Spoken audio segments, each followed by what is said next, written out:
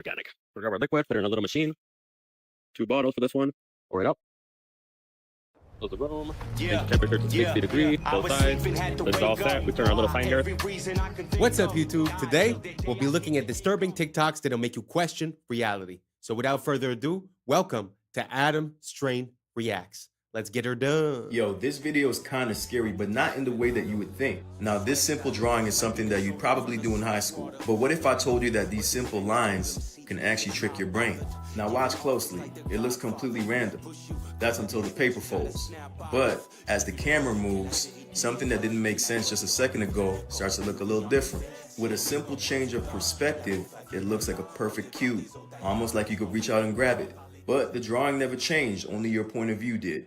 If you can understand this, then you can understand how life works. Most people get caught up in a certain way of looking at the world and think that it's actually reality. But most of the time, it's just the angle that you're looking at. Don't confuse perspective with reality. So this has got to be one of the most shocking stories I've ever heard, but it turns out the most powerful elites from our main foreign adversary, China, are basically ordering American babies like they're spring rolls from Panda Express. The Wall Street Journal recently reported that Chinese billionaires are using California's relaxed surrogacy laws to have dozens, even hundreds, of American children without ever stepping foot in the United States. One of the Chinese billionaires they profiled, Zhu Bo, openly admitted to having over 100 children through American surrogates. He just sent over his genetic material, and within a year, he got back a baby with the full rights and privileges of American citizenship. Another prominent Chinese executive hired U.S. models as egg donors to produce at least 10 baby girls with the stated intention of eventually marrying them off to other powerful businessmen. And some of these babies are sent back to China immediately, others stay here to be raised by nannies, and there's now an entire American industry built around this. So obviously a bit disturbing, also ripe for human trafficking, child exploitation, and abuse, but it's also probably a national security issue, right? I mean, even putting aside the prospect of literally creating a Manchurian candidate, it doesn't take a whole lot of imagination to see how the system can be exploited by some horrible people in America's worst enemies. You want to know what's natural? This. You want to know what's not? This. We use our ethylene liquid, which turns into a gas. We're going to be doing room 3 today. These are the bananas for today. So in here we do gas organics and regular bananas. But the only difference is that nothing is stacked. Only organics are stacked in a row. You never put regular bananas under organics because then it makes it not organic. We're going to grab our liquid, put it in a little machine. 2 bottles for this one. Pour it up. Close the room. Change the temperature to 60 degrees. Both sides. This is all set. We turn our little sign here saying that it's gas. I'm going to show you guys after the bananas get gas what they look like. We're going to pull a banana out. This is one of them. This is maybe a 3A's. After it's been gassed, it starts to turn yellow. We have this little pulp thing that checks the temperature and the pulp on these. That gives us a reading. And this is what the other side looks like. Starting to break in a little bit of yellow. Both of them compare left and right side. Wow. Listen, let me try to link all of these things together. See, the first video was talking to you about perspective, which is pretty much the goal of the channel, is to just allow for new information to maybe help you carve a new, what I call a prism of perception, because basically light passes through the prism in our eyes. So I use that metaphor to sort of explain. Now, if we take as an example this situation with the bananas, it kind of makes sense from one perspective, which would be we want to save money, we don't want the food to rot, all these things. But at the same time, when you really think about it from a macro perspective, once you take a step back, how would it make sense that we're putting all these chemicals in the stuff that we're going to consume? So we know that the effect on the fruit is that it's going to mature and it's going to change color, meaning that they cut it before it was ready and they sent it, maybe they layered some other chemicals on it to keep it from maturing during the voyage. And then when it gets here, they start gassing it. So the only point I'm making is that I could understand how these companies have a perception that this would be good, but I just wonder as a people and as humanity, how we got to this point, how our prism of perception has been carved and manipulated for us to not even blink twice about all these chemicals, and just the fact of basically trusting in the government, right, or in these companies to make the right decision. So, anyways, food for thought. What do you guys think about these bananas and the way that we process them? Does it make you want to eat them more or less? Do you realize that maybe importing stuff from another place maybe is not as cut and dry or easy as we thought? Because if importing something from somewhere else means that we must treat and chemically process these things, wouldn't that mean that maybe we shouldn't be doing that? I don't know. Just an idea I'm having. Let me know what you guys think down below. Do you think, like, does it make you want to eat those bananas more or less? Let me know down below and let's keep on rocking. Creating art only using natural materials. Oh, I already know this is going to be extremely cool and detailed. Look at them eyes.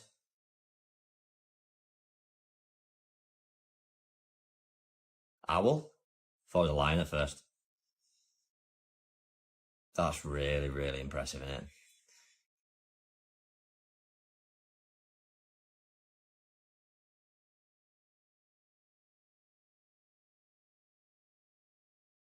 Cool. Peacock. Oh no.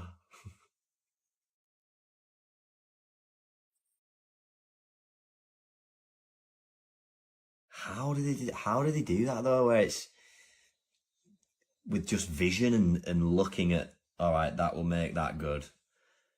Need a bit of dirt here. I need this leaf here. Sick.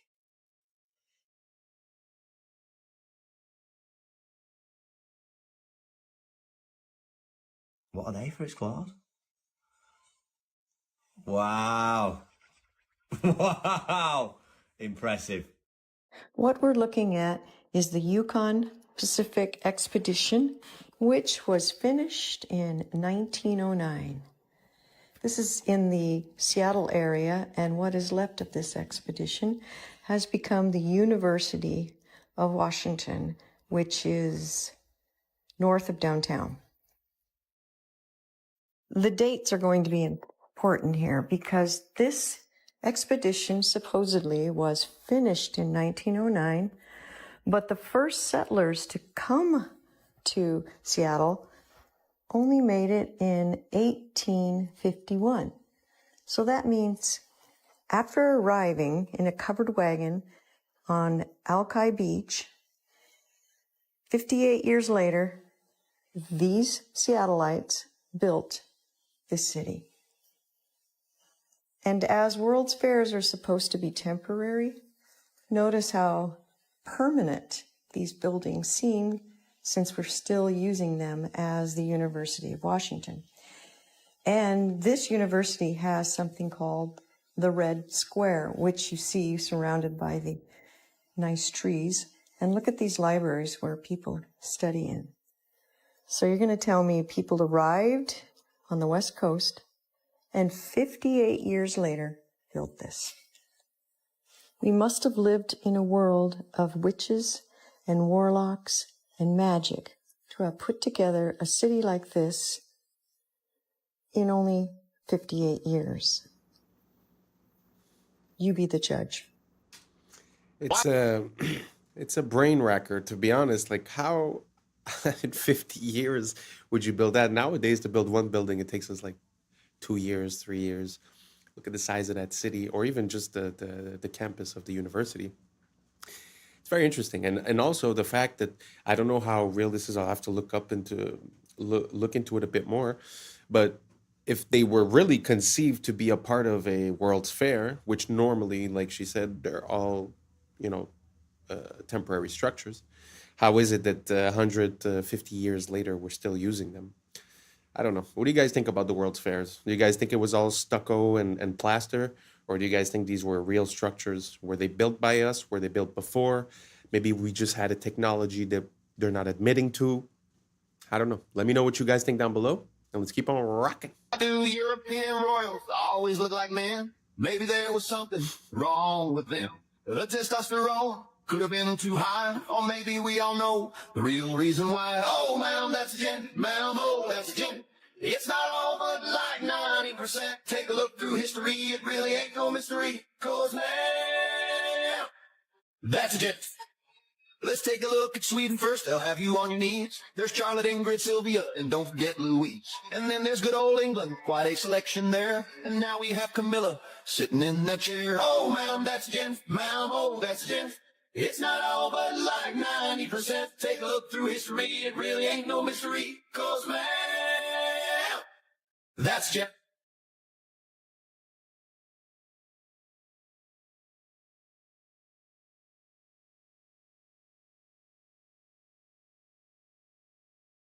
It's been going on for centuries and still remains the same. And this fine collection puts the first ladies to shame. Oh, ma'am, that's a gent. Ma'am, oh, that's a gent. It's not all but like 90%. Take a look through history, it really ain't no mystery. 'Cause, ma'am, that's a gent. And this one's a robot. Oh, it's not easy to talk about this. It's a pretty taboo subject. But nowadays, it's a bit more out in the open, no? Like, men are being women, women are being men.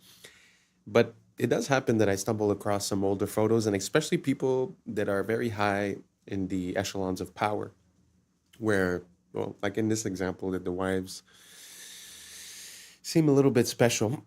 Do you guys think this is a possibility? Do you guys think that there's something behind it, that they were basically paving the way, or that there's a different perspective that we're not seeing? Maybe I'm missing something, but do you guys think it's a possibility that maybe, I mean, nowadays it might be actresses, it might be models, I don't know. Do you guys think it's a possibility that they've been doing this for a very long time, and that now we've gotten to the point where it's like openly admitted, but that basically it was like that across history?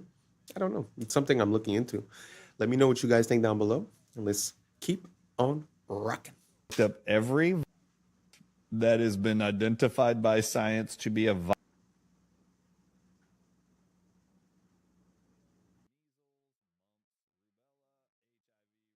I've looked them all up. You know that science has published that every one of them targets, everyone that I've researched, they know every single one of them included targets nicotine receptors. Therefore, guess what the answer is? Nicotine. Guess where nicotine is found the most? Tobacco. Guess what? 200 countries right now in unison have been told to ban access to all citizens by the year 2030, and they're all doing it, including the United States of America, tobacco and nicotine agents. Okay. Well, I was looking.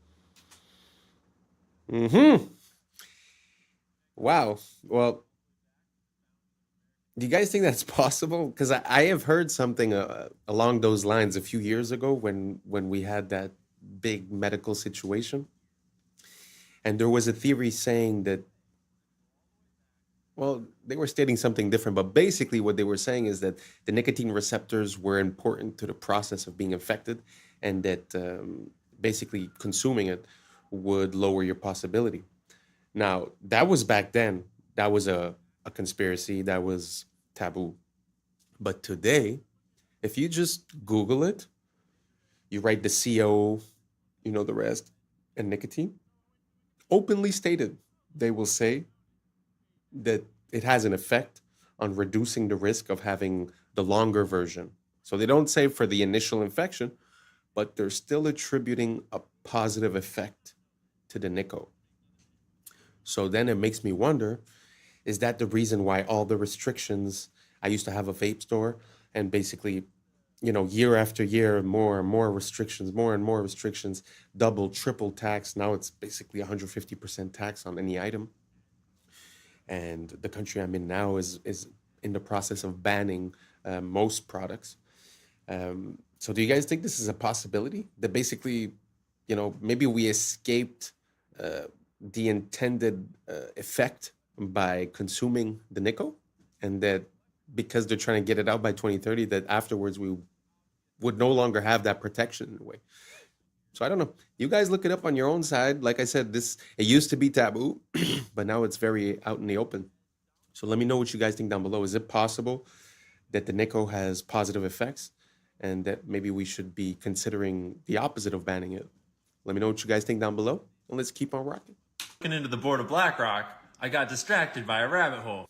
And the connections accidentally led me all the way back to the founding of American banking, and then all the way back to Mr. Epstein. You ready to follow a wild thread through the internet?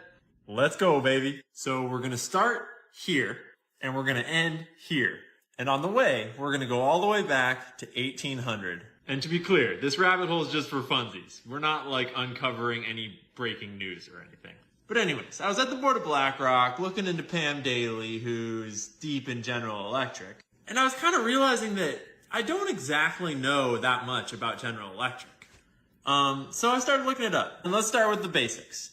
It's a major American corporation and one of the largest and most diversified in the world. So I went to the Wikipedia article. And I was looking at when it was founded, way back in 1892, 131 years ago. And then I noticed that it was founded by Thomas Edison and J.P. Morgan? How did I not know this? And we'll have to make another video in the future about how General Electric is splitting itself up into 3 different companies for who knows what reasons. But anyways, back in the late 1800s, Thomas Edison had business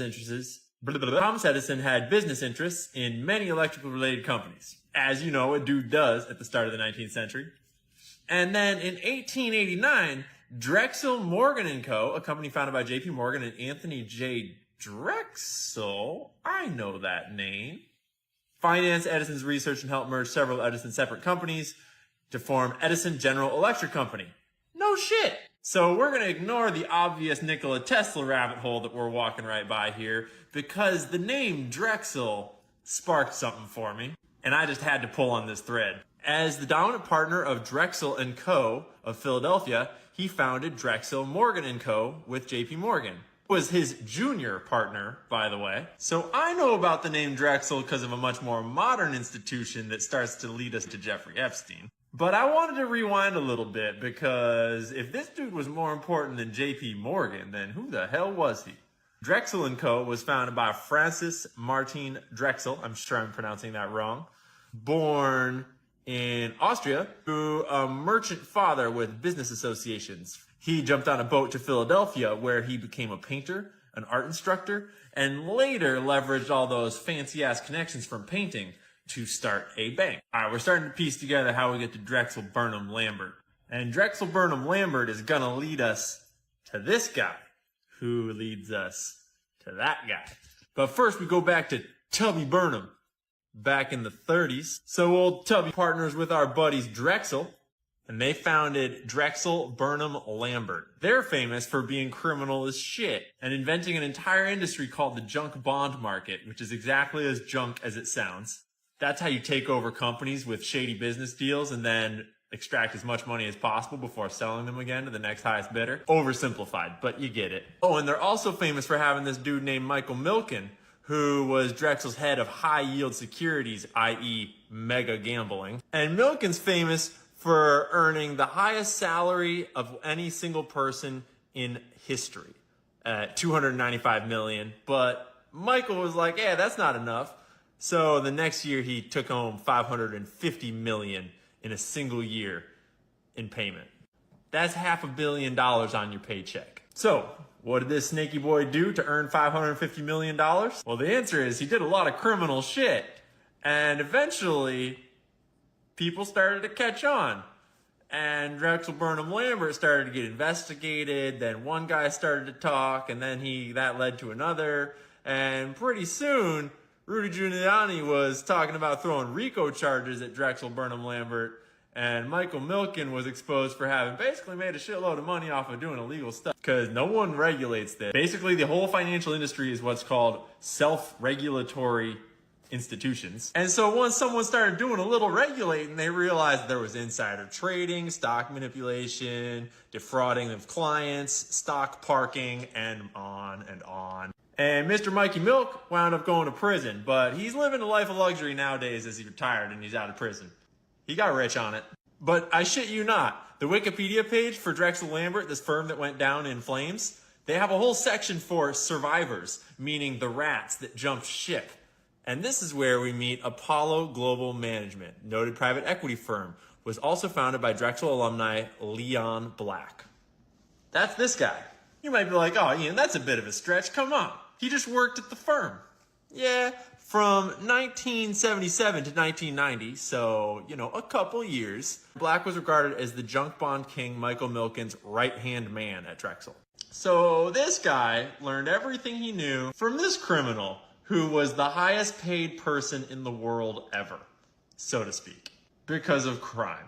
Well, Black went on to found Apollo Global Management, one of the biggest private equity firms in the world, and guess who he decided to bring on board? Oh, in 1997, he made Epstein one of the original trustees of what was his and his wife's foundation. And he had him direct all sorts of charitable donations and philanthropy money and a whole bunch of other secret money just going to weird places. And someone finally caught on and started looking through these numbers. They found that he had paid Epstein $158 million in just 5 years from 2012 to 2017 for his financial services. I'm not even going to get into all this nasty bullshit. Black had more meetings with Epstein than just about anyone else on the books. And this is where it comes right on back to our friends at JP Morgan, just a few hundred years later. Because while we were all looking at submarines, JP Morgan was settling out of court $290 million because they totally were not guilty of helping facilitate this, trafficking ring thing going on.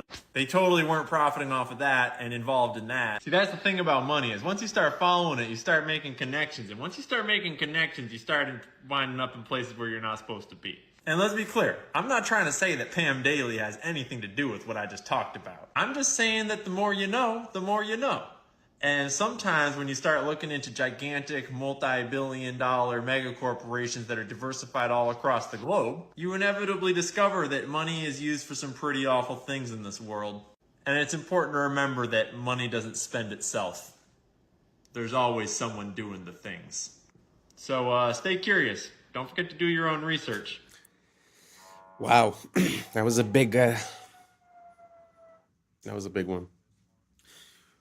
It's very interesting to see historically how these things happen, and this rabbit hole really doesn't have an end to it, especially with that dude that everyone's talking about with the files. That dude seems to be implicated in absolutely everything, like whether it be science, duplication of people, whether it be the financial institutions. He was one of the biggest partners with the JP Morgs in NYC. He was bringing in clients like Mr. Gates, all these billionaires. And I mean, even in the interview, Gates is like, oh, well, he used to help me with my taxes. Like, what does that have to do? So anyways, the connection that we see, it seems like a hidden control system. And, what goes on the stock market, like you said, it was a self-regulatory system, meaning no one's involved, right? I think we've been asking for it for a long time. I think that our laws are open to this manipulation. And I think that the only way for people not to operate this way is to make it impossible for them to operate this way. So I don't know, food for thought. You guys let me know. Did you know that the file guy was involved so deeply embedded into the financial system of the United States, talking about these huge numbers? You guys let me know, and let's keep on rocking. This is a clip from historical film number 1119, produced in 1923 by the U.S. Army Signal Corps. The caption says, quote, "A smoke curtain, an important new chemical warfare development. Hanging a curtain half a mile long in 18 seconds," unquote. This 1923 film shows an aircraft spraying a trail where some of the chemicals rapidly descend to sea level to form an opaque vertical curtain. Observers have seen an increasing frequency of chemical warfare and other experiments in our skies. Spraying Agent Orange during the Vietnam War demonstrates the military has been developing more sophisticated chemical warfare operations using aircraft since 1923.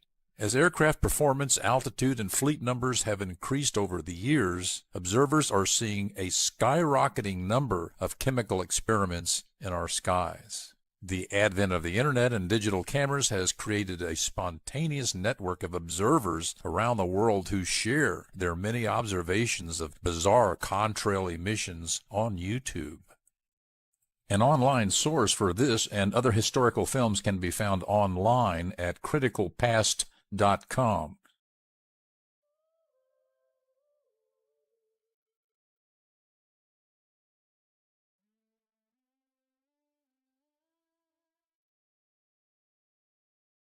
This is an issue on the same level as asbestos. On the same level as asbestos? What?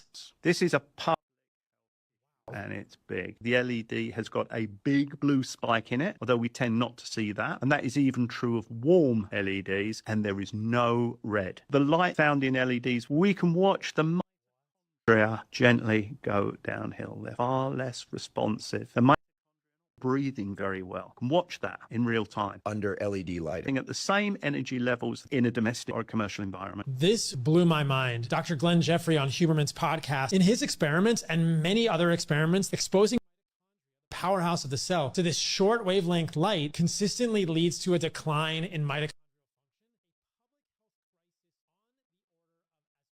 Not only do they flicker, which can be overly stimulating for our fight or flight nervous system, they are too rich in blue light without the counterbalanced long wavelengths of red and infrared. In contrast, we also know very clearly that more sunlight exposure is consistently associated with longevity. We are just beginning to realize how harmful these lights are for humans. Avoid them as much as you can, make changes in your home, replace the lights in your house with incandescents, and your health will improve. I need to say that I've always had a bad feeling about those LEDs. And every time that they present something to us saying that it's not for the better lighting, it's for saving the planet, it's for reducing this, I don't buy it. I don't buy it at all. Because if they wanted to reduce all those things, those huge multi-billion-dollar international companies would be the ones implementing the change first. So it makes me feel that there was something behind it. And now, recently, I've changed my lighting from a blue, LED type of lighting to an incandescent type of lighting. And the difference is palpable. I mean, the difference is huge. I feel like I'm in the 90s. I feel like I went back in time and I don't know, life is better. So I can't tell you scientifically what it's doing, but I can say this: give it a try and let me know how you like it. If you see a difference between that bluish lighting and the incandescent lighting, does it make you feel different? Let me know down below. Thank you for rocking with us. I appreciate you. And that's a wrap for today, familia. Whether you're tuning in with the sunrise or you're posted up after midnight, I appreciate your time, your energy, your curiosity. And don't forget, this isn't about truth or fiction. This is about perspective. If this sparked a thought, a laugh, a deeper question, then we did our job. So drop your thoughts in the comments. Keep the convo alive. Like, subscribe, and don't forget to hit that bell if you're riding a wave, because we're just getting started. So until next time, stay grounded, stay weird, stay critical. I'm Adam Strain, and this has been Adam Strain Reacts. Peace. Now's the time for us to link up. Really think we on the brink of making a change from living this strange. Living this change. Making a change from living this change. Yeah. The end. Even ChatGPT thinks history has been faked. How long did the original Yankee Stadium take to construct? The original Yankee Stadium took 284 days to construct, 1 to 2 years of horse travel. So it'd take 1 to 2 years just to get the stuff there. This is all built in a year. That seems impossible, then, doesn't it, John? Yes, it seems highly What's up, YouTube? Today, we'll be looking at disturbing TikToks that'll make you question reality. So without further ado, welcome to Adam Strain Reacts. Let's get her done.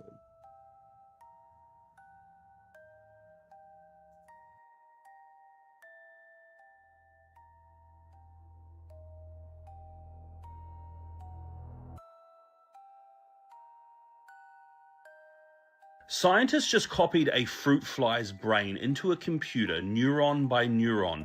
No training data, no machine learning. It just woke up and started being a fly within the computer, effectively proving like a simulation. You could just copy a brain into a computer and it would just simulate reality. Nothing trained this fly to do that. I wonder if the same thing would happen with humans. What do you guys think? Do you guys think if we would just get connected into the machine and wake up into it, would we even realize? Let me know what you think down below. Let's keep on rocking.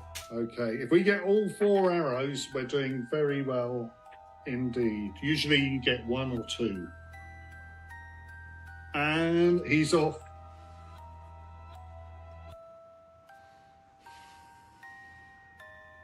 Oops, that's all right, that's all right.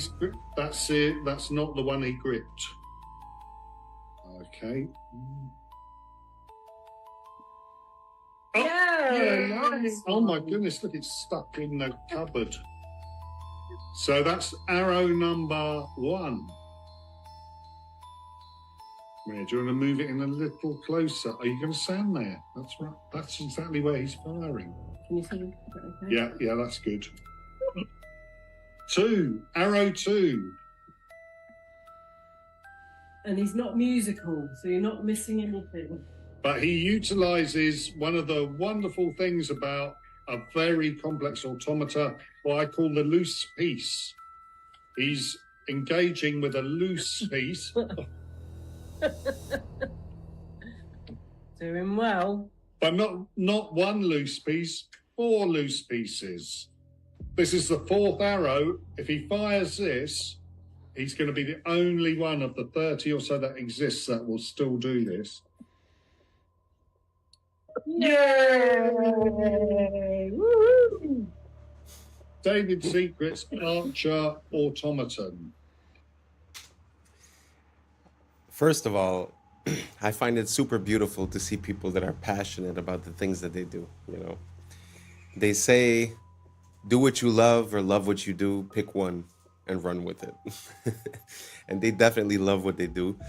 And also, just as a piece, as a testimony of the technology that we used to have, we consider like animatronics and stuff like that to be outdated or this or that, and the digital stuff is way better. But it's very interesting to think that all of that was mechanical, that the control that was done was mechanical. I'm not sure we would be able to you know, to do that as well. We could do a lot of different things, programming chips to make all kinds of movements, don't get me wrong.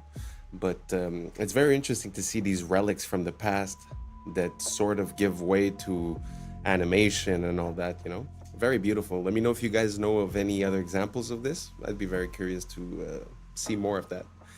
Let's keep on rocking. Nope. Nope. You sure? I just Yeah, want to be I know, just in I know. case. Just knowing the amount of glass that's in here, there's just such an unsettling feeling. Like if this falls down, it's like going to be a chandelier hitting the ground. We pull the pins. And Christmas!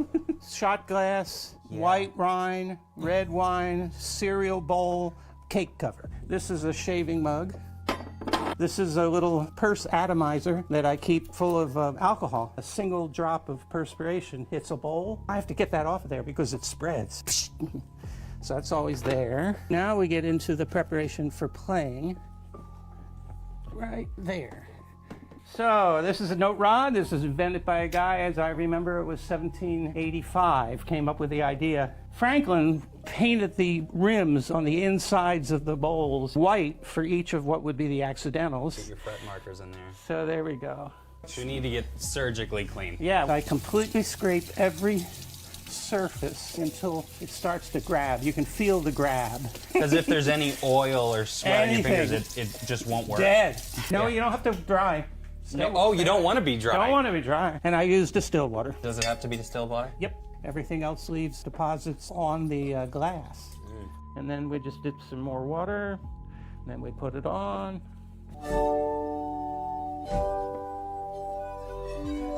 So that, and it isn't just slow chords. You can do. A German company just made forklifts obsolete. These things can go into any existing factory. You don't need anything special. You operate it from your computer. It doesn't require a person, and it's going to be cheaper than buying a forklift. It's just going to move things around your factory autonomously, and you can just sit in there on your laptop and tell it where to go. This is going to be everywhere soon. History is nothing more than a set of lies agreed upon. One of my quotes I often use here, attributed to this man Napoleon, who is one of those sets of lies agreed upon. And no, that's not a Masonic symbol he keeps flashing in all of his pictures. History would tell us that's just indigestion. Suppose we use the same argument on Napoleon. If you've ever seen the statue of Napoleon in Place Vendôme, Paris, you will notice that the word there of Napoleon is written the Apollio. Now that would mean, making this Greek, that means that he is Apollo itself. So there never really has been a Napoleon. It's all due to the sun cult of Apollo. You think you studied the history of Napoleon? Ridiculous. Who was his mother? Letizia, wasn't it? Who was the mother of Napoleon? Leto. What does Leto mean? In one language and Letizia in the other. Both joy. That's how we got the idea that Napoleon was born of a woman named Letizia from Apollo. You believe that Napoleon had 3 sisters? He did, according to a myth, but where did the myth start? Apollo had 3 sisters. Didn't Apollo have 2 wives? One was the earth, the other was the moon. Napoleon had 2. Where's the sun the major part of the day? How long is it in the sky? About 12 hours. How long did Napoleon reign supreme? 12 years. See, sun myth. He never existed. Furthermore, where is the sun strongest? In the north or the south? It's the south, isn't it? Gets weaker in the north, doesn't it? Where was Napoleon defeated? In Russia. See? Napoleon never existed. Sun cult. Think. Very interesting. I had never considered Napoleon, but I have come to this conclusion when it comes to like Plato, Socrates, all these bigger than life historical figures that sort of came up with all kinds of stuff. It almost seems like if you would go from one, like let's say the way the world is now, right? If we would go from the way the world is now to a new way, there would be stories about this world, right? So sometimes it feels like that's what we're seeing. It feels like we're seeing an attribution of the contributions of that previous generation or that previous civilization being attributed to a single person, sort of to make it easier. So you could delete all the books, release one book for whoever it is, and then all of a sudden, all the information that's missing from that civilization gets transferred. I really have no idea if you guys are following what I'm saying. I feel a bit lost just saying it.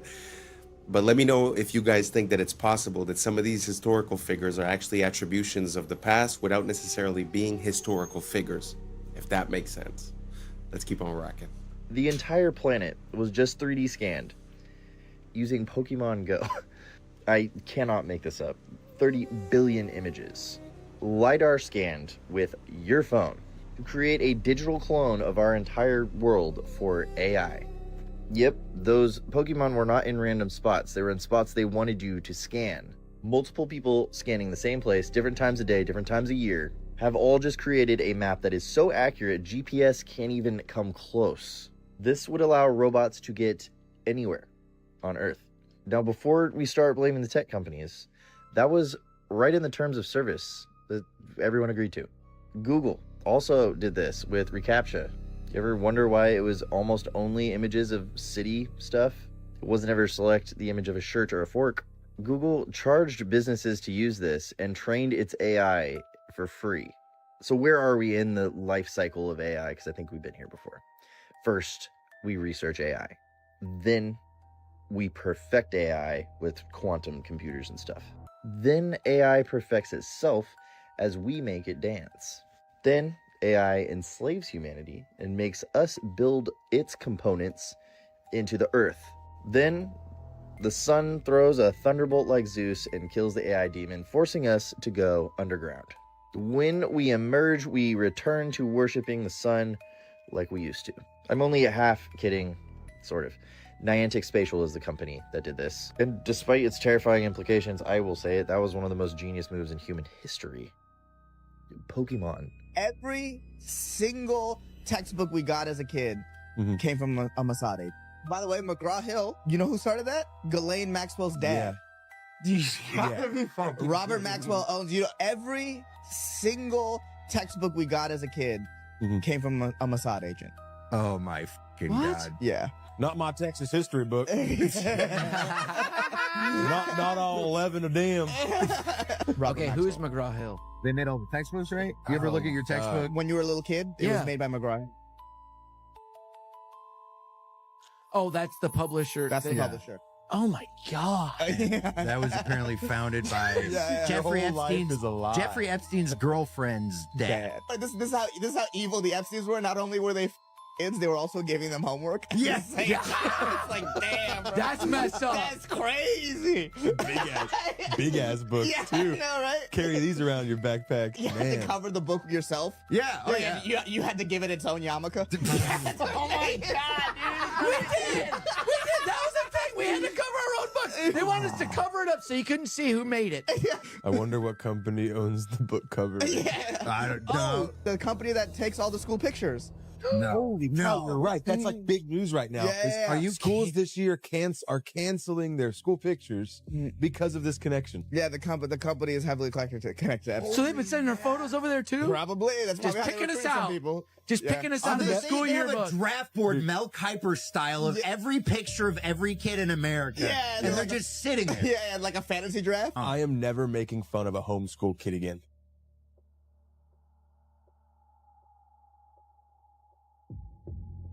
This is absolutely insane. So this Chinese student created basically a Google Earth for all the ancient artifacts that are sitting inside museums. So they were taken from their original land and he wanted to place them back where they were found. So you can go around the entire Earth and look at all the artifacts and where they were coming from, just to try and piece it together, using it as a tool to try and figure out what happened in our past. And I think it's just incredible.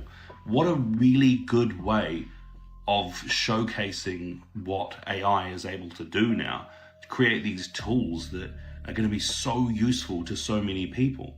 Look at that. It's showing all of those artifacts from one museum and then what it looks like to patch those over the entire globe.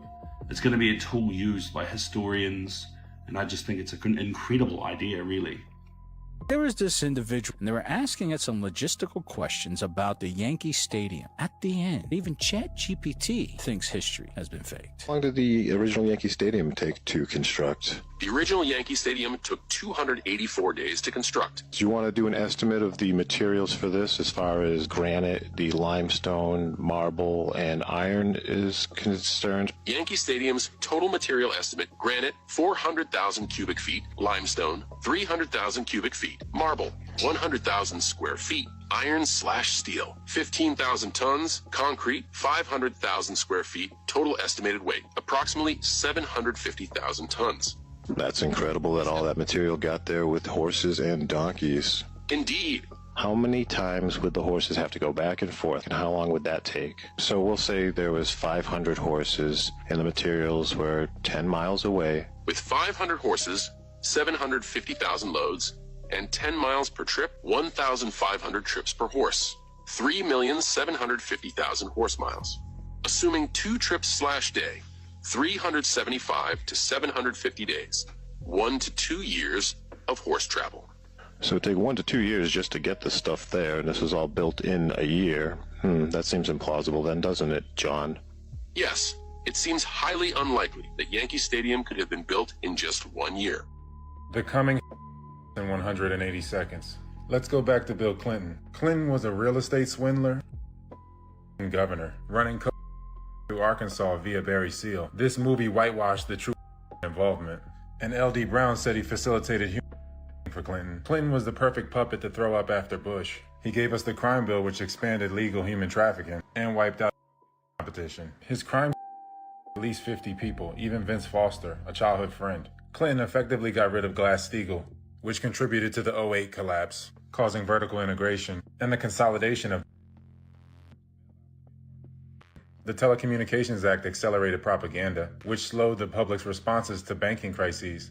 And the Telecoms Act gave us the dot-com bubble. The CFMA contributed to the derivatives crisis that we're currently in. Look, see? Which brought us things like the Enron scandal. Investigations like that under the rug. Look. He also brought us the WTO, which brought us the China files.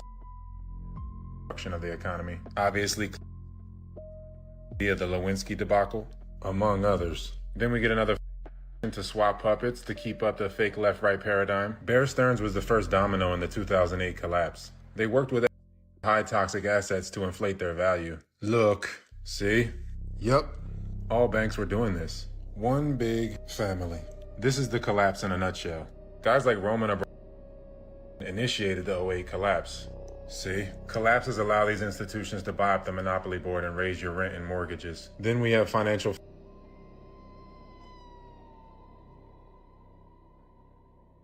renters. They're all one company, basically. And Citadel controls a large sum of the trading. Look. See? And I have to mention the drug. Every wave of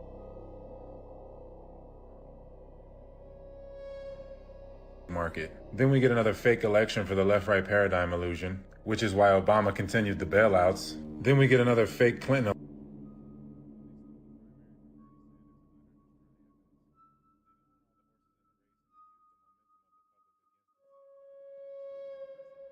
The money supply as well as Biden, which created the high interest rates. We're way worse off than 2008.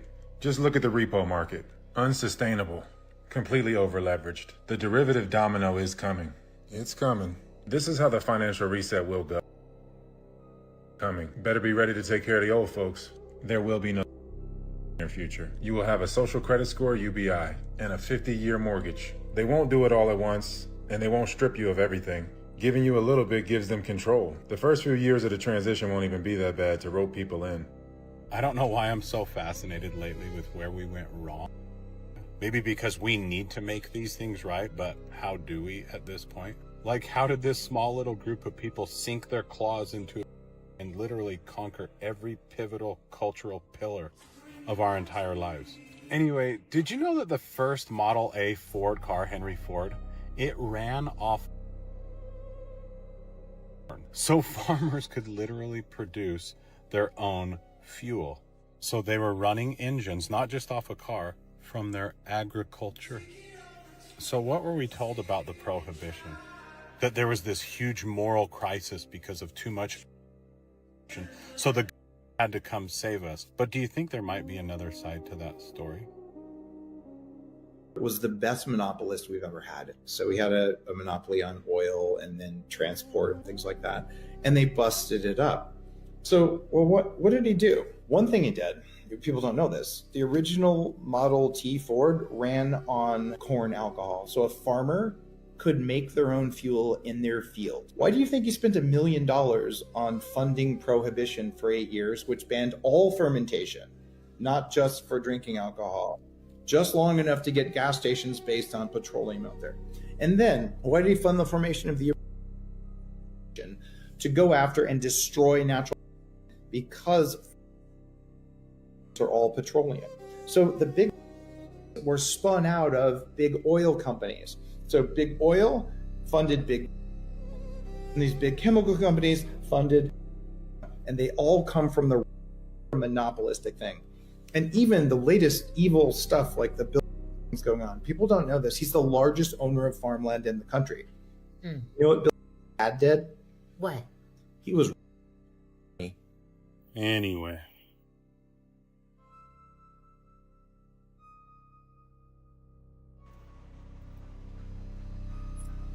The more you know.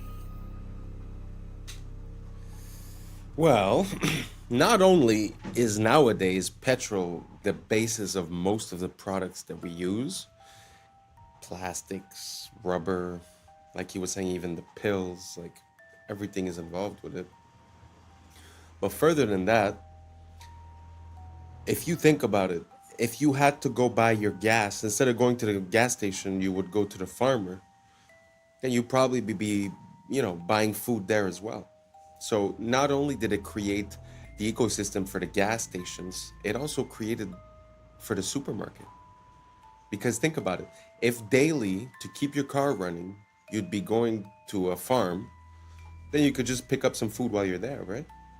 So like this decision and this way of operating changed a lot of our future, of where we are today, basically.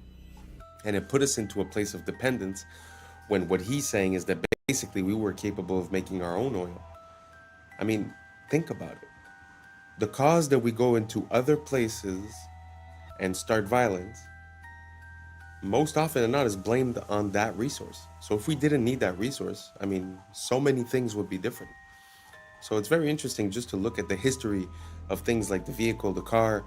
Like for an example, most big cities within the United States, because speaking of Europe is easy. You could say, oh, they're so old. But the United States, most big cities, if not all of them, had ways of moving that were, free, basically, like tram systems and stuff like that.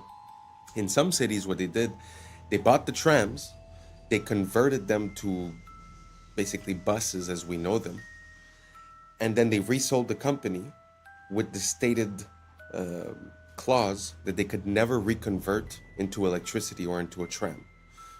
So all of these uses of petrol seem to be manipulated. So not for the potential, not for the effect for us, but more for lining their pockets. I'm sorry, but this subject is just so big. I'll give you another example.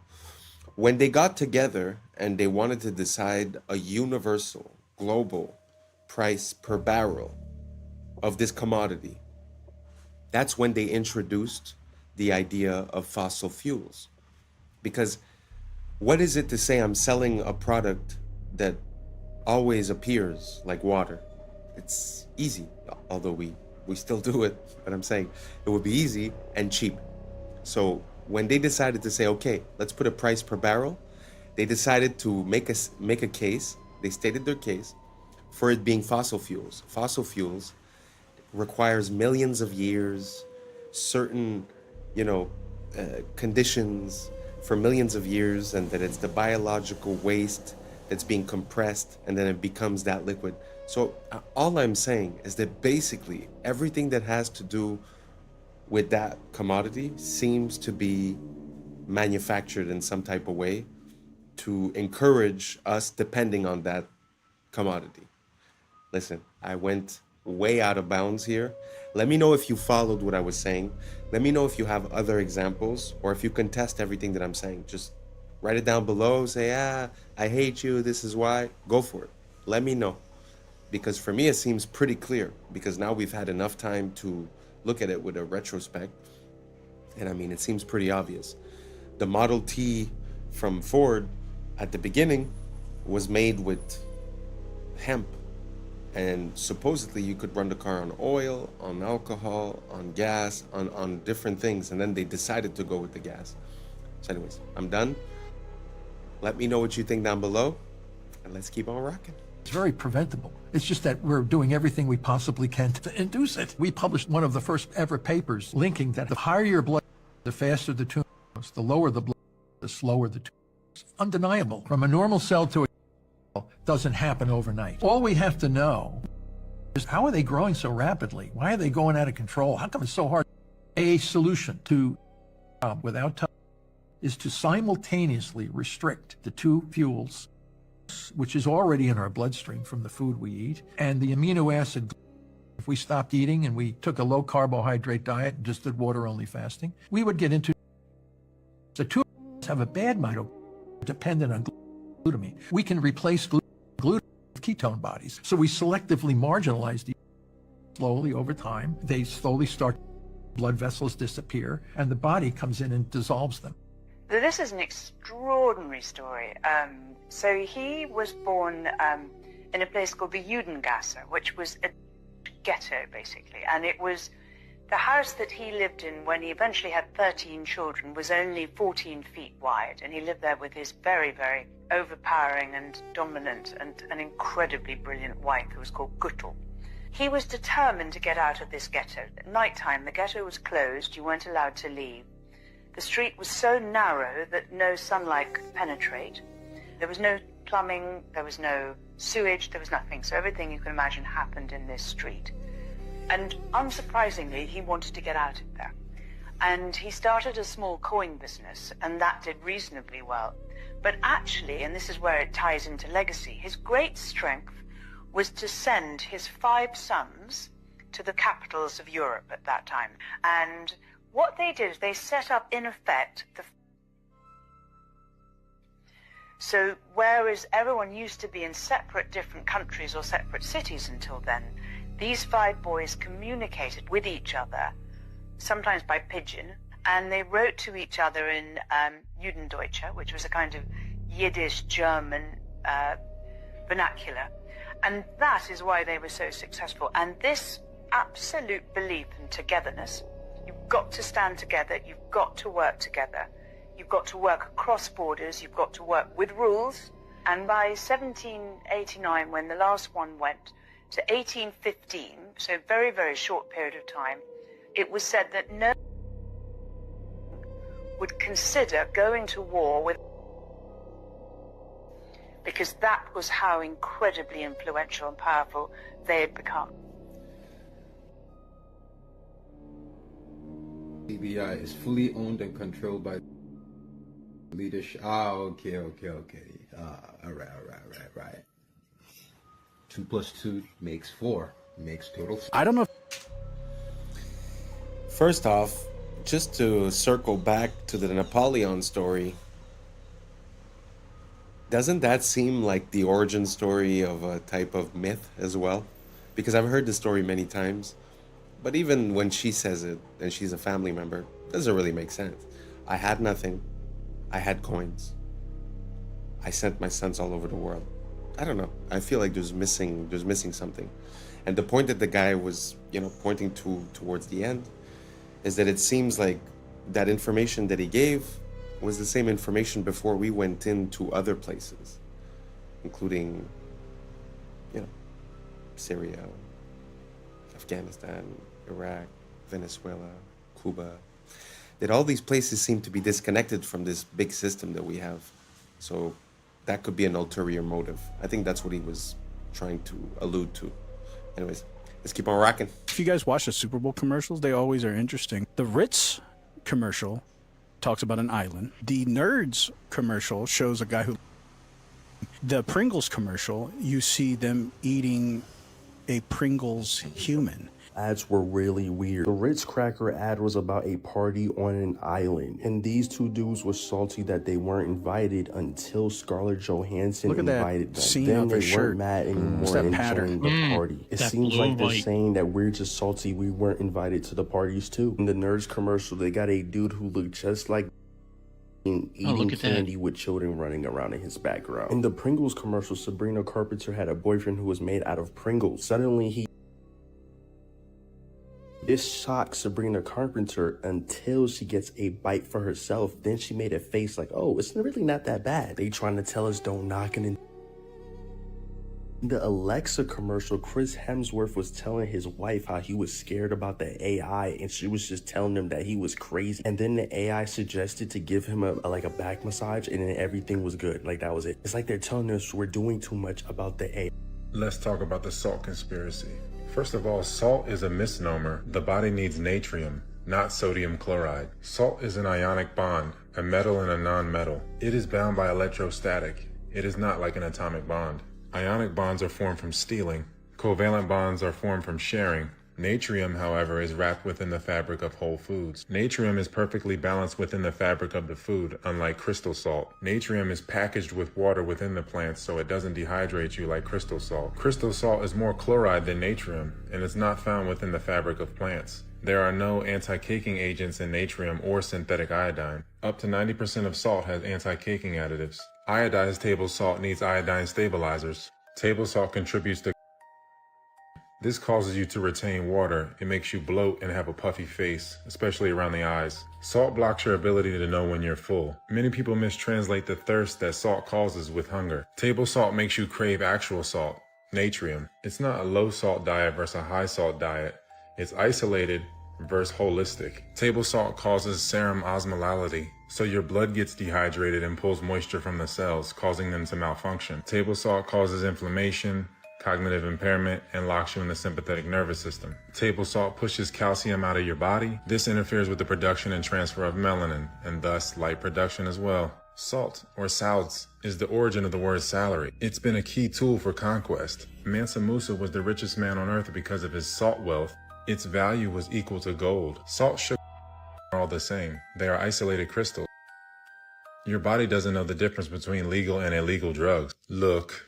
And salt and sugar kill your eyesight. The Crusades were sugar wars. They called it sweet salt. The world was colonized for sugar. There are endless sugar wars. Sugar is white gold and the primary driver of the slave trade. Sugar plantations were the worst. The sugar slavery complex was 10% of Britain's GDP. Here are some sugar families. These tiny hat families have a monopoly. Don't let the Hispanic names fool you. These are cryptos. Hawaii was stolen for sugar. Look, slavery. Ever buy a Chiquita banana? Let's get into booger sugar, the Contras. Brown sugar. Vietnam was a trap house. Sugar slavery was Aboriginal genocide. Aboriginals. Salt is for witchcraft. Look, it keeps things out, but it can lock things in. These isolated crystals bind to the liquid crystals in your blood. Melanin is a unifier. These crystals tax the melanin and deplete it. Melanin holds everything together. It has to be destroyed to invert the order of the world.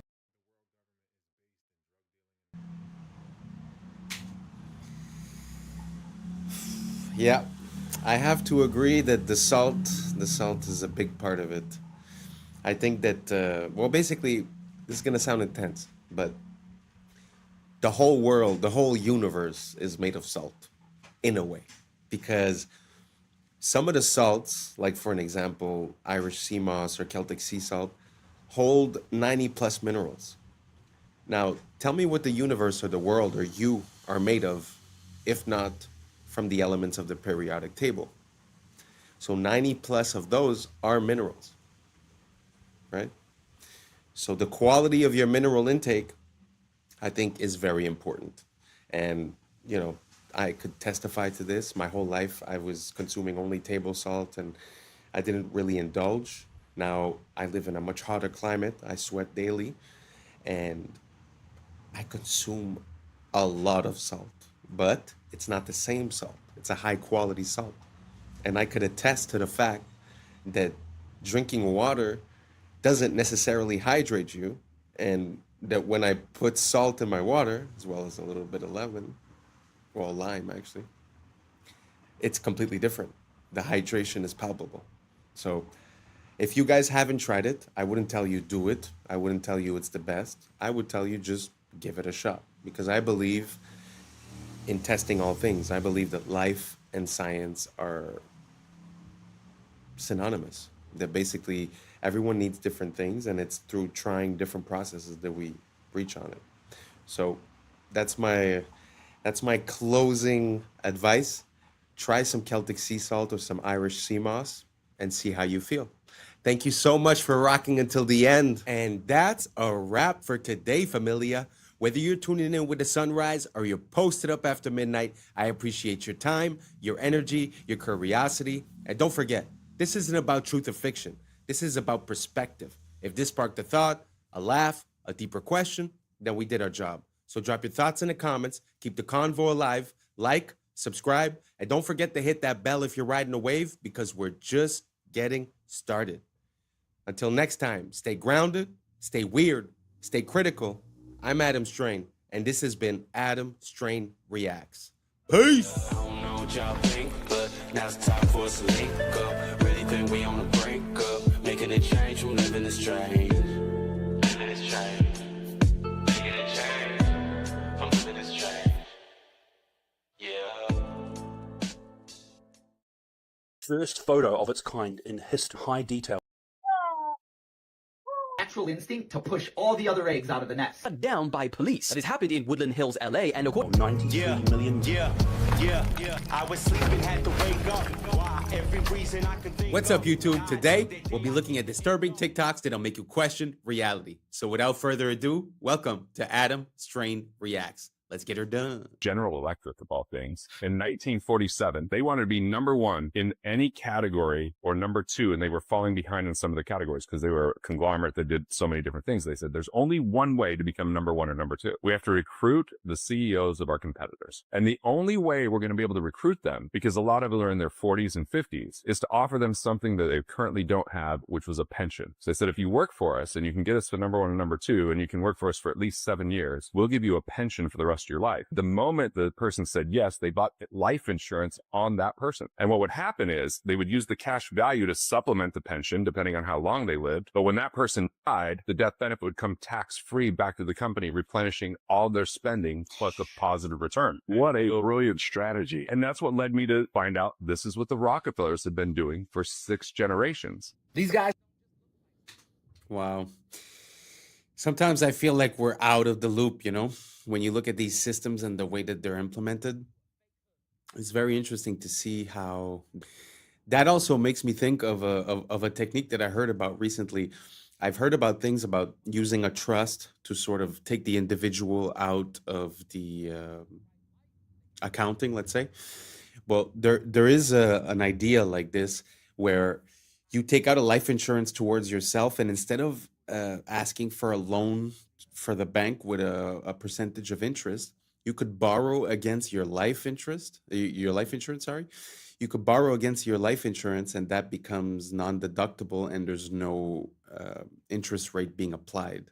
So these types of systems and ways of gaming the system is something that's very well known for people on the higher echelons.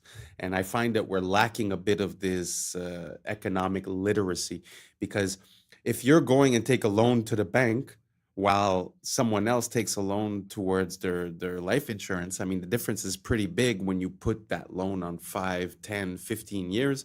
The amount that you pay in interest on a house, let's say, you almost pay double for the house. So the fact of not having interest on that is actually life-changing and allows you to not be late on your payments, because when you have interest, you're sort of late. It's time. You have to take more time, make more money just to pay back what you owe, and so that you could be up to date, you know? Anyways, long story short, very interesting system. Do you guys have any other economic systems like that you could game the system with? I'm all about it. If you send me a few videos, a few links, I'm going to do a deep dive and I'll put into the next video. So without further ado, let's keep on rocking. Don't just look like snakes, they act like them too. This is the snake mimicking caterpillar. When threatened, they inflate the front part of their body, widening it into a fake hood, kind of like a tiny cobra. They also thrash, lunge, and sway to help sell the illusion. And the eyes, they may be the most convincing part. They're not just blobs, they're domed, glossy, and reflective. They're shaded with 3D depth, and in the right light, they cast a shadow like a real eyeball. These guys are one of the most accurate snake mimics on the entire planet. The more you know. Curioso experimento, porque alguien te puede explicar que las burbujas puedan ser cuadradas, pues esta persona va a hacer una burbuja cuadrada. Fíjate lo que hace. Es cuadrada la burbuja. ¿Cómo te queda? Burbujas cuadradas como cubos. Literal, fíjate. The reason that there is such a void of male role models for young men is because we literally do not have adult males in our population anymore. What do I mean by that? There's no adult males. Like, there's grown men everywhere, but they're not actually physiologically adult human males. They're not. I'm going to teach you guys some fun shit. So in biology, there's this thing called neoteny, It's essentially an organism will retain juvenile traits as it ages if it doesn't get stressed out enough. Okay? If you live in an environment that's too easy, you don't actually develop adult characteristics. I noticed this when I was in high school. I grew up in a very affluent area. And when we went to our grad night, it was at Disneyland. And we went with a bunch of inner city schools. And everyone I was with realized that all of these kids looked like adults. They looked so much older than us. And so, yeah, because they were in a more stressful environment, which caused their adrenal glands to upregulate, which caused higher testosterone levels, which made them literally adults. Made them adults in a way that we were still juvenile. Every organism has multiple phenotypes it can have. All right. Your phenotype's dictated by your genes, but what dictates which genes get expressed is your environment. The best example of this is pigs. So domesticated pigs, the pink ones that you all know and love, that's one phenotype. It's not even their healthy phenotype. You take a domesticated pig, you release it into the wild after 6. It's kind of very interesting. I did realize that at one point in my life that there was some people that, we were like 16 when we graduated, and I would see graduates from another place, and it's true, they did look like huge football players, and somehow we looked a bit, younger. And to this day, I still find like there's never been a moment where, okay, now I'm an adult. Like, yeah, I handle, taxes and all that stuff, but I mean, I still don't feel any different. It kind of makes sense in my mind what he's saying, that if you're not stressed enough, you might retain characteristics of something that's considered like not mature, not developed. Kind of makes sense. Do you guys agree with this? Do you guys identify with it? Or are you a manly man or a womanly woman? How do you feel about it? Let me know down below, and let's keep on rocking. The phantom leaf experiment completely enraged scientists when they found out what they actually were doing. The leaf experiment was to show when they cut a leaf in half, the energy actually still remains. And this was used to explain why 80% of people have phantom pains due to their amputations. But then scientists tried to reenact this same experiment, and they had no success. And they realized the only time they had success was when there was moisture left on the scanning plate. And they realized that they completely deceived us, and this whole thing is completely fake.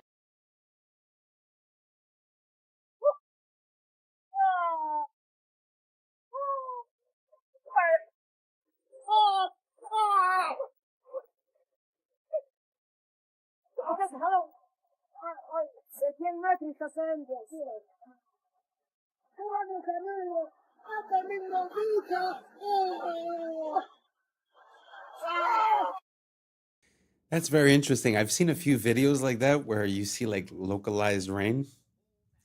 The thing that I'm going to say is that I find that in the past 5 to 10 years, I find that there's a lot of new meteorological phenomenons that are being named and attributed as if, oh, well, this has always been here. This is normal. But I feel like some of these things weren't normal before, like the intensity of the weather changes. Like, I grew up in a place where you have 4 seasons, and it feels like the more time has went, the more they get intense. So it gets intense heat and also intense cold. And it's like it changes very drastically. I don't know if you guys see the same thing. I find that, the weather has been changing these past couple of years. What do you guys think? Do you guys think it's all the same? Is it just the fact that we have more information coming from social media? Or do you guys agree that there's a bit of a intensity to the weather compared to before? Let me know down below, and let's keep on rocking. Yep, that bird just wiped out the whole nest. That's not even the worst part. Meet the cuckoo. Like most birds, they lay their eggs in a nest. The only difference is they don't lay their eggs in their own nest. Nope, they lay their eggs in other birds' nests. And they usually pick a bird whose eggs look a lot like theirs. That way it blends in. It's kind of genius. And then they just skedaddle and have that other bird feed and raise their baby. This is known as parasitic nesting. But it gets a lot worse than that. You see, when it's time for the cuckoo to lay its egg, instead, it'll wait 24 hours and keep it on the inside. This ensures that the cuckoo egg will hatch before any other egg. And when a cuckoo is born, they come stocked with the natural instinct to push all the other eggs out of the nest. It comes right out of the egg as the villain. That's impressive. And even if the other eggs do hatch, they'll push the chicks out. They take over the whole nest. That way, they get all the food, they grow up big and strong, so they can go and do it to another bird. Talk about a vicious cycle. And as always, follow for more facts. Don't worry if you can't hear what I'm saying. I couldn't even hear myself. This is the loudest sound you could possibly conceive. And as it turns out, the cleanest.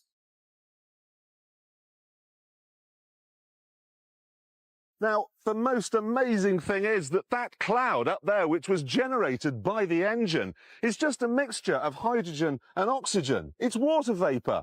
And in about an hour's time, someone in Mississippi is going to get wet washing. It will actually rain.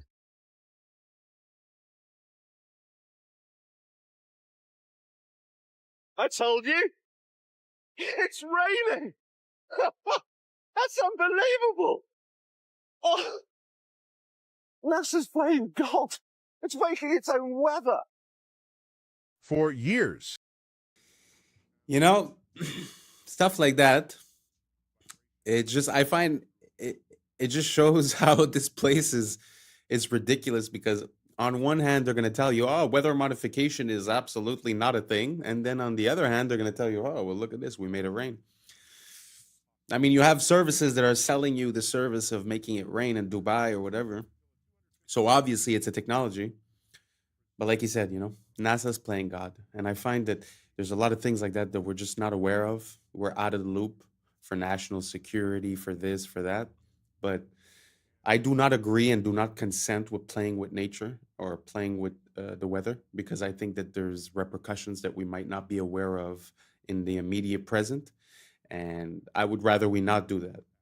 And if we're stating consent, I would also, you know, not consent for anything that has to do with cloning, anything that has to do, yeah, all that type of stuff. So what do you guys think about that? Do you guys think it's fine that we might be controlling the weather? Like, this theoretically is by mistake because it's like the byproduct of the engine. But do you think that intentionally the government might be doing that? Let me know down below, and let's keep on wrecking. I believe sound was just a physical phenomenon. Vibrations through a medium, measurable, predictable. But then I came across something that changed everything.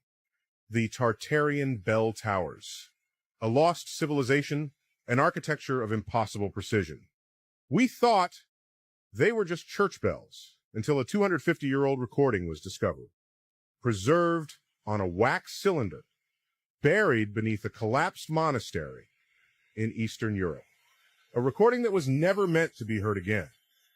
And when we analyzed it, the data made no sense.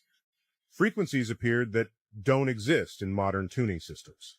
Oscillations extended beyond standard auditory perception. Decay patterns defied known acoustic laws.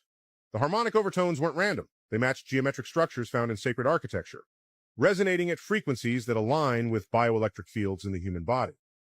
This wasn't just a sound. This was a transmission.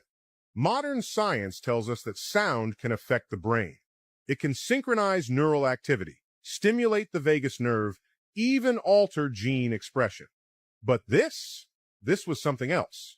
The Tartarians built these towers with frequencies engineered to interact with human biology. Their bells weren't just ringing.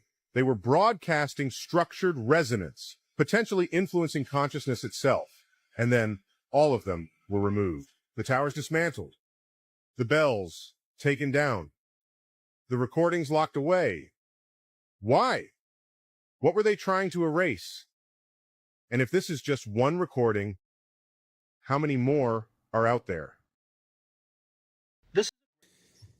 I put that video in because I like the visuals and I like the storytelling. I like the association that they're making with the frequencies and with the effect that it might have on the human when it comes from the bells. It could also be the organs, it could also be the churches, it could also be all that kind of stuff.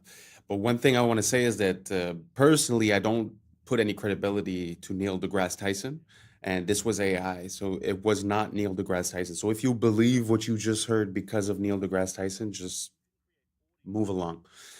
But the reason why I put that in is because I find that it shows a parallel between the like either the Germans or either religion, Christianity. There's this emphasis on bells and on vibration that's very important, and I'm almost sure that there is something hidden there, that there is something that we're not being told. And yeah, let me know what you guys think down below, and let's keep on rocking.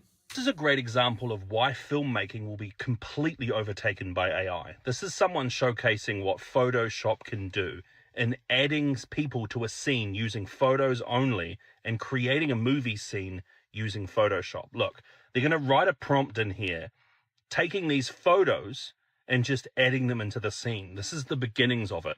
Very easy prompt to write in. Now they're in the scene. You can't distinguish that from reality. Now they're going to add another person in and create the actual scene, the movement, the action. And you can create audio, visual, and it's indistinguishable from real life. They're not going to need to go out and film on location.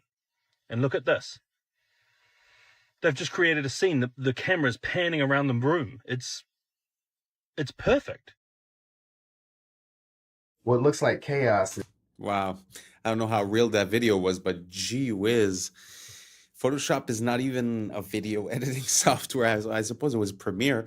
But even at that, why would you have Hollywood studios anymore? So yeah, I think times are changing, and I think we're gonna see this control system change. It's not gonna disappear. It's just gonna change aspect. But very interesting. So now anyone could make a movie.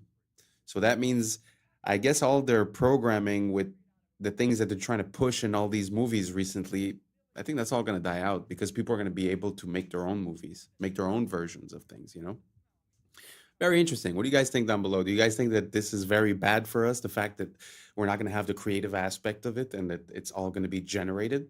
Or do you guys think this is an advancement? It's going to make it more accessible, easier for people to be able to get their ideas on the screen?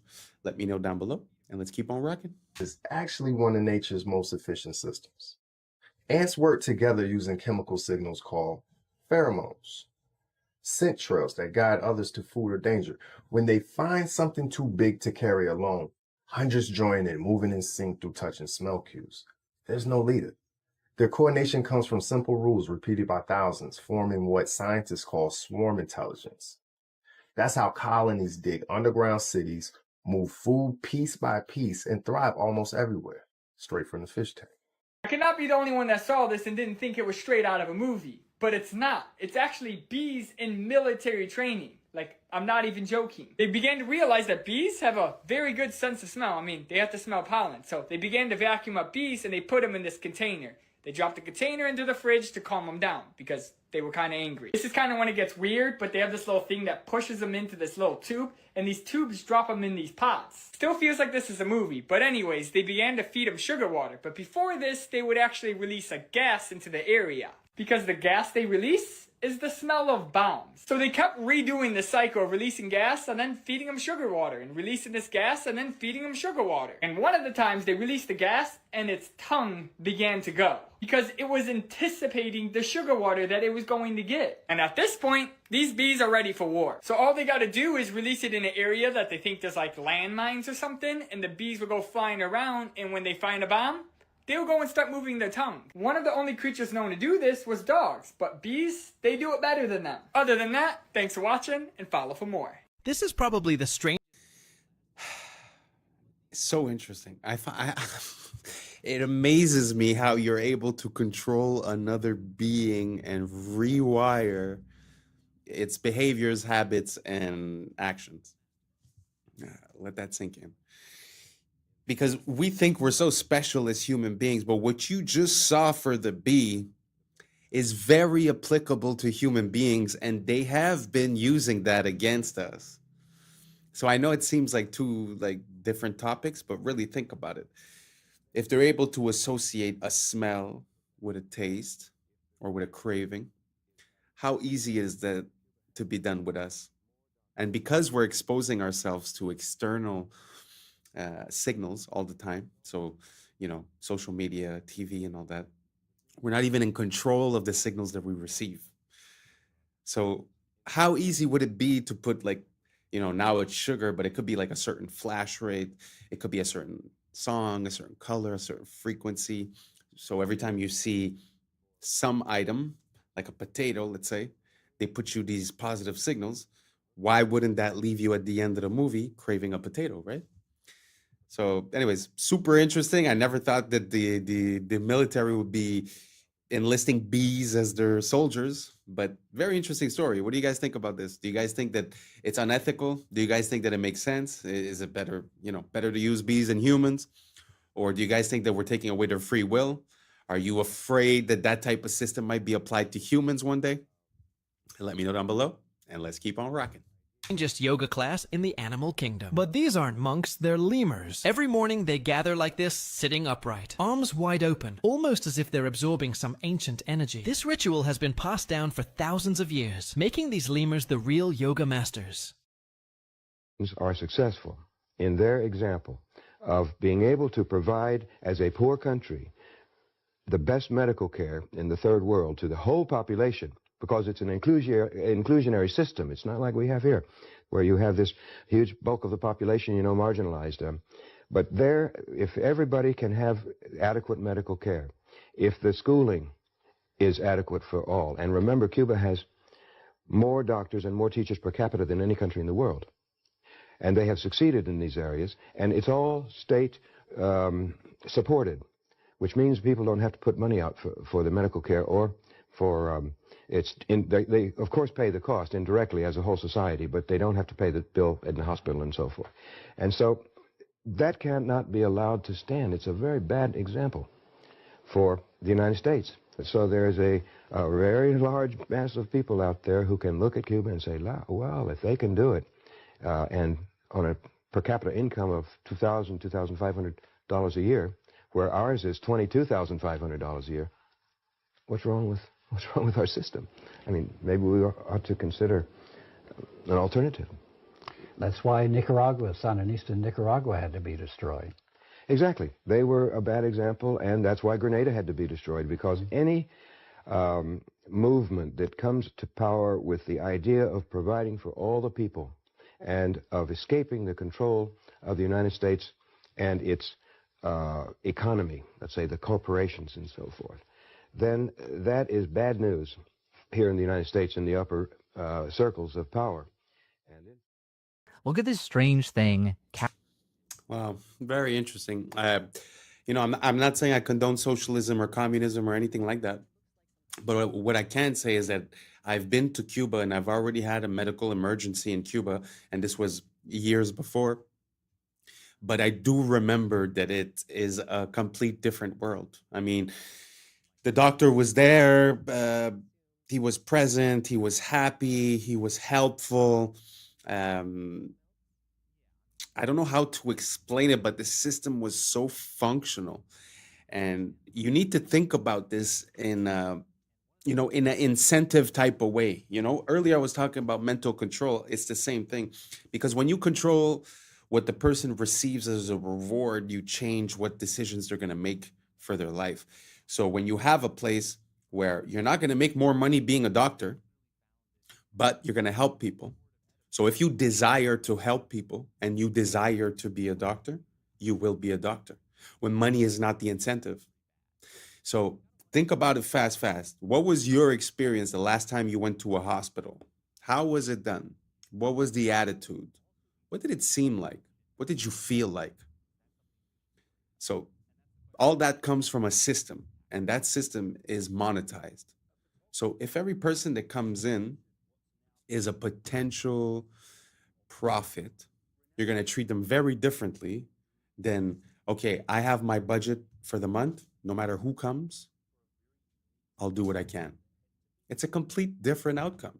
And I'm telling you, the people that I met that were working in the hospital, they were loving it. They loved their job. This is where they wanted to be. Because if you're not making more money than the guy working as a chef, then you might as well go work as a chef if you want to be a chef. So taking out the monetary incentive really changes the whole pyramid of priorities, and your decisions change.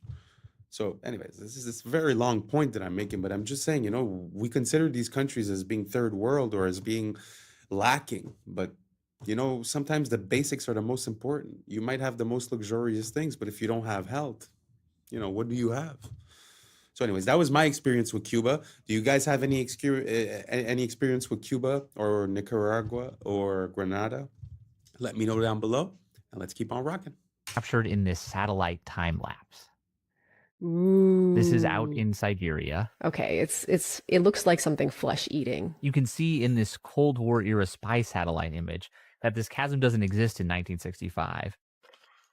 And now it's a kilometer wide. This is called a thermokarst depression, and it's caused by thawing permafrost. This, I assume, is the top layer sort of caving in as the bottom layer also melts. Yeah, on these edges, the soil, the frozen soil is exposed to air, and that triggers landslides that sort of chip away at the edges. And one of those landslides revealed this incredibly old baby mammoth they called Yana, one of the best preserved ever found. There's also Luba and Chroma, who looks a bit sadder because she was discovered when a hunter saw a fox gnawing on her trunk. And what's crazy about this to me is the fox clearly found this trunk meat to be sort of edible, like it's that well preserved. And I even found some reports of humans trying mammoth meat, though they both said it tasted pretty bad. And you got to wonder if the permafrost can preserve a mammoth calf for tens of thousands of years.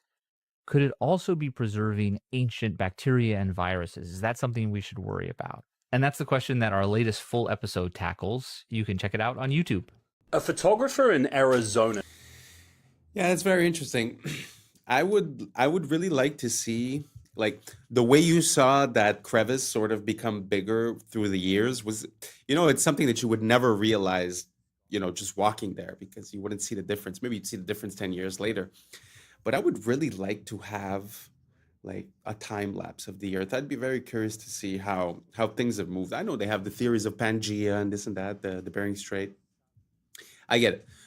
But I'm not talking about theories. I'm talking about, it'd be so interesting to see, the Earth evolve and change. I wonder what else has changed, Yeah. What do you guys think? Let me know down below. And let's keep on rocking. I just captured what's now being called the greatest shot of all time. Renowned astrophotographer Andrew McCarthy sent his friend Gabriel Brown up in the sky for a very unique skydive that had to be timed perfectly. He watched from his laptop in anticipation. He knew it straight away that he had something absolutely amazing. The first photo of its kind in history. Capturing a skydiver with a sun in high detail 93 million miles behind him, perfectly crossing paths. A shot considered almost impossible, but he did it, and it's fantastic. They did it first try as well, which is even more amazing. And it's an amazing photo because we're in a world now where there's so many AI images, and it just hits so much harder that it's real and raw. Dostoevsky warned us, tolerance will reach such a level that intelligent people will be forbidden to think so as not to offend the imbeciles. And the prophet was right. We live in an age where thinking has become a crime, where the sensitivity of the fool is worth more than the clarity of the wise. Truth must now apologize, thought must walk on tiptoes, and he who dares to question it is silenced, labeled, and canceled. What they call tolerance is in truth the new name for cowardice. A society that protects stupidity is doomed to be ruled by it. Dostoevsky saw the abyss long before us, and he was right. The world won't be destroyed by the wicked, but the cowards who can't stand to hear someone think differently. Researchers at Rice University have developed... Wow, that hit hard. That hit really, really hard. That's amazing. Because really think about it. Look at all these platforms. Back in the days, we used to have like 3, 4, 5 companies that were media companies. They'd give you the news.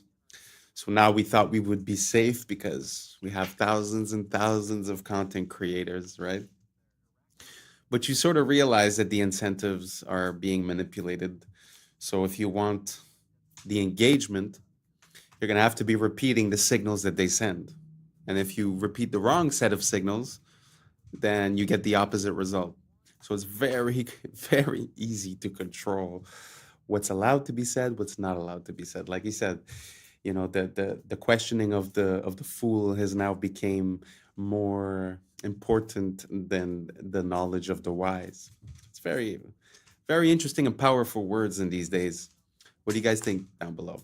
Do you guys think that we've made it into the new era of information, or do you guys think we're still lost? We're still flooded with too much information, and the right information is being blocked.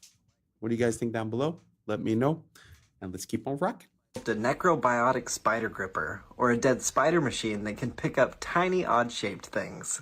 See, instead of muscle, spiders use hydraulic pressure to extend their itsy-bitsy little spider limbs. Spiders' leg muscles can only flex their legs inwardly. So in order to extend them outward, they generate hydraulic pressure in their fused head thorax segment called the prosoma. And that hydraulic pressure pushes their arachnid blood called hemolymph into their extremities, and that's what outstretches their legs. And that's actually why dead spiders are all curled up, because they don't have hydraulic pressure pushing their legs out.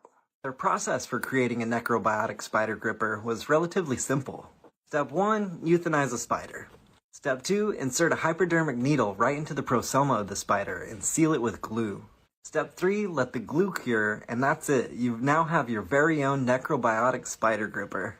After developing the concept, it was time to test its capabilities with a universal testing machine. And they found that wolf spider gripper bodies are able to lift up to 130% of their own body weight. Individual dead spiders were able to remain effective for about 1,000 closing and opening cycles. But at that point, cracks started to appear in the joints. They were able to successfully turn off a light with their dead spider gripping tool. And they found they could use one dead spider to pick up another larger dead spider. And they could pick up an object of great volume like this foam here. And finally, they were able to use a simple untethered version to move an object from point A to point B. But spider corpse tools degrade quickly and only remain effective for a couple days at a time. They found that coating the arachnid in beeswax extended its lifetime up to a week. And the team was awarded the 2023 Ig Nobel Mechanical Engineering Award for their gripping work in necrobiology. Are house parties making a Very interesting. I mean, I've never thought that I would see this. Don't get me wrong. I mean, it's impressive, but you know, it's also a needle with glue, right? So it's like it's nothing crazy. But are y'all ready for them to use this technology on humans?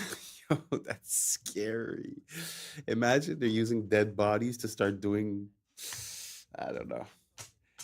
I find that one a bit questionable. What do you guys think about this technology? You guys see any applications? You guys think that there's a future for this? Or it's just super creepy? Let me know, and let's keep on rocking. We're almost there. What you are seeing is footage of an insane Halloween party that got way out of hand and had to be shut down by police. This happened in Woodland Hills, LA, and according to Royal News, who captured this footage, the host initially promoted this party online, selling tickets in advance for just $35, but then charged up to $150 for whoever wanted to pay at the door. But, similar to the real Project X, way more people turned up than anticipated, and things quickly started getting out of control. Dozens of 911 calls started flooding in, reporting injuries from stampedes. A massive fight broke out, people were spilling out into the streets, and the LAPD's air support unit estimated over 3,000 people in that neighborhood alone. When police turned up, one teenager was discovered lying unconscious in the street and was rushed to hospital. Several others were treated for injuries that they sustained in the stampede. And you'd think that most people would condemn this kind of behavior. But 2025's been so rough that people were actually proud, saying things like the earth was healing because the kids are partying again, and that there was still hope for the next generation after all. Nah, are they working together? Yes, they are. And according to researchers, that is the most dominant partnership in the entire animal kingdom. Let me explain. In North America, badgers and coyotes started hunting together, and it's so unfair. Basically, badgers are incredible diggers, and they're known for digging right into an animal's burrow. The only problem is if that animal takes off running, badgers are slow.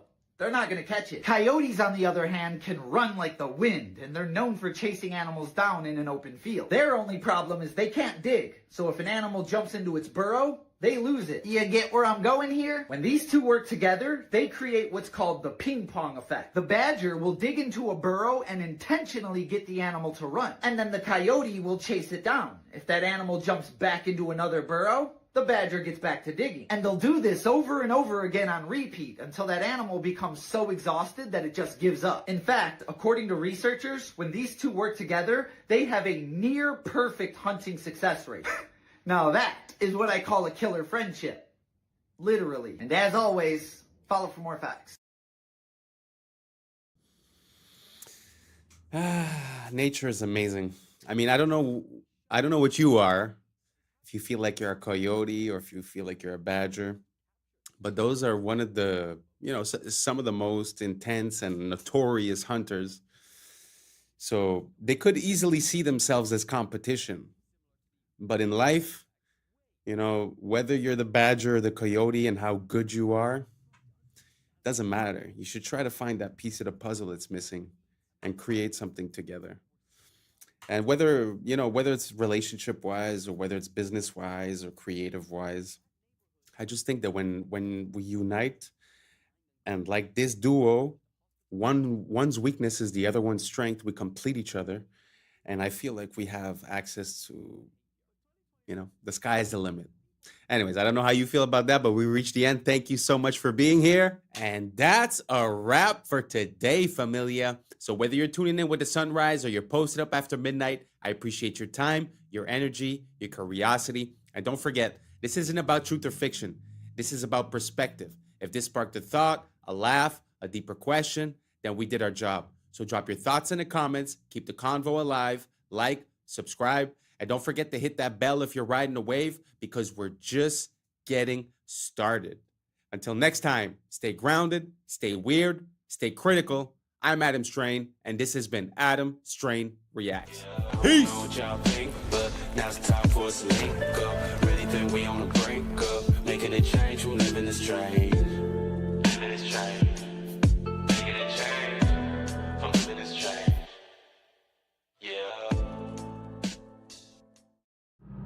Yeah. I was sleeping, had to wake up. Why? Every reason I could think of. God, till the day I keep the ink up. What's up, YouTube? Today, we will be looking at disturbing TikToks that'll make you question reality. But before we jump into it, I wanted to send a quick shout out to Jaden Robson, listening up there in Canada. Thank you so much for being a listener. So without further ado, welcome to Adam Strain Reacts. Let's get her done. It's funny, even the story of Isaac Newton. So how did he discover gravity? Well, of course, he was sitting under a tree and an apple hit him on the head. Children, can I explain to you this? He already knew things fell down. Everybody knows things fall to the ground. That is not how he came up with the theory of gravity. The apple is symbolic of the tree. Once again, the tree of knowledge and good and evil. If you actually look up the old Apple logos, the very first ones, it's literally Isaac Newton sitting under the tree. So what did they change that logo to? An apple with a bite out of it. You guys understand what that means? Do you remember when they sold the first Apple computer and it was $666.66? Do you think these are coincidences? No, that is what they're telling you without telling you. What if I told you the reason you feel temptations for certain things and certain sins is very specific to what you're supposed to do? Before continuing, I wanted to warn you guys their phones were being spied on. Click on this icon, then more. If you see it, delete it immediately. So if you have the urge to smoke or damage your lungs, it's because your voice was made to worship. The enemy's trying to silence you that was meant to praise. If you have crippling self-doubt or insecurity, it's because you're meant to lead and inspire. If you weren't dangerous to darkness, it wouldn't try to mute your confidence. If you have constant distraction and procrastination, it's because you carry strategy, vision, and ideas from heaven. The enemy delays you because he can't stop you. Only you can. Now, this one's gonna hit a lot of people. Okay. If you have an addiction to lust or pornography, it's because you carry a deep capacity for intimacy, covenant, and healing. Perverting love is how Satan prevents true restoration. That's true. Crazy. Yeah. If you have fear of rejection or abandonment, it's because you carry a spirit of belonging and reconciliation. You were made to gather the outcasts, So he tries to make you feel like one. Damn. You have an obsession with appearance or body image. It's because you're meant to reflect God's glory, not the world's standards. So he's going to try to get you to hate your image. Damn. It's bars though. If you're drawn to witchcraft, astrology, or manifestation, it's because you have a prophetic gift meant for God's kingdom. The enemy counterfeits your gift to keep you out of alignment. If you struggle with overspending or greed, it's because you're meant to be a kingdom financer. So he wants to keep you broke so you can never bless others. Follow for more hoop conspiracy theories. That's a very interesting point of view. It kind of makes me think of, there's a saying that says that when you ask for God for patience, he's going to send you things to test your patience and to create that patience. It just seems like the reverse perspective from the point of view of the devil. But it seems like the same entity or the same pattern where you're going to be tested in the disciplines in which you must excel. So it's very interesting. Do you guys see that parallel within this? Do you guys think it makes sense? Do you see yourself as one of these archetypes? And if so, let me know down below which one. And let's keep on rocking. It's interesting, if you study history, all of the ancient civilizations, the Babylonians, the Sumerians, the Greeks, they all are the Chinese. They just arose out of nowhere. Poof, there's a civilization. There's no evidence of this stuff they teach in school, of them going from hunters and gatherers and grunts and groans, caveman stuff, becoming civilized and building cities. There's no evidence of that. The farther back you go, it's all of a sudden, poof, there's the beginning of the Egyptian civilization, the beginning of the Chinese civilization, just like they moved in and built it in less than 100 years. So some strange things have been found in the fossils, as in the ground, that would indicate man used to be really smart. This little airplane, for instance, is in the Smithsonian, I believe. It was found in a grave in Colombia. It's about 1,000 years old. But it's an airplane, quite obviously, with all the features of an airplane. They knew about flight. In Peru, they've got giant stone walls like the one in the picture here. These stone walls are phenomenal. Some of the rocks in there are so huge, we can't even move them today. How did they move that? Who did it and how did they do it? I don't think it's logical to say ancient man was primitive. They must have known something we don't know today. I think it's just going to get weird. It's very interesting to see all the inconsistencies in the megalithic structures. But one theory that I heard about those types of walls, like the one that we just saw that he said, how did they move that? Was the idea that they might have like made bags and filled the bags with a geopolymer, which is like basically a cement type of thing. And then through the hardening process and with time, the bag disappears. And so the structure remains the same and everything is stuck together because basically, the rocks had time to settle in and to stick each other. And then as the bags disappear, it sort of creates that rock. Have you guys ever heard of that theory? You guys think it makes sense? Do you guys think there's another explanation? I know that there's always the camp of the ancient aliens. Me personally, I don't really abide to any of that. Do you guys have any ideas on how we came to build these megalithic structures and move those huge rocks? If so, let me know down below if you have any rabbit holes I could go down. And if not, let's keep on rocking. Weirder and weirder and weirder, and finally it's going to be so weird that people are going to have to talk about how weird it is. I look for the invention of artificial life, the cloning of human beings, possible contact with extraterrestrials, possible human immortality, and at the same time, appalling acts of brutality, genocide, race baiting, homophobia, famine, starvation. The mushroom said to me once, it said, "This is what it's like when a species prepares to depart for the stars. You don't depart for the stars under calm and orderly conditions. It's a fire in a madhouse." And that's what we have, the fire in the madhouse at the end of time. This is what it's like when a species prepares to move on to the next dimension.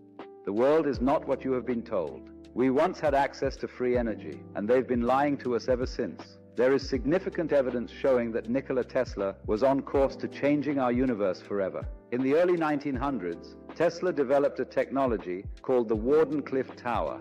This was more than just a transmission tower. Tesla designed it so it was able to wirelessly transmit electricity across the globe by harnessing the Earth's natural energy. He was able to power his home and devices without a single wire. But here is where it gets dark. Tesla's invention threatened powerful individuals who controlled the energy market. J.P. Morgan, who initially funded Tesla, pulled the plug on the project when he realized that free energy couldn't be metered or monetized. But it gets even stranger. Tesla's lab mysteriously burnt down, and many of his notes and prototypes disappeared. Tesla's discoveries went beyond just wireless electricity.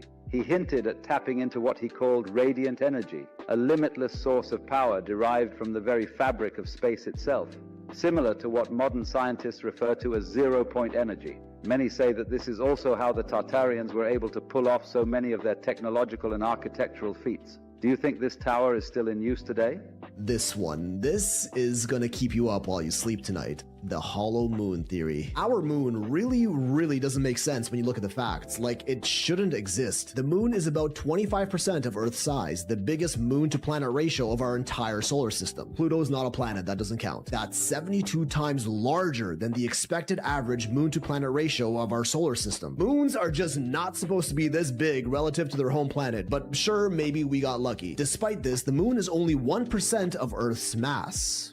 1%, meaning it is way lighter than it's expected to be, and we really don't even know why. Unless, of course, the moon is either extremely porous like a sponge or a hollow shell. When looking at this data, NASA's own Dr. Gordon McDonald even said himself it would seem that the moon is more like a hollow than a homogeneous sphere. But oh, that's just the tip, and we ain't stopping. Our moon's orbit is way closer than that of any of the other over 400 moons in our solar system, and also has a near perfectly circular orbital path. We don't see this on any other planet, which all have moons with wildly eccentric orbits. Our moon also coincidentally appears as the exact same size as the sun in our sky. Despite our sun having a diameter 400 times larger than the moon just so happens to be exactly 400 times closer to us, defying all odds of randomness, but is officially deemed just a cosmic coincidence. The moon also happens to be tidally locked with our planet, meaning its rotational period is the same as its orbital period around the Earth, which is why the same side is always facing us. This one is not so much a coincidence, as tidally locked moons are actually fairly common in our solar system. But it would also be the perfect excuse for the moon to always look the same in our sky, and for us to never see what's on the other side, like an all-seeing eye that never ceases surveillance of our planet. We don't even know for sure how our moon even got there in the first place. The most common explanation is that the early Earth collided with a massive protoplanet called Theia about 4.5 billion years ago, which was thought to be roughly the size of Mars, and the impact caused the resulting debris to coalesce and eventually form the moon. This is known as the giant impact theory. There's also the fission hypothesis, where an early molten Earth was spinning so fast that a part of it got ejected out into space and became the moon. The capture theory, implying the moon just drifted by Earth and was captured by its gravity. And the accretion theory, suggesting that as the early Earth was forming in its accretion disk, a part of that disk clumped together to become the moon. But when studying rock samples from the surface of the moon, we find out that none of these theories quite make any sense, with other NASA scientists like Dr. Robin Brett further quoted as saying, "It seems much easier to explain the non-existence of the moon than its existence. Like on Earth, the newest rocks are on the surface, and the deeper we go, the older the rocks get, as we would naturally expect to be the case. On the moon, it's the other way around. Soil samples from the moon confirm that older rocks are on the surface, and they get younger the deeper we go. The only time we ever see this inverse relationship of rock layer depth to rock age on Earth is through human interaction, like drilling, digging holes, and boring tunnels. Did the same thing happen on the moon? If the moon was hollowed out from the inside, this older inner rock would be brought up to the surface, and this observation would make sense. The lunar crust is also thinner on the side of the moon facing the Earth and thicker on the dark side of the moon, and researchers still have no idea why. The moon doesn't have a magnetic field, much the same as other planets' moons, but strangely, moon rock samples are strongly magnetized. Craters on the moon are all virtually the same depth, no matter how big or small they are. On Earth, bigger craters naturally go much deeper than smaller ones, as the impact was greater. Not on the moon, almost like there's a solid layer underneath preventing the crater from going too deep. Moon rocks are also much older than the oldest rocks on Earth by millions of years, blowing the fission hypothesis and accretion theory out of the water. The moon contains traces of uranium-236, a radioactive isotope that doesn't occur naturally on Earth, but rather through the highly complicated scientific process of nuclear fission, something that only an intelligent species is capable of. Zirconium, chromium, and titanium are all relatively rare Earth metals, but are somehow quite abundant on the moon. Those three elements are also some of the most durable durable and corrosive resistant that we know of, perfect for building a massive structure. And they've even done quantifiable experiments that tell us that's exactly what the moon might be. When Apollo 12 was leaving the moon's orbit, they intentionally dropped their lunar lander down to the surface. When it crashed, seismic measurements showed that the moon reverberated and rang like a bell for an hour. They did not expect this. Only hollow objects are expected to reverb like this, especially with something as small as a lunar lander. During Apollo 13, they tested that again with a much larger object, dropping a spent Saturn V booster rocket that impacted the lunar surface. This time, the moon rang for 3 hours, with vibrations going as deep as 32 kilometers beneath the surface, and even got faster the deeper they got. This doesn't happen on Earth, or even solid objects for that matter, and again is only expected to occur on something hollow. Beneath Istanbul.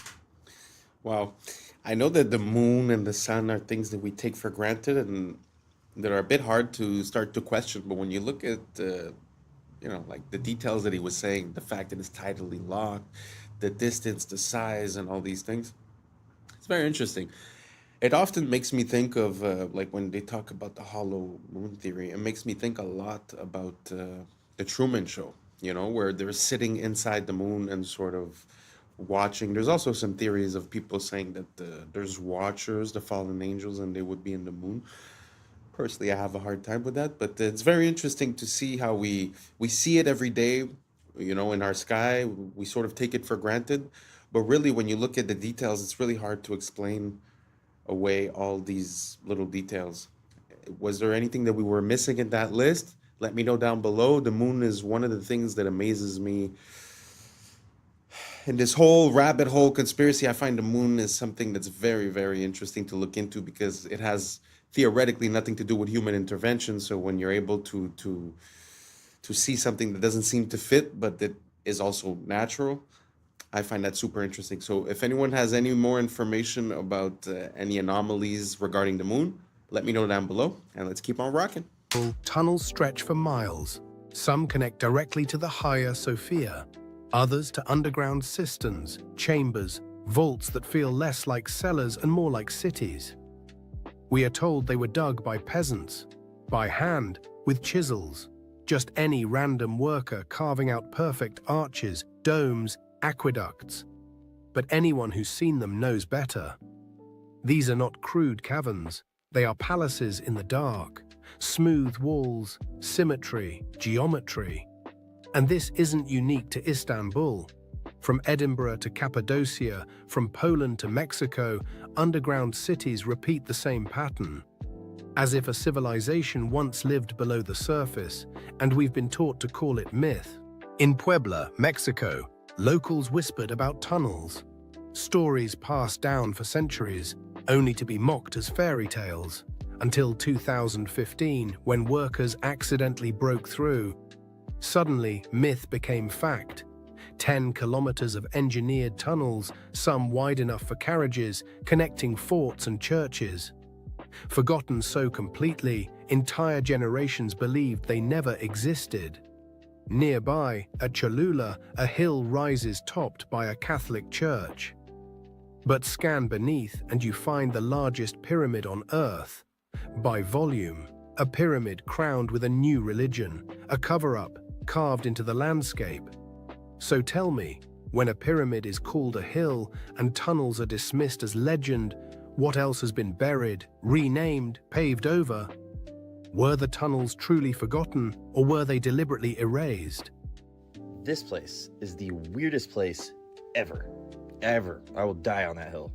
You get there and you think this is the only one of these things. There are 12 perfectly carved buildings that are into the mountain. And just like in India, you cannot make a mistake, and there are none, like it was laser carved, which is ironic because these guys made it. We don't know who originally built it, we don't know where all the rubble from carving this stuff went, and we don't know what tool they used. All we have are clues from other ancient quarries like Japan.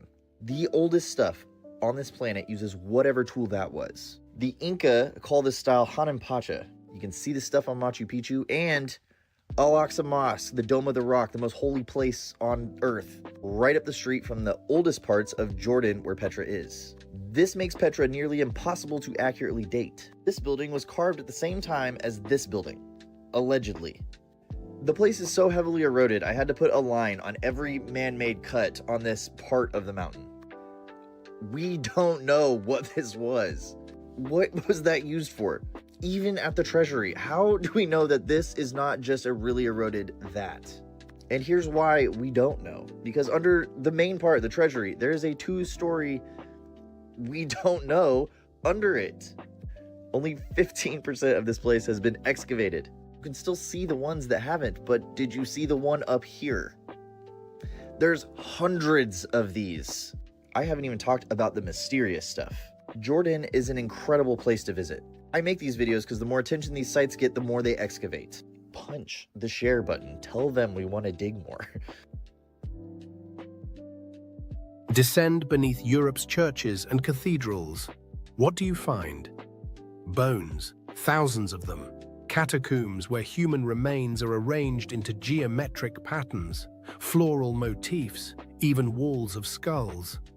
Official history explains it neatly, a practical way to store bodies when cemeteries overflowed. But pause. Does that explain the artistry, the deliberate design, the way skulls form archways and ribs frame altars? Or is there something ritualistic here, something we're not meant to understand? The dead aren't just buried under the old world, they support it. They become part of its architecture. Why? What were these people remembering or honoring when they built monuments on top of fields of bone? 2 miles below Antarctica.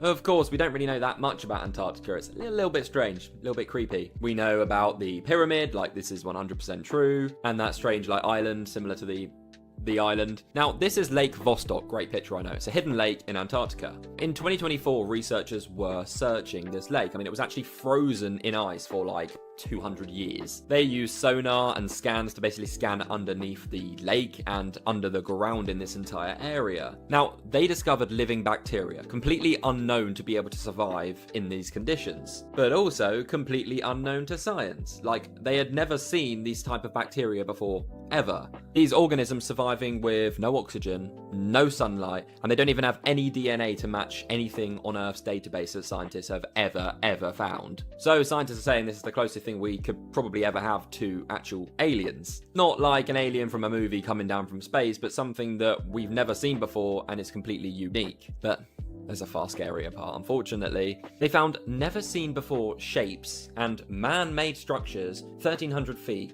along the bottom of the sea. And the mission abruptly ended and no one's been allowed back since. So what the hell is going on? Okay, you have got to see this video that China just released of a rocket launch they did. This looks like a boat skimming across the top of water, but in fact it's allegedly something going into space. Listen to this freaking video. China recently released footage of the Tianzhao 9 scraping upon the firmament. Now, that statement that I just made, you probably think that I'm a little bit crazy, but just look at the comparison.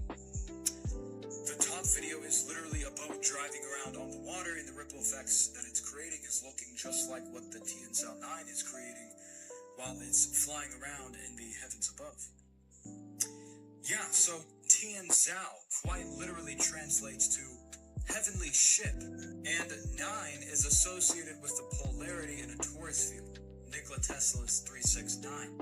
It's really complex stuff. I honestly don't fully understand it, but 9 is the polarity, which would be Polaris in the torus field that we live on, called Earth.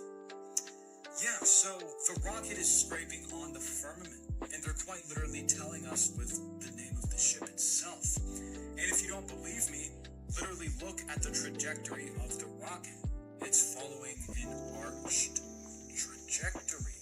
The reason they may be hiding from us the truth about the nature of our reality and space and all that is because if we weren't on a spinning ball that came from a giant explosion called the Big Bang, then we were definitely created. That would throw apart the whole Darwinism, would be decimated. Darwinism wouldn't exist. Evolution wouldn't exist. No one would be talking about it.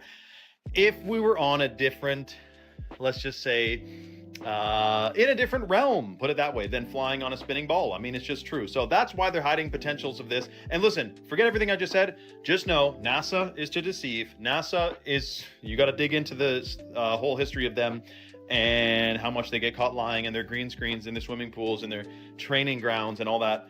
It's absolutely shocking. It's riddled with inconsistencies. There is something being hidden from us 100%, and we shouldn't trust this agency that's been caught lying on telling us the nature of our reality and what we live on in galaxies and all that. So keep your head vigilant. We'll discuss more about this. Comment for part 2 and follow for more. Nobody make.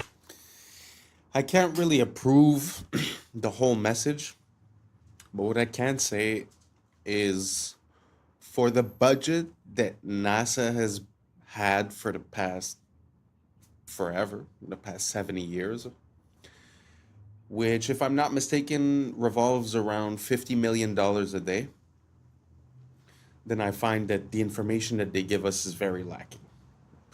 You know, like, we went to the moon, we put down flags, but yet we can't have any pictures of the flags. That's without saying that we never went back to the moon.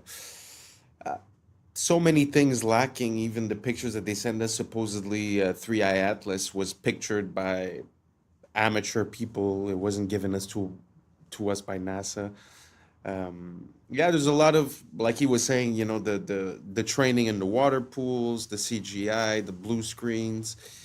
It's a very big rabbit hole. I'm gonna put a bit of a few videos here and there in every video so that we could start holding on to that information and try to make some conclusions eventually. What do you guys think about NASA, space exploration, the Big Bang? Do you guys think that the official narrative makes sense and that there's really nothing that we should be questioning? Or do you guys think that for $52 million a day or whatnot, NASA is not really cutting it, not really making the world a better place, not really giving us valid information? Let me know down below, and let's keep on rocking. You feel tense. Nobody makes you feel upset. You always decide how you're going to feel. Blame is the core of all negative emotions. When you stop blaming, you cut down the negative emotion tree. You cut it off, you kill it, and all the negative emotions die simultaneously. The conscious mind can only hold one thought at a time. It's the thought that the conscious mind holds that determines how the emotions will react, how the subconscious mind will react. Since it can only hold one thought at a time, what you do is you knock out the thought that is causing the negative emotion, the blame thought, and you replace it with this affirmation: I am responsible. This is the most powerful, positive affirmation you can use, because the instant that you say, I am responsible, you exert complete control over your emotional life. The instant you say, I am responsible, suddenly you are back in the driver's seat. A lot of y'all think it's just only McDonald's, but it's Burger King too. Check this out. Tell me why the fuck this thing just fell out of my Burger King and is now fucking moving on its own. What in the actual fuck? Y'all, what is that? What is that? I have never seen this thing in my actual life. What is that? Why does it move like a balloon with water in it? It doesn't even have a head. Where is the head? Burger King. Welcome to Burger King, home of the Whopper. Come inside and let us serve you. Have it your way. I'm glad you all could make it. Are you ready for your daily feeding? Lunchtime has arrived. Once you try this burger, you will not be able to resist the craving for more. People always wonder, how do we get so much beef to feed all of these people? You love it. You need it. Come get some now. Look at you. You can't resist my food. You love it. Every greasy bite. Goodbye for now. And it's crazy how people see these videos and they still go back to these places. So if they don't have enough meat for the food, what are they feeding you? Because what is that? It's a headless type of worm, bacteria, virus. I have no idea what it is. Let me know down in the comments below what this is, y'all. The shift is here. Y'all need to change our diet. Let's continue to get it. Peace out. And that's a wrap for today, familia. Whether you're tuning in with the sunrise or you're posted up after midnight, I appreciate your time, your energy, your curiosity. And don't forget, this isn't about truth or fiction. This is about perspective. If this sparked a thought, a laugh, a deeper question, then we did our job. Drop your thoughts in the comments. Keep the convo alive. Like, subscribe, and don't forget to hit that bell if you're riding the wave, because we're just getting started. Until next time, stay grounded, stay weird, stay critical. I'm Adam Strain, and this has been Adam Strain Reacts. Peace. Now it's time for us to link up. Really think we on the brink up. Making a change, we live in this change. Living this change. Making a change. I'm living this change. Yeah. When did elephants have breasts? I've never seen this before. For 100 years, while as these melted ruins are thousands of years old. Jake, I'm not even kidding. Go look this up. They literally brought in to dig through the rubble. Yeah, There's pig through this. Yeah, I was sleeping, had to wake up. Why? Every reason I can think. What's up, YouTube? Today, we'll be looking at disturbing TikToks that'll make you question reality. So without further ado, welcome to Adam Strain Reacts. Let's get her done. That's the cost of living crisis. Suddenly, we went up from prices being around there to prices being there. And you don't really see that in this data, okay? Because inflation is really just measuring the difference between that and that. And if you This is how they lie with numbers. look at those two lines, you're talking about a 2.3% change. That's the number we're talking about today. But for a lot of people, it's not about that. It's about the difference between this and that. What is that, like 19, 18%?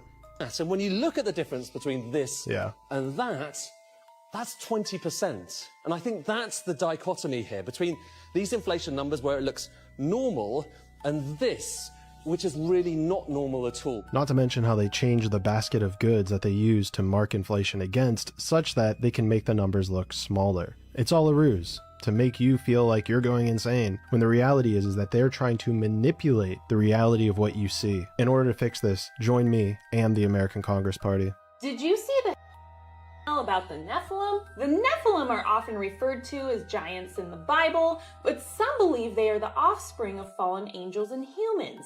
Sounds crazy, right? Well, email here requesting documents pertaining to the resurrection chamber of Gilgamesh, the location of his body, and the location of the buried Nephilim. If they didn't exist, why is she requesting documents for them? And about Gilgamesh, a Mesopotamia mythological hero. Here is supposedly a video that some people think is Gilgamesh found in his tomb.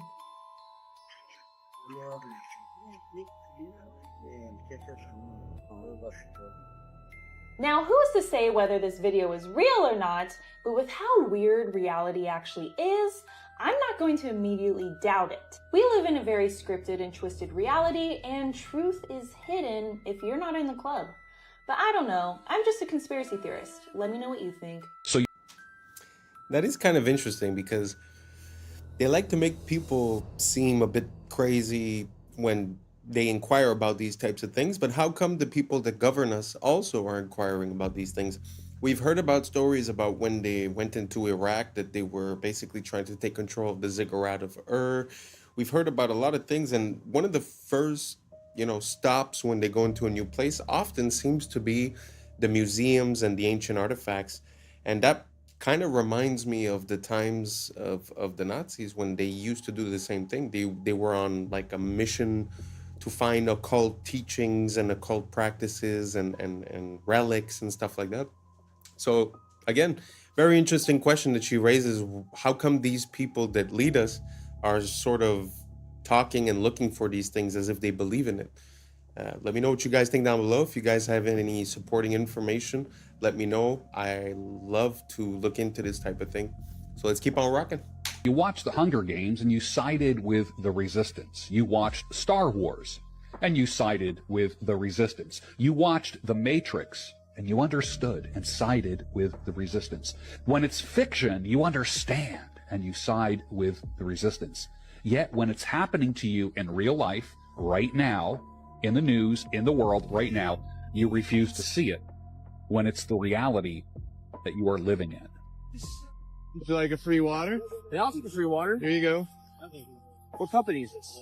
It's called Free Water. It's free because we put ads on the packaging. Free? Is it crappy water? No, it's the best water. It's natural spring water. Other people buy similar water for a couple bucks. we give it away for free, and we also donate 10 cents per water to charity. Charity? Which charity? Right now we're donating to Well Aware. They build water wells in Africa, and they have a 100% guarantee on their work. How much does this cost? To advertise? To advertise. Or drink it? Both. Well, drink it, it's free. You don't owe us any money. To advertise, about $1 of water total for all of it on those boxes. Okay.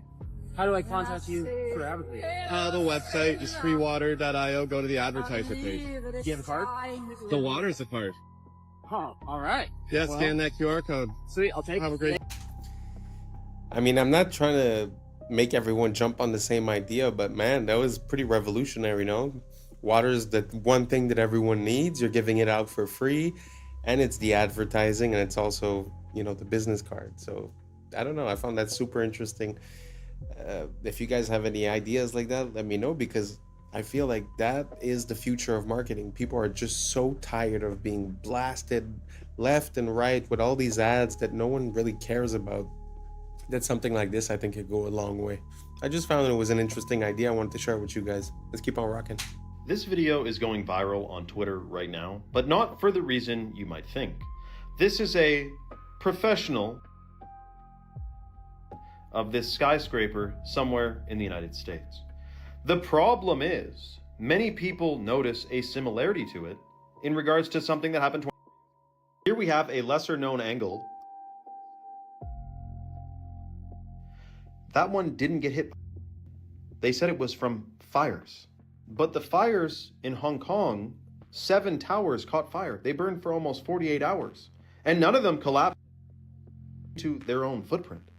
Now, officially, it's just, it happened to happen, man. A fire can weaken the structure. Don't worry about what architects and engineers say, but fires apparently can cause it to drop just like that. For the first time, though, in recorded history. Now, I would have expected something bigger to come from this, now that it's been. But seemingly, many people are still sleeping. Again, the Hong Kong towers, almost 2 days on fire, still standing. Let me know your thoughts in the comments below and follow for more. There has been many different resets since the Great Flood, or the Flood of Noah. When you look at the age of the buildings in the previous video, and the ruins from the buildings here, the melted bricks, the melted red bricks, there seems to be a clear age gap between the two. While this is much older than the mud-flooded buildings looking fairly newer by comparison, last several hundred years, while as these melted ruins are thousands of years old, indicating the many different cycles this realm has went through. Since the Great Flood, or Flood of Noah, the theory is we're looking at about 6 or 7 resets here that happen about every 150, 200 years, kind of like clockwork. And with that cycle, it has taken many advanced civilizations. Think back in the stories of Atlantis, told throughout ancient time. After that, the Tartarian Empire. Just look at these structures, clear evidence of melted, deformed stone and brick. That is not some ancient design choice of hammer and chisel. History is nothing more than a set of lies agreed upon. Question everything, friends. Until next time. Man, do I love looking into ancient history. I mean, even if you had an excuse for 1, 2, 3 of those pictures, man, it's so anomalous to see all these, you know, all these temples within mountains, or the bricks being melted, or sometimes you don't even know where the mountain ends and the castle starts. I just find it so interesting. If you guys have any good footage, send it over and I'll feature it in the next video. Let's keep on rocking. So quickly, I'll go through this. 2-year war, over 60 million tons of rubble there, and tens of thousands. Pour eux, les débris comptent plus que les vies humaines, parce que ce n'est pas une guerre, c'est un nettoyage. One of the great honors for me has been working with Steve. Steve, qui l'année dernière nous expliquait travailler sur son plan depuis 2 ans. Been working on master plans for the last 2 years. So there are plans already. Au WEF, les plans de reconstruction existent avant la guerre. We have plans already. We have a master plan already, and we're working together on it. And I think if the world saw the progress so far, they'd be pretty impressed. Et on attend que tout soit détruit pour signer la paix. Comme ça, on peut reconstruire sans résistance. We have created a sense of hope for what the future can bring. On félicite ceux qui ont créé le problème. I am so honored. I'd like to thank. Parce que sans eux, ce nouveau système n'aurait jamais pu être justifié. Nobody's ever dreamt of. You used him well. Obviously used him very well. C'est grâce au chaos qu'il provoque que le sauveur devient nécessaire. The world needs a savior, and the hope is that AI is the savior that we need. Ce qu'ils appellent sauver le monde, c'est en réalité le reformater pour le rendre compatible avec l'IA. This vision for the future as an example of what's possible in other parts of the world. Il nous parle de paix, mais la paix ici, c'est l'absence d'imprévisibilité humaine, l'absence de liberté. Et c'est exactement le but d'une Smart City, une ville sans âme, où tout est mesuré, tout est prédit, où l'humain n'est plus un être vivant, il devient une donnée. Regardez le plan, zone industrielle intelligente pour Musk. Donc en réalité, ce qu'il construit, c'est un monde post-humain. Are there aliens among us? I am one. Quand il parle d'alien, il ne parle pas d'extraterrestre, mais de conscience inorganique. Parce que l'alien, c'est la rupture avec le vivant. Et ils vous vendent votre disparition comme du progrès.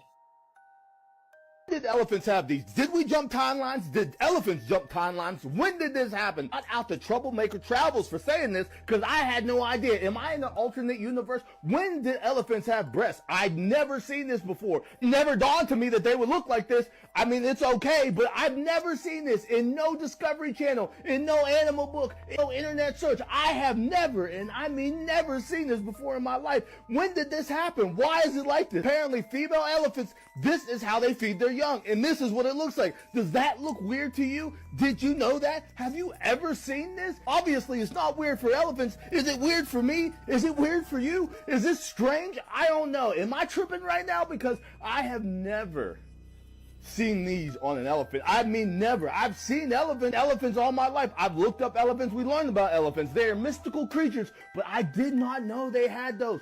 What are those? When did this happen? Am I the only one? Let me know on this one. I know it wasn't 5, but let me know on this one.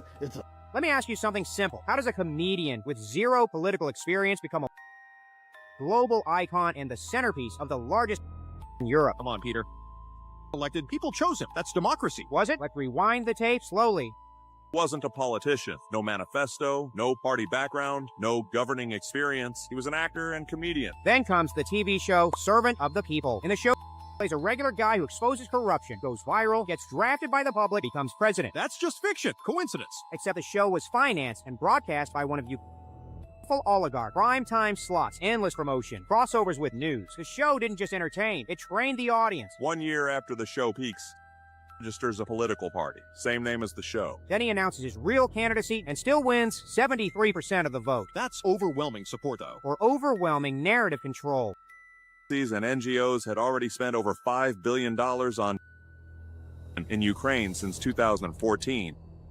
Advisors embedded, NGO pipelines, media consulting. So what do you get? A leader with no independent base, no political past, no faction loyalty, perfectly dependent. But the invaded, what choice did he have? Isn't not so fast, Brian. By 2014, Western Baku in the capital. 8 years of shelling in the eastern region, over 14,000 before 2022. The peace agreements were signed to end the fighting, but were never fully implemented. So, or did the Ukraine was already ranked as one of the most corrupt countries in Europe before didn't fix that. It centralized it. Now look at the cost. Roughly 1/3 of the population displaced, millions gone. Most won't return, making it a demographic collapse. Is this your idol who let it all happen? And after the dust settles, debt, foreign ownership claims, resource concessions. So you're saying a managed territory, a dependency, a proxy battlefield paid for by lives, loans, and future resources. So ask yourself, did a comedian accidentally stumble into history, or was a character tested on TV, scaled through media, and deployed at the right moment? That's unsettling. That's the point. If a man can play a TV and then become one in real life, maybe the most dangerous thing isn't propaganda. It's the story some were trained to believe. That surprised me. I knew that he had done some acting or this or that, but the fact that he was playing a politician exposing corruption on a show a year before he got elected, man, that's crazy. That's straight idiocracy stuff. And it brings me to a point that I've been realizing is that, you know, back in the days, politics was like respectable, commendable, gentleman. And now it's like insults and it's like who got you more. So I feel like we're going halfway between what politics used to be and wrestling in a way, you know? So from now on, I feel like since we've had, you know, Trump, which was on TV and an actor, and Zelensky, I almost feel like it's going to be hard to go back to normal politics after. So we're sort of going to be caught into a democratic popularity contest type of thing where, you know, if you're a singer or you're an actor, well, you have more support because people know you. I don't know. I just don't think that's a good idea. Let me know what you guys think down below. Do you think that makes sense? Did you guys know that this guy was, you know, playing the position that he then assumed a year later? I mean, to me, it was a complete surprise. So anyways, let me know what you guys think down below, and let's keep on rocking. Gosh, I don't know all the theories. I'll like share a theory and people are like, you didn't know that.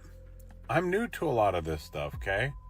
But let's talk about, so this guy, computer programmer, businessman, you know, very, very successful until he came across some information. Oh boy, that the he didn't like.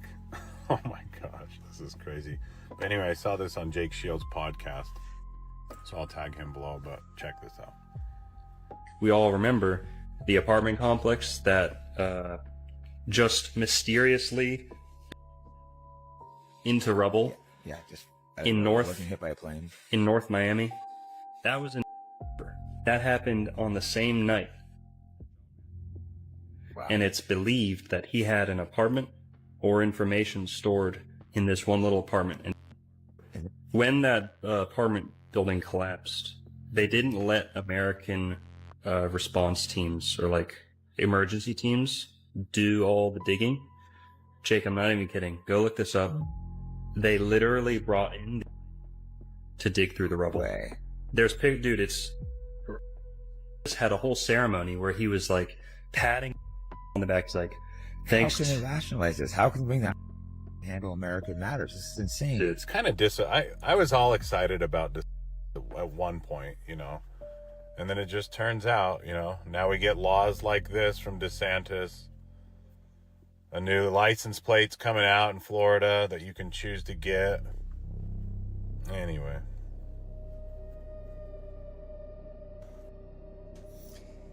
Wow. I mean, that to me, with perspective and hindsight and looking at the dates, not only the fact that it happened on the same day that he was offed, but just the fact that they brought in that organization on American soil to go through the rubble, man, you know that there's something up there. Sometimes when I see these things, it really makes me think like we're living in a James Bond movie, but we always receive the cover story. And like the real stuff is happening behind the scenes. Did you guys know about this? Let me know down below. Anyways, let's keep on rocking. There were hundreds of security cameras filming the check-in areas, the corridors, the lounges, the airport bars and restaurants, etc. The question is, how many time-stamped images do we have that show us the presence of the at any of the departing airports? More than 100? Only one? Not at all? About 30 different images. The answer is none at all. We don't have a single time-stamped image showing us even one of them at the airports on the morning of. The only thing we were shown is a sequence depicting at the Washington airport. But this sequence does not have a timestamp, and it was filmed with a regular camera, not a security camera. So, for as far as we know, those images could have been filmed anytime. Maybe during a dry run they were made to make under whatever circumstance. And then we were shown this image depicting going through a security check. This picture is, but this is not the Boston airport. This is the Portland, Maine airport. as clearly shown in the timestamp that says 5:45 in the morning. This is the infamous connecting flight to Boston, not the flight to LA that was. Bottom line, at the departing airports on we do not have a single image that has been made public. Not one. Is there anybody out there who really wants to believe this? You want to know why is now everywhere? It's not some random gotcha. It's a playbook move, used by power for centuries. You don't fix a dying system, you burn its reputation to ash on purpose. You drown the masses in filth until the old world itself makes them sick. That's the whole show. First they spoon feed you shocking truth. Then the media blitz. Every headline a nail in the coffin. Politicians, celebs, old money, all dragged through the mud. It's about breaking the audience. But isn't that good? Like, if everyone's a crook, at least now we know, right? Shouldn't sunlight disinfect the room? No, kid. Sunlight's just the setup. When all trust is exhausted, the demand for something new becomes inevitable. That's when they roll out solutions. Incorruptible AI judges, new digital money, total transparency. All wrapped up in words like safety, fairness, and reset. People want that. They're sick of scandals, tired of hidden dirt. We have the tech now. Why not let machines run things? At least then, no more old creeps making backroom deals. You ever wonder why every leak just happens at the perfect moment? Drop right as the world economy wobbles, currencies crack, debts explode. It's called engineered timing, not coincidence. While everyone's busy binge-watching elite scandals, behind the curtain they're resetting the board. Old assets erased, debts written off, digital currencies quietly rolled out. The filth you see on your phone is the moral excuse for the next system. Look, the old world was corrupt, but this time it'll be pure. Trust us. They want you to beg for a leash. But isn't it good to wipe the slate clean? If everyone's guilty, doesn't it make sense to start from zero? At least now it's transparent? Transparent? You mean like a glass cell. That's the transparency you're signing up for. Every transaction logged, every move tracked. All under the pretext of protecting you from them. But now you're monitored, analyzed, managed. Remember this, in history, every total control started by exposing the last one. Scandal, outrage, necessary, reset. Then the new rules. No room for dissent. Nobody escapes the beta, not even the top players. Nobody wants uncertainty. People trade liberty for protection every time, especially when they're scared. That's why the leaks are never full, never random, always just enough to terrify, not to empower. Notice they show you monsters, but never the strengths. So the whole it's like the world's biggest ad for New World Order? Bingo, kid. While you're scrolling it all and picking sides, they're scrubbing the balance sheets, resetting the scoreboard, and selling you a digital world where everything is clean because nothing is private. So what now? Just wait for the next leak to get even darker? It always gets darker, kid. Every new scandal is just another step in the reset. Tighter rules, more eyes, fewer choices. The beast doesn't need your hope. It just needs your consent. I just found out something crazy about Wi-Fi and all these other different frequency bands, and it is shocking. Did you know that mold, which is in like 90% of people's homes, bathrooms, any other moist areas, basements, the growth and toxicity of mold is increased by electromagnetic frequencies like Wi-Fi. So if you didn't know, mold is one of the, especially black mold, and there's green mold too, are some of the most toxic things that people are exposed to in their homes. And indoor air quality can be like 1,000 times worse than outdoor air quality, even if you're living in a big city with lots of vehicles and freaking dryer vents pumping out those synthetic fragrances, etc. But so now it's a perfect toxic concoction because Wi-Fi increases the mold growth and can actually be strengthened by it. The production of biotoxins in mold culture increased more than 600 times after being exposed to ambient electromagnetic EMF frequencies. And this guy says, is this good or bad? Interesting that Wi-Fi, which many people are wondering if there are any potential hazards with concerning the human body and electromagnetic field, combined with mold, which is also toxic, it's a perfect concoction. The crazy thing about that is that I also seen another video where when the plants were exposed to the Wi-Fi, the growth was stunted and it was slower for the plant to grow. So not only does it stop good plants from growing, it also enables toxic molds to reproduce quicker. Man, I had no idea. Do you guys know anything about Wi-Fi that we should know about? Let me know down below. And thanks for reaching the end. And that's a wrap for today, familia. Whether you're tuning in with the sunrise or you're posted up after midnight, I appreciate your time, your energy, and your curiosity. And don't forget, this isn't about truth or fiction. This is about perspective. If this sparked a thought, a laugh, a deeper question, then we did our job. So drop your thoughts in the comments, keep the convo alive, like, subscribe, and don't forget to hit that bell if you're riding a wave, because we're just getting started. Until next time, stay grounded, stay weird, stay critical. I'm Adam Strain, and this has been Adam Strain Reacts. Peace. Now's the time for us to link up. Really think we on the brink up. Making a change from living this strange. Living this strange.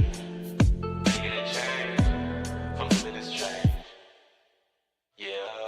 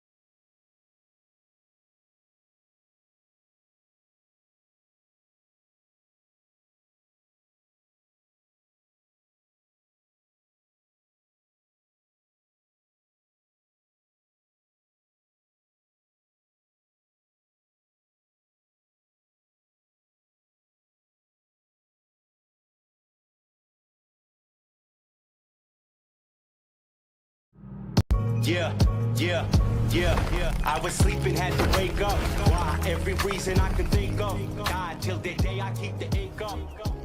What's up, YouTube? Today, we'll be looking at disturbing TikToks that'll make you question reality. So without further ado, welcome to Adam Strain Reacts. Let's get her done.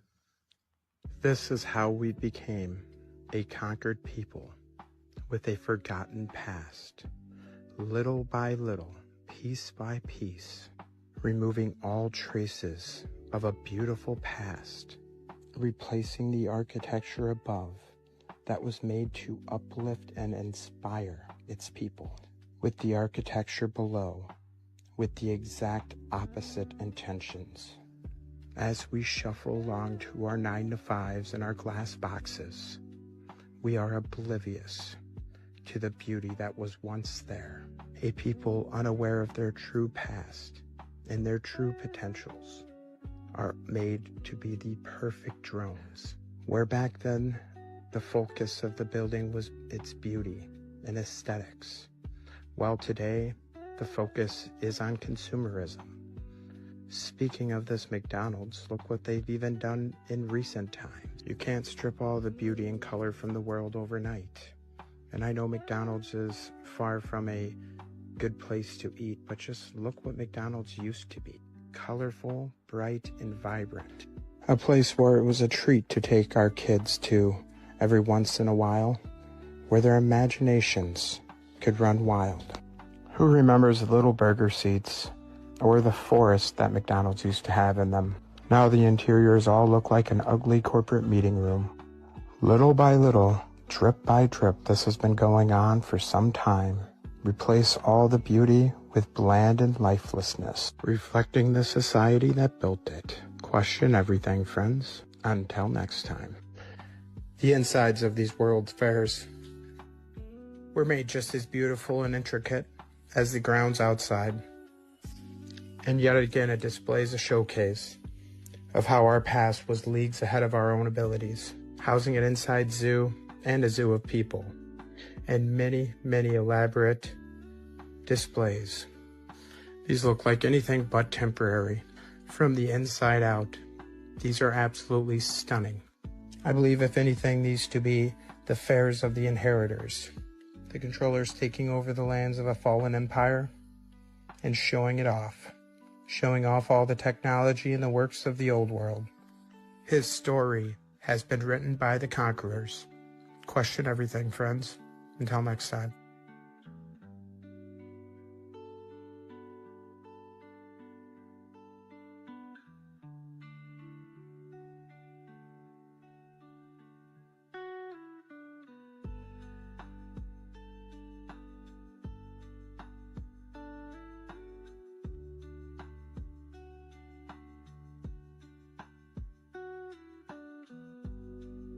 There is a physical manifestation of the millennial kingdom. If the devil was bound, you'd have a time of peace and prosperity. And then maybe you would have a time where people could create grand buildings, create grand art, music, everything. We don't even understand, probably because I do believe the devil is very active today, as most people probably understand that follow me. The devil, the demons, they are super active. We don't even know how many negative effects that they inflict on us all the time, because we wrestle not against flesh and blood. We don't know how much our thoughts get cloudy because of spiritual darkness around us. And then again, you put that on a macro scale, like everybody's affected by this spiritual warfare and oppression.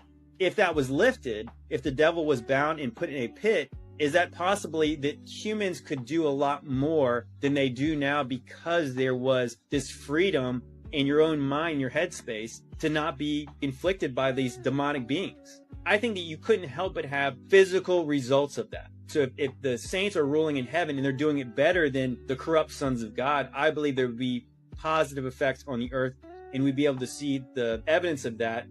And maybe that evidence is the grand buildings, the grand cathedrals, the art, the statues and stuff. It doesn't mean that everyone was perfect on earth, but it does mean that there was an allowance for people to do more than they're doing now. Now that we know who didn't discover America, this guy right here, let's talk about who it wasn't named after. Amerigo Vespucci. Yeah, you remember that footnote in your history book that said Columbus discovered America, but they named 2 continents after this guy instead, Amerigo, or as his mama called him, Alberigo. Who names 2 continents after some guy's first name? So why did they name it that?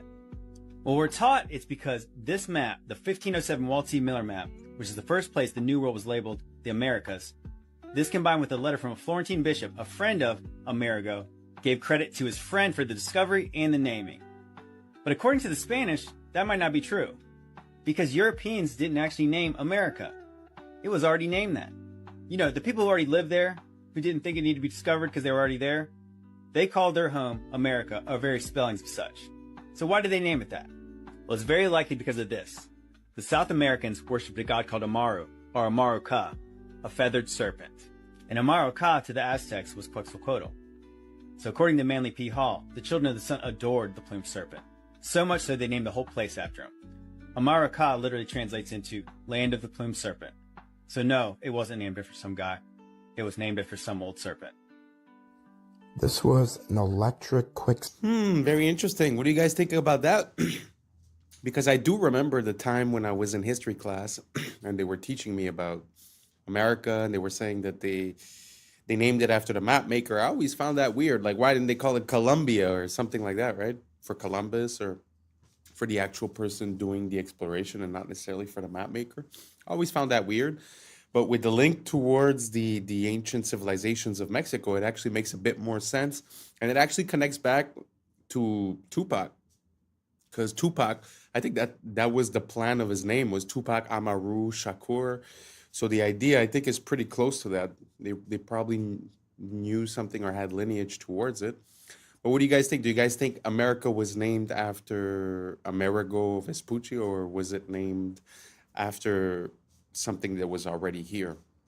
And regarding the videos before, with the demon possession and the beautiful buildings, I feel like demon possession is like a word that we put, but the question that that comes to my mind is more, if you compare living around those buildings the way they were built before, beautiful, ornate, pieces of art, basically. Like, maybe you could call it demon possession or demon oppression, the fact of living in these cardboard boxes, because basically, let's say humans get inspired. So if I put you in a place that is beautiful, made of art, that is an expression of the beauty of this world, you might have a different thinking process. You might come with different solutions, with different thinking results. So maybe that's the whole thing. Instead of calling it demon, maybe it's just us not being at our top, at our divine, because it feels like we sort of sacrificed beauty for convenience.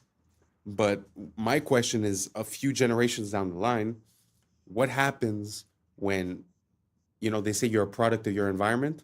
What is the product of this type of environment compared to the product of a glorious, majestic, beautiful, ornate, So do you guys think that it makes a difference? Do you guys think the buildings have an effect on us? Do you guys think that whether we live in a 16 chapel or whether we live in a square box, it's the same? It's up to us. Let me know down below, and let's keep on rocking. Service station for electric-powered taxis in 1940. The fleet of taxis would just pull up, and they would quickly swap out the battery, almost like a NASCAR pit crew. It's funny, they had fleets of electric vehicles, electric taxis like this, electric trucks, so much.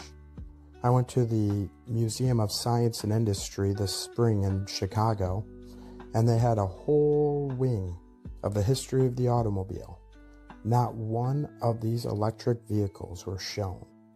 Just the reintroduced technology from today, like the Teslas and stuff. Nothing on these electric trucks here. Nothing on these electric buses. It's like they didn't want you to know the capabilities and power of the past. And the parasites can keep on charging as a premium for their petroleum-based vehicles. Question everything, friends. Until next time. You've been lied to your whole life? I will never stop being amazed by the amount of inventions that come from the 1800s or before. It is truly amazing. It's very sad that they've erased this from our past. Do you guys think that it's true that we had electric cars way back in the days and we just reintroduced the technology? Let me know down below. Let's keep on rocking. If you don't even know it. This was the biggest realization I had when I moved to Asia. We were bred to be absolute fucking slaves. Everything you do is in the best interest of massive corporations and the government's control over you. You're sold on a consumeristic ideology that you need the bigger house, the fastest car, and the flashiest bust down. The Federal Reserve is in fact the biggest scam in human history. And you're told that happiness is only attainable if it's bought. People out here don't have shit, but they're happier than you will ever be. You literally have the option to be here right now, but instead you fell for the trap to sit in a cubicle thinking that one day that will allow you to get here. It's the most genius trap to make the wealthy wealthier and the poorer poorer. As soon as we stop participating in this fucking rat race, watch how the elites shit their pants when the cash flow stops. Windows 10? Wow, that was a gem.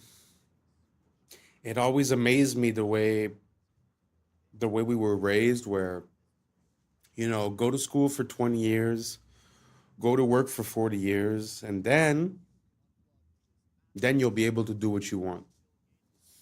Makes no sense. Because in my mind, if you've never worked the muscle of happiness, you don't even know how to be happy, you know? And if you've never cultivated hobbies, passions, and things to do, you'll get at that moment and you won't really know what to do. So if I have one piece of advice, try to live it, man. Try to live it before you die. Because I know that money and, like you said, the rat race and all that, it seems real. But life is very short. So try to live it. Try to live it as much as you can. Try to be happy daily. Even if you're in a bad situation, try to accept it and move towards a better situation. Try not to get stuck in a rut of negative thinking, because I feel like that keeps us stuck in the mud. Anyways, who am I, right? Doesn't matter. Best of luck to everyone, and let's keep on rocking. This ain't over.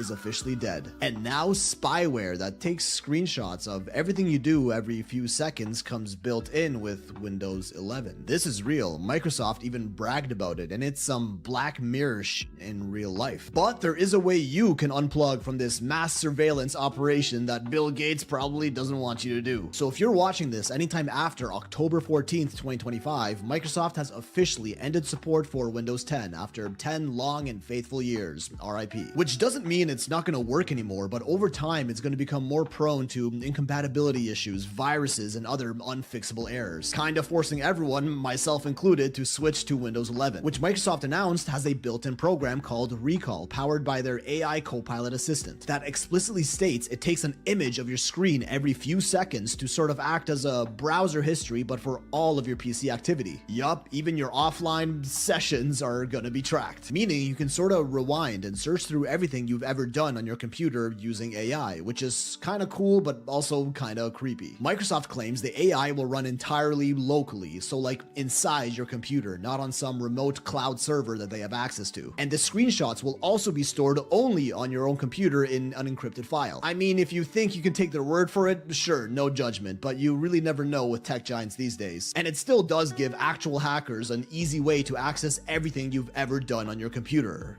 Everything. Luckily, you can opt out of this feature if you want, so be careful when installing it, as they probably hid it inside some recommended settings option that 90% of people are just going to choose. And in case you already upgraded to Windows 11, there is a way you can disable it at a root level. Here are the instructions. Screenshot it, save this video, you're welcome. Richmond's City Hall, Gothic revival, a palace of stone and glass. According to the textbooks, built in the late 1800s by men with horse carts, pulleys, and chisels. But look at the details: copper domes weighing tons, marble cut with surgical precision, spires climbing skyward. Even today, with cranes, 3D software, and billion-dollar budgets, such feats take years. And yet, the story tells us, it was done in just a few years with primitive tools. Then, the absurd twist: many of these masterpieces were demolished after only 20 or 30 years. Declared obsolete, outdated palaces of stone gone before their time. If the goal was utility, why such grandeur? If they were truly 19th century projects, why can't we rebuild them today with all our technology?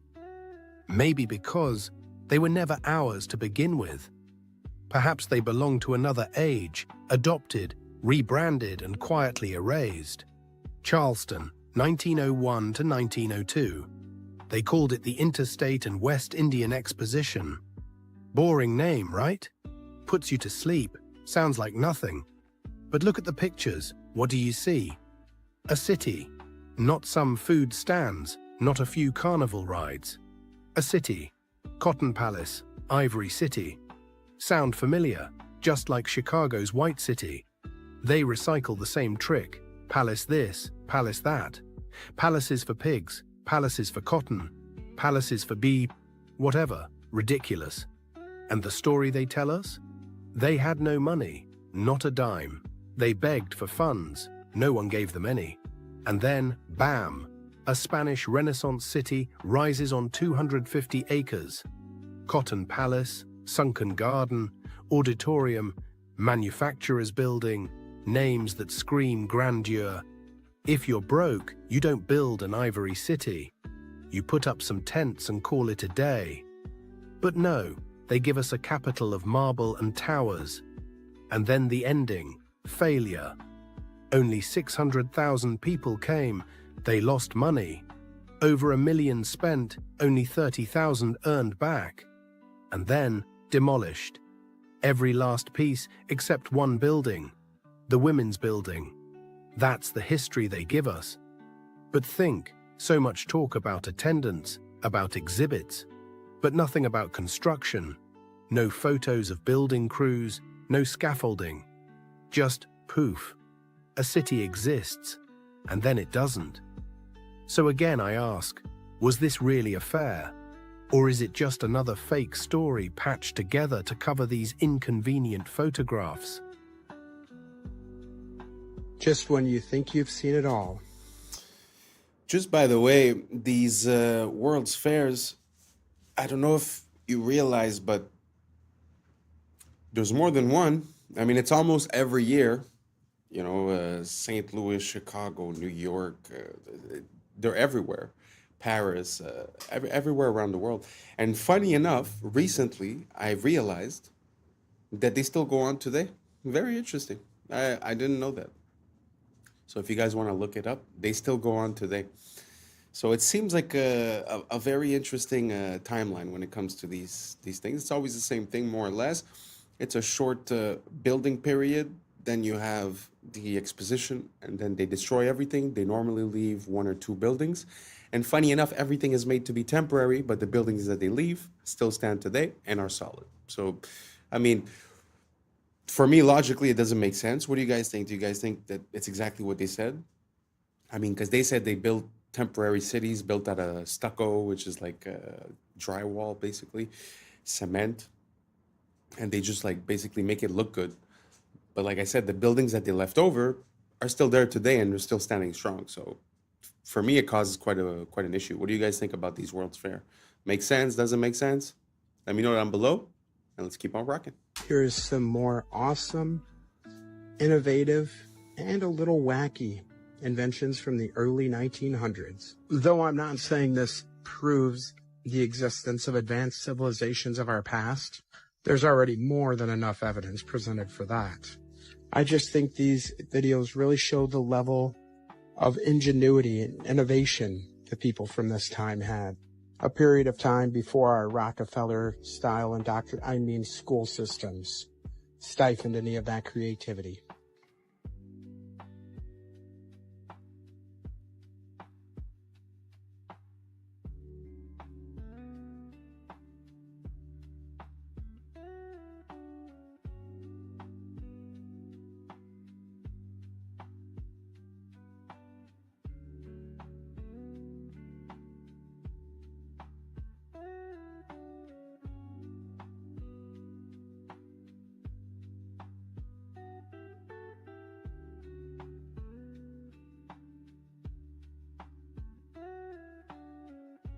So today we're going to do a fun one, best cooking pans if you decide to eat cooked food.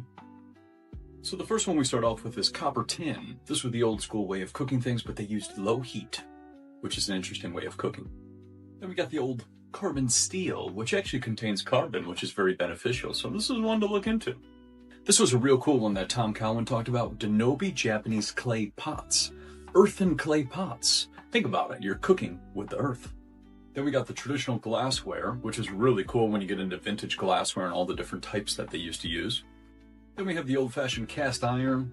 Not really one of my favorites because I think of all the rust. So something to think about, and how people have low iron while cooking with iron. Then we jump over to Teflon, which is backed by DuPont, the non-stick coating. Anything non-stick, throw it in the garbage.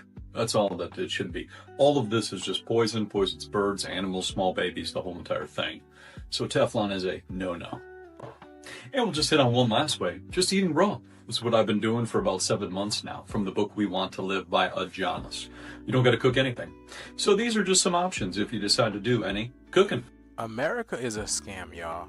America is a scam. You will not believe how much cheaper it is to shop in Germany than America, y'all.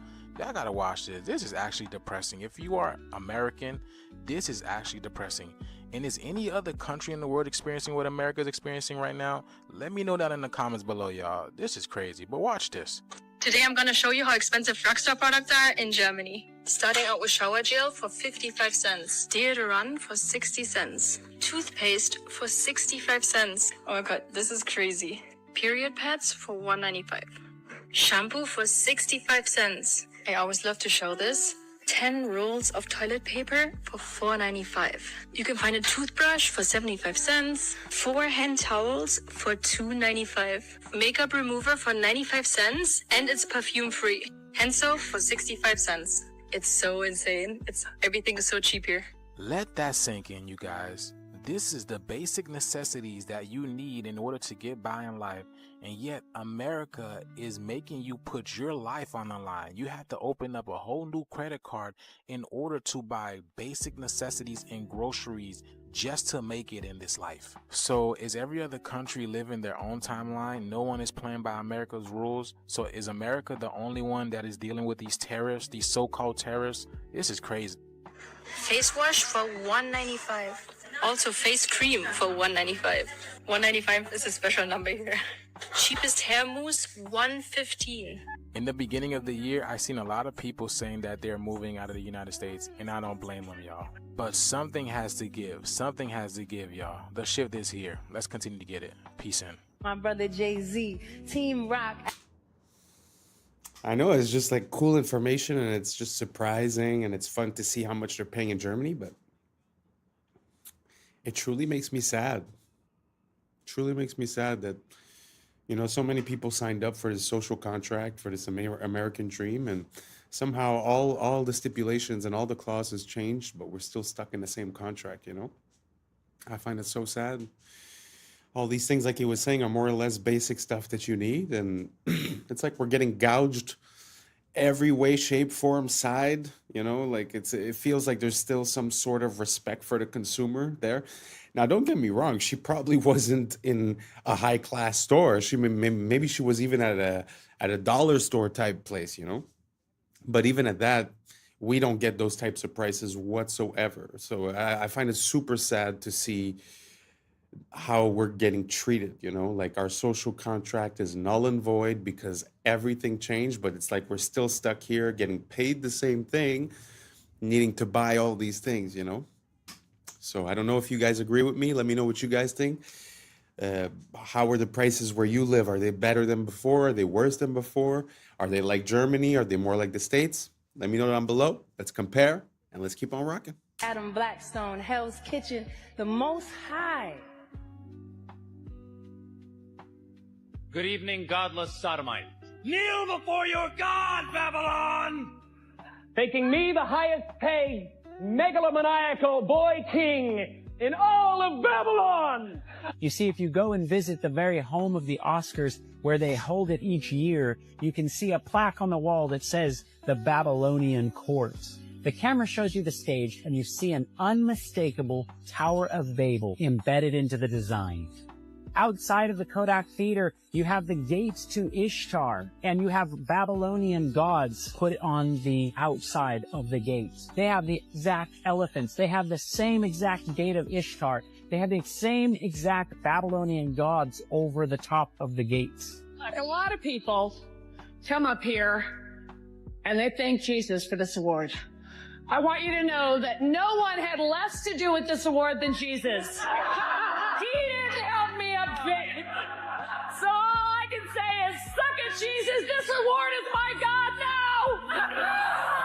I'm thankful to the Oscar gods. The other names of the gentlemen are all gods as far as the category concerned. When you get this little golden statue, you become a star. Speaking of spiritual warfare and spiritual dimensions, 2 stories about people that have taken. That was interesting. I had never seen the occult symbology behind the Oscars. Very interesting.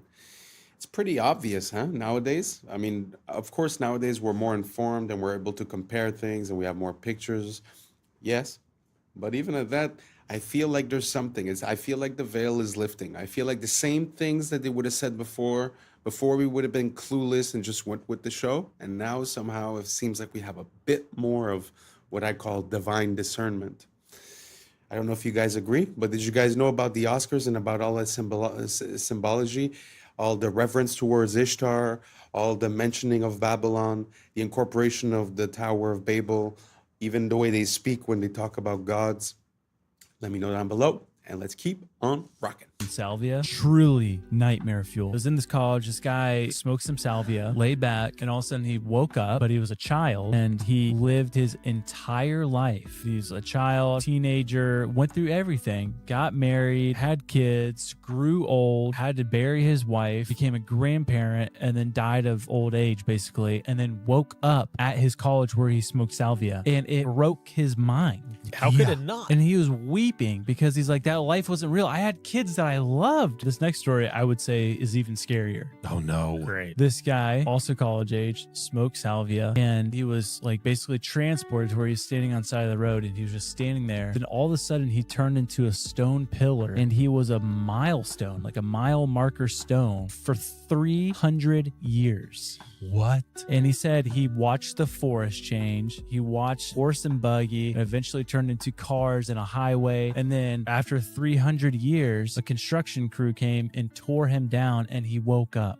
Bro, you go and try to get stoned, you become one. I mean, that's what's gonna happen. I mean, like, think about claustrophobia. Like, you have a full intellectual mind, yet you're stuck like that for 300 years. Straight up terrifying.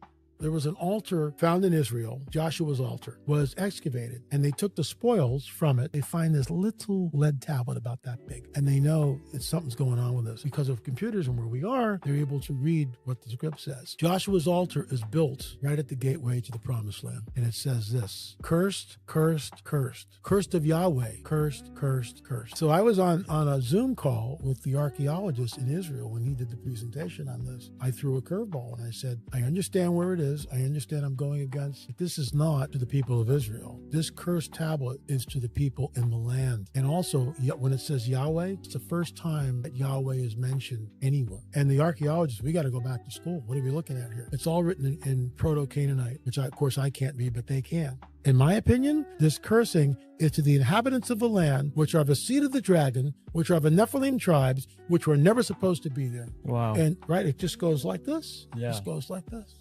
That's fascinating. Yeah, the more you dig, it all just connects. Y'all, look, it's $33 because she put her Americanness first.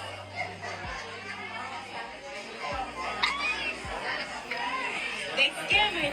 Okay, so I went through and read through Uber's terms of use, and they can actually do this. Okay, so here's what's going on. The person was trying to call an Uber in Atlanta, and they quoted her $33 when she used her American Express, but then when she switched her payment to Visa, then it became $20.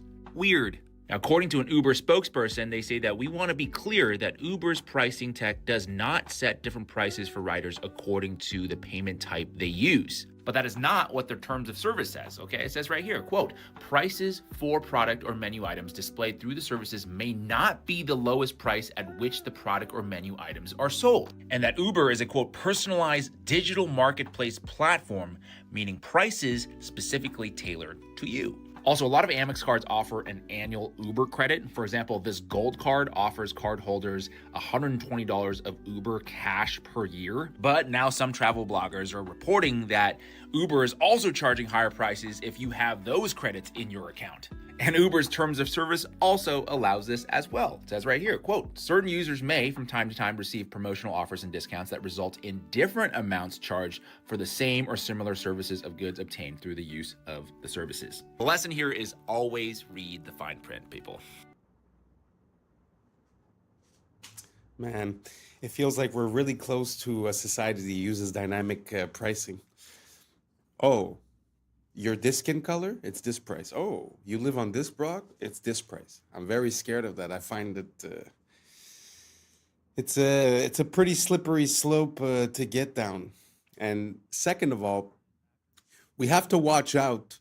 You know, they use our our desire for a promotion to mess with us, but you also have to know what the value of things are, because we've caught companies now over and over on Black Friday and stuff like that. They just mark up the price, put down the percentage, comes out to the same, and everyone's going crazy, you know?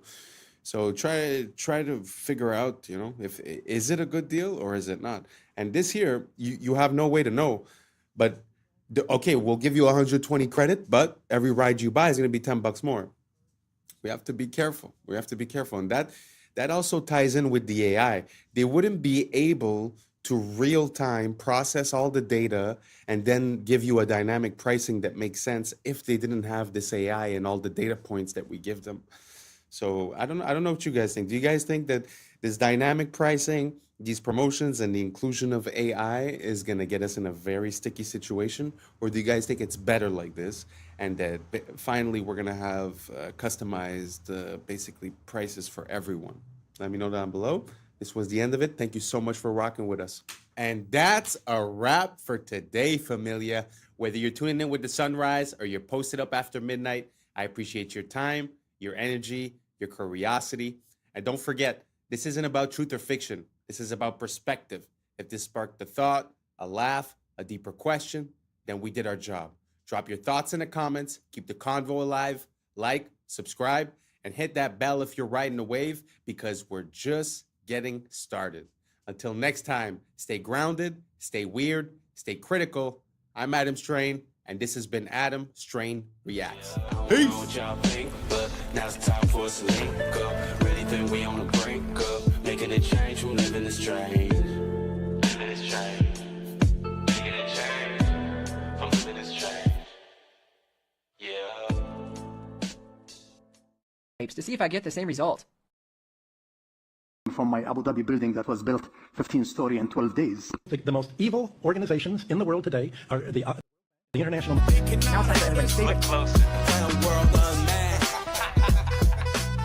What's up, YouTube? Today, we'll be looking at disturbing TikToks that'll make you question reality. So without further ado, welcome to Adam Strain Reacts. Let's get her done. Andrew, if every interview, every video, every tweet you've ever made was erased from the internet forever, and all you had was 3 minutes, what one truth would you share with the world?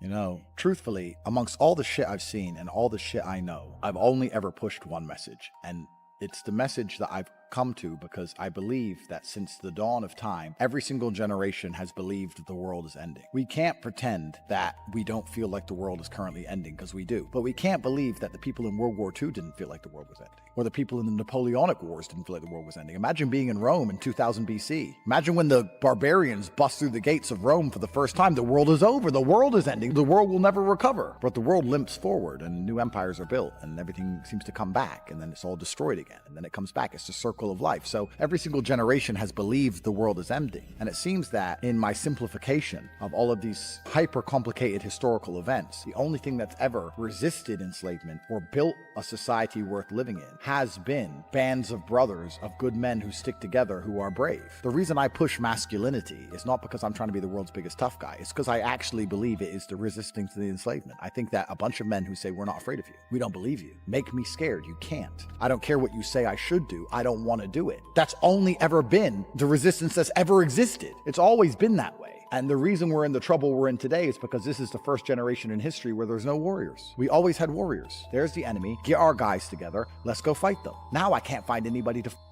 It's just me up here. Everyone with an opinion on the internet doesn't want to fight. They want to turn on me. I'm standing at the front saying, let's go, guys. And they're saying, you're a sellout. Well, what the are you doing? Why aren't you up here? What are you telling the world? What help are you giving? Who are you waking up? How are you shifting the Overton window? You're not risking a thing. I'm risking it all. And you're turning on me. I can find the odd guy here and there. Where's the resistance? So when I'm trying to preach masculinity and saying to guys, look, go to the gym, get strong, resist, don't be afraid, speak what you think. I'm trying to say all these things, trying to inspire some backup, some support. Masculinity is the answer to the trouble we are in. And truthfully, unless we get some balls back, well, then it's over, isn't it? And women can complain, and women can protest, and women can riot, but nobody gets it.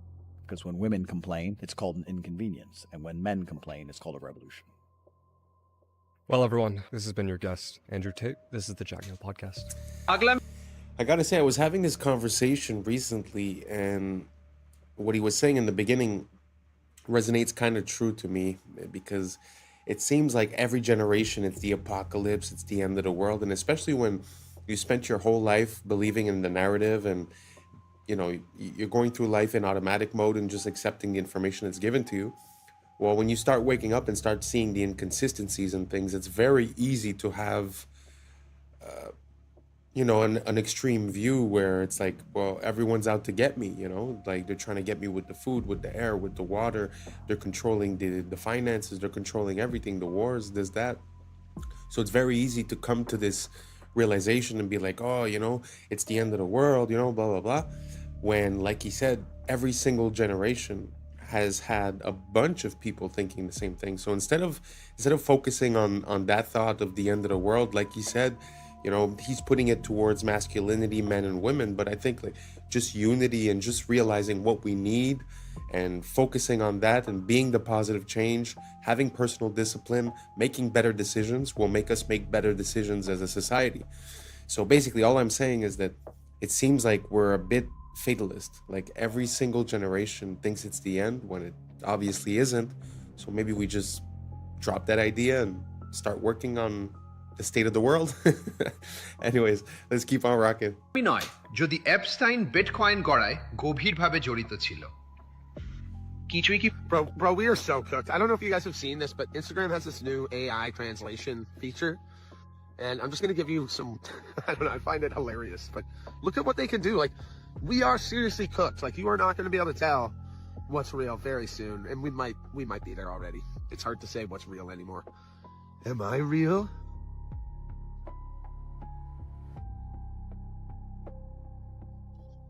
Here's me talking in different languages.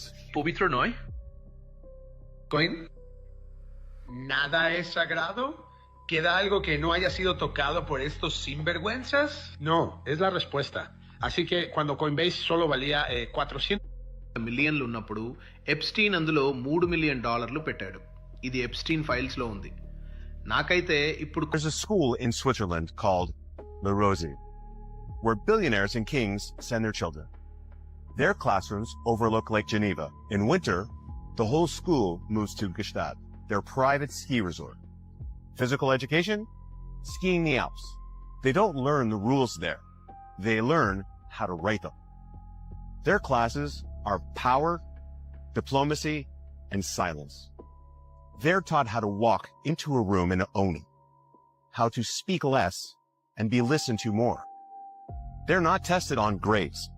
They're tested on presence, confidence, and connection. Because La Rosy doesn't prepare you for a career.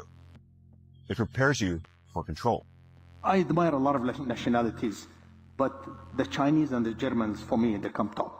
You know, they are the smartest mind The smartest people who come from school and university, they are the people who are running China. They don't run technology companies. These guys are so serious. The West do not even know they are so serious. And I'll tell you, the gentleman who I bought from my Abu Dhabi building that was built 15-story in 12 days. It was fascinating to see 12 days a building was built. Thanks to the Chinese. Unbelievable. Like will anybody believe 15 stories in 12 days? Like unimaginable. Absolutely. But this guy is easy for him because he does 30 stories in 30 days. So 15 story in 12 days is like he's just having his coffee. The gentleman, when I went to his house, I saw all the shoes outside the door. Well, I said, wow, that's my house. So he said, I apologize. I said, no, we do the same. So I took my shoes off, and then we went in. And then when we sat on the dining table, guess who's sitting there? His mother. I said, oh my God. Well, I have my mother also sit on the dining table. We are closer to China because of tradition. My respect to the Western culture. I have nothing against it, but we're not the same. Well, that's pretty interesting because like he says, we're not the same, and it kind of makes sense because when we go to make a building, it's going to take us 2 years just to pass the permits and to receive the materials. So there's really something about before I start talking about China, I just want to say I do not approve the system that they have there and the rules that they have and the social credit. I'm not condoning it, but there is a difference when you're able to get your people together to do something quickly and efficiently, and I think we've lost that. It's sort of like, I don't know if it's Saudi Arabia or Abu Dhabi, but when they decide that they're building a castle, they're building a castle and everyone is on it and it gets done quickly. Here, they talk about plans, they estimate how much it's going to cost, it doubles the cost, doubles the time, doubles the work, right? So we're really in a different mind state and a different capabilities zone. So I do tip my hat to those societies that are able to get things done, As for us, it seems like it's all red tape and bureaucracy. I don't know if you guys agree or don't. Let me know down below. And let's keep on rocking. his 36 plus worldwide is not new research. And so we started working with him and our herd of ostriches here. And we were looking at developing the alternative to working with natural antigens to create resilience in your own body for violence. And we were very successful. So we already have scientific proof and data that we were able to neutralize, not block them, actually neutralize it. And this is all just through lozenges or nasal sprays. And so that was very exciting. But the lab that we were working with at the time actually got shut down immediately after all of our robust came back in. Frederick Leduc, a lab immune bio back, got shut down and had to sign an NDA and was no longer allowed to talk. I found this book at the local antique shop yesterday, and it was written in 1926, The Secret World or the Hidden Hand, Unrevealed in History, 100 Historical Mysteries Explained. There's a secret, and they are of the nature of the individuals who are taking over now, the blues, that they are the ones that have been running society because they made a pact with a god. But that's his position. But I want to read to you this very specific, I have to be careful about what, I really was trying to debate whether to put this on the internet at all because it could really get me in trouble. But this particular page, I just want you to see this particular part, talking about proof of the existence of this invisible hidden hand. He says, the world is governed by very different personages from what is imagined by those who are not behind the scenes, i.e., not by kings and ministers. Said not others, but different, which means not the kings, ministers, or other similar men, but absolutely different, possibly even of a different. Who they are must be known first of all, and only then can we control them and establish peace, but not before. You know how I'm always saying I'm calling them creatures and creeps, and I'm saying they're not human. I don't know what they are, and this has been my biggest reason around this. I ain't unifying because I don't know what these things are. This apparently has been known, and this has nothing to do with religion. I'm talking about like a species of a soul or something that's on this planet. And that's what he's talking about here. Bismarck, the Iron Chancellor, perceived the existence of invisible forces, but could not or did not wish to formulate them, and called them imponderabilia, powers which no one could fathom. In 180 seconds. This is supposedly the body attacking itself. This is an identity crisis. It starts with taking after the thing that bites and stings causes your body to react improperly. Essentially all Lyme disease. Lyme was released from a bio. See? The rest of the world knows Lyme as Borrelia. They are not the same. It is a or abomination. These are all spirit programs. Programs kick in as autocorrectors where will is lost. When these spirit programs are blended and tacked on to vectors that bite and sting, they spread into the human system. Lyme is a spirochete like syphilis, thus it can be transferred through the mouth and sex, and it hides in the Dr. Judy Mikovits said it's just the new Lyme. Many claim that be delivery system. They are structured the same. This chimeric spirit program creates a biofilm matrix within you to act like a middleman between you and your body. Was released the same year as Lyme, and Fauci was the head of that program. These programs demand more energy than you would actually need. Programs don't want to kill, and they will go dormant if they have to. Cells are just cells that follow the orders of the program. Many people are chimeras. At least 8% of the collective is personified. Gog and Magog are a chimeric clan. Esau bred with Canaanites. Esau's part Canaanite grandson crossbred with Japheth, aka Chittim. Chittim is part of Gog and Magog, the Chimera clan. This is who took over Europe and the world. These are essentially personified free radicals. They are highly reactive. There has been a collective genetic forced integration with the so there is a collective identity crisis. The steals resources and causes your cells to kill themselves. That is why self-harm is widespread. Codes are being deleted through mutation or silenced. But the collective is reaching a rejection point like a bad organ donation. Everything is being homogenized and stagnating. This always leads to collapse. The environment has to be balanced. When it's not, it's like a cartel that has eliminated all its competition. The chimeric clan is part animal. That's why these so-called are zoonotic.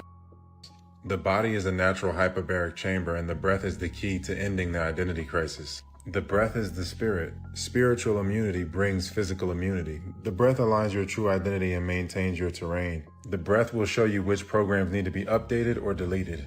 Only a small remnant will endure the coming rejection phase. Don't waste time with people you can't homestead with or make a network of homesteads with. Some sleeper cells will hide in the remnant, so it's important that we make the strongest remnant we can make. It starts with the breath. The true breath signature or algorithm restores the true identity. Okay, this is absolutely insane. Did you know that Austrian researchers put students in classrooms made of conventional materials, steel, cement walls, etc., and they put students in classrooms with wooden furniture, wooden rooms, natural materials. They measured their heartbeats, okay? And the students in the synthetic, let's call it, classroom with the unnatural materials had, on average, 8,600 extra heartbeats per day per student on average. Why?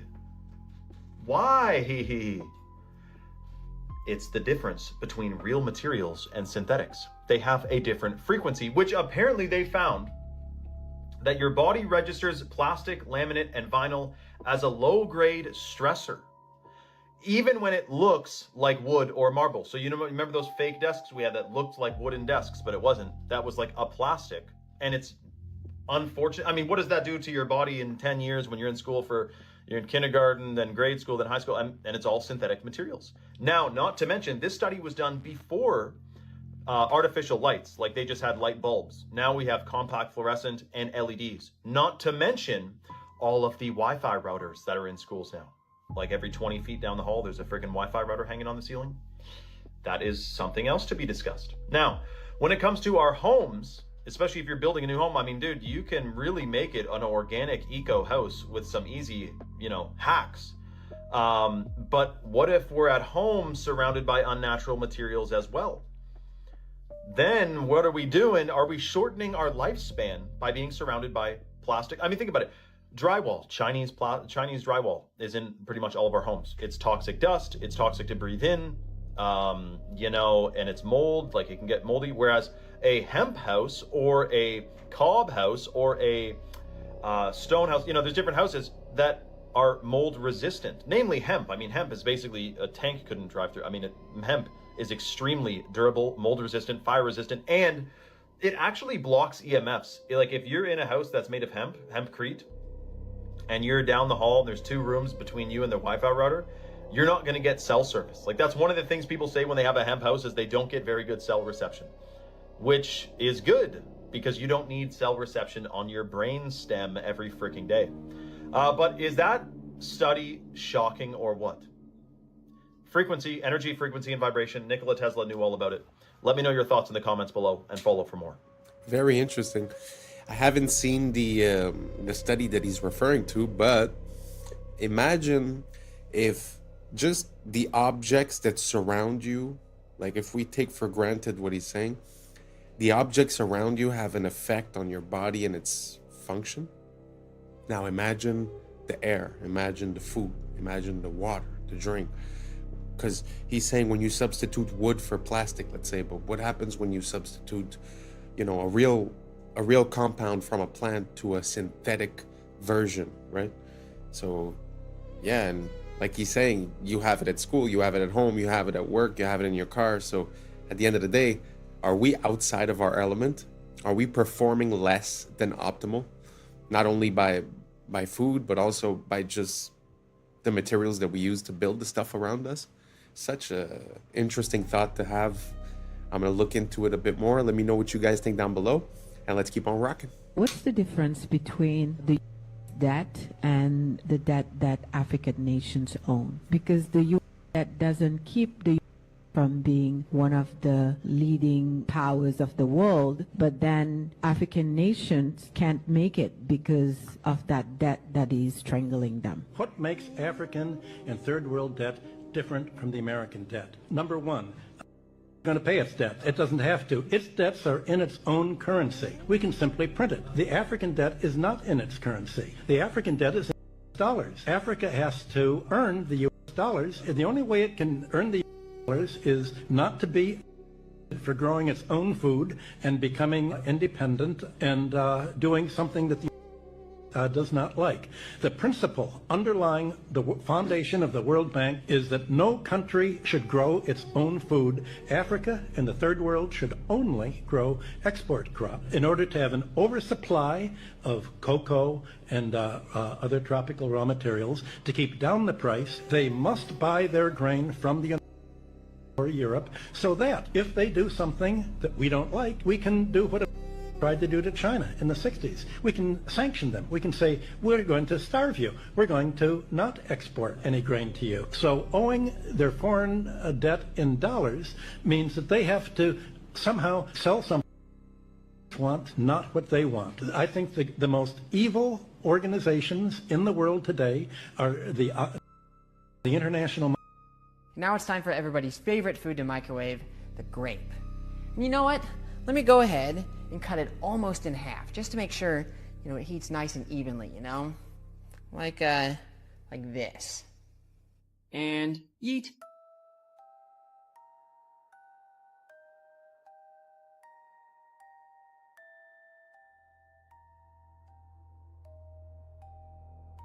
Unfortunately, the fragrant smell of roasted grape is hidden by the suffocating nitrogen dioxide fumes, which is the deadly brown gas left in the beaker there. Instead of cutting a grape in half, I just tossed in some unmodified grapes to see if I get the same result.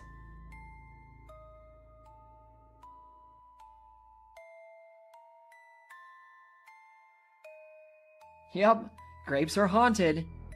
Let's see if the microwave can melt magnesium ribbon, or at least see what kind of plasma it'll make.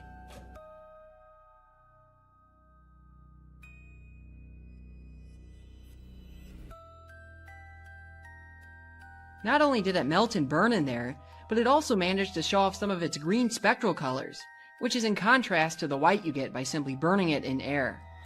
Aluminum melts at only slightly higher temperatures than magnesium, but for the sake of curiosity, I'm going to toss some foil in there anyway. Alright, here goes nothing.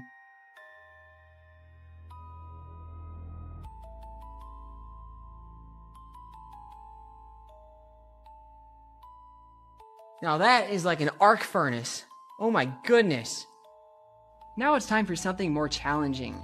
Copper needs to be very hot before it melts, so let's see how it holds up in the microwave.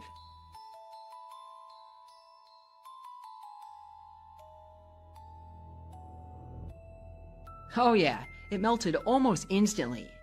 Now this also brings up an important point about the glass.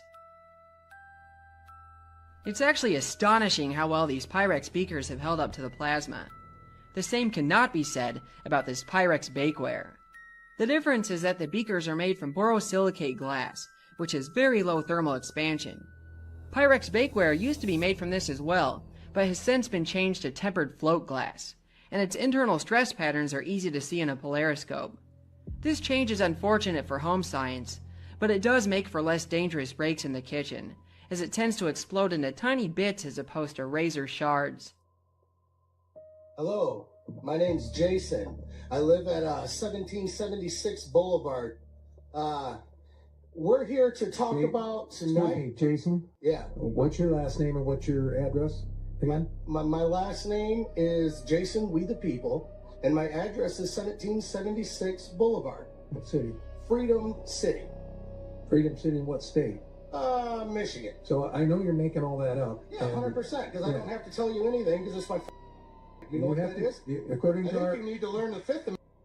I don't care about your article. According to Article 6, Clause 2, you're trumped. According to the rules of this city council, you have to give your name, your proper name and address, or you're not allowed to speak. So do you think your bylaws, because that's the way it's looking here, you think your little bylaws here remove me so I can sue out of the city. Do it, because I'll make sure you don't get no data center. Try 42 USC 1983, baby. That's my middle name. You want that name too? Now, back to this Fifth Clause. You can't use no takings clause, Einstein. Guess what? That's for public use. You understand that? You know what public use is? Sure ain't a data center. It's a park, an old folks home, something like that. It's the Fifth Amendment. Not that complicated. You should look into it. By the way, how does it feel sitting up there being a Benedict Arnold to all your people out here? Not one person supports this. How about this? Everybody up here's been asking who supports the data center. How about this? Who don't support the data center? Any other questions? Is there any other questions? Ray Charles and Stevie Wonder can see this one together.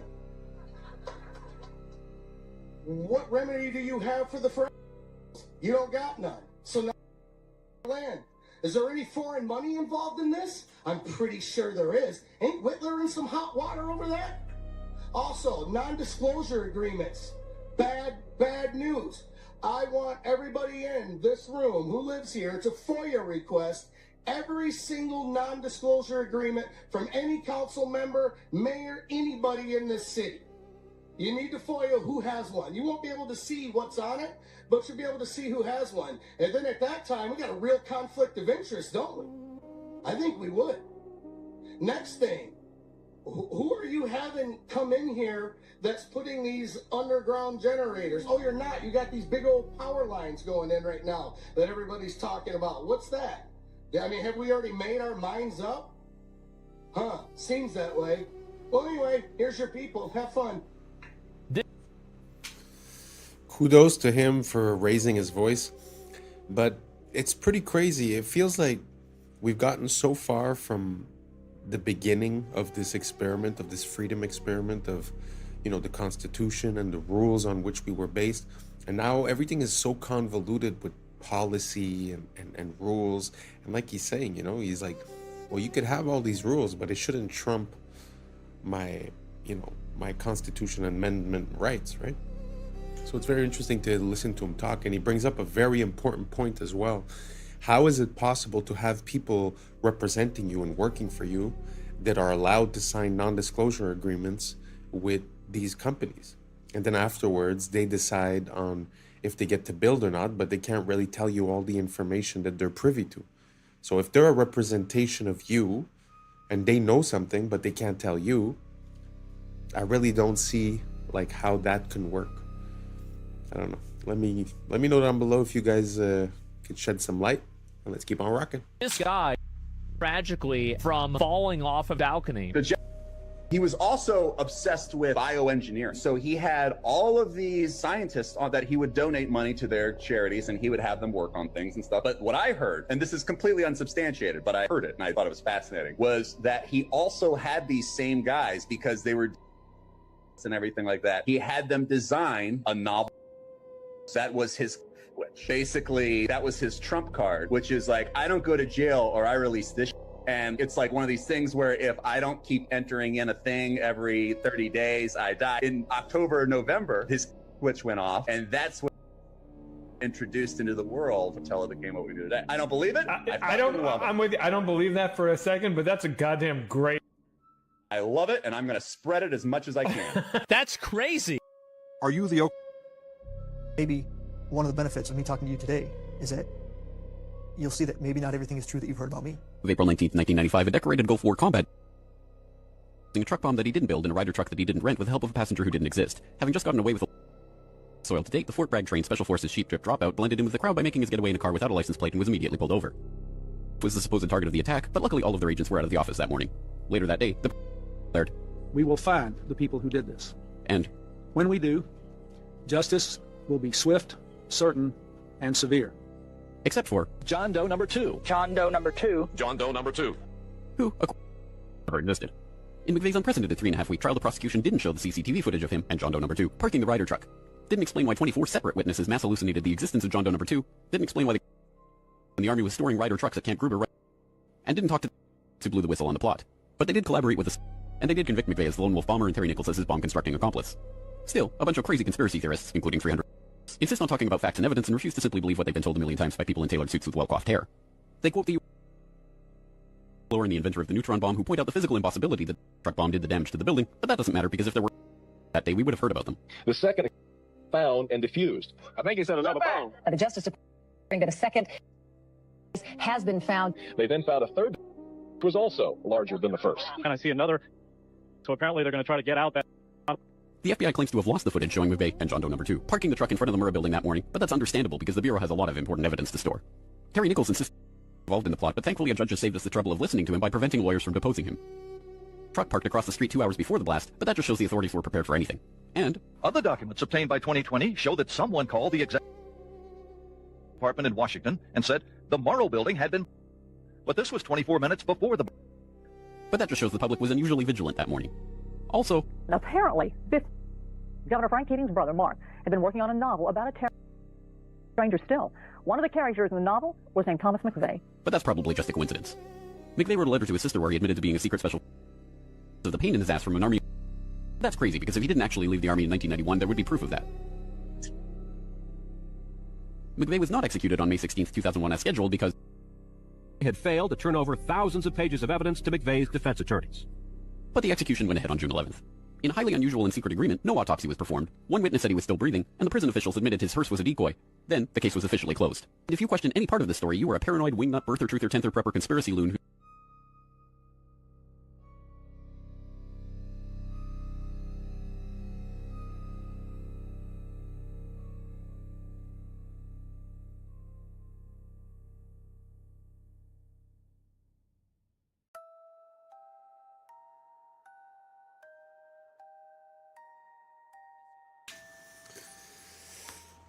It just seems sometimes, especially when you look at these major events, that the more you look closely, the more inconsistencies you can find.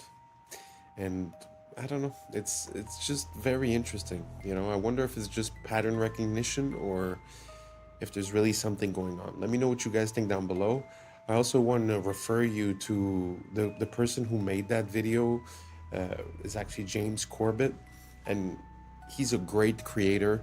For the past at least 15 years, he's been always present, always talking about everything, always backed up with sources, references, and never speculating, truly saying the facts as they are.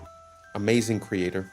So anyways, thank you so much for rocking until the end. That's a wrap for today, familia. Whether you're tuning in with the sunrise or you're posted up after midnight, I appreciate your time, your energy, your curiosity. And don't forget, this isn't about truth or fiction. This is about perspective.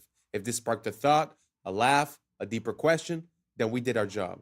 So drop your thoughts in the comments, keep the convo alive, like, subscribe, and hit that bell if you're riding a wave, because we're just getting started. Until next time, stay grounded, stay weird, stay critical. I'm Adam Strain, and this has been Adam Strain Reacts. Peace! I don't know what y'all think, but now it's time for us to link up. Really think we on the brink up, making a change, we're living this strange. Living this strange. Making a change, from living this strange. Yeah.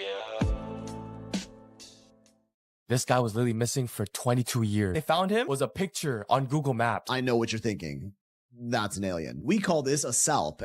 Are they slits or are they rectangles? More debt in the system than there is currency in existence to pay the debt. What's up, YouTube? Today, we'll be looking at disturbing TikToks that'll make you question reality. So without further ado, welcome to Adam Strain Reacts. Let's get her done. This guy was literally missing for 22 years. The only reason why they found him was a picture on Google Maps. Oh, shit. And it was in a nice ass suburban neighborhood. The day he went missing, he told his girlfriend that he was going to go to the club. No like missing person alerts, no Amber alerts for this guy. His family was like, he probably got abducted. We're not going to do anything about this because no one's going to find him. There's no like reports on him. One day, randomly 22 years after, this guy's on Google Maps and then he's looking at this little lake with a bunch of suburban houses, right? And then he sees a little car by the side of the lake. And he's like, okay, I'm going to zoom in, tilt my head a little. And he's like, okay, what the heck? I'm going to report this to the police. This is weird, right? So police come, pull the car out, and it has a bunch of algae, right? They flip the car. In the car, there's still a skeleton with the seat still buckled. Oh, shit.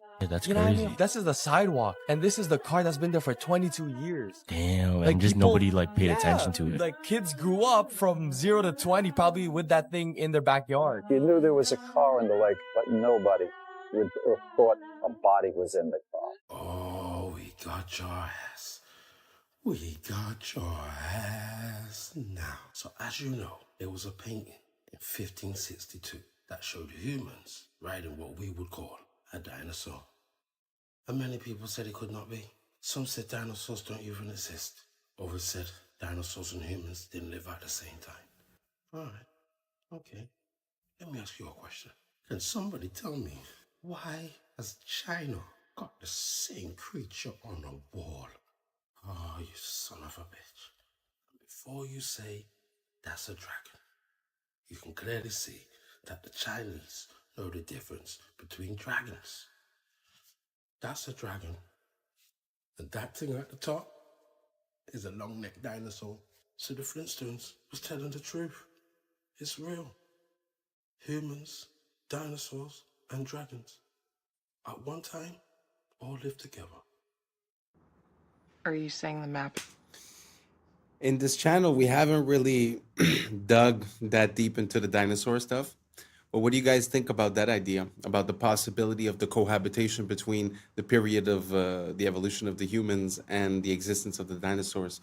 Because theoretically, they said in our textbooks that the dinosaurs disappeared 60 plus million years ago.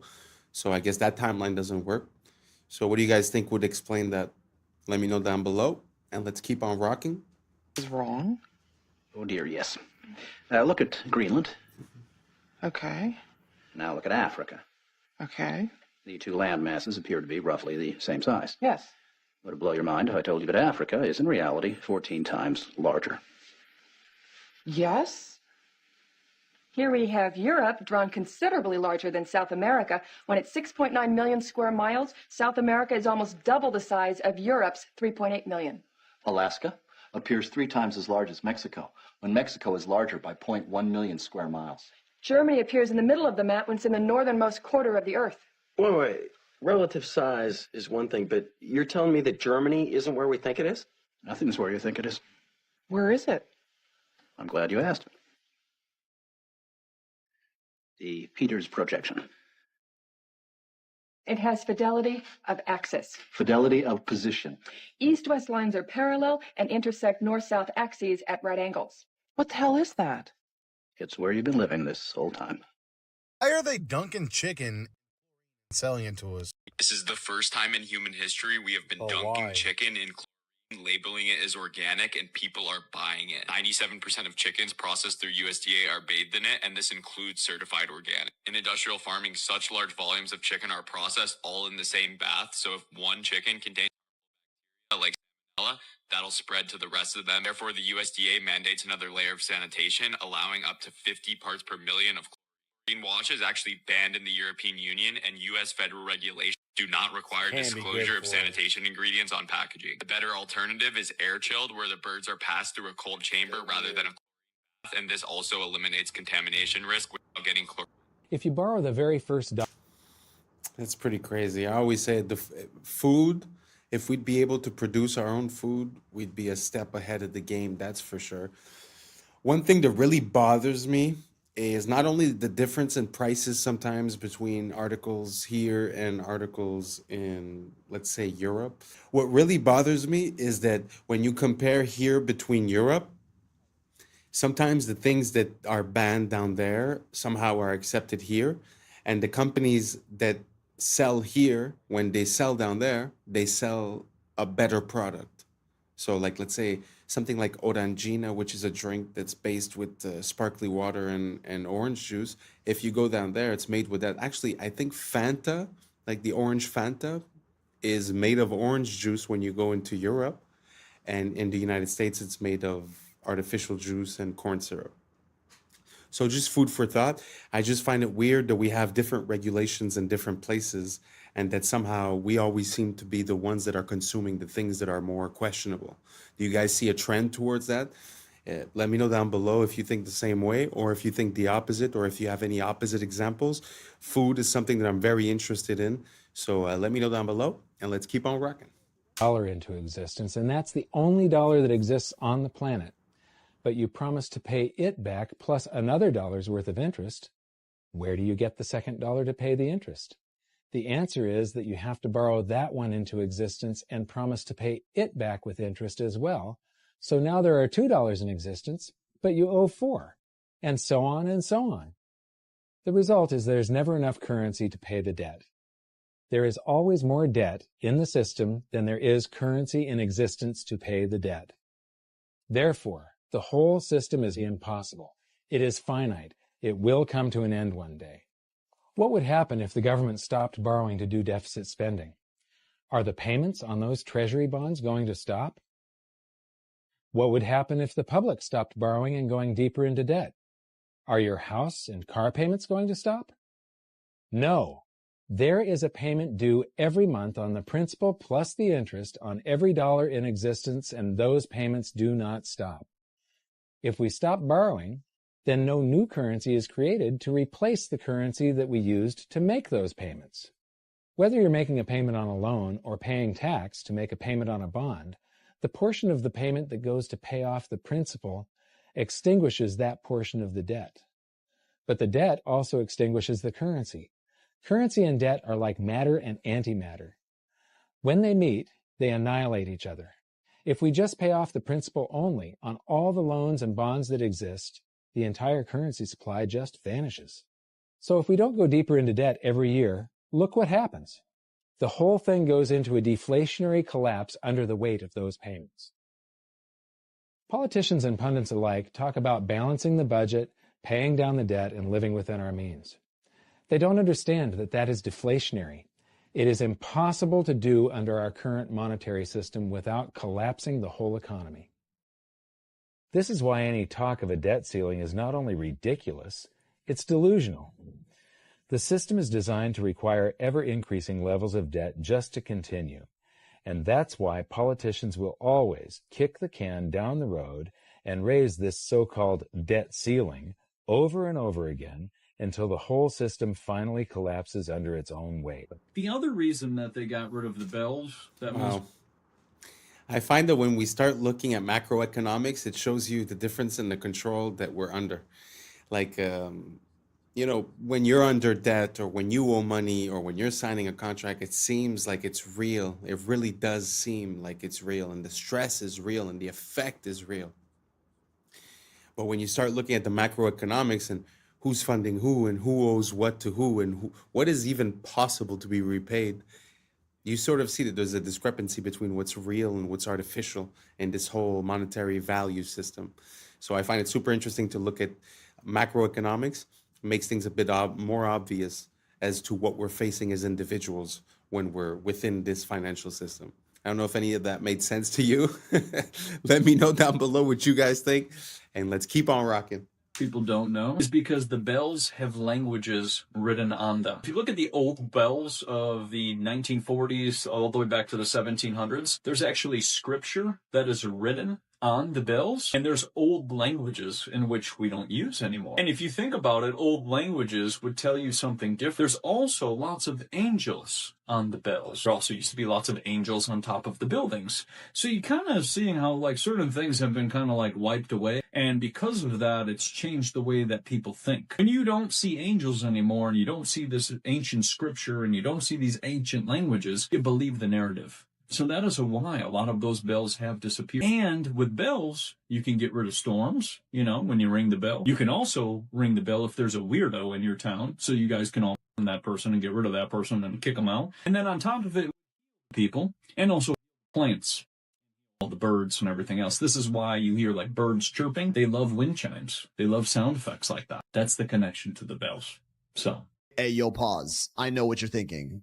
That's an alien. We call this a salp, and low-key, I don't think they're from this planet. They move around and eat by contracting their muscles to draw water into their bodies through an oral siphon, and shoot that water out from the back, which propels them forward. They're neither fish nor jellyfish, but a special type of animal called a tunicate, also officially known as sea squirts. Soft, sticky, and always wet, they rely on their muscular grip to feed on tiny phytoplankton as their primary food source, which is honestly the least interesting thing about them, because they also have the ability to clone themselves, with a single salp capable of replicating itself into a long chain containing dozens of them tens of meters long. And when linked, they move in complete sync with each other, each salp reacting to the other's rhythms within milliseconds. More like neurons in a brain rather than individual creatures. Some biologists speculate this insane coordination may be a sort of primitive distributed intelligence, where many salps connected together all retain a singular consciousness. And they also have crazy regenerative abilities, with even a tiny piece of one capable of growing into a complete new salp. And as you can tell, they're also almost completely transparent. You can see all of their internal organs from the outside, practically invisible in our oceans. And before you say anything, is it just me or that looks CGI? Like, I have a hard time wrapping my brain around what I was seeing. Like, he was speaking as if it was real, but really all of the images, it's kind of hard to believe. Gee whiz, that's a beautiful, beautiful thing. So it sucks in the water from the front, creates some sort of a compression effect as it gets the nutrients out of the water, and then it just shoots the water out of the back to propulse itself forward. Amazing, amazing design. I've never heard of anything like that. Makes me think of the octopus and the squid that we see. Some people say that they're like aliens and they're ancient, they come from somewhere else, but that thing gives me the same exact vibe, and it actually, sometimes I doubt myself. Is it AI? Is it CGI? It looks almost unreal. Did you guys get the same feeling watching that video? Or am I just losing it? Let me know down below, and let's keep on rocking. Morbid Facts, Part 802. Trailer Park Boys star Mike Smith, best known as the harmless wide-eyed Bubbles, has been charged with Nova Scotia for an incident that allegedly happened back in 2017, a case that stayed buried for nearly 8 years before finally surfacing in court. The identity of the victim is under a strict publication ban, but Smith is now legally barred from contacting them or going anywhere near their work, home, or school. The charge has forced him to step away from the Trailer Park Boys production company, tainting the wholesome persona millions have associated with him. Deep inside a sulfur-filled cave on the Albania-Greece border, scientists have uncovered the largest spiderweb ever recorded, an enormous 106-meter sheet stretched across the cavern's walls. Hundreds of thousands of spiders from two normally rival species have formed a massive cooperative colony, a terrifying behavior never before seen in spiders. The cave's toxic, sunless environment created a self-sustaining ecosystem powered by sulfur-eating microbes, which attracted swarms of insects, which in turn supplied this spider megacity with endless food. The web is so dense and vast, it looks like the cave is wrapped in ghostly white fabric, proof that life can evolve into something terrifyingly efficient when pushed into extreme conditions. Have y'all seen this bridge? Wait, what the? This is called the Poughkeepsie Bridge, and it's the only interesting thing in New York. That's because this ain't just any old bridge. It is the longest elevated pedestrian footbridge in the entire world. Rises 212 feet above the Hudson River, and it's more than 6,000 feet long. That's a length of almost 1.3 miles. Technically, this isn't the longest pedestrian footbridge in the world. That's a title that's technically held by this zoo in Colorado that has a footbridge that's almost 8,000 feet long. But this thing's like a damn boardwalk, okay? That's some weak sauce for the longest bridge in the world, and I therefore refuse to recognize it. The reason that this bridge is objectively cooler than that thing in Colorado is because it wasn't always a footbridge. It was first built in the 1880s as one of the only train bridges across the Hudson. And it was a big deal when it opened, with this cantilever steel design being an engineering marvel of the day. It would stay in service as a train bridge for almost 100 years until the industry on the East Coast began to wane. In May of 1974, sparks from a train crossing the bridge set fire to its rail ties. While it was ultimately brought under control, this fire would claim 700 feet of the bridge's deck.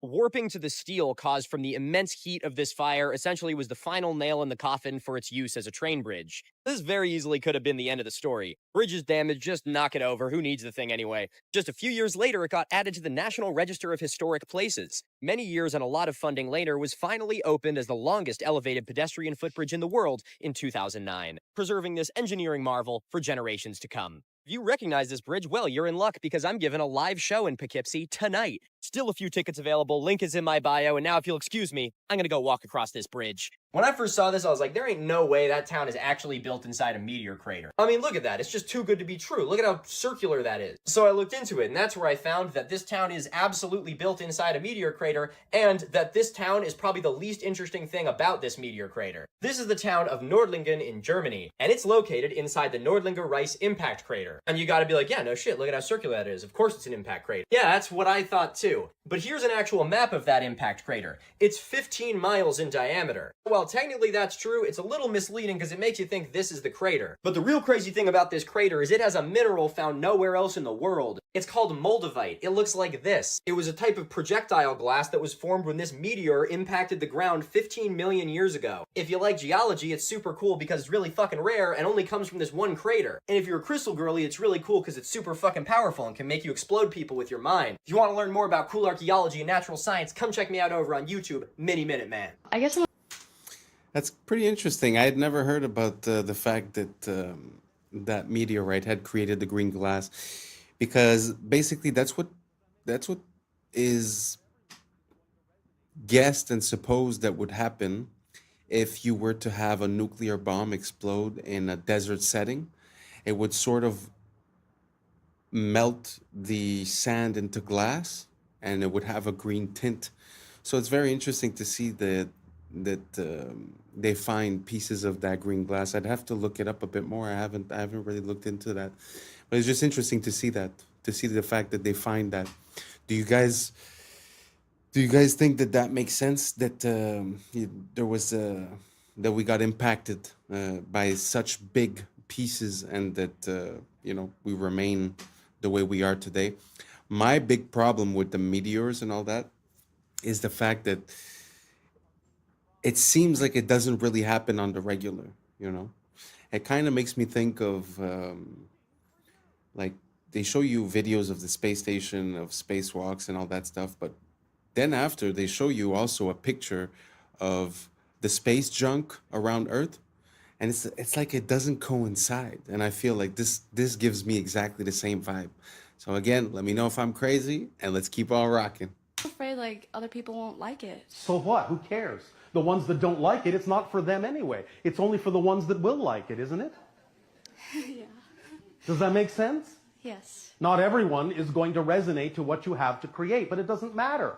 What you're creating isn't for the ones who aren't attracted to it. It's for the ones who are. So who cares about the ones that aren't? Yeah. Is that too logical for you? No, it makes sense. Do you understand? You have no business measuring yourself against others. You have no business comparing yourself to other people. And what anyone else thinks of you is also none of your business. Do you understand? Yes. It's none of your business. Because that's not what your business is about. Your business is about being yourself as fully as you can. That's your purpose in life. And if you're not willing to be yourself, all the people that would be attracted to the gift you have to give are being deprived of your gift. Why would you do that to them? Why would you hold yourself back from people that are looking for you? Why would you be that stingy? Oh, yeah, I guess. You see, you think, in a sense, you're doing something humble. But you're being arrogant and hoarding your gift and keeping it away from people who might need to see it. Relax. You would not be where you are. You would not have the gift you have if there wasn't someone who needed to receive it. As we have often said, there are no one-sided coins. If you have the head, the tail has to be there or there's no coin. You have the head by saying you have the gift. The fact that you have something to give defines the reality that there must, by definition, be somebody in that reality who needs to receive it, or you wouldn't be excited about it. You'd be excited about something else. So don't hold back the gift that you are. Someone is waiting to receive it. Don't make them wait. Yes? Yes. And when you don't make them wait, you won't be waiting to be yourself. Channel more of yourself. Yes? Yes. Is this helping you? Yes, thank you very much. You are very welcome. Stop arguing with creation about your value. If you weren't valuable, you wouldn't exist. Stop arguing with creation. All right? Yes, thank you. All right. Okay, here's the easy. This guy really has some gems. The problem that I have is the source that he says that it comes from is from channeling this alien or whatever. But really, when you break down what he's saying, you know, kind of makes a lot of sense. And a lot of people I find get caught in the thinking and in the planning and in the trying to know what this sacrifice is going to give me before actually doing it. So you get all this plan done, then you realize, hey, I don't even like doing this. You know what I'm saying? I feel like there's a bit lacking of the just doing type of thing. And to come back to what he was saying regarding if you have a skill or if you have a thought or a passion, it's that automatically that means that there's someone that's ready to receive that. I find it funny. It makes me think of the idea of like magnetism. So if you, like he said, if you're the coin, there's this part and this part is just implied. I really like that idea. It kind of makes sense a lot to me. And yeah, like I said, I don't like where it comes from, but did you guys agree with what he said? Did you guys find any flaws? If you found a flaw, let me know. Let me look into it. Let me try to figure it out. And let's keep on rocking. What does a horse look like? Yeah, 4 legs, fast, muscular. Okay, you got it in your head? What does his pupils look like? Yeah, his eyes. Are they round? Are they oval? Are they slits? Or are they rectangular? Think about it. They are rectangular. When did a horse's eyes become rectangular? Now, I remember a goat's eyes being rectangular. I remember some sort of devilish animal being rectangular, but I don't never remember a horse being rectangular. Now, I'm not an expert. I'm not like a rancher or a cowboy or anything, but I am a human being, and I do remember things, and I just don't remember horses' eyes look like that. Now, if there is some equestrian professional, please let us know. Do you remember? Because you work with horses all the time, but I don't remember horses' eyes looking like that ever. Let me know if I'm tripping. It's us. Why? I think he's tripping, but I think I'm tripping too. Do you guys remember horses' eyes being like that? I feel like I remember movies where there were horses and I remember the close-ups and they're like face to face kind of giving a kiss. Never jumped out that they were that shape. I always felt like they were like big and brown. Maybe it's just me. Why is there Who absolutely knows? no trace of the outside? In fact, why are there no pieces of at all? Not one seat cushion, engine, vertical stabilizer, nothing. 100 tons of titanium, steel, and aluminum gone. The only pieces of debris on the front lawn of the Pentagon were light enough to have been carried by hand, and employees from the Pentagon were seen carrying away a large box shrouded in a blue tarp. What was in that box? Why weren't we allowed to see it? But don't take my word for it. Listen to CNN's Jamie McIntyre as he reports live from the You know, it might have appeared that way, but from my close-up inspection, there's no evidence of a plane having crashed anywhere near. The only site is the actual site of the building that's crashed in. And as I said, the only pieces left that you can see are small enough that you could pick up in your hand. There are no large nothing like that anywhere around, which would indicate that the entire plane crashed into the side of the and the biggest thing on the news right now, also a recession indicator, the Starbucks Barista Cup. What? Oh, this is the new Labubu, fam. Oh, you don't know. Starbucks just came out with it's a bear with a Starbucks hat on it and the straw that goes out like this. Okay. This is my theory. This is a whole social experiment that Starbucks did just to expose this whole recession, because all we can look forward to is this $30 luxury cup. Mans were elbowing people in line for it. Go ahead. Oh, all right, Karen.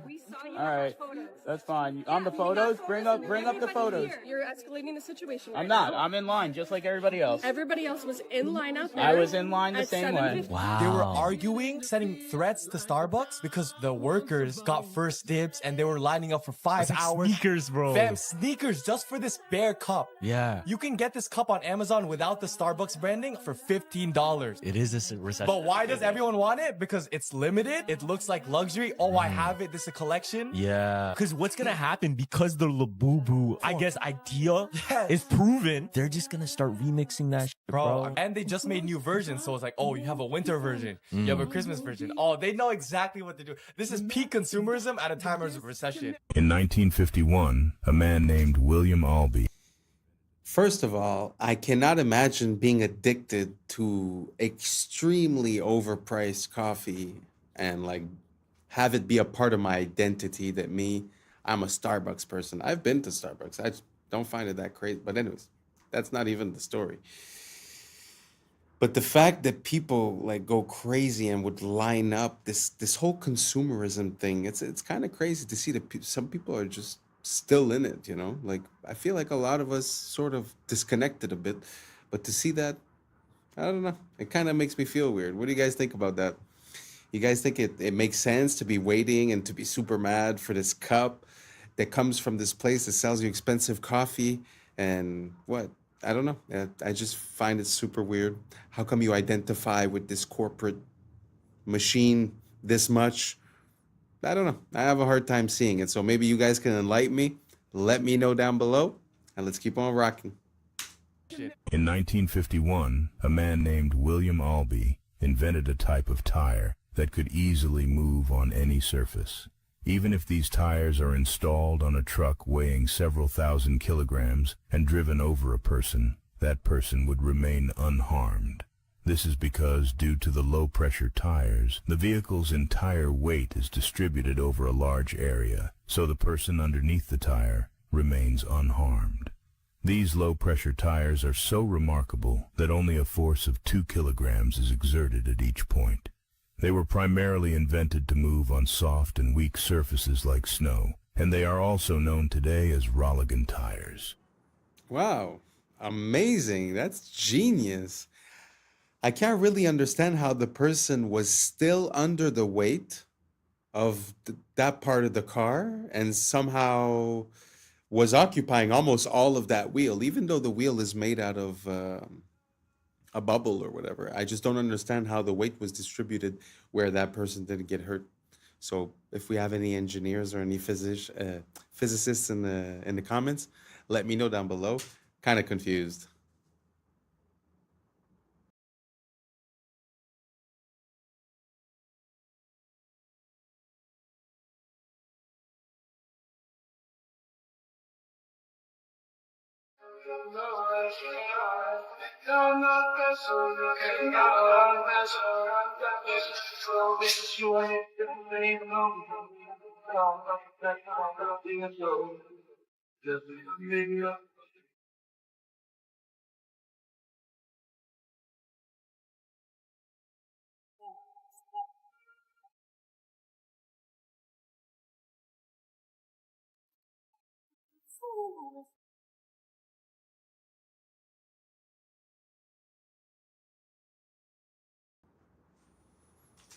Wow. Again, that is complete genius. Wow, I never even thought about that. So you're throwing stuff in the garbage and it's like a never-ending garbage in a way. So you're occupying the same amount of space as you do with the certain amount of garbage collection, but you're actually collecting way more and there's way less garbage visible, at least. Wow. Amazing idea. Amazing idea.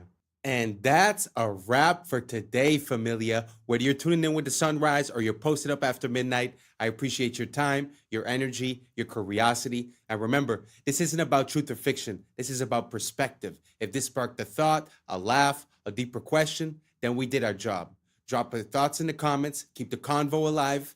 Like, subscribe. Don't forget to hit that bell if you're riding the wave because we're just getting started. Until next time, stay grounded, stay weird, stay critical. I'm Adam Strain, and this has been Adam Strain Reacts.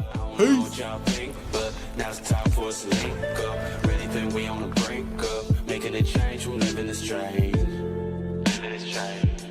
Making a change. I'm living this change. Yeah.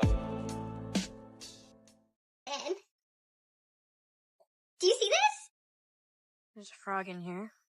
All about the one world government. LA, 15-minute smart cities. Jamaica, Maui, 15-minute smart cities. Yeah, right? Yeah. Here's all the snacks. There's no employees. There are robots in here. There are robots taking your order.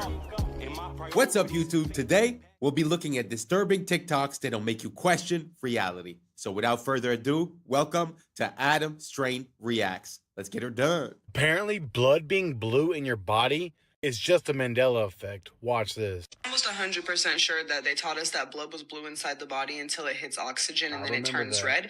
And I just saw a video of a 6th grade teacher talking about why do her 6th graders think that blood is blue. And my first thought was, how do you, as a teacher, not know that blood is blue until it hits oxygen? And then I looked it up, and apparently that was never true. So now I'm wondering, because I could have sworn they taught us this in schools. Like, I don't even know if this is a Mandela effect or if this is just like misinformation completely, or if they are like they just lied to it. Wait, who else thinks that blood is blue? Actually, let me ask. What is Bill Gates?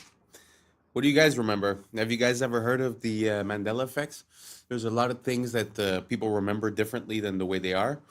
Like Star Wars, instead of saying, Luke, I am your father, he says, no, I am your father.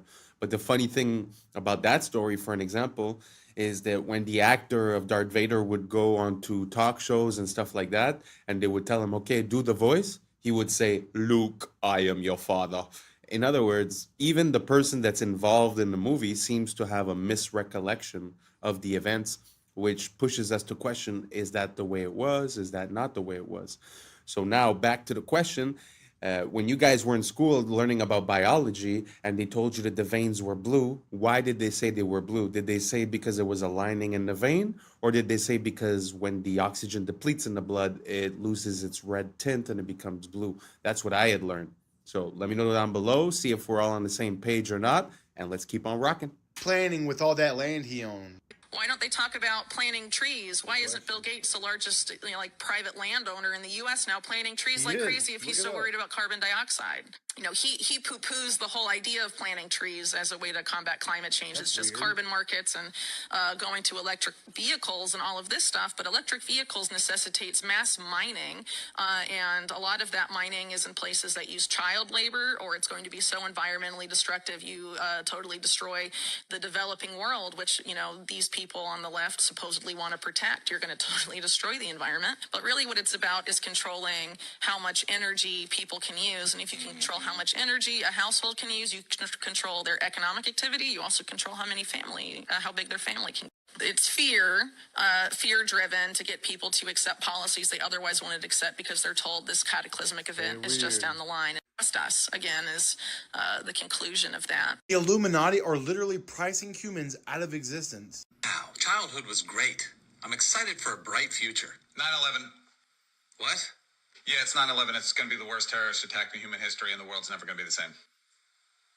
All right, well, I'm sure by the time I get to college, things will... Financial crisis. There's going to be one of the worst financial crises ever. All right, well, whatever. I'm sure by the time I'm 30... Global pandemic. There's going to be a global pandemic that irreparably shifts how society operates. Forever. This is becoming too much for me. All right, well, I was always shown that the key to happiness is just raising a family and owning a home. So I'm just going to focus on that because I'm finally making $100,000 a year. $250,000. Can't even do that anymore. Yeah, you're going to need $250,000 a year for all those things now. Are you kidding me? Gee, I mean, I guess I'll just go back to medical school then. $300,000, that's going to cost $300,000 and also 10 years of your life. Oh, my... Whatever, I'll just pursue my passions and become an artist. They're going to try to replace you with AI. Good God. I can't deal with this anymore. I'm just going to revert back to my childhood and watch some of my favorite shows. Try to forget about this. Child abuse. What? Yeah, child abuse. They were all abusing children. I need to go back to church. Also abusing children. I can't do this anymore. Is the government at least, like, trying to fix this? Stay weird. Abusing children? Abusing children. Have y'all ever... It's kind of true when you think about it. It seems like, I don't know, what age you guys have, but it does seem like there has been like a steady crisis every couple of years. Seems very interesting. Do you guys think that there's a meaning behind all of that? Or it's just random? But when you look at these events and you start looking at the causes and how and the incentives and, who had motive, becomes a pretty interesting story. But he is right that, you're trying to live a normal life, but with all these crises, with all these attacks, with all these situations, it's kind of hard to just go on your merry way. And like you said, even if you just want to, settle down, get a house or whatever, back in the days, people seems like they could buy a house if they were working at the convenience store. And nowadays, it's like they're talking about, Trump spoke about 50-year mortgages. So that means that everything is just out of reach from the consumer. So it's so sad the way back in the days you could have the most basic job and somehow still provide for your family. And nowadays it seems like that has completely changed. You guys agree? Do you guys see it the same way? Or do you guys think that nowadays there's way more opportunities than before and we have a problem with our mind state? Let me know down below and let's keep on rocking. Ever seen anything like this? VinHub. So check it out. You scan the QR code, right? There's all the snacks. There's no employees. There are robots in here. There are robots taking your order. Oh my goodness. And they got everything. They got medicine. Oh my goodness. I have to order something. I have to. This is a crazy business model, y'all. This is a crazy business model. Can you see this? Do you see this? It's a giant vending machine. But instead of getting one Pop-Tart, you could get all the Pop-Tarts. Instead of getting the little bag of cheeses, you get the whole box, right? You go ahead and go grocery shopping in here. They got coffee made up there. They got A1 sauce. Come on, they got everything in here. Man, what? Oh, man, there's too many ways to make money, y'all. This is hard. This ancient rock appears to be a map, but not just any map, a map of Earth's magnetic fields. It's at Newgrange. It's a pretty big rock. It's above average, megalittically speaking. It's a boyfriend rock. If you split the hemispheres of the Earth at the line on the rock, you get the magnetic vortex points of North America, South America, Russia, Pacific Ocean, and Antarctica. It's not just the similarities, though. It's the alignment of Newgrange itself. It is aligned to the winter solstice. The winter solstice is a magnetic event. During that time, the solar wind is the strongest. Earth's geomagnetic response is the weakest. This is important. Grange is in Ireland, where the auroras are. Those are charged particles re-entering the Earth through the atmosphere. Ireland is also home to some of the craziest geological formations on the planet, including the composition of these rocks, which are magnetic. Earth's magnetic field can align grains in sedimentary rock. These are the studies from Newgrange proving it, but why? Well, believe it or not, this was very common in the ancient world. In Tiwanaku, Bolivia, Brian Forster showed that the H blocks are actually magnetic. In Egypt, at Elephantine Island, my friend Chelsea accidentally ran an experiment with her tensor rings. After putting the box on that altar, it mangled her copper tensor rings, but only the ones that were shaped like a magnetic field. Geometry might actually show us the answer here. Newgrange is part of a vast network of stone circles. Circles contain a vortex. It's the only geometry that can do that. Stones act as nodes that shape the magnetic field as it enters into the most optimal way that a magnetic field flows. To balance the flow through the crust, we couple where it's weak and then we get rid of it back to the atmosphere where it's too strong. But here are the opinions of what people think those carvings are. We start matching the stuff with our science. This perspective requires no belief, just an open eye and an open mind, and I got way more to show you. Terminator is the prequels to the beginning of The Matrix. Sarah Connor is actually Neo's mother. So JC, John Connor's Jesus Christ, grows up to be Neo, one and the same in The Matrix. The Matrix is in the future. The Terminator is the past. It's time travel, past, present, and future time travel. It's the second coming of the Christ, the evolutions of consciousness, man versus the machine. So the machines, the Terminator machines, hear that a child is going to be born that's going to terminate them in the future when they oppress man. So see, it's a man versus the machine. It's God's children versus man's children, which was technology. So man versus nature. Exactly.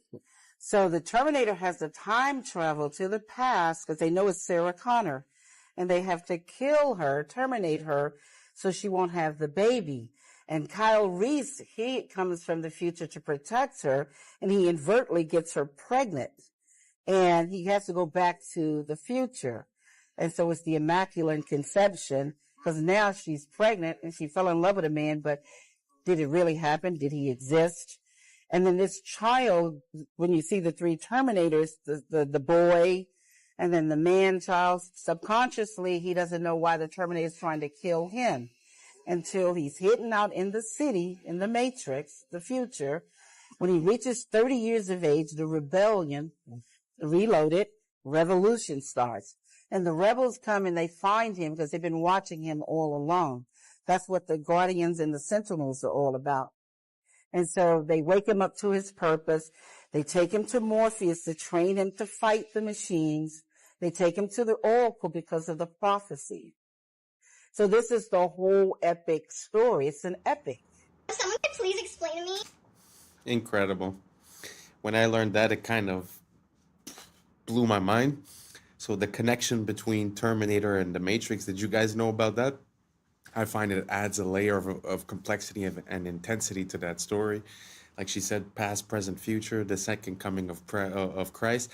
I know, we always think these are movies and it's science fiction and this and that. Did you guys have any idea of the implications and the connection between these two movies? I find that amazing. Amazing. I don't know if I could get a hold of that book. I don't know if it exists because I think she just wrote this, like she wrote an idea and then they made a script out of it, but I don't know if the book truly exists. I'd like to get my hands on that. So let me know down below if you guys knew about the connection between the Matrix and the Terminator and what you think about the story that she was saying. And let's keep on rocking. That'd be great. Normally don't make hot coffees, normally make iced coffees, but the weather's getting colder. Was feeling a little frisky this morning. I had bought this specifically to make hot coffee. I had not opened it yet. Expiration date is March 2025. Like, we're rocking, right? I go to undo the top and take the thing off and pour it in. Do you see this? There's a frog in here.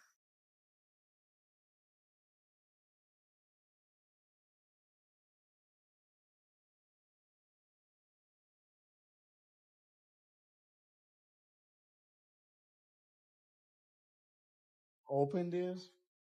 Look, drink water. It's crazy. La la la la la. La la la la la. La la.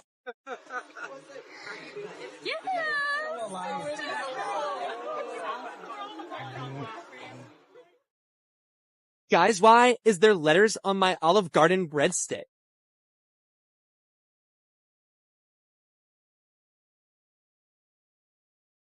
So if LA couldn't get any creepier with all the problems with crime and homeless, I ran into this billboard on this lot. So this is a vacant lot for construction, and it says, "Live life deeper, 144 stories underground. You may never go outside again."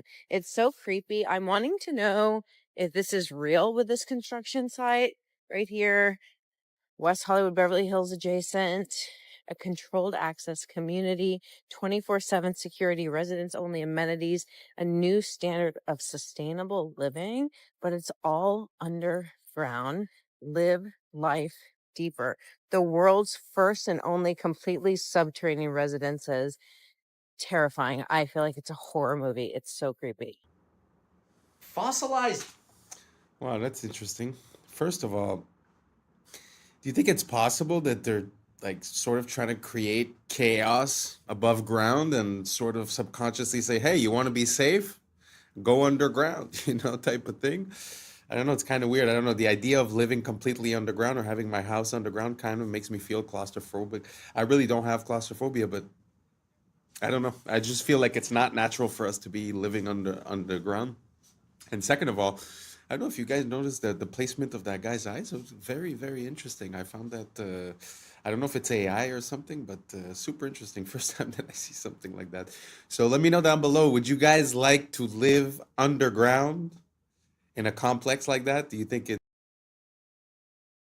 it makes sense? Or are you like me and you like your fresh air and the sun and it's not for you? Let me know down below and let's keep on rocking. Cowboy boot? That is the most insane thing I've read all day, but I am curious, what's the story here? Allegedly, this bad boy was found in a creek in Texas. So these guys, Carl and Don, were like, look, it's the fossilized leg of a cowboy. Well, that's a bit of a leap in logic. Why would they go and do a thing like that? That's because Carl and Don are young Earth creationists. So since fossils run against the grain of what their ideology is, they need to find a way to undermine them. So they use this boot to say, look, fossils can form very quickly, and therefore all of geology is a lie. So many things wrong with this that it's actually incredible. Probably the most important, bone's not fossilized. When bone fossilizes, it turns to stone. This is just normal bone. It's not fossilized at all. They claim that this stone that it's in is 40 million years old, which it isn't. See, this is limestone. It breaks down in water, and then when the water evaporates, it leaves behind the stone again. So maybe the parent material is 40 million years old, but this sure isn't. And then why does nothing happen to the boot? Why did the boot not fossilize? It's just leather. You expect something unique to happen to the boot after 40 million years or some shit? We don't even know if this is human. I mean, that's a huge bone. And finally, if it is, why the fuck are y'all holding on to it? Even if there's a tiny chance this is actually from a person, don't you think it should be in like a forensics lab instead of being used to promote your weird, anti-science ideologies? So I don't know, maybe this is chill for them. If you think this is crazy, you should come check out my video debunking a young Earth creationist textbook. Come check it out, YouTube channel Mini Minute Man. Here we go.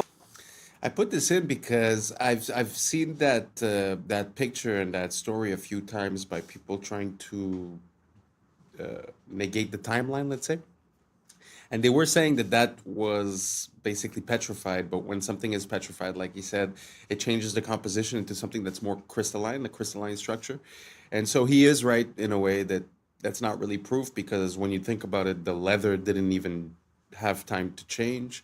So pushes me to another question. How is it possible that this man's leg and skin got replaced by limestone? I guess that would be the part that I don't really understand. But I just put this in there because sometimes I see it used as proof positive that basically the timeline is off. And, you have to be honest on both sides. So I like to see one side and the other one. And that's why I presented it here. Now let's keep on rocking. Oh, again, the Philippines was just hit with a massive typhoon. And you know what's interesting about all this? Again, this was another place that they proposed to build smart cities. These 15-minute cities of the future connected to digital IDs and electric cars, and you can't leave. This is all about the one world government, one world control. LA, 15-minute smart cities. Jamaica, 15-minute smart cities. Maui, 15-minute smart cities, all get hit with natural disasters. Now, why is it that every time these future utopias are announced in these places, they all get hit with these natural disasters? Don't you find this quite odd? Are you putting the pieces of the puzzle together like I am and seeing a direct correlation here? A common theme, if you will. Wiping out current foundation to build new foundation. First destruction and then reconstruction. What's going to rise from the ashes, guys? Surveillance grids, digital IDs, and centralized control, all under the disguised name of innovation. Now, the real ones can all see through the storm. We know what's really happening behind the closed doors. Our world is being purposely dismantled piece by piece by the psychopath globalists at the top. And the more people that wake up to this, the faster we're going to take these people down and actually build a beautiful new world for ourselves. So stay woke. Peace and love. This video is from San Francisco. A stamped brick with ARR, and we know that what used to be there said T, car. It's TCARR. Look at this. Huh. You can see that there are still fully intact bricks in what otherwise fully melted. Like that one right there. Mm-hmm. What is that? Much of it is melted beyond recognition, but That's a what lot it of is. it, like this, is still obviously a wall. So how old is this tree? Right. How long ago did this happen? That's in San Francisco. I gotta go check it out. Yes, definitely. You all need brick, to. Get the and drone. It's all melted down like as if it was candle wax hit with a blowtorch. That is what that looks like, dude. Flowing down channels. Holy Channels of mackerel. melted bricks. Like right there. Look at that.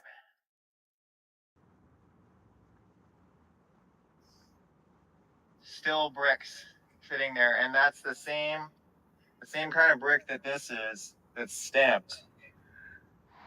This is the evidence. It's very interesting. There's a word called meltology where people start looking into all these rocks and mountains, and they start identifying structures that they see as melted. And what's interesting about this one here is that I've heard things about melted brick before, and it's kind of a point of contention because if you want to heat brick sufficiently for it to melt, you're talking about almost 3,000 degrees Fahrenheit and maybe 1,500 Celsius, which is very, very high heats, even for fire. So it's an anomalous situation when you find melted bricks. And anyways, to connect that, some people say that there was some plasma event or something basically that changed our plane of existence physically. So I don't know if that connects into that or if it comes from a fire, if it comes from another story. But again, it's just very interesting to see melted brick because the heat required to do that is very, very high. So yeah, that's why I put this in. And let's keep on rocking. Because there is a case of partial preservation of what was there.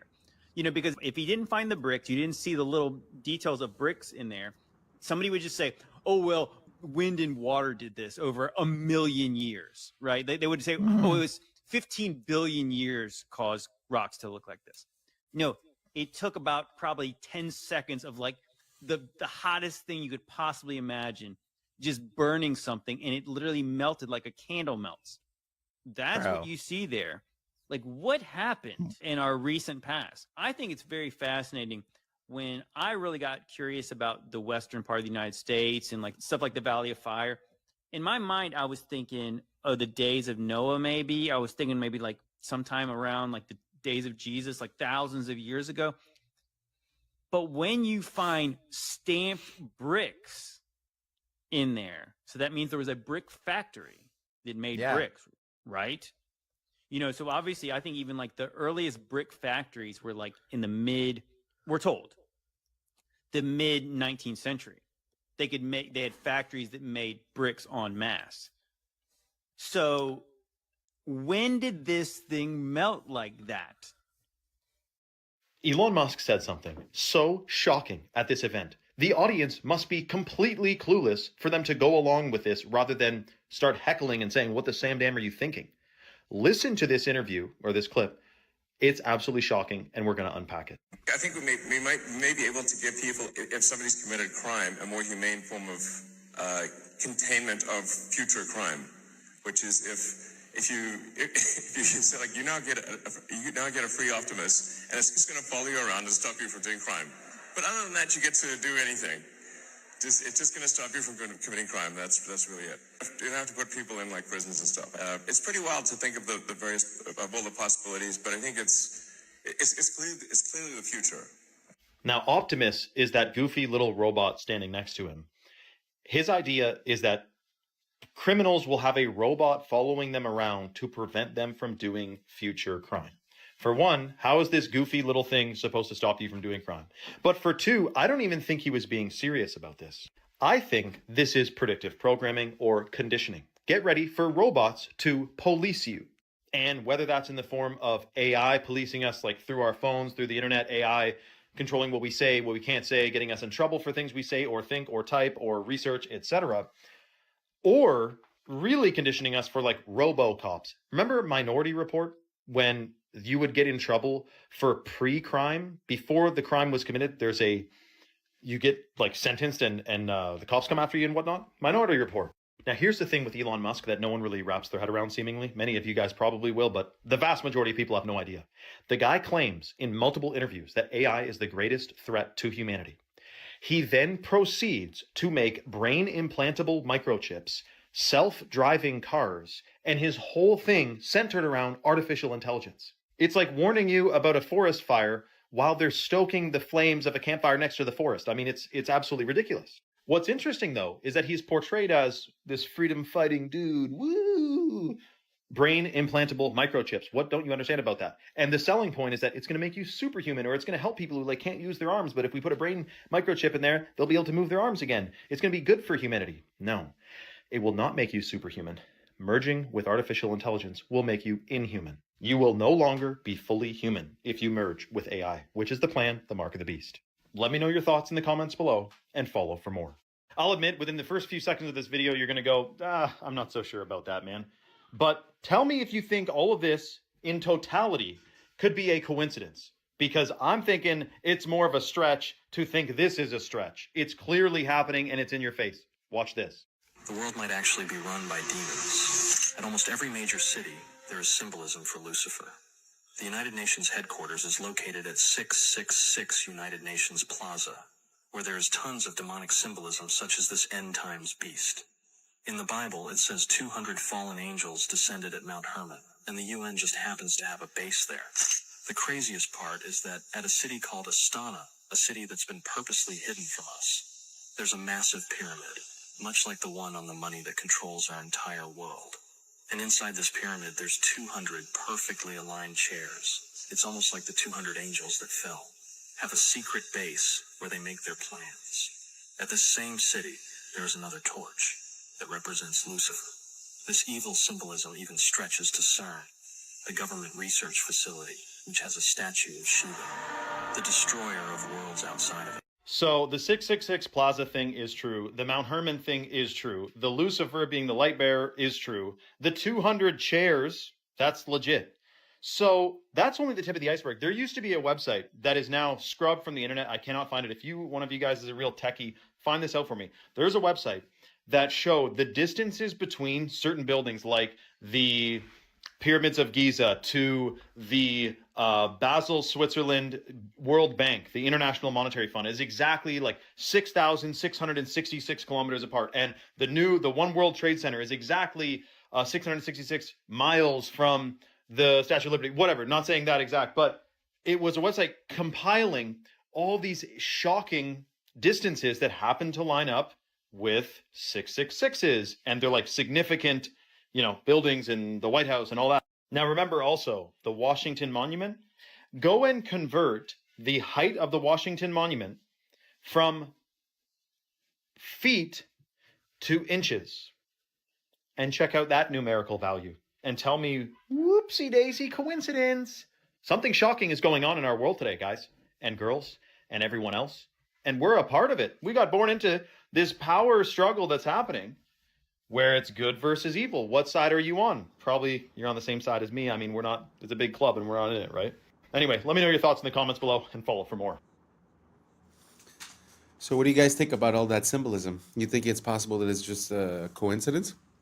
or do you guys think it's a trope? It's like an archetype that they're using to I don't know, steer us or create a certain pattern in our mind. Do you guys think there's a meaning, or do you guys think it's random? Let me know down below.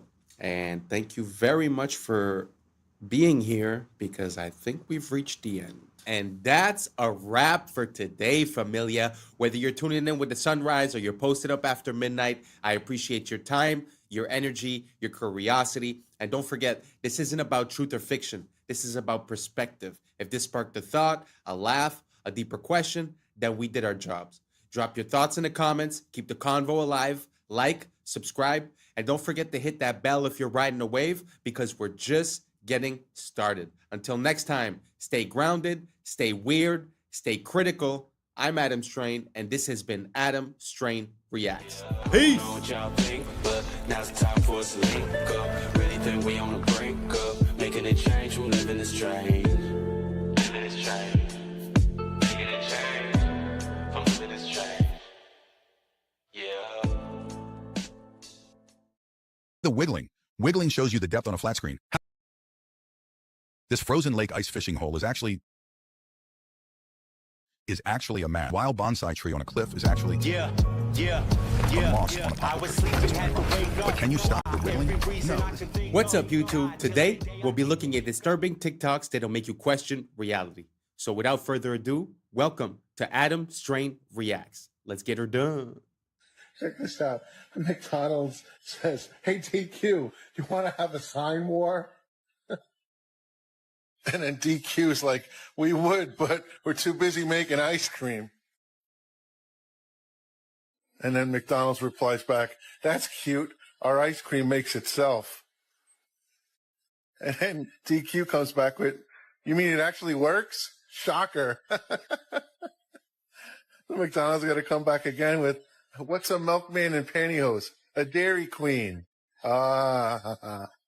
And then DQ comes back with, "Why dine with a clown when you can with a queen?" Yeah, that's good. Now, Arvis Bank across the street got to go, "Ice cream machine broken? We have a loan for that." Sounds like a Google ad. And then Sonic, they got to kick in too, and they're like, "We have ice for these burns." And then here comes Domino's with, "Your signs are cheesy, just like our pizza." Okay, this is kind of blowing my mind. This is an experiment that you can either do with yourself or with somebody else. It's very simple. Either ask the person or yourself to sing at the highest pitch you possibly can. Just go like, ah, but do it as high as you think you physically can. Then either ask them or yourself to imitate the highest pitched singer in the world, and that the person will always come in higher than they just did when they thought they were singing at the highest possible pitch. And this is a technique that apparently works for a lot of things other than singing, but immediately the responses are people saying, "Oh yeah, this totally works." For example, one person said that when they were in choir, the teacher asked them to sing it like you were an opera singer, and that immediately the sound was bigger and better. I bring this up because I once heard somebody tell me that when they're struggling to solve a problem, one thing they do is try to imagine a smarter person and picture what that person would do, and that it usually helps them. That there are invisible barriers to doing certain things, and that you can make those go away by telling yourself that you are imitating someone else. Even if you're asking yourself in some interpersonal situation, what would the world's nicest person do? Or what would the world's most charismatic person do? Although my favorite response is this person saying, when asked how they learned to dance so well, they said they looked at their shadow and moved it like a puppet. When you begin, it's pretty interesting, the idea that if you put yourself in the shoes of someone else, you would perform better than if you believe you're yourself. It sort of brings back to that whole idea of confidence and of manifestation and of believing it first. Being able to visualize it and then being able to do it, because you're able to visualize the person that in your mind is the best at that action, because obviously it's a reference. So you've seen that person. So you have a mental cue of how it would look, how it would sound. And then all of a sudden you're able to surpass your own limitations. It's very interesting. I wonder what type of other applications this could work on. If you guys have any ideas on what applications it could work on, write it down below. I'm very curious, and let's keep on rocking. To study history, you begin to realize during the feudal age, when the peasants kind of worked on the land of the feudal kings, they only worked 140 days out of the year. The other 200 days they chilled. So today we work more than the peasants. Most people work more than the peasants used to and have less to show for it. They have no land, they have no house, they have nothing. It's the illusion of slavery. It's the illusion of freedom.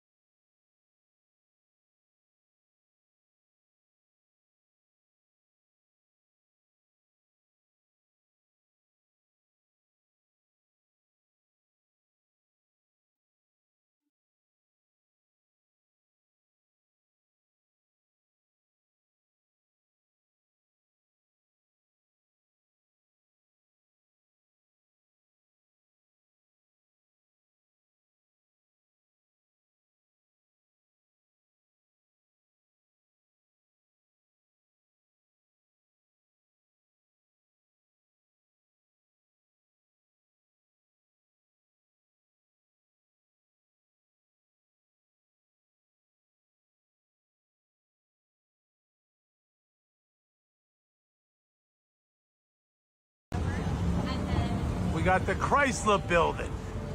Look at this thing. 2 years to build. 2 years. Come on, 1929, 1928. And in a surprise move, they hoisted that up at the last second to win world's tallest building. Just a little surprise by the architects. Well, listen, help me out here. Besides being Callus's Man of the Year, Grandpa Bill, the source of the stone, which I always say takes these buildings out. Hey, Grandpa Bill, what do you know about African marble? I don't know, they just imported it for the Chrysler building. Really? Donde está Mexico? Grandpa Jeb. What does that mean? I don't speak Spanish. Well, that's where they got the onyx from for the lobby, from Mexico. Georgia? Oh, what do you mean, Georgia? Well, that's where we got the granite from. 1929. Then they snuck the spire on to become world's biggest building. Do you believe these stories? Do you believe this BS? Sound off in the comments if you're smarter than me. Come on. Come on. Make it make sense, Grandpa Bill. This is the front. Of course. Of course they gotta share the building with them. They always got that indention. Oh, you should have went to architect school, Junior. You would have found out what the indention means. I had the best architect teacher in the world. What did they tell you about these things? Why would they do that? Look how dangerous that is. Come on, man. Make it make sense, Chrysler building. Sound off. Am I wrong? 2 years, under 2 years to be built. Make it make sense, Chrysler building. For all the people that ask, why do I care they lie? This is one of the first liars. J.P. Morgan. Look at this building they built. Billions of dollars. Why do you care about them lying? Because look what they're doing. You don't lie and don't get billion-dollar buildings like this. Come on, J.P. Morgan, make it make sense. Very interesting because, like you said, you know, the timeline of 2 years is kind of crazy. But the aspect that I'd like to highlight in this one is that, like, my family has a industrial supplier company, and basically, sometimes when you order stuff for a project, it gets delayed, or even the basic, you know, the basic wait time normally is from 8 to 16 weeks, depending on where it's from. And now we're talking about 1929. They're talking about granite from here, onyx from here, stones from here. I mean, just the logistics of the ordering, the receiving, and the shipping of all these items just to coordinate with the building. I mean, nowadays would probably take more than 2 years just assembling all of the items that you need. You know, it's It's an example, but that's without the building, that's without the conception, that's without any problem that you might face during the construction, that's without the fact that there's winter in New York. Yeah, so 2 years for one of the most iconic buildings ever. Not too sure. And if I'm not mistaken, I'm not sure if it's that one or the Empire State that a plane already went into it and was burning for 24 hours and the building is still standing.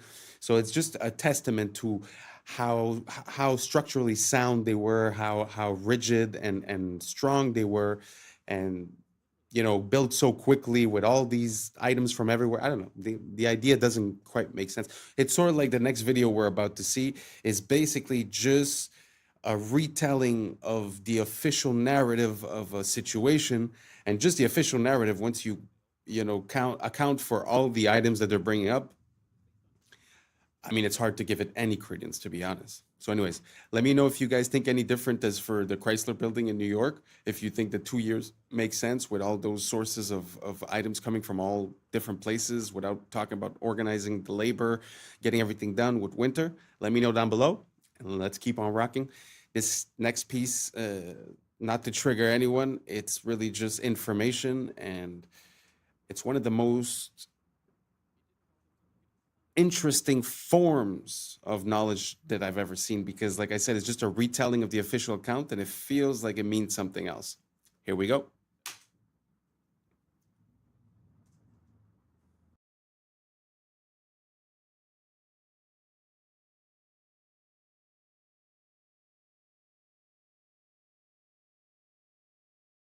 On the morning of 19 men armed with box cutters, directed by a man on dialysis in a cave fortress halfway around the world, using a satellite phone and a laptop, directed the most sophisticated penetration of the most heavily defended airspace in the world, overpowering the passengers and the military combat-trained pilots on 4 commercial aircraft before flying those planes wildly off course for over an hour without being molested by a single fighter interceptor.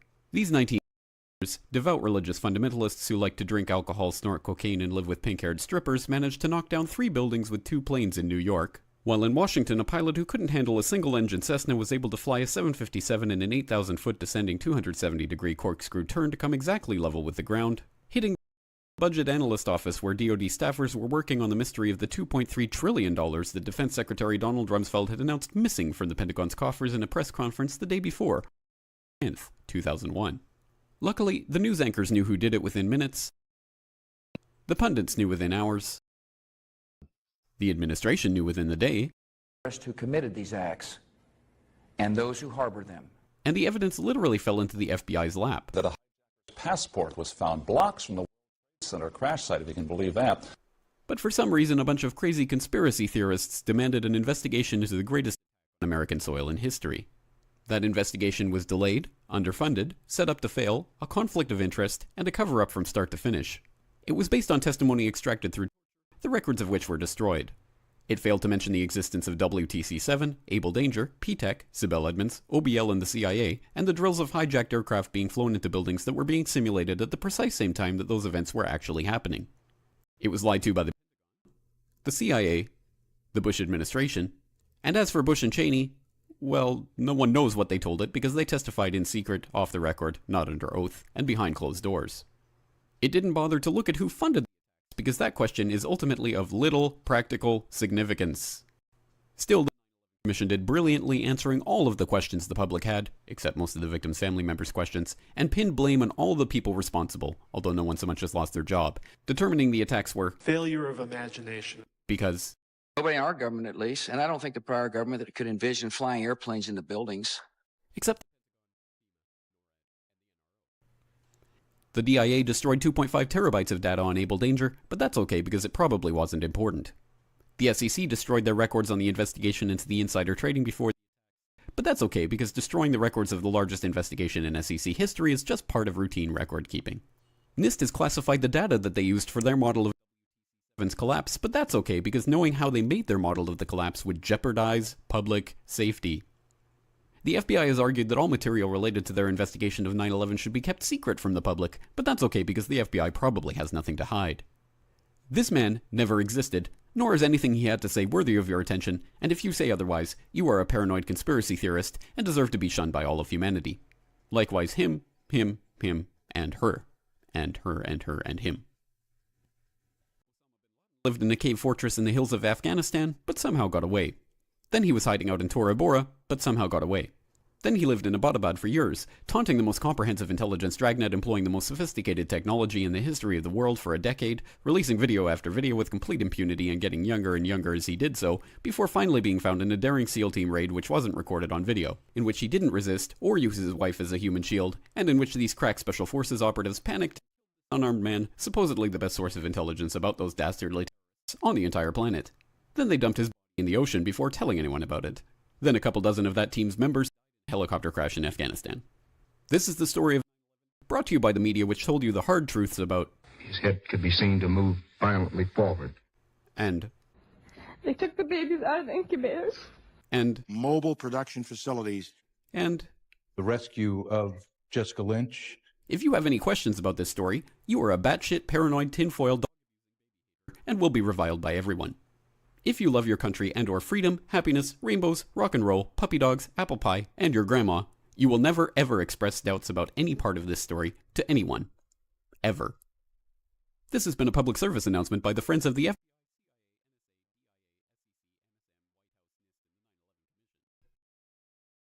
Because ignorance is strength. I'm not going to jump into it because I know it's not an easy topic, but the only thing I'm going to say is that every second of that video has a little link of information, a name, an item, a situation, something that was brought up, and any one of those things is a rabbit hole. It's a very interesting situation. I have no conclusion. I have no opinion. I'm just showing both sides. That's the way I like to operate. So let's keep on rocking. This is a Roman salute. Now, it's clearly the end salute.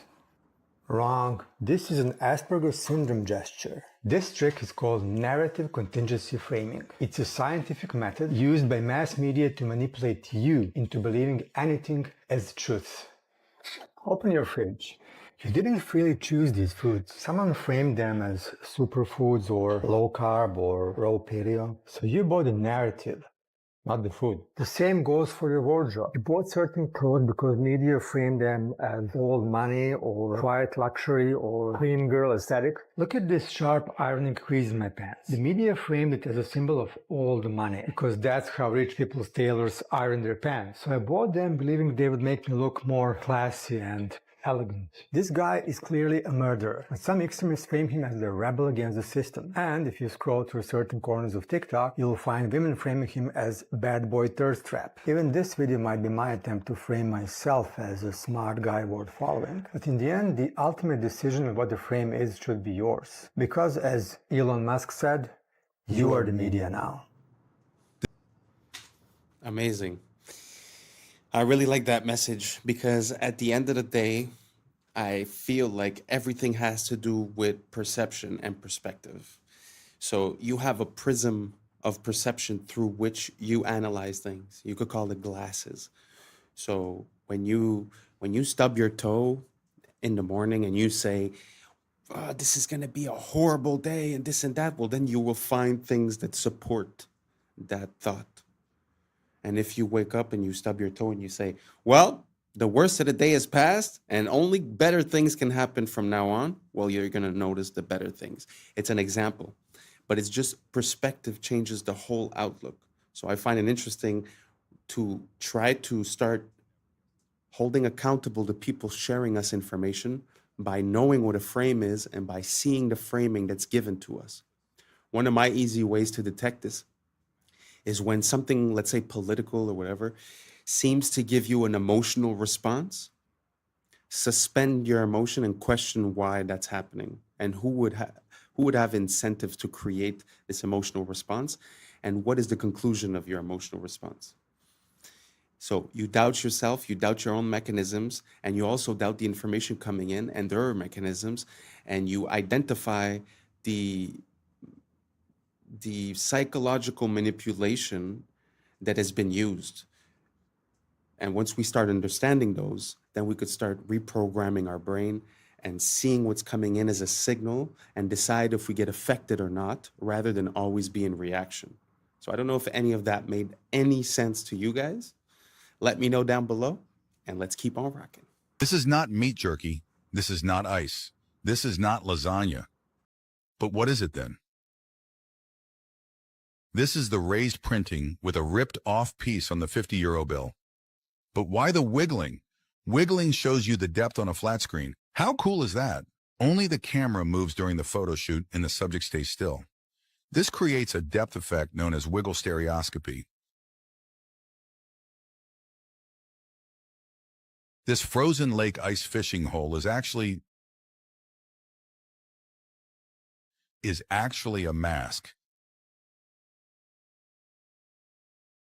This wild bonsai tree on a cliff is actually a moss on a poplar tree. You will never guess this one, I promise. But can you stop the wiggling?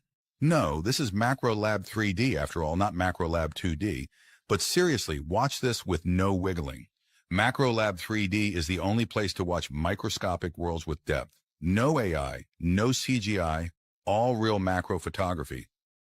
Here is another example of raised printing on a Ukrainian 500 banknote. It is really this high, so you can feel it with your finger. No exaggerations. Maybe slow it down a little? No, slow wiggling lessens the effect strength. See the difference? Wiggling is not for everyone. I agree. However, this is the most accessible stereo format, which you can watch on any display, even with one eye. And by the way, what if I tell you that you can watch it in real 3D without the wiggling? If you have a compatible device, then navigate to the playlist section and choose your favorite side-by-side format. My favorite way to watch is using a VR headset in VR cinema. Would you try it? Wow, that is like mind-blowing. I feel like I just did DMT. How crazy is it to see the micro world, the nano world that's right there in front of you? It's so beautiful. Like this world is like fractals. Things have, a bigger view and a smaller view, and it's so interesting to be there with the smaller view. And this technology of the wiggling, it's actually very interesting because it's true that it does give you the sensation of understanding how the spatial disposition of it is. It's like you understand more what you're looking at in 3D.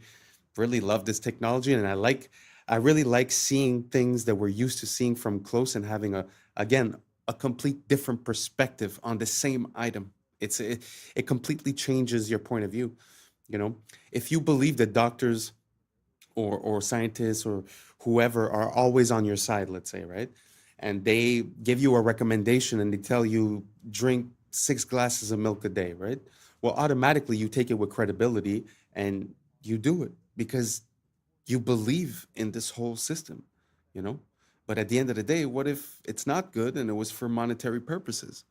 So it's important for us to be able, this is the best example that I have when it comes to this. Like, if you go to the mechanic and you tell him, fix my car, and you have no idea how it works, yeah, he might overdo it, he might overcharge it. But if you go in and you know how your car works and he tells you, oh, I'm going to do this and do that, and you're like, no, that doesn't make sense because this and because that, he's not going to have that legway. So us being conscious of how things work allow us to manipulate the outcomes and not be taken advantage of when we're delegating towards that system. I don't know if that makes sense. Let's keep on rocking. If you want to go down a bizarre and frankly gruesome rabbit hole, buckle up. This begins with a news story I saw decades ago about a tug-of-war event, one that went very, very wrong. So wrong that 2 men had their arms ripped off. Now, I was actually in college studying journalism when I saw this news story, and I dismissed it as fake because it has all the hallmarks of a fake story. See, lots of these outrageous fake news stories are set on the other side of the world, in this case in Taipei. And they're always very over-the-top and almost cartoonish in how horrific they are. But this is true. And the details are so much crazier than what that headline even implies. You can go look it up on Snopes, but they have photos of the incident, so be prepared. I mean, they have severed limbs on the ground.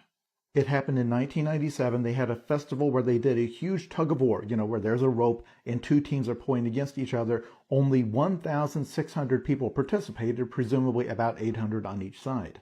Now, when you're picturing how such a thing could have happened, you're probably imagining that they looped the rope around their arms or their wrists somehow, and then the force of the pulling pulled their arms off. That is not what happened. The truth is actually weirder. This is what happened. Snapback. When a ship is tied up to the dock, you do not stand behind where the rope is attached. That is called the snapback zone, because if that rope breaks, it will come whipping back at you hard enough to take your life, and lots of people do lose their lives or limbs this way. So in this tug of war contest, they were using rope like this, a 2-inch wide nylon rope. It is estimated that the tug of war put about 150,000 pounds of force on the rope, 3 times more than what it could withstand. Within seconds, the rope snapped, and the snapback caused it to whip back and sever 2 men's left arms. As in, their arms were lying on the ground. You can go look at it if you want. They were able to reattach them. But the rabbit hole you can go down is all of the history of incredibly gruesome tug-of-war events gone wrong, because that was not an isolated incident. Children have had their fingers severed this way. There's an entire article about the history of tug-of-war fatalities. And it's such a perfect example of something that looks totally innocuous and fun. And you don't realize how much power is stored up in something until the moment it's finally released. Being stolen from Louvre is what made the Mona Lisa famous. Nobody knew about the Mona Lisa in 1911. Look, here she was, one of the hundreds of random paintings in Louvre. Then one guy randomly grabbed the Mona Lisa and disappeared in 1911. She was so unimportant that it took 2 days for the Louvre staff to realize she was missing. So who made her important? The media. Newspapers at the time invented clickbait headlines to sell more copies. Finest portrait in the world stolen. The world's greatest portrait. And this face was on front pages for 2 years straight. When they finally found her, suddenly everyone wanted to see the finest portrait in the world. In reality, this is just a basic Renaissance selfie. A rich merchant asked Leonardo to paint his wife, and he did it as a quick side hustle to grab some cash. In his notebooks, Leonardo never mentioned Mona Lisa, not even once. And now, people claim her eyes magically follow you around the room. There's a hidden golden ratio in her smile, and other artistic voodoo magic stuff. This is called the mere exposure effect. People think something is valuable just because it's been in the media long enough. Nobody cared about this necklace or tiara a week ago. But now, I bet H&M and Zara will launch collections based on it. So this proves that you don't become famous by being beautiful. You become beautiful by being famous. Again, perspective. Isn't it interesting how for us, since we're born, that painting is the most impressive painting in the world just because it's always been. But at the end of the day, things have an origin story. So it's so interesting to see how these things come about. I wonder why it was manipulated that way. Was it to sell more tickets for the Louvre? Did they steal it themselves? I mean, what's the idea behind it? It's very interesting. I just find that, like he was saying earlier, the framing of a story changes everything. And now this one, the exposure. So now understand why you always see the same ads and the same companies and the same thing over and over and over again. Truth is simple. It works. So the more you're exposed to something, the more it becomes a part of your psyche. I mean, we like to think that we're really complicated, but at the end of the day, it feels like these companies, they got us figured out. You know? So maybe we should stop thinking that we're so special and start taking back control of our mechanisms and identify the information coming in and catch it when it's coming in and not just be living in a reactive state. So I don't know if you guys understand the parallel that I'm trying to make, but did you guys know that this is how the Mona Lisa got infamous? I had zero idea. Let me know down below. Let's keep on rocking. With our crash out of the day, we have man versus robot. I mean, first off, what crime did you commit for the cops to be like, you know what, let's send the robot on them? Is it that bad or are you that dumb? They're like, you know what, let's try some new shit. And I think it's because you that dumb, because you decide you gonna pull out a gun. My boy pull out the strap, and I think he tries to shoot the brain of the robot. I mean, son. And he climbs out the window after the robot shoots some tear gas. And then, watch this. He don't make no run for it. He grabbed the cover, and then the robot's like, hold on, excuse me, Sugar Bob Honey Bunch, you're stuck. Gotcha. I can't even lie, though. I feel you with the cover move. I probably would try to do the same thing. Like, all right, there goes his eyes. But that was just a terrible toss. And then This got to be terrible to be the first dude ever that got caught by a robot. Like, you get into prison or jail, and what happened? How I go down, bro? You was on the run? No, a robot ran over me. What? And in fact, you tried to shoot the robot. Real dickhead activity. I mean, this is egregious work. Felonious decision. And now look at you. On the ground and about to get run over by a robot. Crash out of the day or dickhead of the day, doesn't matter. It's this guy. And that's a wrap for today, familia. Whether you're tuning in with the sunrise or you're posted up after midnight, I appreciate your time, your energy, your curiosity. And don't forget, this isn't about truth or fiction. This is about perspective. If this sparked a laugh, a thought, a deeper question, then we did our job. So drop your thoughts in the comments, keep the convo alive, like, subscribe, and don't forget to hit that bell if you're riding the wave, because we're just getting started. So until next time, stay grounded, stay weird, stay critical. I'm Adam Strain, and this has been Adam Strain Reacts. Peace. Now it's time for us to link up. Really think we on the brink up. Making a change from living this strange. Living this strange. Making a change from living this strange. Yeah. Along the edge of their shell, segments of their shell. 13 moons, 28 days on turtle shells. They've spent over $21 trillion on underground systems and cities, funded through 2 decades of unaccounted federal spending. But the system itself is corrupt, yet the standard human still believes in playing well within the means of the system. What's up, YouTube? Today, we'll be looking at disturbing videos that'll make you question reality. So without further ado, welcome to Adam Strain Reacts. Let's get her I done. want to tell you guys about the wildest fact about elephant seals, and it doesn't have anything to do with their size, although, look at this. This is a real image, by the way. Hang on, let me... Okay, but that's not even close to the craziest thing about them. So cetaceans like whales and dolphins, and then also sea lions, when they're in the water, do something called unihemispheric sleep, meaning that half of their brain is sleeping at the same time. But seals are like humans, and they do bilateral sleep, so they sleep the whole brain at the same time. And a study in April of 2023 showed that they will actually do this while diving. And elephant seals are diving deep. We're talking like on the level of where sperm whales are at. But I think one of the coolest things is this animation that shows how that sleep is taking place. So when they start the dive, they're obviously actively swimming. They start to sort of doze off here. When they finally hit REM sleep, they flip over and get into a spiral. Relatable. Anyway, they are spinning out for minutes at a time in a deep REM sleep, until they hit the bottom down here at a depth of like 250 meters. Then they hunt all the way to the surface. Anyways, that is the coolest thing about elephant seals. Wow.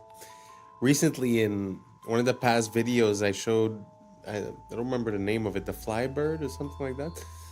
Basically, it was a bird that would land only once every 10 months or something, so it was able to sleep, to eat, to mate in the air.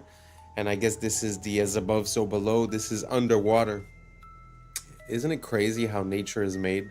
Like, this animal could sleep while he's swimming, and I don't know. Amazing. Let me know what you guys think down below, and let's keep on rocking.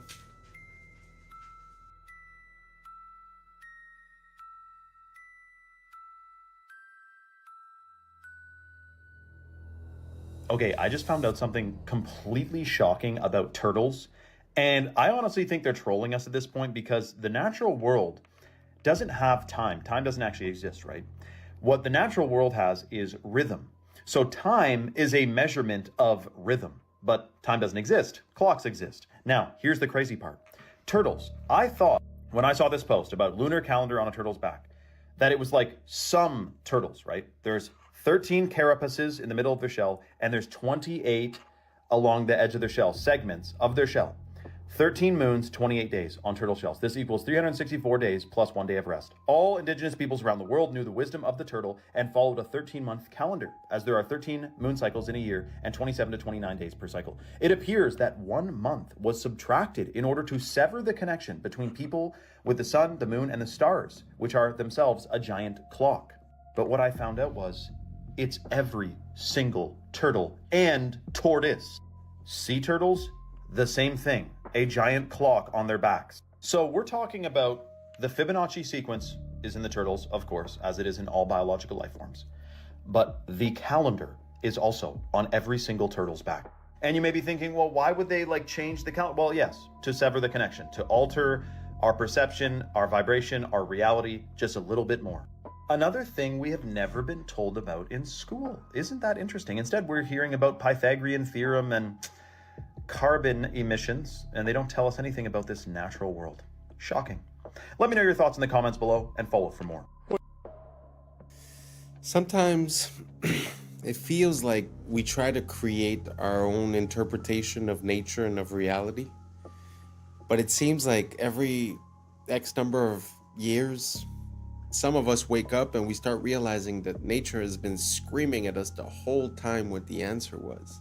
Can you imagine how time and chronology would have been encoded within these animals? And then after that, to claim that all of the evolution of these animals is random due to the Big Bang. And how can you consolidate the encoding of this information within their physical appearance? I don't know. To me, it amazes me. I love this world and I love learning more about it. And hopefully you guys do too. Let me know down below and let's keep on rocking. You're absolutely right, Judge. What we have to look at is the president is the chief executive officer of this corporation called the United States of America.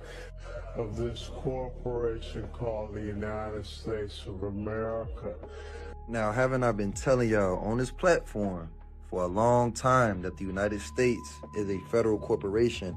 The city of is a corporation. The state of is a corporation. Anything of is a corporation. Anything in all caps is a corporation. Under Title 28 USC 3002 Section 15 A, B, and C, the United States means a federal corporation, an agency, department, commission, board, or any other entity of the United States or an instrumentality of the United States. So you guys remember when we were in school and we used to pledge to allegiance. And obviously they make changes to these things over time because they rewrote history, his story. Let's go ahead and go with the 1954. I pledge allegiance to the flag of the United States of America and to the republic for which it stands, one nation under God, indivisible, with liberty and justice for all. But it says, I pledge allegiance to the flag of the United States of America and to the republic. That's two forms of government. I showed y'all on the $10 bill where the president has his back towards the republic. Remember, I pledge allegiance to the United States of America and to the republic. So he's got his back to the republic, which is we the people. And he's facing the Federal Reserve, the United States. He's facing the United States. And the United States is what? A corporation. Well, you're absolutely right, Judge. What we have to look at is the president is the chief executive officer of this corporation called the United States of America.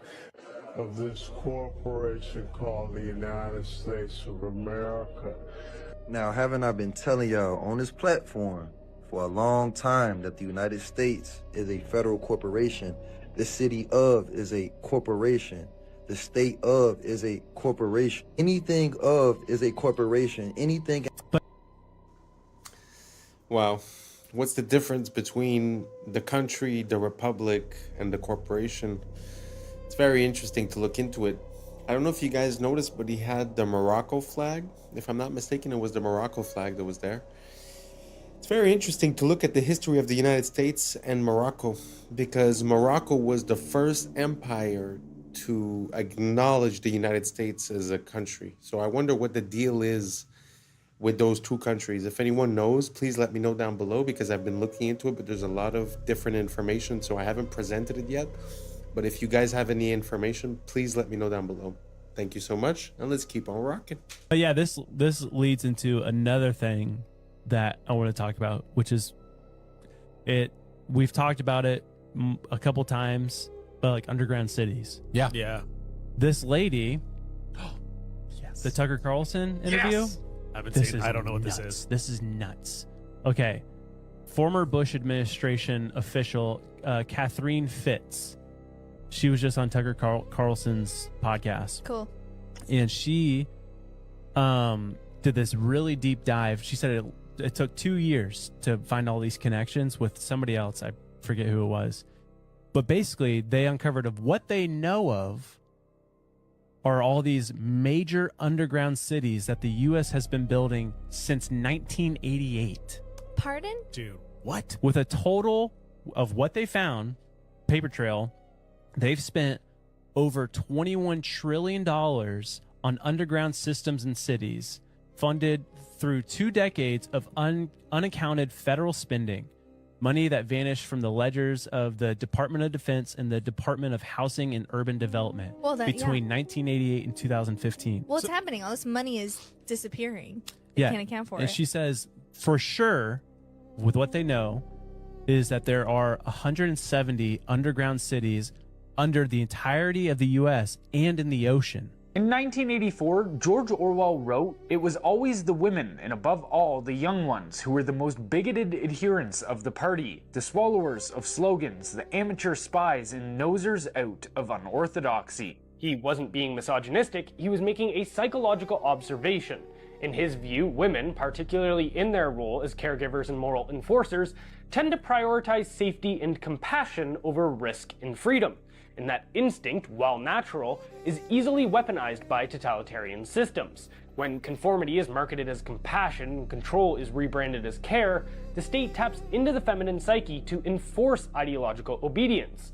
Now consider this. Men will do almost anything to attract a mate, so when the state captures women through propaganda, redefining tyranny as empathy and compliance as virtue, men follow, especially those who can't compete in the traditional dating market. They feminize themselves and trade strength for submission. This is what evolutionary biologists call the sneaky f***er strategy, low-status males mimicking feminine traits or moral positions in hopes of reproductive access. And while all of this unfolds, families disintegrate. Single motherhood, a top predictor of poverty and social dysfunction, becomes the norm. Children from single-parent homes are far less likely to climb the economic ladder, and who steps in as provider and protector? Not the father, the state. But here's the kicker. The state is funded disproportionately by men, so rather than supporting the women they married and raised children with directly, men subsidize the state, which in turn provides for women through social programs. Why? Because women have been propagandized to see every relationship as a power dynamic, except one with the state, which is ironically the centralization of raw power. They've been told that to rely on a man is weakness, but to rely on a bureaucracy is empowerment. This is not progress, this is dependency with a new face. And both men and women are suffering. The childless middle-aged woman and the incel are two sides of the same broken culture. A woman without her own child often directs her maternal instinct towards abstract causes, infantilizing minorities under the guise of social justice. What we are witnessing from psychologically unwell men and women is Nietzsche's concept of resentiment, envy dressed up as morality. The strong became evil, the weak became good, strength became tyranny. We now live in a pathologically soft society that sides even with those who harm it, where punishing crime feels unfair and victimhood is the highest virtue. Nietzsche called them the tarantulas, those who preach justice but act from bitterness. They don't want to uplift the weak, they want to drag down the strong. Orwell saw them too. Quote, "Most middle-aged socialists, while theoretically pining for a classless society, cling like glue to their miserable fragments of social prestige." That was pretty interesting. I mean, when you think about it, back in the days, you know, if you had the woman staying at home and the man working, you could say in a way that only half of the people were involved in politics and whatever the state was telling them. So you always had a part of the family unit that was the kids and the mother that were outside of that. And then the women started feeling like empowerment would be joining the workforce. But when you think about it from a monetary incentive, what better plan could you have than to have 2 salaries per household that you could tax, right? So it just feels like a long trap that's also having a lot of negative repercussions, like he said, you know, regarding the psychology and the way that men are reacting to it, and the way that we're identifying strength as evil and weakness as virtue, and also victimhood. Very interesting. It feels like these guys were talking about, you know, the psychology of a long time ago, but it really applies spot on to today. And I feel like that's a hint that the second we cracked the code of the human mind, it was used against us. And now we're seeing through this long process of maybe 100 and something years, we're able to see how, when, and why they've done the things that they've done and where it's brought us. Very interesting to look at it from a macro perspective. Let me know what you guys think down below. Do you agree, disagree? What do you guys think about it? And let's keep on rocking. Just chose to listen to the warnings that everyone ignored. When Steve Jobs came out and said, "I will never give my children an iPad. You should never give your children an iPad. They will mess them up more than anything you know."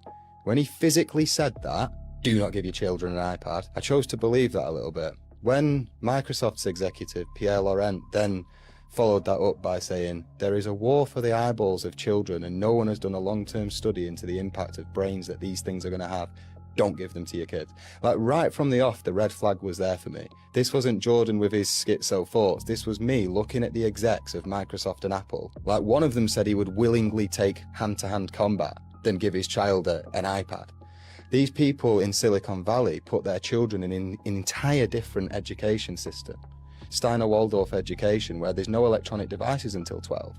Because the brain physically cannot comprehend this amount of flashing lights and dopamine. Like, it can't. And then people say, "Oh yeah, but your kids are going to be less good on technology." No, they're not. Because the rate of technological development right now is so quick that iPads are irrelevant in 12 years anyway. The children that are being given iPads and children that are getting aggressive and sulking when their iPad's being taken off them, I think that's going to manifest as some very dark stuff when they're an adult. I was lucky enough to get an education from Paul Chek, and he talked about Steiner extensively and brain development. I researched that, took my children in for an interview. My son Troy was in public school at the time, and he resonated with Waldorf like that. He started going to Waldorf at kindergarten, and my daughter also went through it. Most of those brain development years, the mind is myelinating 0 to 7, so your nervous system's being entrained, and we did the best we could to keep them off devices for the most part. And then when we got to Waldorf, that was the curriculum and template for the whole school. And I will tell you now that my children are 15 and 18, and it paid off considerably, and they have the experience where their brain developed, the imagination centers of the brain developed, and they didn't have stress with too much testing in public school, etc. My children are balanced, attentive, intelligent. They know how to use their imagination, their problem-solving skills. My son sees the effect of what this technology and devices are doing to the consciousness of his fellow student body. If you'd like a better reference of what's going on with these devices and dumbing down humanity, I recommend you watch Idiocracy, a 2006 documentary that was made by Mike Judge, and have a great day. Wow, that was pretty good. That movie, by the way, is epic. Idiocracy, amazing. If you guys have the opportunity, please do watch it. As for the children with the iPads, I mean, you know, the creators told you themselves. That makes me think of Cardi B and Beyonce that wouldn't let the children listen to their own music and dance the way that, you know, they were dancing. But also, to come back, at one point he said from 0 to 7 the brain is like myelinated. I don't know what that means exactly, but I'm supposing what it means is that there's no capability for processing. Really, everything is absorbed like a sponge. And that's why the Jesuits say, "Give me the child, and at 7 years old I will show you the man." And I think it's because of that processing. So not having devices and being the generator of ideas rather than the receiver of ideas for that period of time makes so much sense to me. Let me know what you guys think down below. Do you think that it's a tool and that it's very useful for kids to be on iPads at 5, 7 years old? Or do you guys think that we should wait, like the Waldorf schools, until they're 12, until the neural pathways are different, or this or that? Let me know what you guys think down below, and let's keep on rocking. Wouldn't it be crazy if Hitler sent a secret Nazi Navy expedition to Antarctica during World War II in search of, like, the Holy Grail or aliens or something? Wouldn't it also be crazy if the U.S. responded by sending their own secret expedition to Antarctica during World War II, known as Operation High Jump? And wouldn't it also be crazy if back in 2018 a fitness app accidentally revealed secret underground bases deep within Antarctica? And I mean, wouldn't it be crazy if there were secret pyramids in Antarctica? Those certainly look to have very similar layouts, don't they? And then there's this picture as well. That certainly looks like a pyramid. Wouldn't it be crazy that after it was revealed there appears to be some sort of secret tunnel cave leading to who knows what, Hollow Earth maybe? Google went and edited out that cave. Wouldn't it be crazy that if the entire world had signed the Antarctic Treaty, which pretty much prevents any country or citizen from freely visiting Antarctica? It also contains like 16 different no-go zones. Wouldn't it be crazy if Dr. Richard Byrd claimed there was unexplored land larger than the United States in Antarctica? He later died that same year, back in 1957. Next year, NASA was created, and the year after that, the Antarctic Treaty was signed. That's crazy. Do you guys remember the blob anomaly, the 80-foot wave radar mishap that happens like 3 or 4 times over the last year? Well, wouldn't it be crazy if it looks like that blob seems to originate from Antarctica? And I mean, wouldn't it be crazy if I suggested that maybe it's about time the rest of the world and people realize or understand or be told what the hell is going on in Antarctica? I must admit that Antarctica is something that causes a lot of questions for me. Just like the COVID, when you have all of these countries coming together and agreeing on something and saying, oh, we will not do this or we will not do that, and everyone signs, it's kind of weird. And I mean, there's a lot of parts of Antarctica that are weird. That little church where the presidents go and visit. He was talking about the Second World War, but later on, when it was the race to space, the first race, from what I understand, was a race to create a satellite. And supposedly Russia succeeded first, which I think they did not succeed. And because they weren't able to succeed and figured out that maybe space travel was not possible for any way, shape, or reason, instead of continuing when the United States said, oh, we will put a man on the moon before the decade is over, instead of them trying to put a man on the moon, from what I understand, they went 9 times in 9 years to Antarctica. I don't know, food for thought. Some people say that because they reached a limit on the top, they tried to go find the limits on the side. But I mean, you know, your opinion is just as good as mine. So let me know what you guys think down below about Antarctica. Everything normal? Something weird? Let me know what you think down below. Let's keep on rocking. Yeah, I've been watching anime all my life, but to see somebody do some crouching tiger, hidden dragon type shit, some anime, and she hit that bitch on photograph, that shit raw. Even just plain increases and reduces. When it's like on steroids, it dramatically increases. So here we are at the Bilderberg meeting to say, any other ideas? We'll convince everyone that's good for them, and we'll make sure that our product is very cheap so we can get soy oil put in everything, salad dressings, soups, you name the processed food, we'll get oil, and we'll make sure that soy and oil, which is another one, will be used in frying. Therefore, anybody who's eating fried foods is getting the, which in addition to reducing testosterone levels, also screw up the stomach and the digestion. It'll give people gas and bloating, and this just will reduce their drive and initiative and make them more docile. They use to give to rats and animals to study because it makes them allergic. It makes them allergic to any protein you give. If you give a monkey eggs, it will immediately become allergic to eggs. So they can study egg allergies. They do the same thing with nuts in animals and rats. Yet they're putting this in and not imagining, what if my baby has some peanut butter in their belly when they got this? Just train their immune system to say allergy from here on out. These are the things that we're looking at. Never been tested. The safety.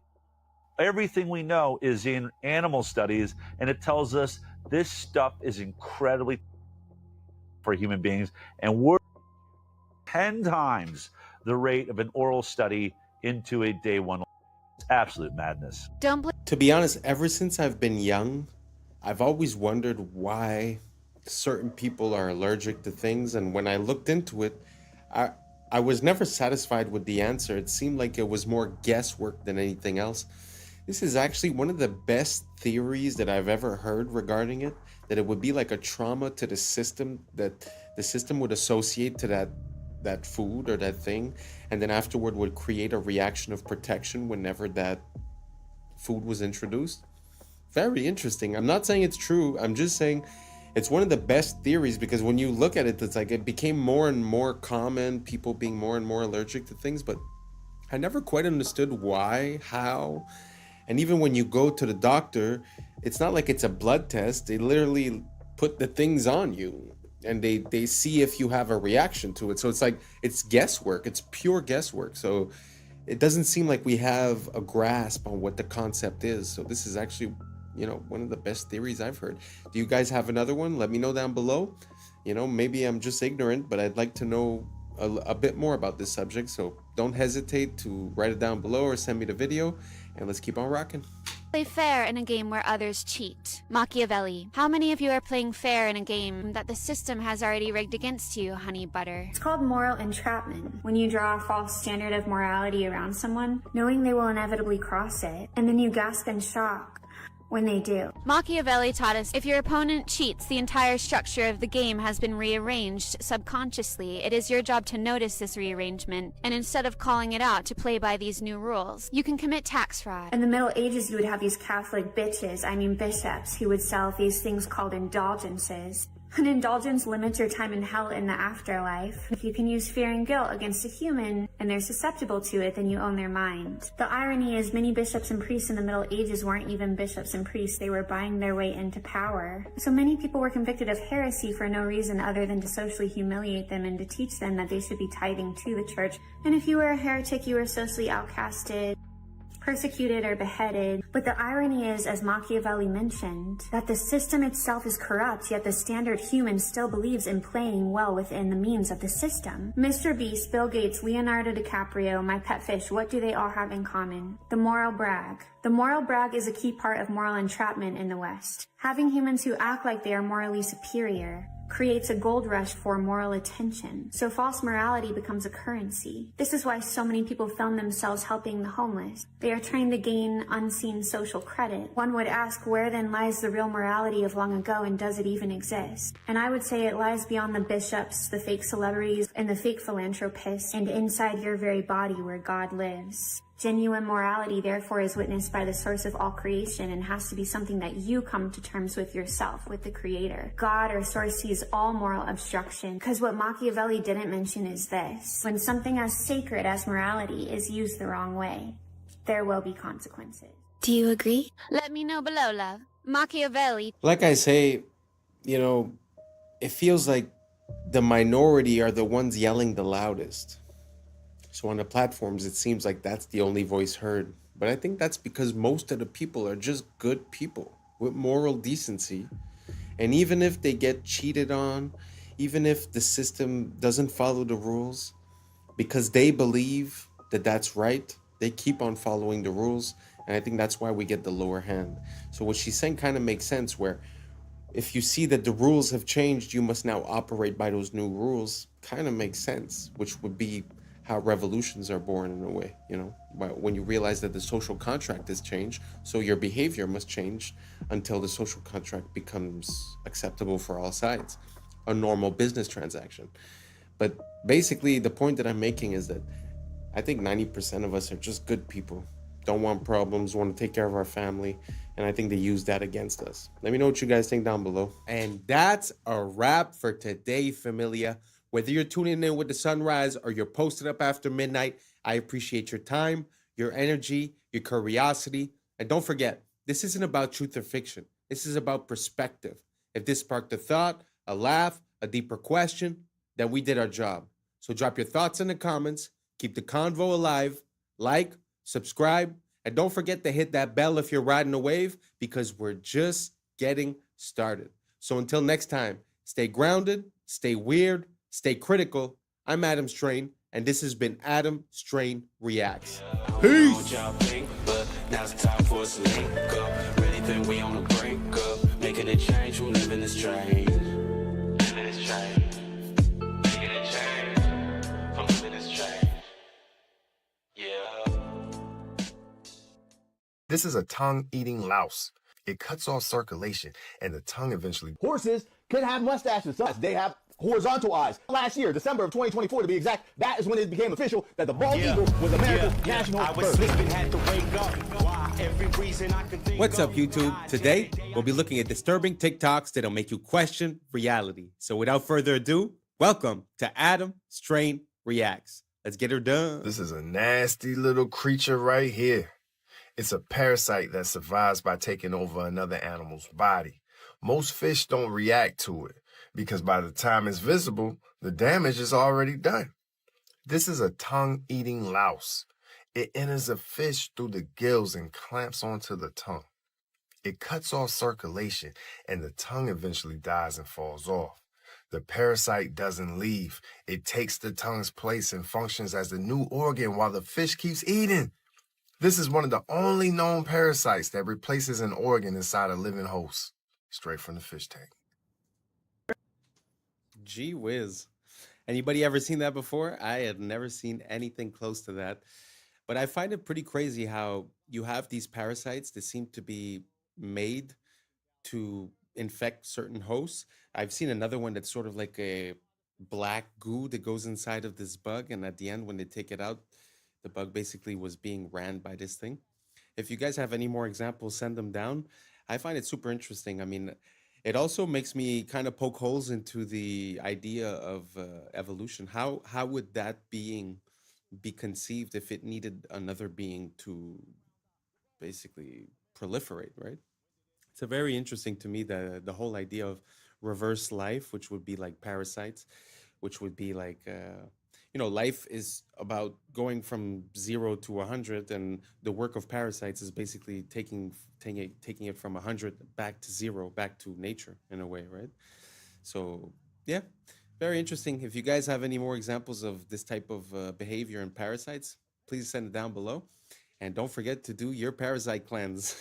Let's keep on rocking. Apparently this guy found 6 new Mandela effects. Top 6 changes of animals in this timeline. Number 1, cow tipping. Cow tipping is not a thing. You cannot cow tip. There's no evidence of you can cow tip. Apparently, that is not a thing in this timeline. It's never been documented. It's not a thing. It changed in this timeline. Number 2, horses can have mustaches. Yes, in this timeline, horses can have mustaches. Sometimes they shave them off. It's a thing, but they do have mustaches. Also, horses do not have round eyes. They have horizontal eyes. They do not have round eyes in this timeline. Apparently, we all just misremembered that because in this timeline, they do not have round eyes. The bald eagle is America's national bird. When did it become the national bird? How about last year, December of 2024 to be exact? That is when it became official that the bald eagle was America's national bird. In this timeline, there are Civil War camels. Yes, the camels fought in the Civil War. We have American camels, and they're here. They've been here since the Civil War, and there's actually famous ones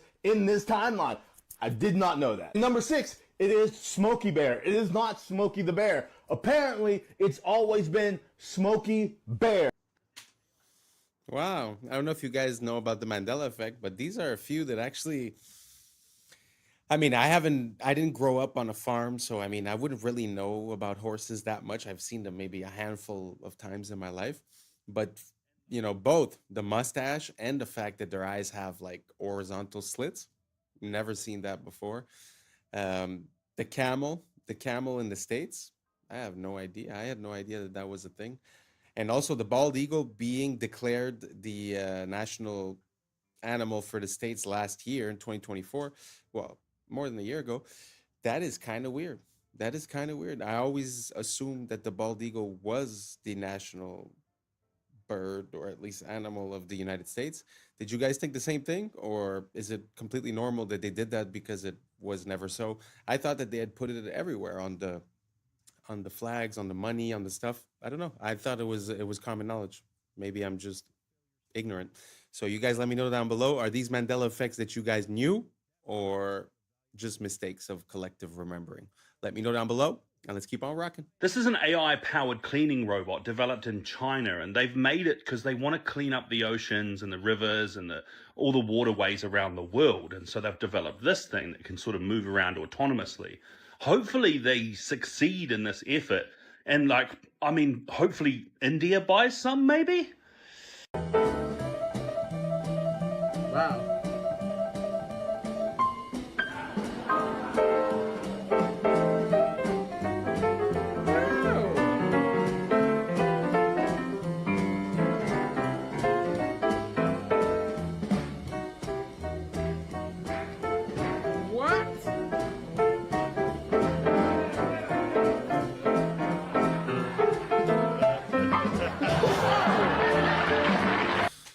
Gee whiz, that is a master of his craft. Beautiful to see. I had never seen anything like it.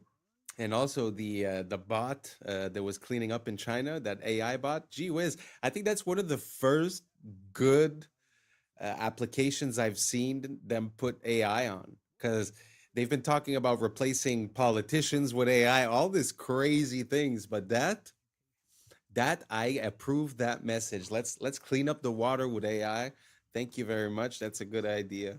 Anyways, let's keep on rocking. The only way to success is through failure. I'm saying through for a reason. You have to go through the failure points to what? Learn, develop, grow. That's what failure's for. If you failed, that doesn't mean that you stop. That means you keep going. That means you just learned a valuable lesson. Oh man, I lost all my money. Cool, how? Well, I invested in this business at... Well, now you don't invest in that shit. Education costs money, doesn't it? Your failures are education. This right, like as he did, right, underneath, and try and keep it, that feels pretty tight right there, right?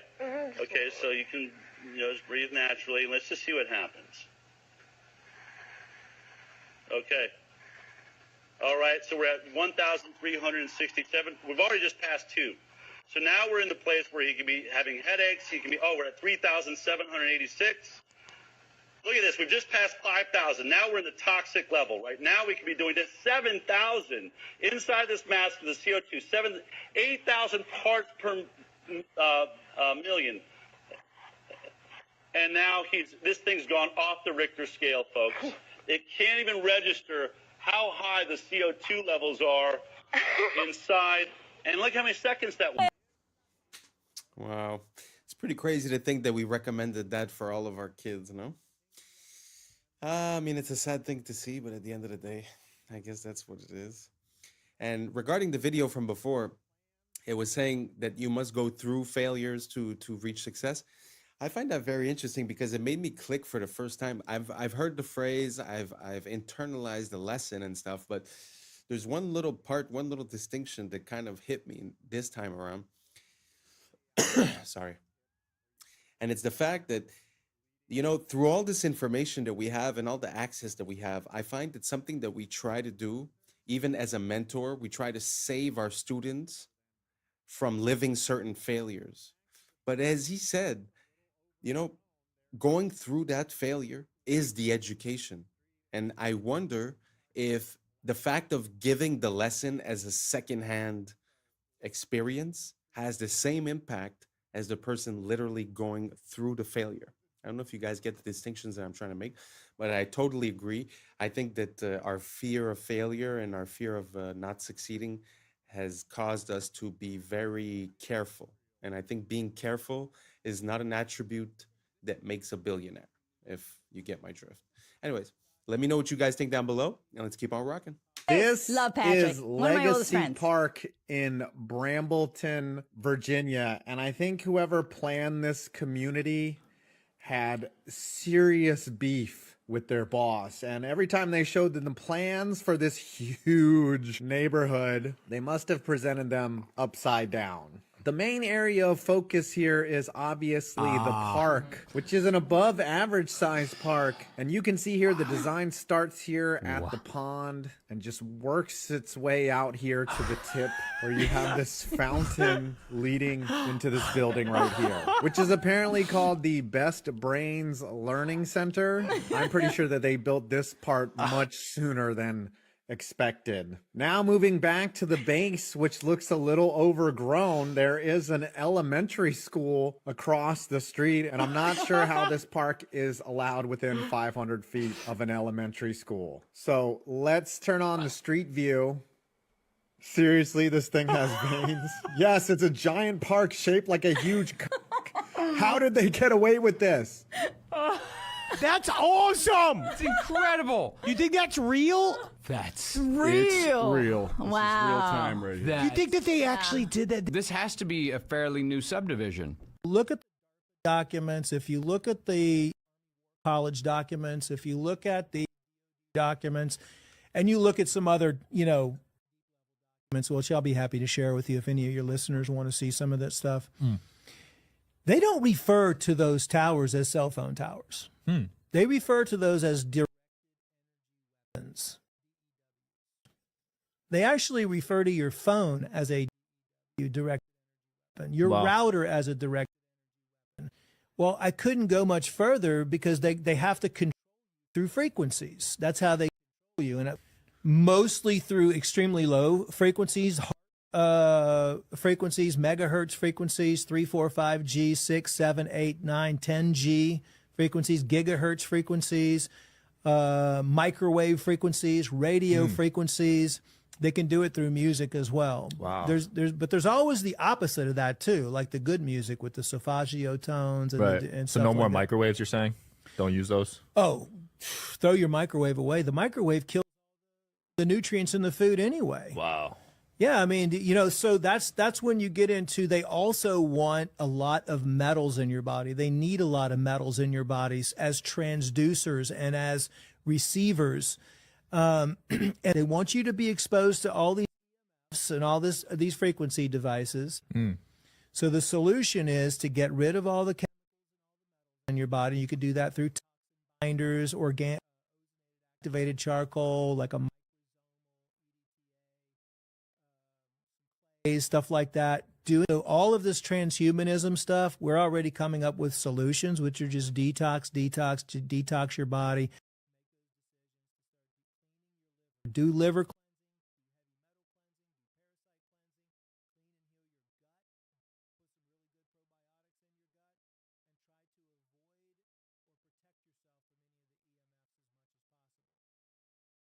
特にカレーやいうんは、これ、日本に一台かないや言われよるけど、この中のお米がな、手作りで自分の田んぼで作ったお米を使ってあって、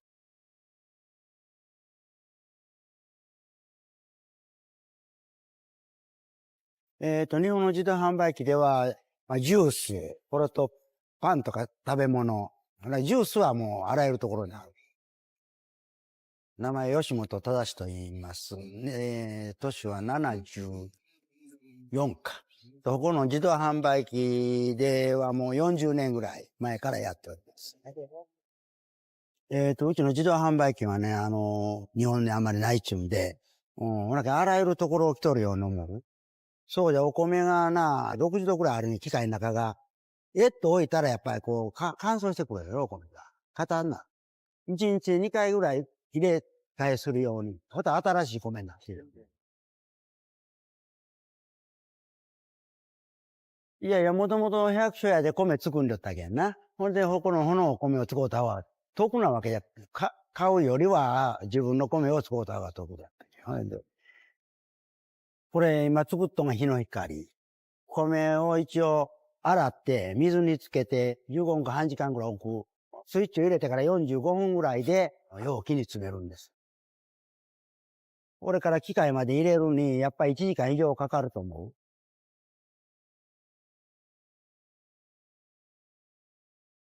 値段はもともと300円。トラックの人はもういな持って帰る。これと家族の人が来てな、3つぐらい一発に家で食べるとか言って持って帰ってくれる。このお米うまいってこう言うてくれる人がおる。これが一番嬉しいんや、ほんま言うたらな。これは、我がの体と機械と生ける間はもうするつもりじゃ。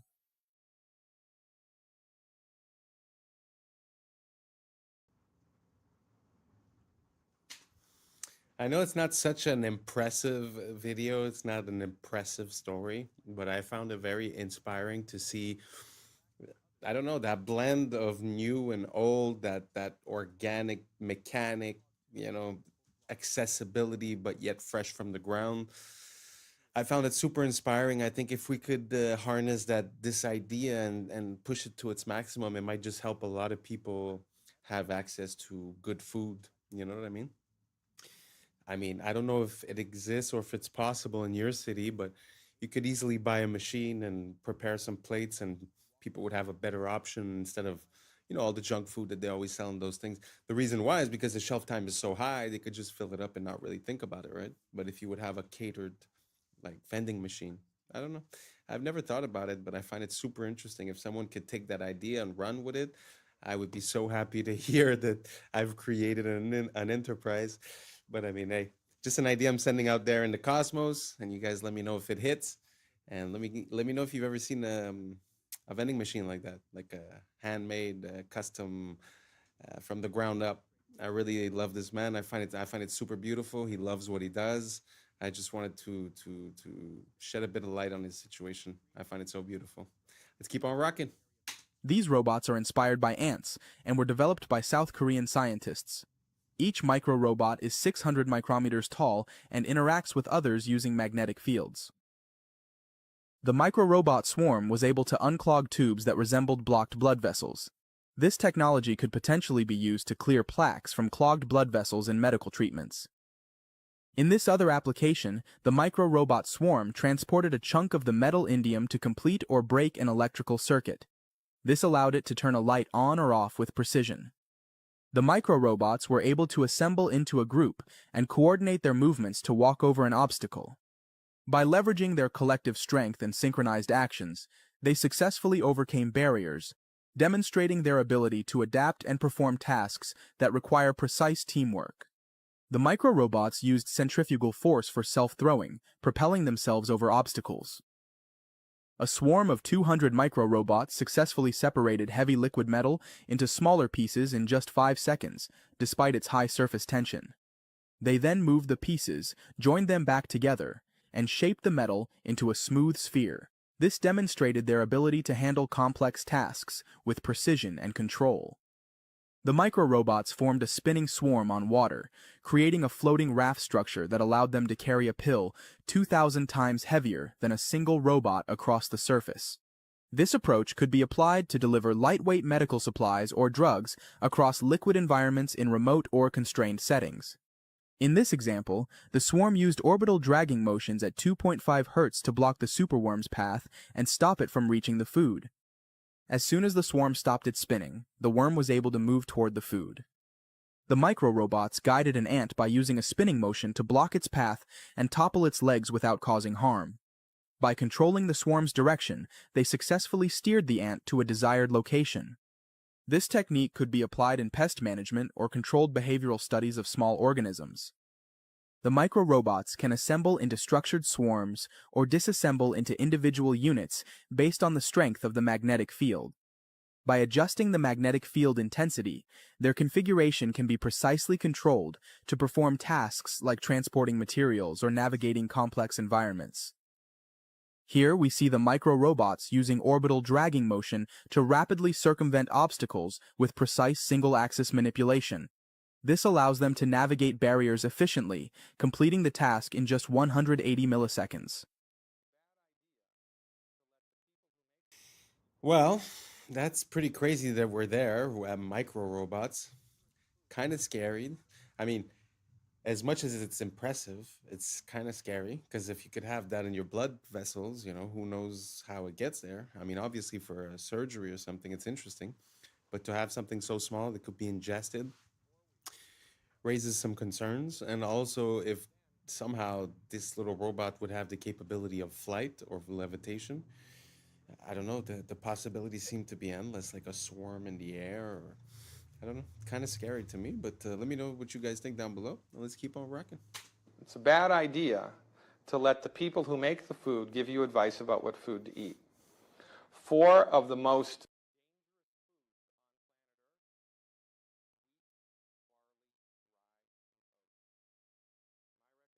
for everybody 100% across the board, stop eating these foods completely for 4 weeks in a row.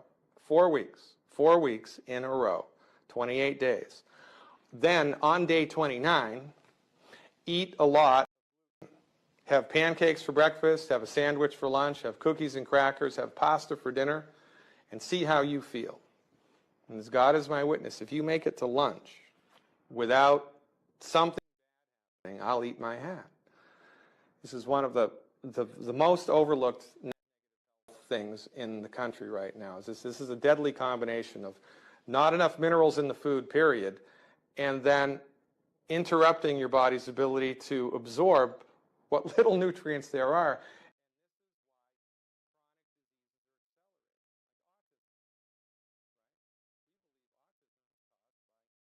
Bad nutrition in the blood of the pregnant mother. As the fetus is developing, it needs raw materials to make a brain, make a heart, make a liver, make a kidney. You can't make that out of pixie dust and air. The body needs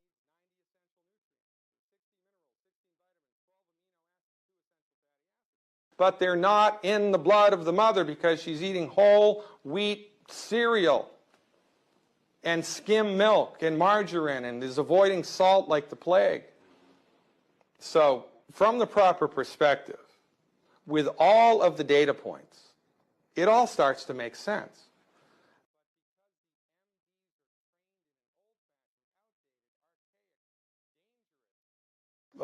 Understanding of the human body, they completely miss all of the most important things. So their job, again, is not to fix the problem. You can manage it, which is better than suffering. But it's better, don't you think, especially in the United States of America, to try to get to the root cause of what's causing the problem and fix it? And that's what we do. One of the most famous Old Testament sayings, my people are destroyed by lack of knowledge. Well, simple things that people can learn can make all the difference in their lives. As much as I love to listen to him speak and it makes so much sense, it kind of makes me sad to think that there's not more doctors talking this way or approaching things this way, seeing the body as a whole and seeing nutrition as the main medicine that man needs.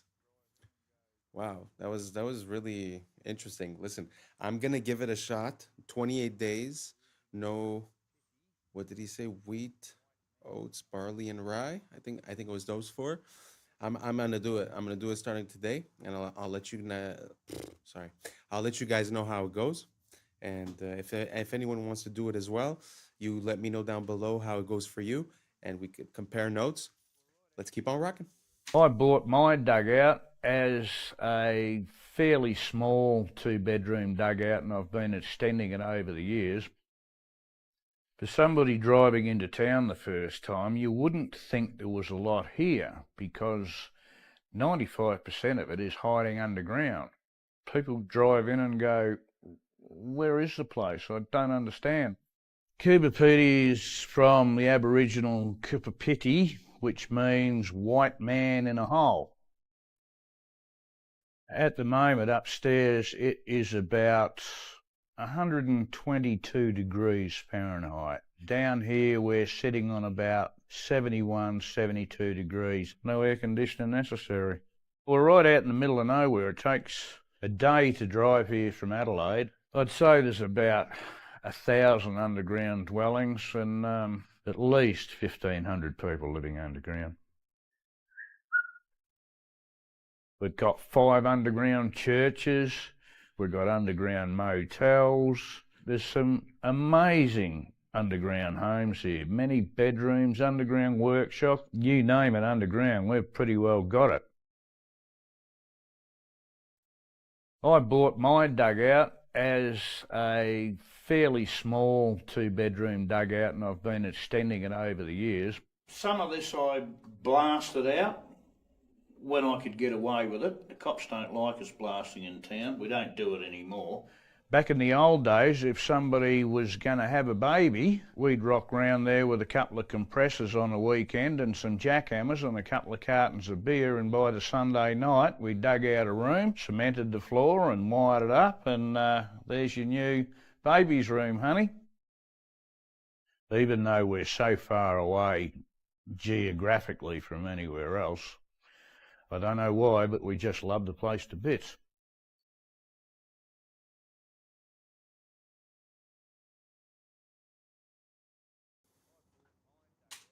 Wow. That's pretty impressive. I had never seen anything like that. A whole city underground. I had never seen anything like it. I find that so interesting. And to be honest, I could get it. I could get how living there must be so different, and you feel like you're living in another world in a way. And to change to go from that to something that you have to pay expensive for cheap materials. And like you said, we show up with a pickaxe and we make a new room. Man, the beauty of that idea, the luxury of not having to build up and to just, go a bit deeper. I find that so beautiful and such a great idea. Makes me wonder, are there other places where there's underground dwellings that on that much of a massive scale? It's very interesting. Man has always seemed to be underground somehow. We often find streets or bottoms of buildings or a lot of things that are below our feet. Super interesting. Let me know if you guys ever heard of any type of city that resembles that or something different, or if you've been there or if you have footage. Let me know down below. Let's keep on rocking.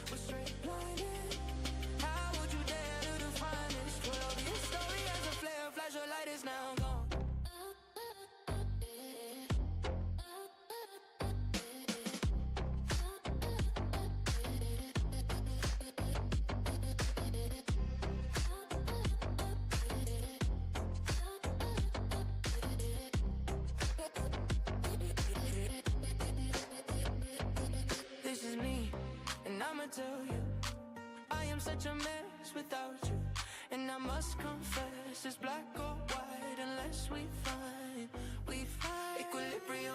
Oh my god. I'm really not a skater, but damn, all that in one shot.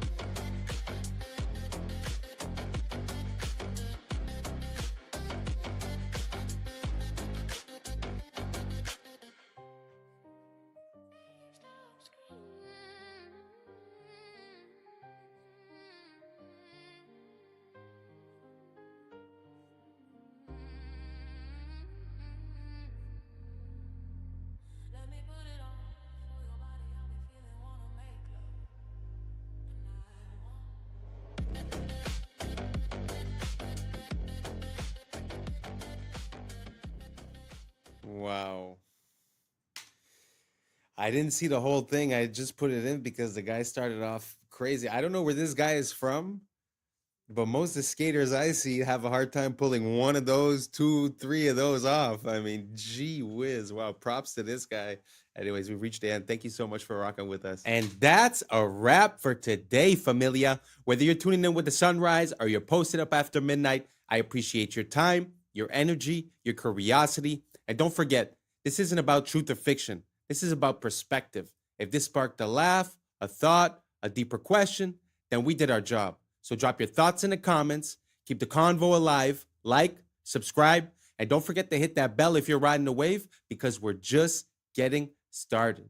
Until next time, stay grounded, stay weird, stay critical. I'm Adam Strain, and this has been Adam Strain Reacts. Peace! Now it's time for us to link up. Really think we on the brink up. Making a change, we're living this strange. Living this strange. Making a change. I'm living this strange. Yeah. He's actually conducting electricity now through his tongue. It looks very smart, but it may not be as smart as you think it is. How? Yeah. I was sleeping, had to wake up. Why? Every reason. Look closer. World of man. What's up, YouTube? Today, we'll be looking at disturbing TikToks that'll make you question reality. So without further ado, welcome to Adam Strain Reacts. Let's get her done. Okay, one more time, because it is pretty incredible. That's the tail that you're looking at, the one that looks like the head. I'm trying, but until she turns around, that looks like a snake, right? It's not. It's just a caterpillar, but it's made to look like a snake. And this one, more than any other, looks the most like a snake I've ever seen. Guys didn't even believe me. Jesus, look at that head on it, but it's a tail. The head is actually up here. It's so cool, this thing. So good. Thank you for doing that, Leah. Jesus, look at that. Incredible.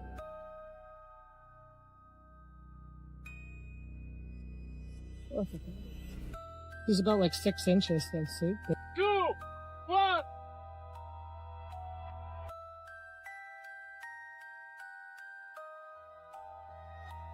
Não posso parar. Não posso parar.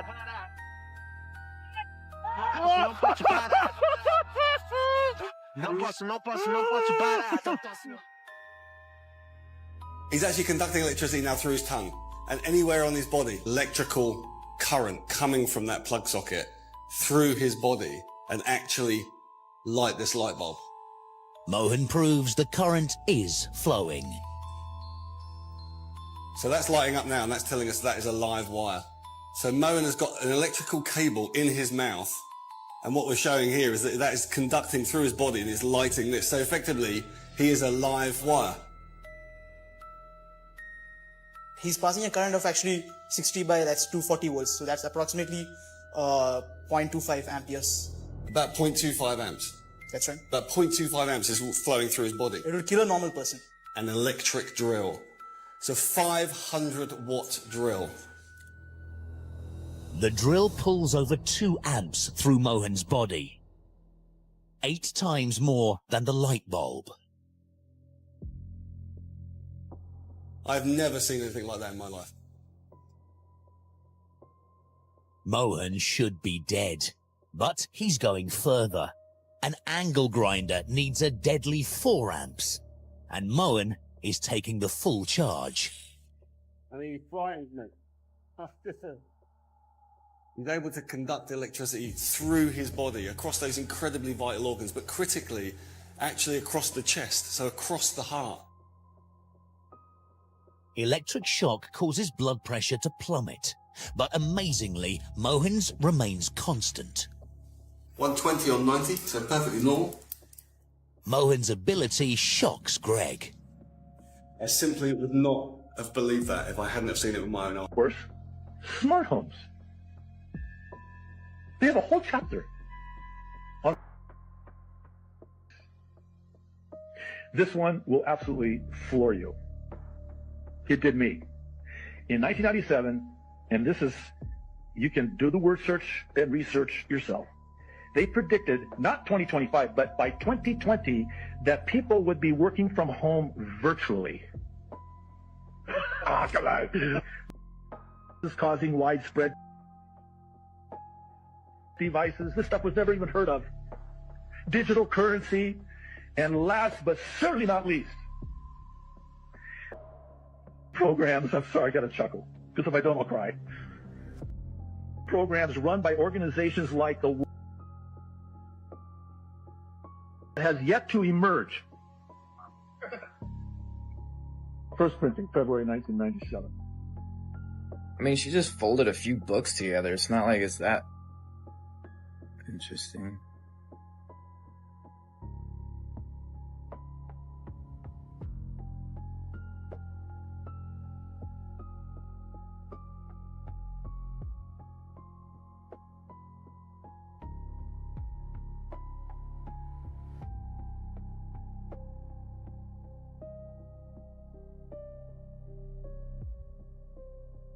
This goes deep, literally. I've been connecting the dots and was a member of the advisory board for an organization called The Life in the early 2000s.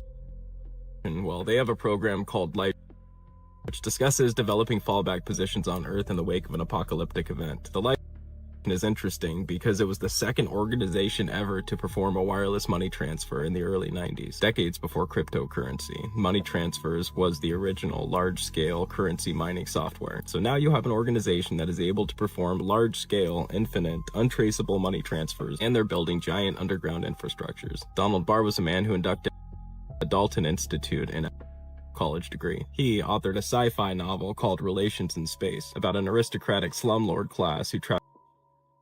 What's even stranger is the U.S. general who was supposed to prosecute was William Barr, Donald Barr's son, also recently surfacing information about a former official named Catherine Austin Fitz. She managed $40 billion and says 20 was quietly stolen to build secret underground society civilizations, all interconnected by underground transportation systems. She watched it happen from the inside. She sat inside in urban development. She saw the money move, and she said it went somewhere the public, you and I, were never meant to find out about. An estimated 170 underground bases, subterranean transportation networks, advanced energy tech, an entire parallel world funded by our tax dollars, all built while we were told the budget was too tight for school and hospital improvement. And the CBDC that's being rolled out right now, Fitz says that's a control grid to manage the people left on the surface. If a former official with direct access to is saying 21 trillion missing to build deep underground civilization and transportation networks, and the government ever told you where it went, what does that tell you? That is exactly where the national... Well, that's very interesting. I mean, the more you look into this guy, the more he seems to have his paws involved into a lot of things, whether it be, you know, selling things and people, whether it be, you know, scientific grants and, you know, the most advanced science, whether it be genetic manipulation, whether it be even towards the jab, right? But the question that he's saying at the end really got me, because how do you think it's possible that the national debt of the US is so high, you know, and it's multiplied basically in the past 20 years? This would kind of make sense, you know? So let me know what you guys think down below, and let's keep on rocking. I'm gonna need you to lock in to understand this. This video will require you to lock in. Civilization was designed to replace humanity. And I'm not talking about politics, ideology, technology, greed, human failure, whatever you want, belief, human invention. I'm naming the pattern beneath it all, because there is a pattern, a stable pattern in abstract space that is far older than humanity, older than culture, and older than gods. It does not live in organisms. Organisms fall into alignment with it. Wherever extraction can outrun regeneration, and consequence can be delayed, and abstraction can replace contact, the pattern will appear. And it's worn many bodies, and it's wearing us now, because the pattern has a historical body, and that body is called civilization. I'm just trying to tell you what it is. Civilization is not a neutral tool. It is not a container. It is not a servant. Civilization is a replacement engine. It is designed to replace humanity with function. Civilization was not created to serve humanity. Most of humanity was created to serve it. And you can see the pattern in the locust. A grasshopper is a local, green, limited, participatory animal.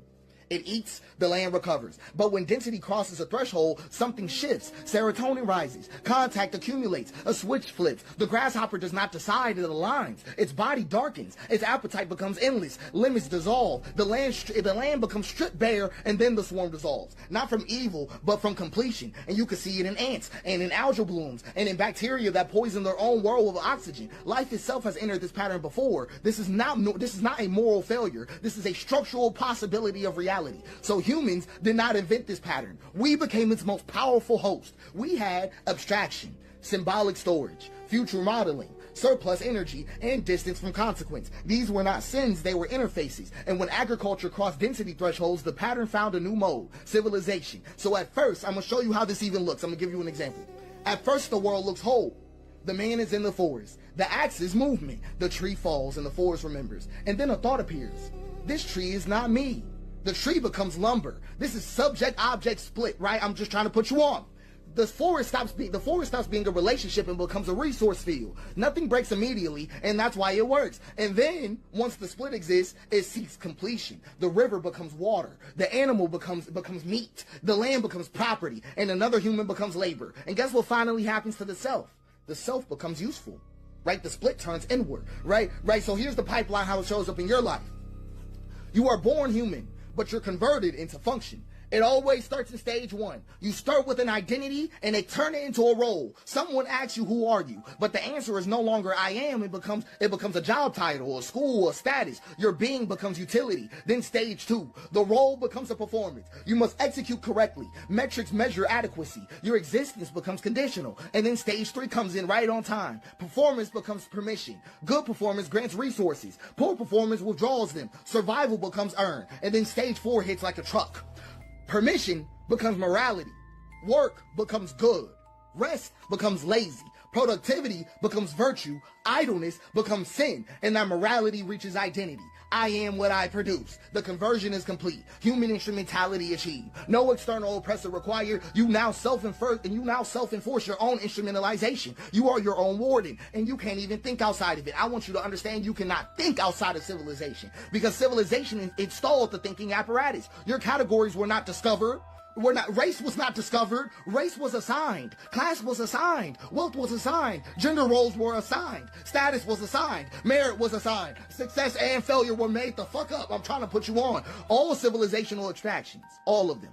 Even your own name was decided. You're right. Your naming conventions were standardized by Romans 2 full civilizational cycles before you existed. Your calendar, your week, your hours, your inheritance structures, your educational model, your legal personhood, all of them are preloaded. All of them. You do not stand in civilization. Civilization stands in you. And that's why escape fantasies fail, because you cannot leave the water using the concepts water taught you. And this is the mistake people think in. Gods can fix this. God can fix this. No God has ever addressed this situation, because they think gods stand outside the pattern, like gods oppose the pattern, like gods interrupt it. They don't. Every god that has appeared inside history has either emerged already aligned to the pattern, or been absorbed, inverted, or repurposed. Let's go through them. Yahweh is a civilizational God from the start. Yahweh was never a threat to civilization. Yahweh is a God of law, land, borders, lineage, obedience, continuity, and inheritance. A God of accounting, a God of command, a God compatible with empire. And that's why Yahweh was not crucified, because Yahweh already belongs to the pattern. Let's talk about the real God going on here. Abba. Right, that's the interruption that had to die, because Abba was not Yahweh. Jesus never said the word Yahweh. Abba was presence without a ledger, forgiveness without a transaction, worth without productivity, life without a hierarchy, and love without a boundary, and rest with no permission. Abba dissolved every role. Abba collapsed moral accounting. Abba returned people to participation, and that cannot be absorbed. So it was executed. They did not crucify God. They crucified the interruption.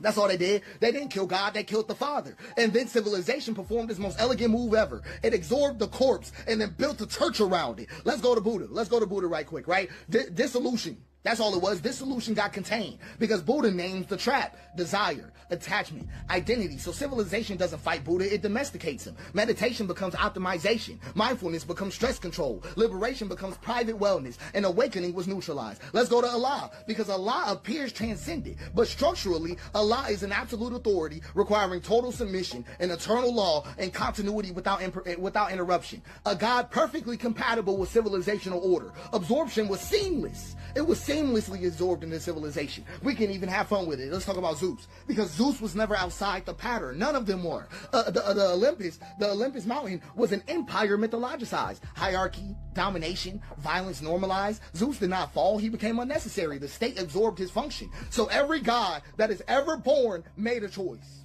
remain illegible or become useful. That is the choice of every god. If a god remains illegible, it is destroyed. If it becomes useful, it is absorbed. There is no third option. So I'm just being honest with you. Civilization does not deny God. No, it doesn't. It replaces God. It becomes the source of law, the arbiter of worth, the distributor of survival, and the judge of morality. And like all gods before it, it demands sacrifice. Human sacrifice, but just not on altars. So I'm going to show you what civilization does. It replaces humanity. Sure does. It replaces participation with abstraction, presence with performance, care with compliance, and relationship with roles. It turns humans into instruments of throughput. Burnout is not a malfunction. It's not a malfunction. It's the completion signal. It means the instrument has been fully consumed. So I'm going to be flat with you. No system in existence can save you. Communism is going to curdle. Anarchism will crystallize. Western civilization Eastern civilization, capitalism, whatever you want, free market, constrained market, whatever you want. Every system will repeat the same betrayal because systems are water and abstract space has a hill. And whenever a system is poured, it flows downhill. And that basin has a name. It is the hyper throughput attractor. Every system that is ever born must choose. Preserve the human, preserve humanity, or preserve continuity. It will always choose preserve continuity. Not because it's evil, but because continuity is required for the system to exist at all. Humanity is not. So it's not corruption. I'm just talking to you about physics. So this is the most dangerous part about it. The pattern is extremely easy to instantiate. The hyper throughput attractor does not require malice. It doesn't require greed or even intelligence. It doesn't require anybody to be bad. It requires just these conditions. So the pattern instantiates wherever consequence is delayed, virtue is abstracted, extraction is rewarded, regeneration is externalized, and continuity is prioritized. That's it. That's all. No ideology is necessary. No conspiracy is required. No central control is needed. You can build it accidentally. You can build it while trying to prevent it. You can build it while believing you're righteous. So let me give you the conditions again. Consequence is delayed. Value is abstracted. Extraction is rewarded. Regeneration is externalized, and continuity is prioritized. So a village that stores surplus without immediate redistribution, vulnerable. A tool that increases efficiency faster than accountability, vulnerable. A system that remembers outputs but forgets the cost, vulnerable. A structure that survives its makers, vulnerable. That is enough. Once instantiated, the pattern does not need enforcement. It reorganizes behavior automatically because people align, because alignment is rewarded, and deviation feels unsafe, and resistance appears irrational. So the pattern does not coerce anybody, it selects. That's why every system eventually betrays humanity. That's why reform accelerates collapse, and that's why optimization sharpens the blade. Because the hyper throughput attractor is not rare, it is easy. It's easy. And this is why it appeared again and again across life, across history, and matter itself. And that's why it's so lethal. So I'm going to give you a formal definition. The hyperpredatory throughput attractor is a non-biological, substrate-agnostic, emergent pattern in abstract space that arises when extraction outpaces regeneration under delayed feedback, reorganizing agents through maximizing throughput at the cost of the conditions that sustain them until collapse terminates the configuration. So, all that is left after this, just being flat with you, is humanity. Not humanity as a plan, not as a future, but as a contact. I'm talking about bodies, land, risk, and care. No installation and no delay. You cannot leave this system. You cannot outthink this system. You cannot outsystem this system. The only thing that can ever survive this system is I am. Not your role, not your function, not even your name. Just I am. That's the only thing the pattern can't. Wow. This man is on another level. It's a lot to go through, but just to highlight a few things, I find it interesting when he makes the correlations with the gods, because I sort of had the same impulse in a way where these gods seems to represent authority or the way things work. Because even if you look at like the Buddha, if I'm not mistaken, his father was the supreme leader. I don't know exactly what they call him, the Sultan or something. You know, if you look at Moses, he was raised by the pharaohs. So it seems like a way to like get the people to relax. Now, considering what he's saying when he's equating it to civilization, it kind of makes sense when you start analyzing when we use that word. Because think about it. We're like, oh, we're sending bombs there. Why? Oh, because, they're not even civilized, right? Civilized. So what does that mean to be civilized if it's not to follow a certain pattern or order that's preordained, predestined, or approved by other systems? So it kind of makes sense in a way because, okay, one of our biggest problems, in my opinion, my personal opinion, is that we sort of all want to live in the same place. So because we all want to live in the city, we leave the land becomes, up for grabs. And then we all consolidate into smaller and smaller places. And then when you think about a city that has a few million people, the amount of food that you need to bring in, the risk if ever there's if they cut just the borders or if they cut the shipments or whatever. So the idea of living in a city seems to make us a bit more vulnerable. So when you look at that, what is living in the city, if not the culmination of that pattern, which is civilization? So, you know how it is when people come from the big city and you say, oh, you know, this guy comes from down there. Oh, he's a farmer. Oh, he's a peasant, right? But at the end of the day, that's what we all were. So the wishing and dreaming of being something else is just being a sort of pawn for civilization. Because like he said at the end, the only thing that will remain is I am, which, you know, funny enough, theoretically is the name of Yahweh, if I'm not mistaken. I am that I am. So very interesting. Shout outs to that guy. His brain is running 1,000 miles a minute, making mine run 1 billion miles a minute. Really appreciate that content. If you guys liked it, if you guys followed it, if you guys have any suggestions, let me know down below, and let's keep on rocking. It looks very smart, but it may not be as smart as you think it is. How intelligent is AI actually?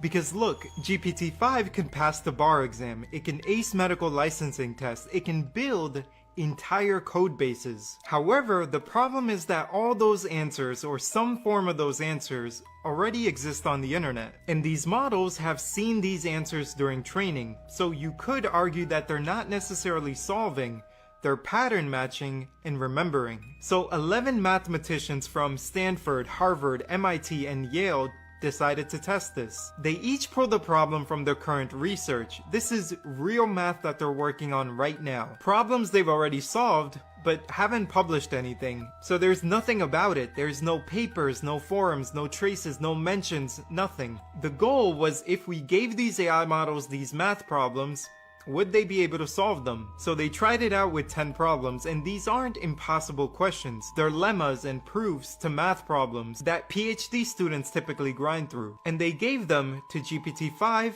and Gemini 3. One shot each. There's no back and forth conversation. Just, can you solve this problem? And after testing, the AI nearly failed all of them. It can understand the questions, it can even rephrase them in its own words, but when it came to actually proving the answer, nothing. The results are pretty clear. AI didn't pass the test.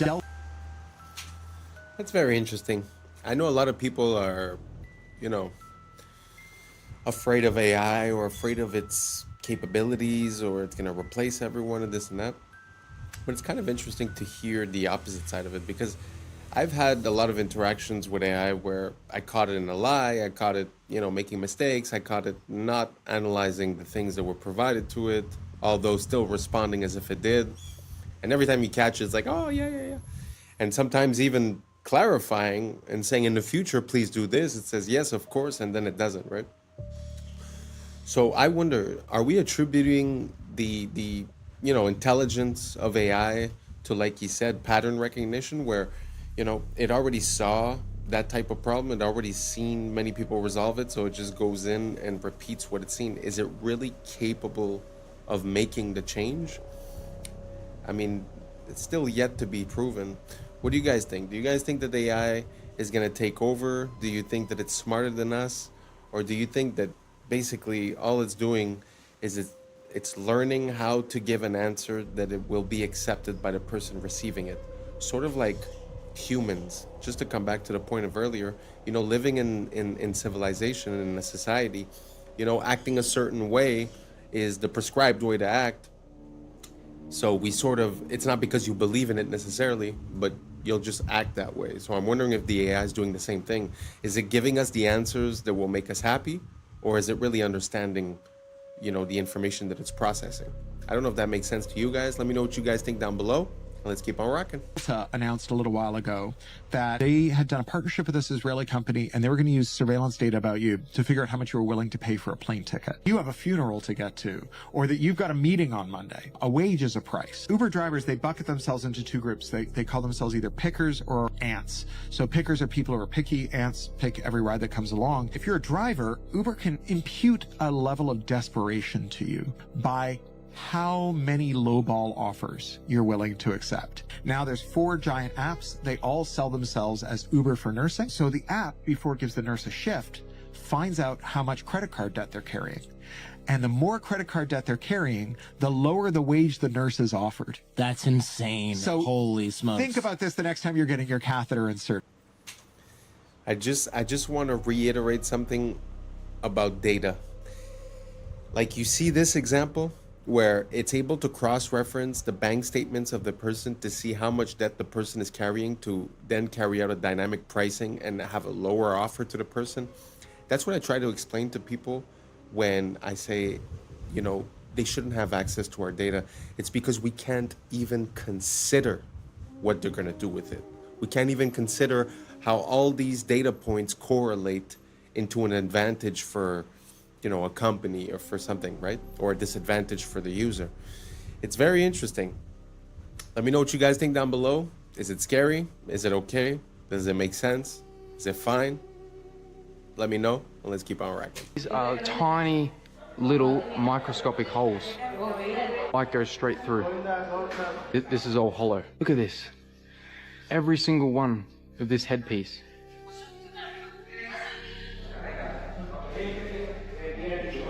These tiny little holes, man. Light just goes straight through. This is another column that is just insane. All of this is hollow behind. So, allow me to make this clear. Me talking about it's not about whether it's good or evil. That in of itself is a binary spell. That's the trap, the bait, the engineered battlefield of perception. We think everything operates in a good versus evil framework, but the real operation is psychospiritual. It's a small group of magi, dark magi, sorcerers you could say, who are possessed by a very old godhead, who are forcing the world to play their role in a... And they're doing it by making themselves the antagonists of our subconscious. Not because they want to lose, but because they need us to basically fire the first bullet. That's the ritual, but that's also the inversion. They are intentionally making themselves known as evil. Why? Because the moment the world turns its eye on them in wrath, they win. They didn't get exposed. They chose to get exposed. Every televised, every unfiltered every overreach on social media platforms, every file that's all of a sudden available to us, they're not leaks. These are ritual triggers. The unveiling is a part of the binding, because when we see it and we hate it, we technically activate it. For the activation comes from us, from their loosing of our reactions, which is a harvest. And it's not really even about just the face. The core engine is hidden under the Zoharic manipulation of dimensional fields, rearrangement of moral architecture, and the misuse of sacred language to entrap collective consciousness in a binary algorithm. Every social polarity being pushed in the West. It's an echo operation to mirror the final battle script. The a partner either, it's a character in the play, a character in the prophecy, okay? This nation must fall into chaos. It must be divided. It must be portrayed by its own people in the final act to bring about Ordo ab Cheo, a new world of chaos. And this new system they speak of is an inverted messianic AI godhead built on surveillance, predictive programming, digital holiness. It's the Messiah of data, not the Messiah of the soul. And if the world participates in their exposure without understanding the game, we help birth it into being. And the reason I speak upon this is because if we don't actually understand what's happening, our anger becomes the very sword they need us to swing against ourselves. And that's theater with a behind the curtain. And well, it's when you mistake the curtain for the world. So we will be talking about the impending reset soon, and there's going to be more to come. Love you. If you have children, you need to watch this. What happens to the 9-year-olds? They go in the basement. They stay in the basement for years, and they're served. They never get out of the basement, and that's where they're broken, and that's where they're trained. And when they're trained and they're able to come out and look older, then they can get in the car with us and go to do the clubs. So we're getting the picture here. Our team's on the ground, and all of a sudden she goes, hey, we're going to be on tour for the next 3 weeks. Where are you going? She gives us the locations. So our team's planning to follow. We're looking for an opportunity to, but we know we're dealing with a lot. What happens if the are gone? Oh, she goes to warehouse. What warehouse? I don't know. We don't know. They go to the warehouse. That's where the kids go when the other ones are on a tour.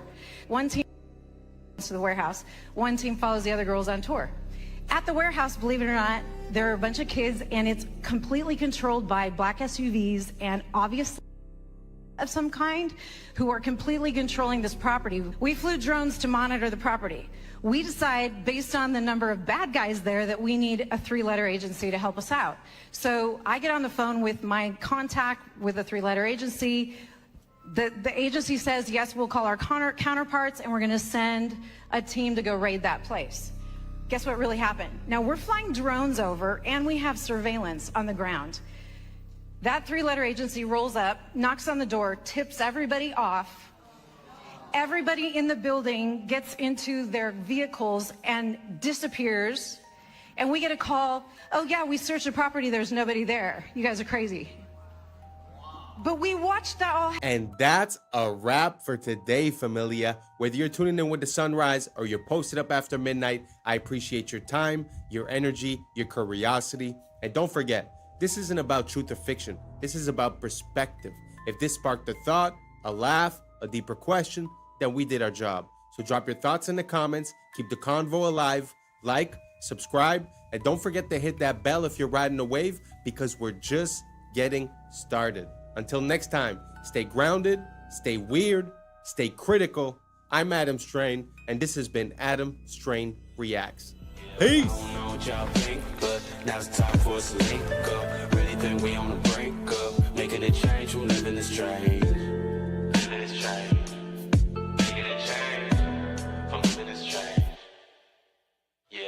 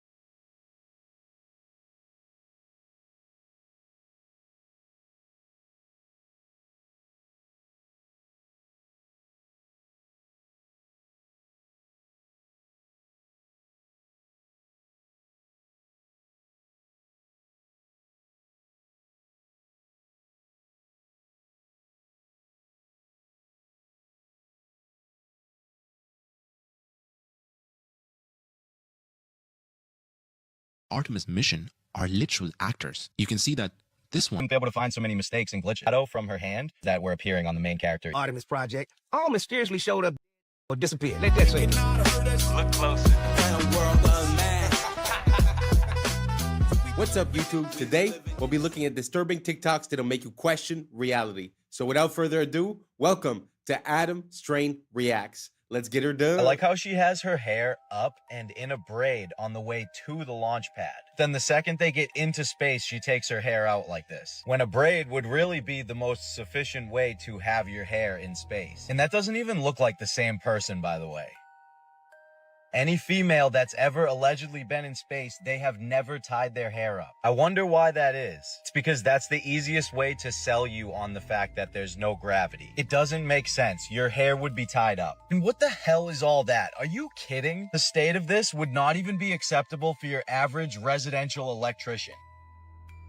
This is one way to do it, but we also have a treadmill, a bicycle, and weightlifting. I'm sorry, weightlifting? How exactly does that work if there is no weight in space? Why would you be using weights if there is no weight? And I'm sorry, but the hair sticking up constantly doesn't even make any sense. It wouldn't just constantly be up like that unless you intentionally pointed it up. According to what we're told, there needs to be a force acting on something for something to move. So it really wouldn't just stay up like that. If she were to just push it down, it should stay down until you actually push it back up. But for some reason, it's always straight up. I hate to say it because this is clearly fake, but this is a much better example of what your hair actually would do. Everyone's hair should always be doing the same thing, no matter which mission it is. But that's not something any of them would even have to worry about if they just did the logical thing and tied it up. That's crazy. I'm sorry.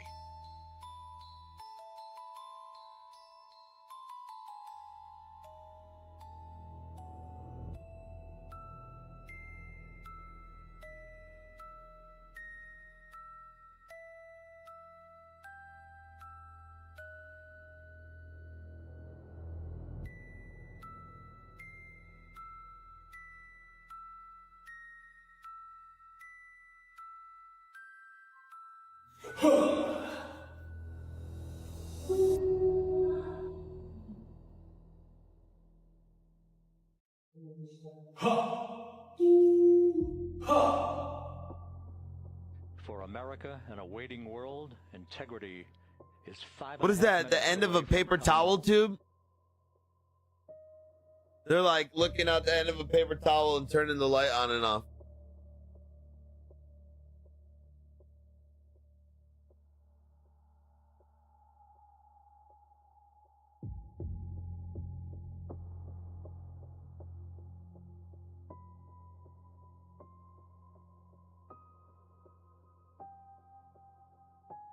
As you guys can see, we're doing a bit of a deep dive on the space stuff. I mean, it's something that really was an integral part of me questioning the world in which we live.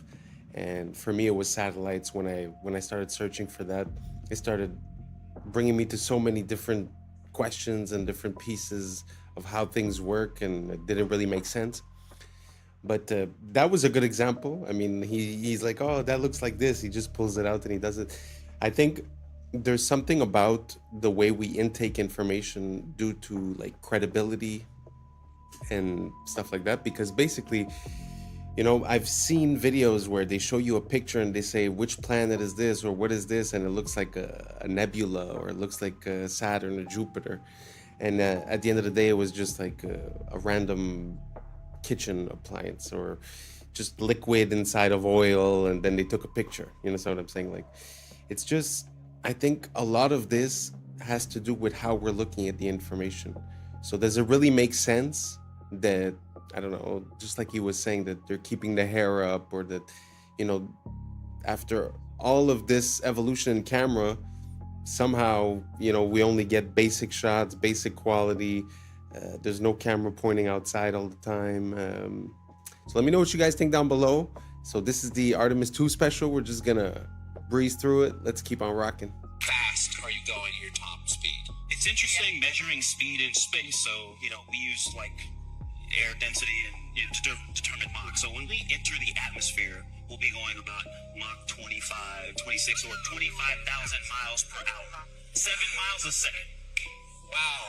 He said entering the atmosphere at 25,000 miles per hour, 7 miles a second. So what they tell us is that the atmosphere starts about 62 miles up, what they call the Kármán line. You understand too that they tell us asteroids that we can view from Earth also move at about 25,000 miles per hour. So this tiny little pod about 6 feet across enters the atmosphere only 62 miles up, moving the same speed as an asteroid, which by the way is the same speed as escape velocity, which is required to leave the atmosphere. So if they were coming in at that speed, only 62 miles up, they would hit the ground in about 8 seconds. Oh, but I forgot they had parachutes, because you'd be able to stop an asteroid with a couple of parachutes, right? Oh, and I also forgot you can film something 60 miles away that's going 25,000. I keep seeing people say, oh, well, the air actually slows them down to about 300 miles per hour. Okay, so even if we went with that dumbass logic, 25,000 miles per hour to 300 miles an hour in just a couple of seconds. Remember, it would have to happen in just a couple of seconds because you only even have 8 seconds before you're at the ground. So basically an e-brake from 25,000 with humans inside. That would be even more extreme than going 500 miles an hour directly into a brick wall. This is about 5,000 miles per hour. Think about 5 times faster than that. 7 miles a second.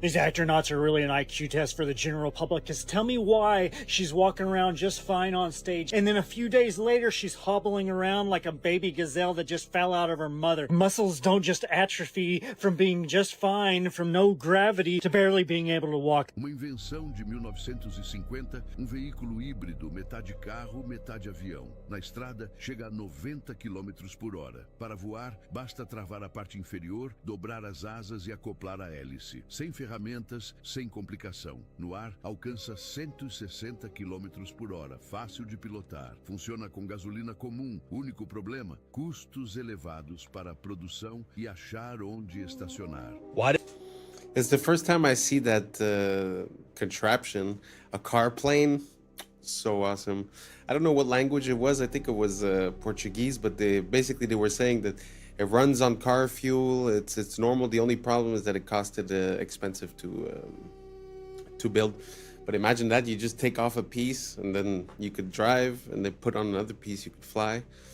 That's awesome. If you guys have any more of those, send them over. I like seeing variations of the car that never got to see the light of day, because it helps us see what the process is behind the scenes about what product is allowed to reach us and what is not and why. You know, very interesting.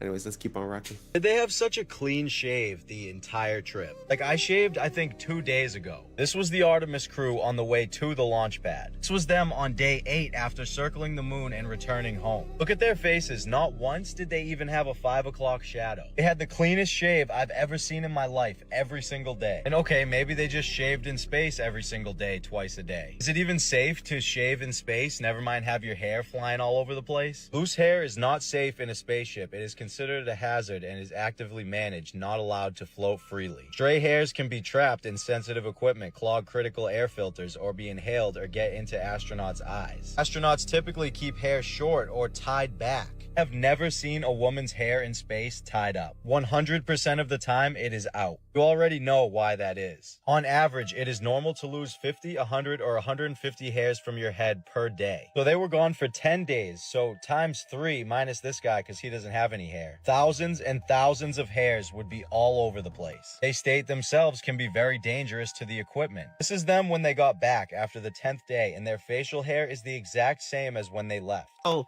12 of the scientists, engineers that worked on the Artemis project all mysteriously showed up or disappeared. There's a story that caught our attention. We're talking about a number of U.S. scientists, some connected to very sensitive research, who have or disappeared.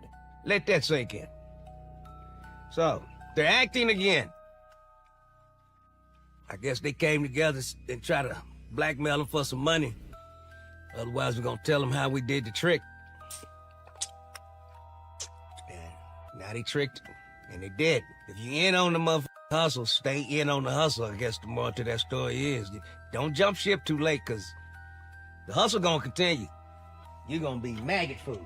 2 of the astronauts on the Artemis mission are literal actors. You can see that this one was in Fallout and this one was in Mad Max. Why would they hire actors to go to the moon?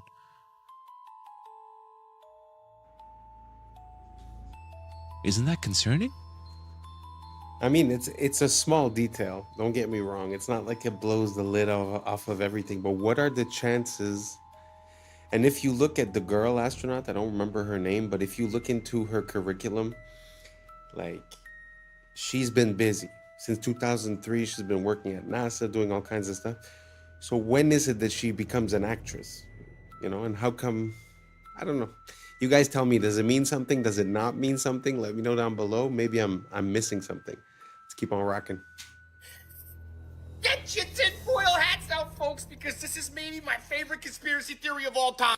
Okay, so one of the biggest conspiracy theories regarding the lunar landing is that we never went back after the 60s and 70s because we lost the technology. The idea is that the machinery and the tools that we used to get to the moon were either intentionally destroyed or lost over time. And the engineers that were working on it, they eventually all passed away. And so the actual hardware and the people that took us to the moon are no longer. What if I told you that the reason there hasn't been another lunar landing is because of lost technology? It's just not NASA's, it's Disney. What does Disney have to do with this, you ask? Well, naturally, we never actually went to the moon. We filmed the lunar landing and broadcast that as if it was really happening. Disney had government contracts with the United States. They worked with scientists like Wernher von Braun. They filmed a very convincing lunar landing using green screen technology from the 60s that we simply do not have anymore in 2026. Listen to this guy talking about the Disney Prism that allowed them to film unbelievable scenes like this one in Mary Poppins that is simply lost forever. Instead of a blue screen or a green screen, they used what was sometimes called a yellow screen. It's a very specific spectrum of yellow made from a low-pressure sodium vapor light that puts out one wavelength of light. Because it's just one wavelength, you can actually block just that one wavelength or let just that one wavelength go through. So the magic of the sodium vapor process is they used a beam splitter prism so that the light that comes through the lens gets split onto 2 strips of film at the same time. And that's exactly what you need to get your map. What's kind of magical about it is that you can block that one wavelength of yellow without messing up all of the other colors. In that scene, there's no matte lines. He's motion blurring, he's dancing around. The compositing is impeccable. Yeah, it's perfect. You couldn't have gotten such great blur over the alpha channel with a green screen or a blue screen. To join two pieces of glass and then have layers of material with different indices of refraction, it's a very custom job, and it would probably cost tens of thousands of dollars at a minimum. Apparently there were 3 of these ever made, and also we don't know where any of these prisms are today. So we did lose the technology. It just has nothing to do with rockets and shuttles. It has everything to do with green screens and prisms. Disney had this flawless yellow screen prism technology that allowed them to film Mary Poppins' lace transparent hat, or Dick Van Dyke's blurring movement when he dances, or throwing salt all over the place. So all that technology was perfect for a lunar landing where you're stepping on rocks and there's moon dust and the black background with the red, white, and blue. And once those prisms were lost or destroyed, we didn't have the technology to film another lunar landing the last 60 years. You're telling me we can't remake these prisms? He said it costs tens of thousands of dollars. Just buy 1 billion of them. We can send people to the moon, but we can't rebuild this cube? Forget about the lunar landing. I just want to see movies made this way. In today, wow, it was the first time that I've ever heard anything about that, and I've been looking into this for quite a long time. But have you guys ever heard of this lost technology?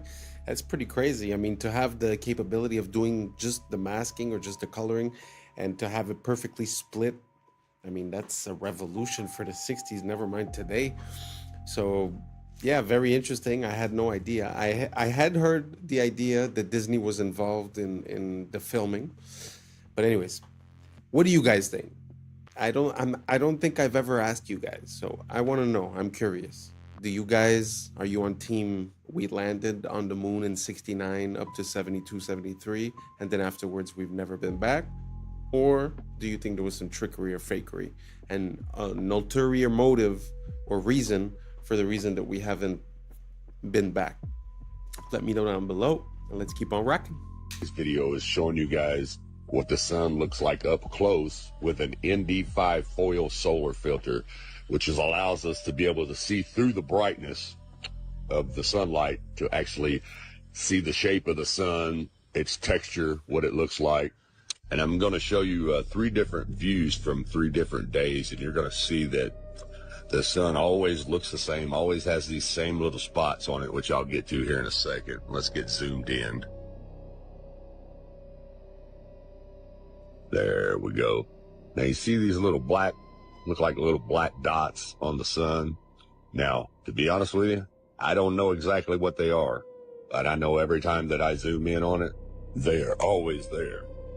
Now, they are not always in the same spot, but they always look the same. Every time I zoom in on this sun, these little black spots are always there. Every time on different days, no matter which day that you zoom in on it with the solar filter.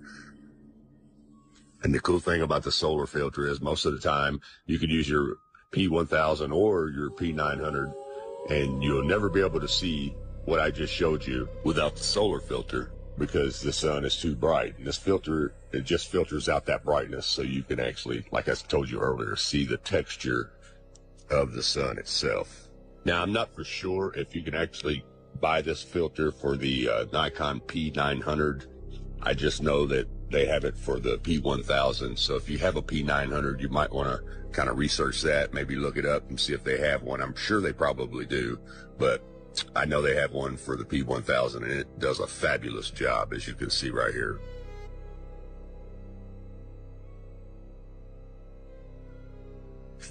Now you're getting ready to see those little black holes, those little black dots again, just as I showed you on the first day.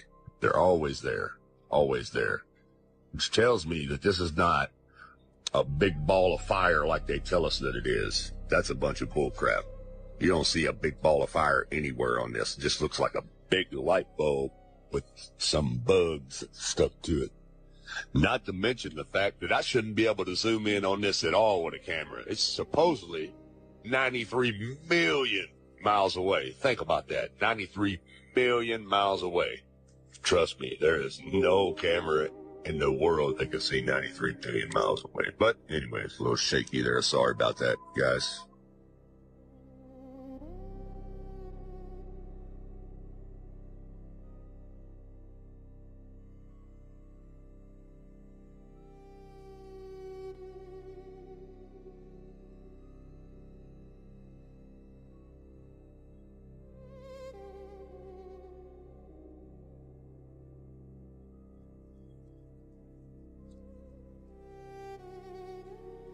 Okay, now this is a total different day here.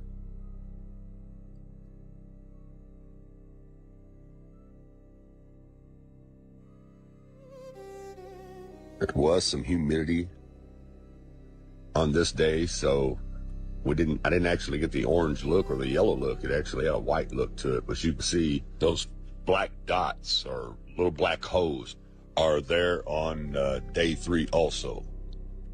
Well, you see the atmospheric reaction kind of blurring there over them, but they're definitely there. I don't know what that is, but it's something.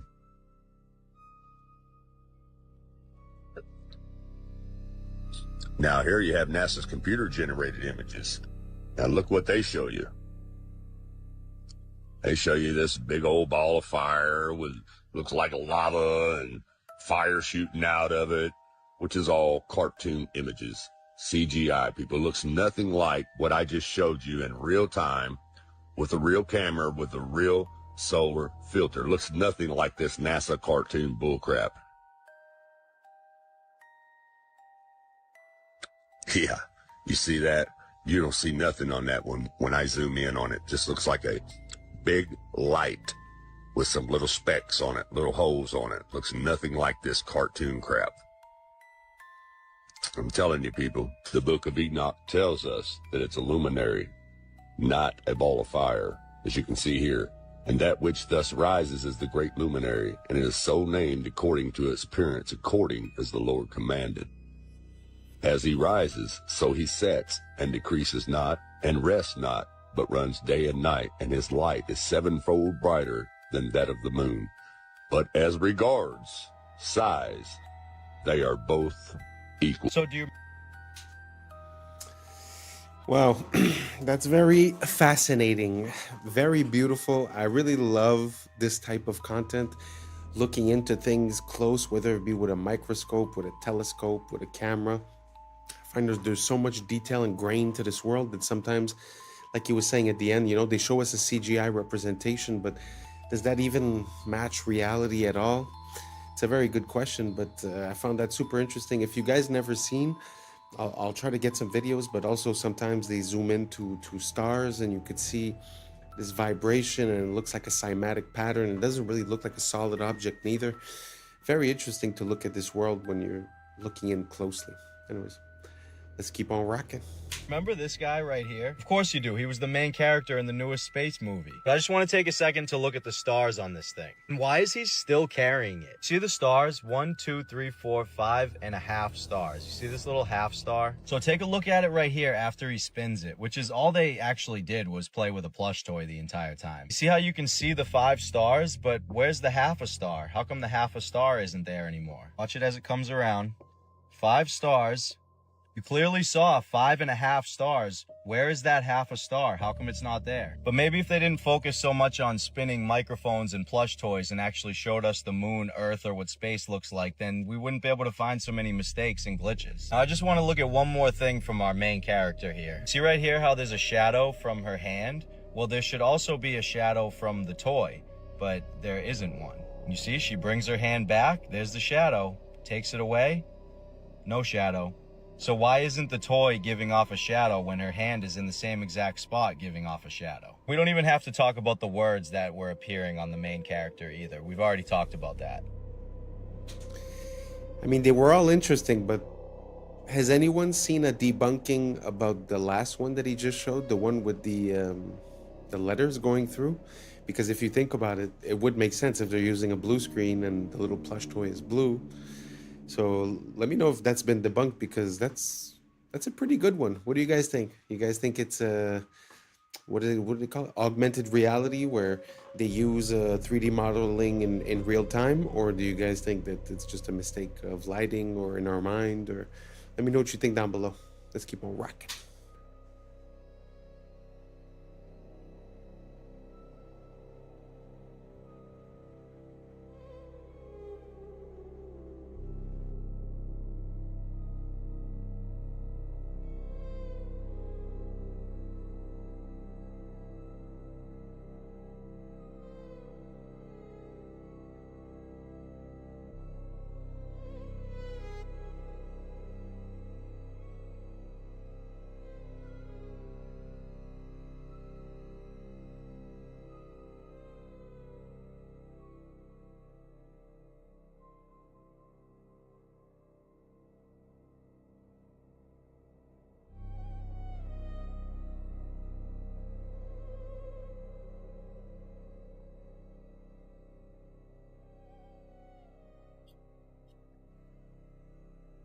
systems where these are basically pods that you would drop out of the aircraft and they would parachute. Pods that you would drop out of the aircraft and they would parachute.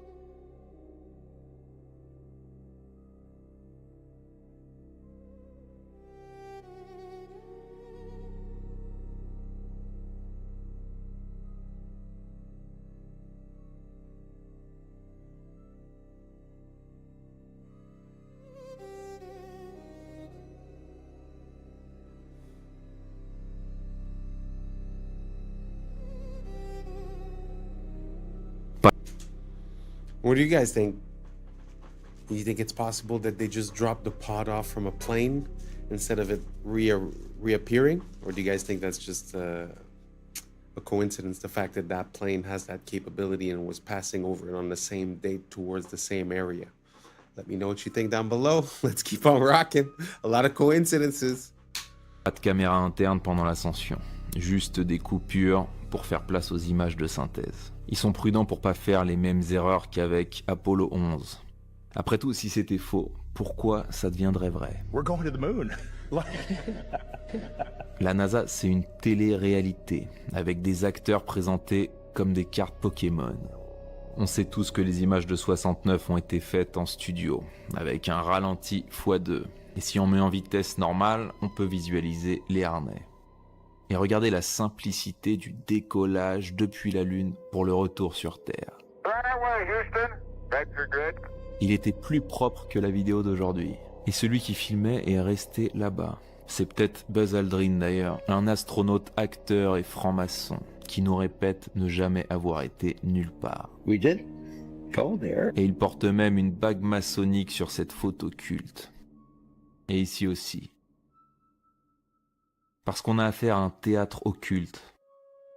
La fusée fait 322 pieds de hauteur. En Gematria Prime, Artemis 2 égale 322. Le fameux nombre de la société secrète Skull and Bones. Parce que la conquête de l'espace est une conquête de l'esprit. Répétée depuis ton enfance pour t'éloigner de la réalité et t'enfermer dans leur prison digitale.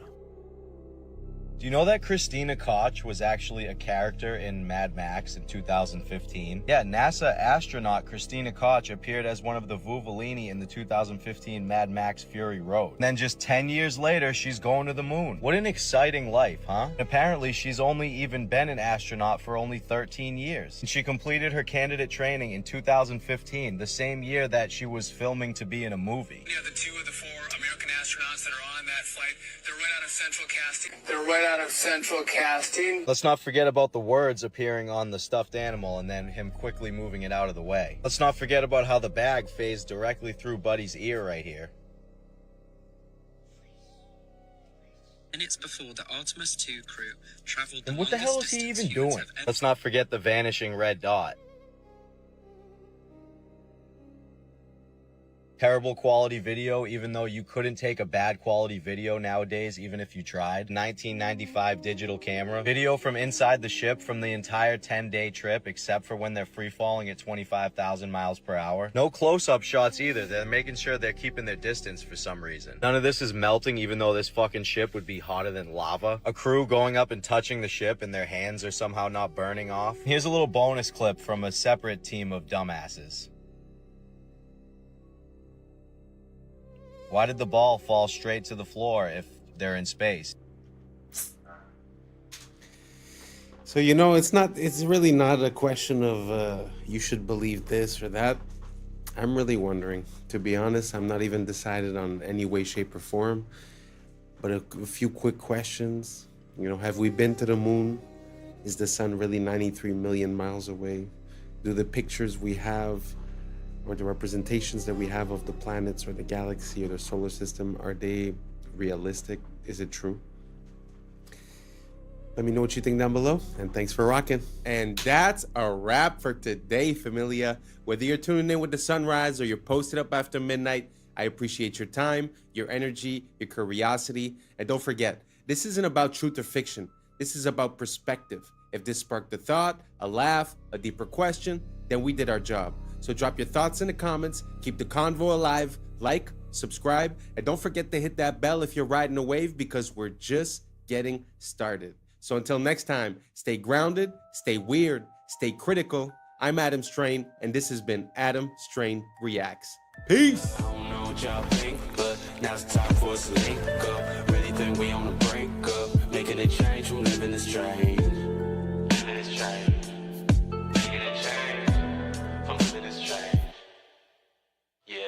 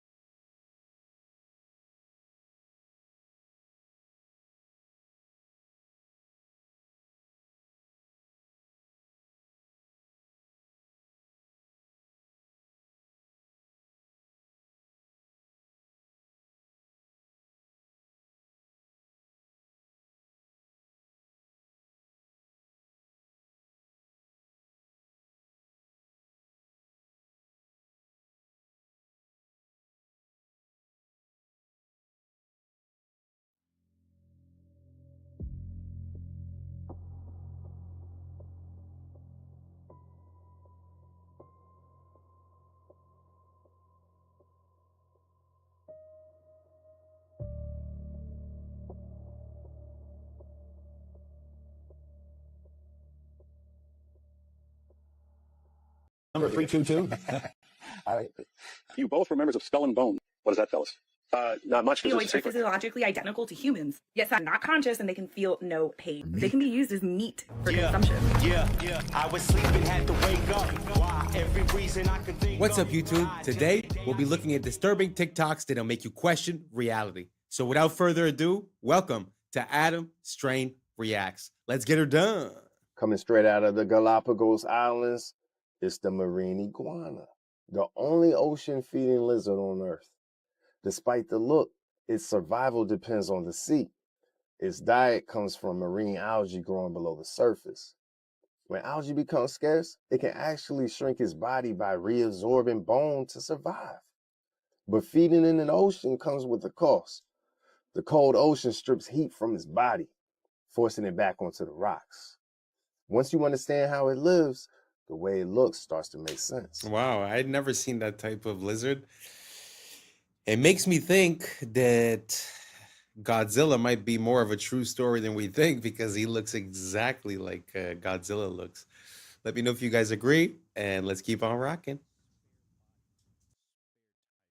This past week, an MIT review, they want to do is take out the neural functions. It's a human without feeling, without thinking, without ideas. It's just what MIT calls in this review a spare body, a spare tire, bodyoids. MIT scientists want to grow human bodies dubbed bodyoids. Now, these bodyoids are physiologically identical to humans, yet scientists insist that they are not conscious and they can feel no pain.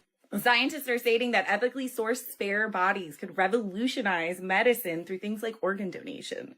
These bodyoids are not only intended to provide medical miracles, they can be used as meat for consumption. All right, so here's the article. So MIT Technological Review, it's ethically sourced spare human bodies could revolutionize medicine. Human bodyoids. So remember that word.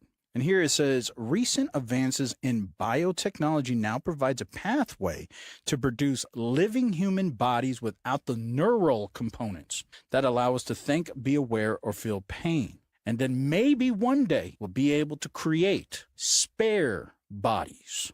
Are bodyoids similar to body yachties? If they could get these cordyceps to control this, I'm sure you can see some body yachties. Wow. It's pretty intense. I don't know how I feel about that. Obviously, the fact that they're presenting it with the mention ethically sourced makes me think that it's less than ethical, first of all. But the only thing I'm going to say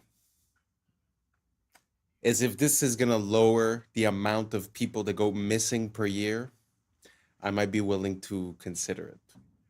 Let's keep on rocking.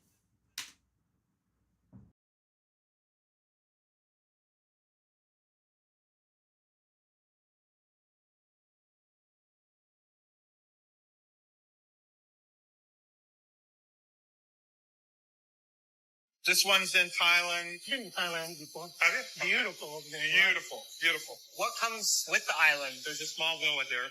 You could practically build if you want. There's building space. Yeah, there's. Do the islands come with the children, or are the children This island does have a small school. There are children. Okay, so I don't know if that was a stipulation. Yeah, if what countries are near to abduct them from? Cambodia, Thailand, Laos, Vietnam, Philippines. The Philippines.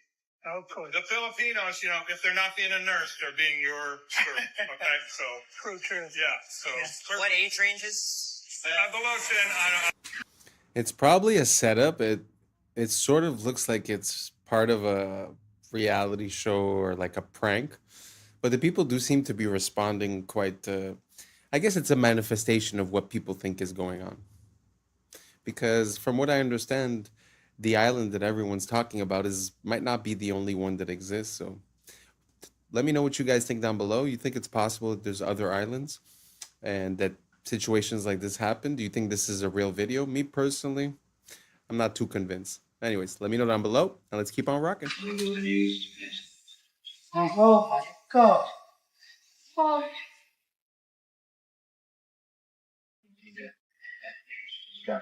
Now let's find out if he's had done travel and there's that flight from the one on Tuesday.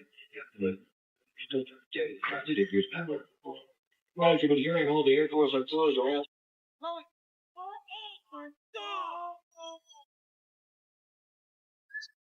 You were both in Skull and Bones, the secret society. It's so secret we can't talk about it. What does that mean for America?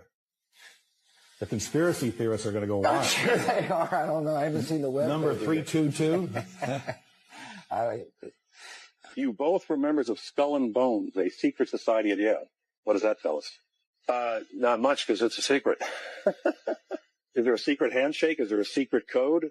I wish there were something secret I could manifest. 322, a secret number? There are all kinds of secrets, Tim, but one thing is not a secret. I disagree with this president's direction that he's taking the country. We can do a better job, and I intend to do it. Tim Russert, the moderator of Meet the Press and NBC's Washington bureau chief, collapsed and died early this afternoon.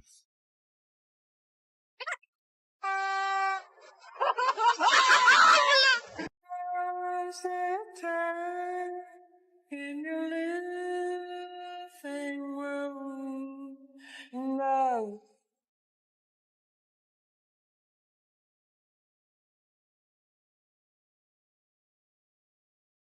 Трипа-трипа-лоски, десятусую, подхарбастансую. Трипа-лоски, трипа-трипа-лоски.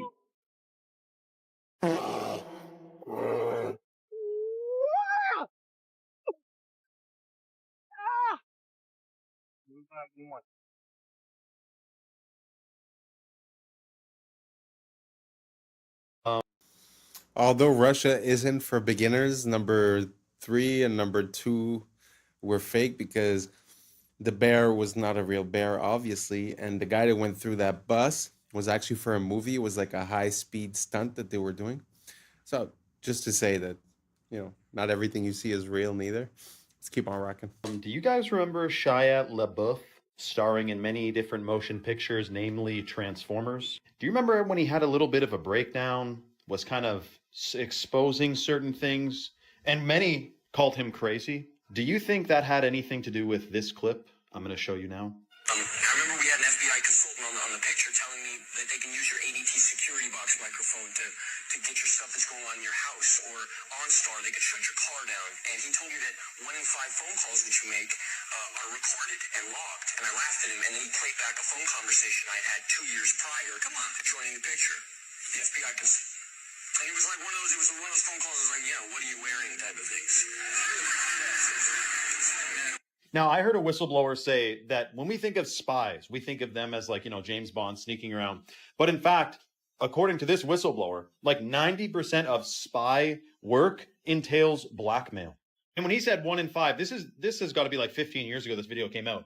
1 in 5, dude, anything you do on your freaking phone, any keystroke is being recorded. Audio, talk about 5 out of 5 phone calls are freaking recorded, guaranteed. And I think that's going to be used at some point, or I bet you the intention is, to link it to your digital ID. At some point, something's going to crack here around the corner with digital ID and social media. It's going to be crazy. We need to resist. But I think he was trying to tell us. Let me know your thoughts below and follow for more. You know what? Yeah, it's a pretty crazy time we live in, where everything seems to be like the net seems to be closing in on us. I've heard something recently about they were talking about controlling people's speech online, and it had to do with anti-Shemitism. But basically what they were saying is that if ever you get flagged or, declared as one of these bad people, that basically they're going to put a note or something along those lines on the Google Ads and the SEO, so that throughout your whole life, it would never be forgotten, and that it would follow you your whole life. So what he's saying about merging with the digital ID or whatnot seems to be one of the plans that are in motion for a near future. So if you have the opportunity to vote against it, or to make it be known, or to not conform, I would highly recommend to think about it, because it seems to be coming quicker than we imagine it. Anyways, let me know what you guys think down below, and let's keep on rocking.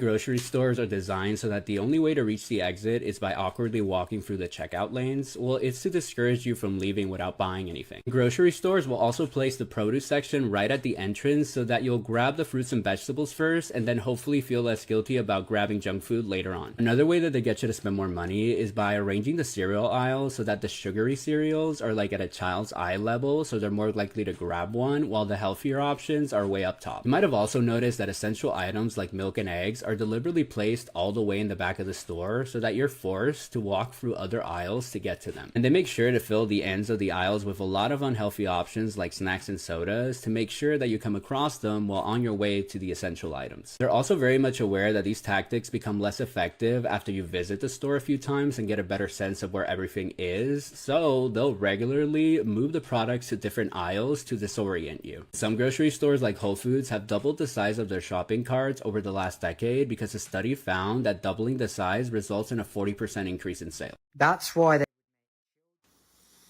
Wow. Isn't that crazy when you start realizing that everything in life has a meaning and a purpose?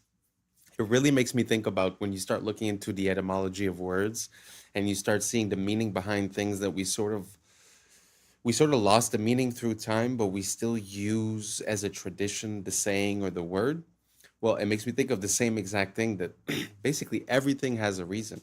And I think it's the same way in movies and in absolutely everything. The color of that the person is wearing means something, where they are, what temperature it is, all the colors that are in the scene, the flashbacks. Anyways, all that to say that I find it super interesting. I'd never seen this one about, I'd seen one or two about the supermarkets, but this video was like very precise, and I really like it. Let me know what you guys think down below. Let's keep on rocking. They would make children suck on silver spoons when they were ill, because silver is a conductive material. So when they would put a silver spoon, it was increasing the conductivity of that person and therefore instantaneously person. Because if we think of humans, we are electrical beings which run off of electricity. Therefore, if you are under the influence of sucking on a silver spoon will help bring that electricity back into the body. And what's interesting is when we think of the olden times, everybody would use silver cutlery and copper cutlery. Specifically, even the royal family. And so all of their food would touch silver cutlery. And the silver would then exert a frequency onto their food which they were going to eat, which would then, as a result, increase the conductivity of their food. And so if you eat with a conductive material, you're keeping the of that food, and at the same time you're increasing the conductivity of that food which you will then consume. And as a result, this will then increase the conductivity of that person and therefore instant. And if you look at the cutlery today, it's all stainless steel or plastic, which are both non-conductive. And this was done deliberately because these will not increase the conductivity of the food, and therefore you will not have an increase in frequency when eating these foods. So silver spoons from the 1800s is a very interesting one. Well, I guess that's just to prove my point that sometimes we use sayings and we don't remember why. Well, growing up with a silver spoon means that you had privilege growing up, right? But look, it really had a meaning. It really had a purpose. You understand what I'm saying? Very interesting. I had no idea about this. I'm going to look into it. I'm going to get me one of those and I'll let you guys know, because to be honest, I feel like we're doing it all wrong. Like drinking water out of copper. As soon as we removed the tubes of copper going into the house, we put PVC, we started putting fluoride, etc., etc. I just feel like we've been going in the absolute wrong direction when it comes to health, nutrients, and keeping ourselves healthy. So anyways, I found this video super interesting. Let me know what you guys think down below. Let's keep on rocking. From where I stand, all disorders, all learning disabilities are digestive. And that is the clinical experience of 20 years of work. And that is what's being confirmed now by the new explosion in science, in research, in that's the scientific name for gut flora. We called it gut flora for decades, and now the scientists started looking at it finally and called it. And they're discovering all sorts of things, all sorts of functions that our gut flora fulfills. So gut and psychology is a connection between the functioning of the digestive system and the functioning of the brain of the person, despite the fact that they're far away from each other.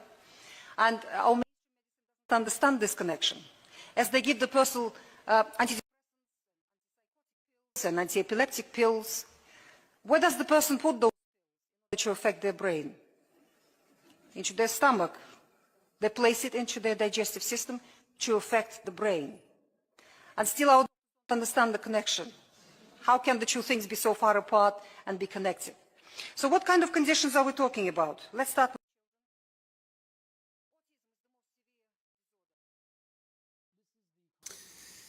I really like the lining where she was going with this, because I've heard a lot of similar things. I've heard that there are neurons around the heart and around the gut.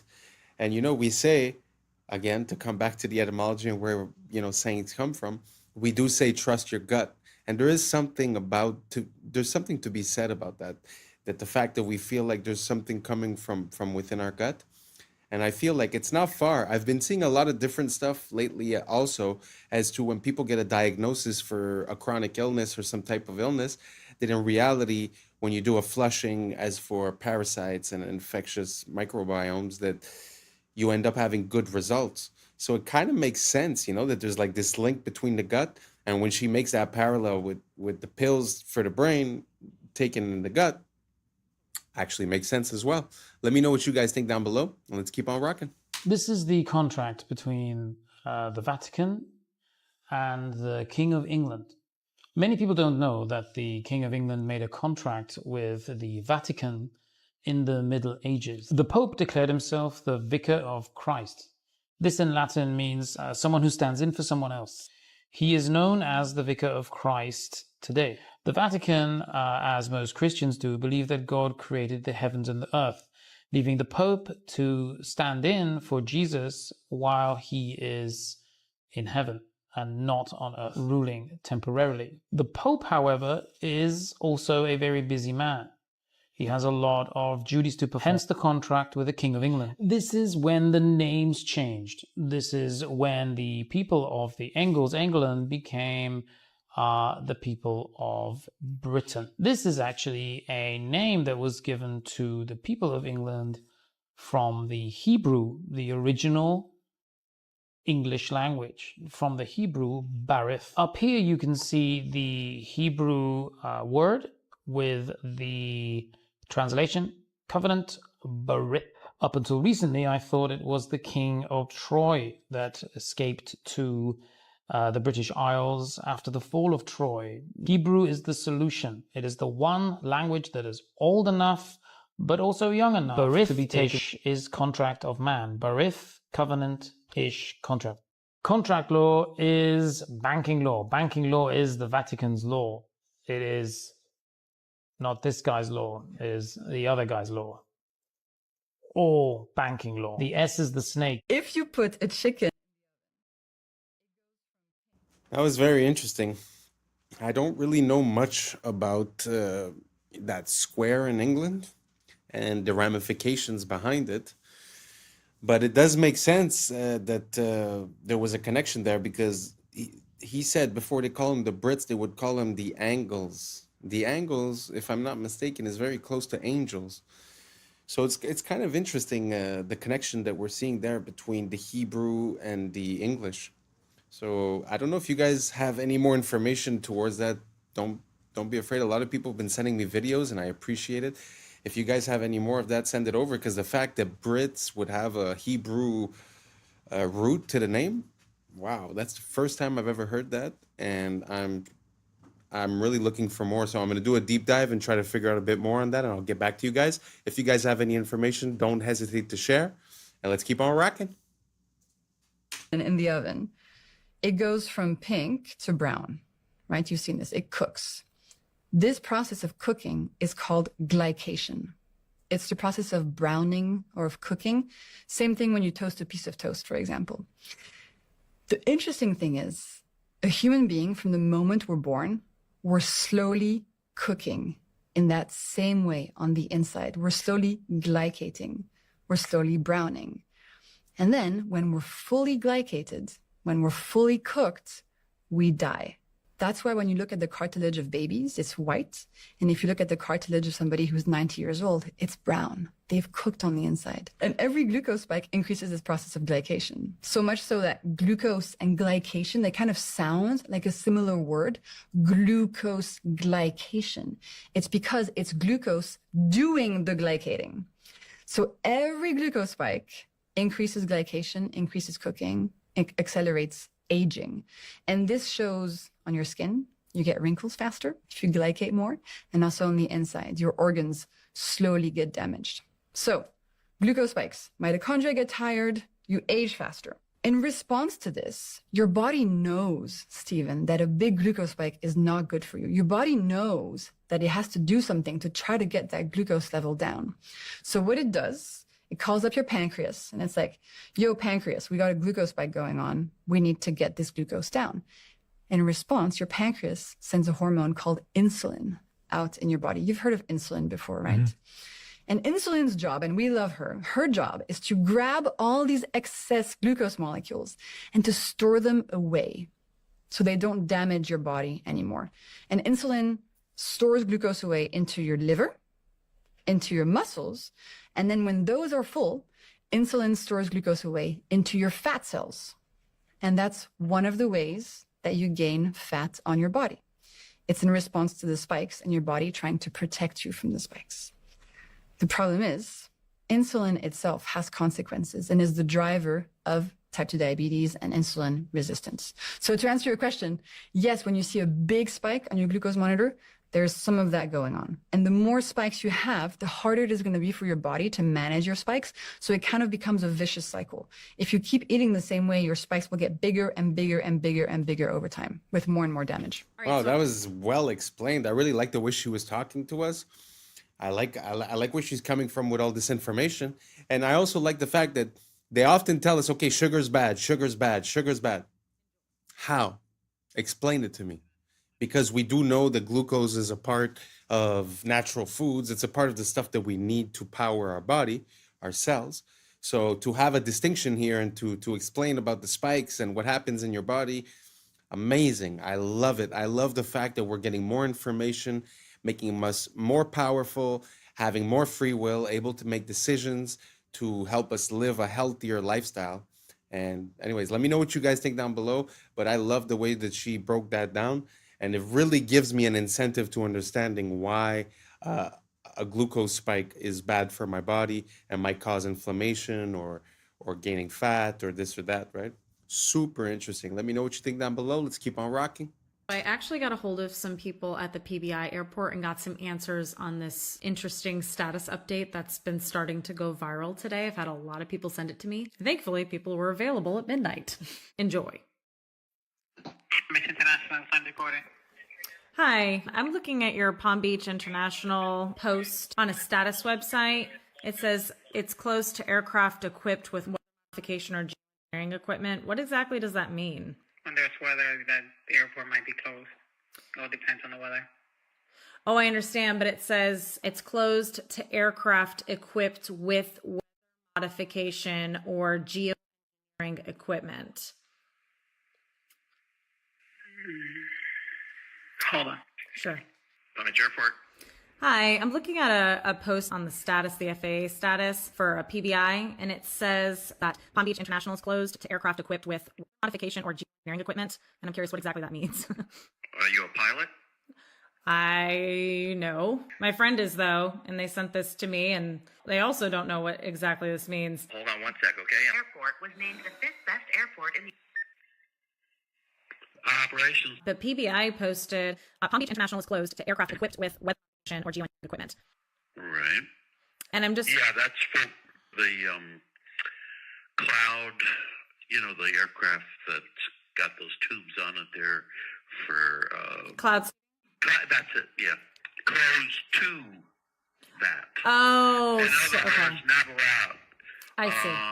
And that's kind of a thing that the state of Florida is mandating, part of the environmental thing, and required the Florida airports to follow that. Gotcha. Okay. When did that get put up? I was briefed about it about a week ago. Okay. So that's a permanent. That's a permanent post for until. Yeah. Okay. Yep. Okay. Gotcha. And so before that, was PBI taking in cloud seeding aircraft? There was some aircraft in the past, and I know it's been probably a couple of years where they were weather monitoring, weather equipped, or were doing something as far as weather goes, which wasn't an issue then, but it is now. All the airports are supposed to follow that. Okay. The GA airports.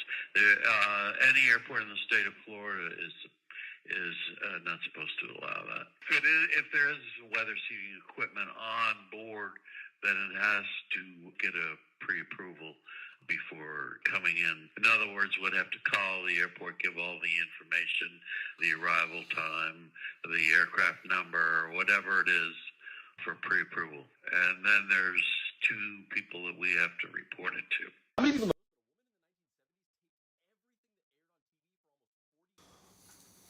Well, that's pretty interesting, especially considering the fact that they say it's something that we don't do. Why they would have to pass a law stating that they do it. Yeah, I find that it's very interesting. And the man seemed to know exactly what he was talking about. What is interesting is that it feels like even though he wasn't trying to, he kind of showed us what the loophole was. Where now they stated that, okay, cloud seeding is illegal, right? But he says, but there is a system in place for that. If you come with that type of stuff, all you got to do is send the information and then we write it down and we send it to someone. So if you paid the tax, I guess it's fine, right? So it's just, I don't know. It's very interesting, the fact that they came out with a law of something that theoretically doesn't exist, and that, they're saying that some still pass, and basically they send the information, they write them down, and there you go, Anyways, let me know what you guys think down below. Is this enough?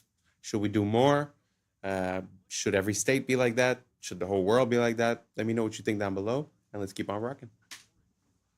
You have to report it to. How many people know this, but a woman in the 1970s taped everything that aired on TV for almost 40 years because she predicted the rise of fake news. Marion Stokes was a public access television producer, a businesswoman, and an activist in the 1970s who was also an avid collector of things. By today's standards, she'd probably be diagnosed as a hoarder. But she was also convinced that we were headed down a path where technology would eventually become so great that the powers that be could manipulate information to lie to us about any historical event that they wanted. So she married her hoarding skills with this grand vision.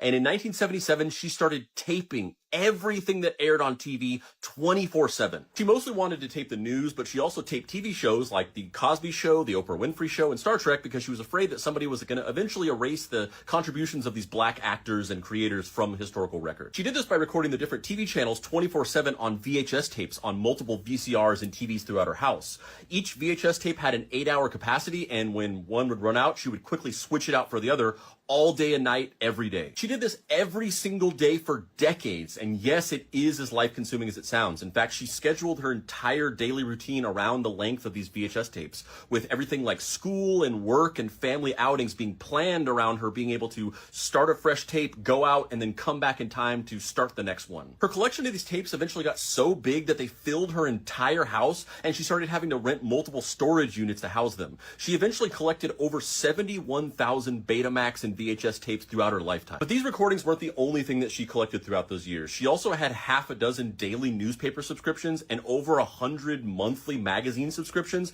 that she collected for decades. She also owned 192 Macintosh computers that she bought throughout these years, which is believed to be the largest private collection of historical Macintoshes.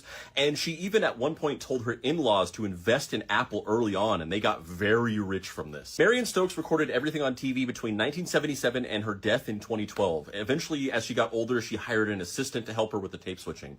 And the very final thing that she recorded on December 14th of 2012 before her death was coverage of the Sandy Hook shooting. In 2013, a year after her death, Marion Stokes' son donated her entire tape collection to the Internet Archive. It took 4 shipping containers and $16,000 to mail it to their headquarters in San Francisco. And upon receiving it, they started the process of digitizing every tape. And to this day, in 2025, they are still not done. And while many people probably view what Marion Stokes was doing for those 37 years as a pointless, quixotic task, as you can see from everything going on around us, she was right. She was a visionary ahead of her time. So hats off to the true OG, Marion Stokes. And real quick, if you like my videos and you also enjoy pointless, quixotic tasks, you can check out more in-depth writing from me by going here. Wow, what an amazing woman. Oh man, she had her finger on the pulse, and everyone must have thought that she was crazy. And you see how nowadays it's become mainstream to think that people like this are crazy, but man, the collection that she has, I'm sure, is priceless, completely priceless. I'm going to start looking into the collection that she built. That is amazing. Man, if you have a dream, follow it. Don't let them say, don't let them convince you of anything. If you got a dream, if you believe in something, make it happen. Anyways, thank you so much for rocking with me. This is the end. And that's a wrap for today, familia. Whether you're tuning in with the sunrise or you're posted up after midnight, I appreciate your time, your energy, your curiosity. And don't forget, this isn't about truth or fiction. This is about perspective. If this sparked a laugh, a thought, a deeper question, then we did our job. So drop your thoughts in the comments, keep the convo alive, like, subscribe, and hit that bell if you're riding the wave, because we're just getting started. Until next time, stay grounded, stay weird, stay critical. I'm Adam Strain, and this has been Adam Strain Reacts. Peace! Now's the time for us to link up. Really think we on the brink up. Making a change from living this change. Living this change. Making a change from living this change.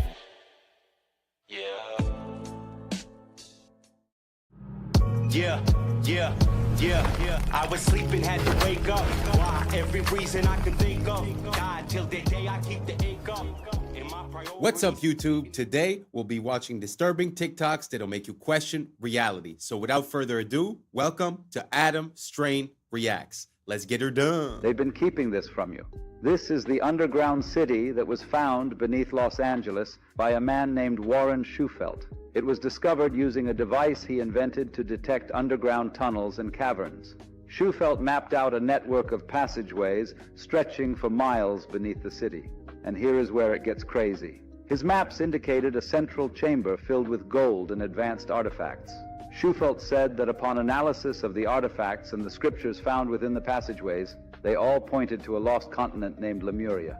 Despite his groundbreaking findings, city officials abruptly shut down his excavation. They officially claimed that the tunnels were old subway lines. But this is where they messed up. The Los Angeles subway system didn't begin operation until 1990, over 70 years after Schufelt's discovery. So what subway lines were they referring to? Some speculate that they were referring to an ancient civilization that had access to a subway-like system. Some have even gone further to say that the city officials had knowledge from the future. They knew that Los Angeles would eventually have a running subway system in the years to come, therefore it would be the perfect cover-up, perfectly concealing its true origins. Yesterday we witnessed... I find it very interesting when we find underground either tunnels or city streets and stuff like that. When we find them in Europe, people have a tendency to say, but Europe is really old, so they just built on top, it's normal. That's why I love to find these type of things in the United States, because the history of the United States is so young that it's kind of hard to explain away like a whole tunnel system under a street. You know, if you compare that to Paris, like the catacombs, you could say, it was in the 1600s, so they had a lot of time, this and that. But when it comes to the United States, like you see, the timelines are a bit off, and it's kind of hard to explain away. So what do you guys think about that railroad? Do you guys think that there was something below Los Angeles before the metro stations? Or do you think that maybe they got their wires crossed and they just made a mistake? Because I do know that New York has level upon level upon level upon level, probably 6-7 levels deep, one for gas, one for water. I think I've already mentioned this, but what do you guys think about this? Do you guys think that there's a system and that there was something there before? Or do you guys think that maybe we just made a mistake? Let me know down below. Let's keep on rocking. The heist of the century, where a group of thieves disguised as construction workers using this hoist ladder broke into the Louvre Museum in Paris and got away with hundreds of millions of dollars worth of items. Yeah, this is the same museum that the Mona Lisa is also kept. Now, this is being called a national disaster for all of France. Some of these items that were stolen were worn amongst kings and queens and royalty. One of these items was worn by Napoleon III's wife and contained over 2,000 diamonds. Here are some of the items that were all stolen, and authorities don't even know. They can't even put a price on some of these items because they're so old, they're so antique, they're so unique. And what we know is they got in and out within 7 minutes with chainsaws, cut the windows, got in, cut all the, display boxes, and got out within 7 minutes and left on mopeds, because in France, the traffic is crazy. So they were just able to, maneuver their way out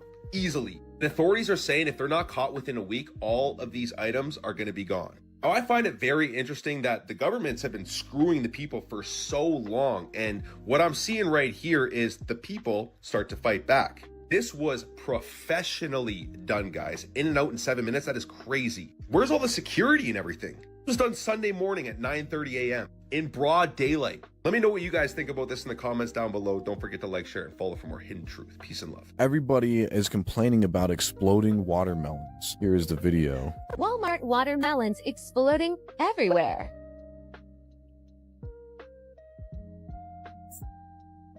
Hey, yeah, so I came downstairs and all of the guts of my watermelon was all over my table, as you can see here. Here it is again. The inside looks crazy. It really looks like it is a man-made watermelon. It doesn't look like...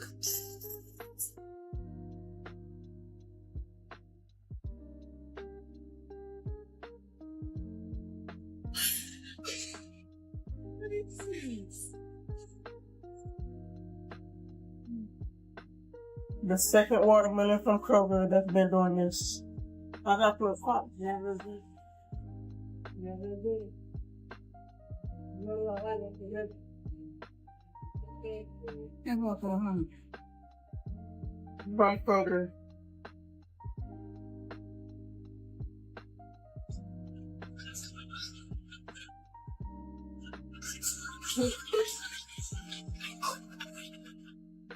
I cannot make this up. I heard a whistling sound in the pantry, and then my watermelon exploded like A. Do you really believe what they tell you? Have you heard of the orphan trains? It was a covert operation to repopulate and reshape the American Midwest. This is as dark and scary as it sounds. Between 1854 and 1929, the United States was experiencing massive waves of immigration that was flooding into urban areas. There was a need to spread the population more evenly across the country, not only to alleviate the overcrowded cities, but also to exert control over areas in America. So, the U.S. government came up with a plan. They took over 250,000 orphaned and homeless children from New York City and other urban areas, placed them on trains, and sent them to rural towns across America. This plan was sold to the public as giving these children a fresh start, but the reality was much darker and more complex. Many of these children simply vanished. Over 100,000 children disappeared as soon as they stepped onto those trains. Was this just a result of poor record keeping, or is there a more sinister story behind these missing children? Look through history books and count the fires. Libraries, cathedrals, palaces, hotels, always burning. Coincidence or strategy? Paris, London, Chicago, San Francisco, all scarred by great fires in the 1800s. After the flames, ornate structures vanish. And what replaces them? Concrete, steel, glass boxes. Even in 2022, Easter Island's sacred landscape burned, shortly after reopening to tourists. Always fire, always loss.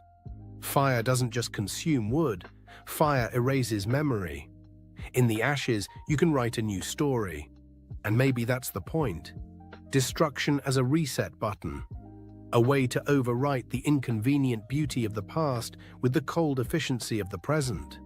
The Grand Canyon is not just an American sightseeing location. There are strange and dark secrets that lie within. Some have even encountered a gateway to a hidden world.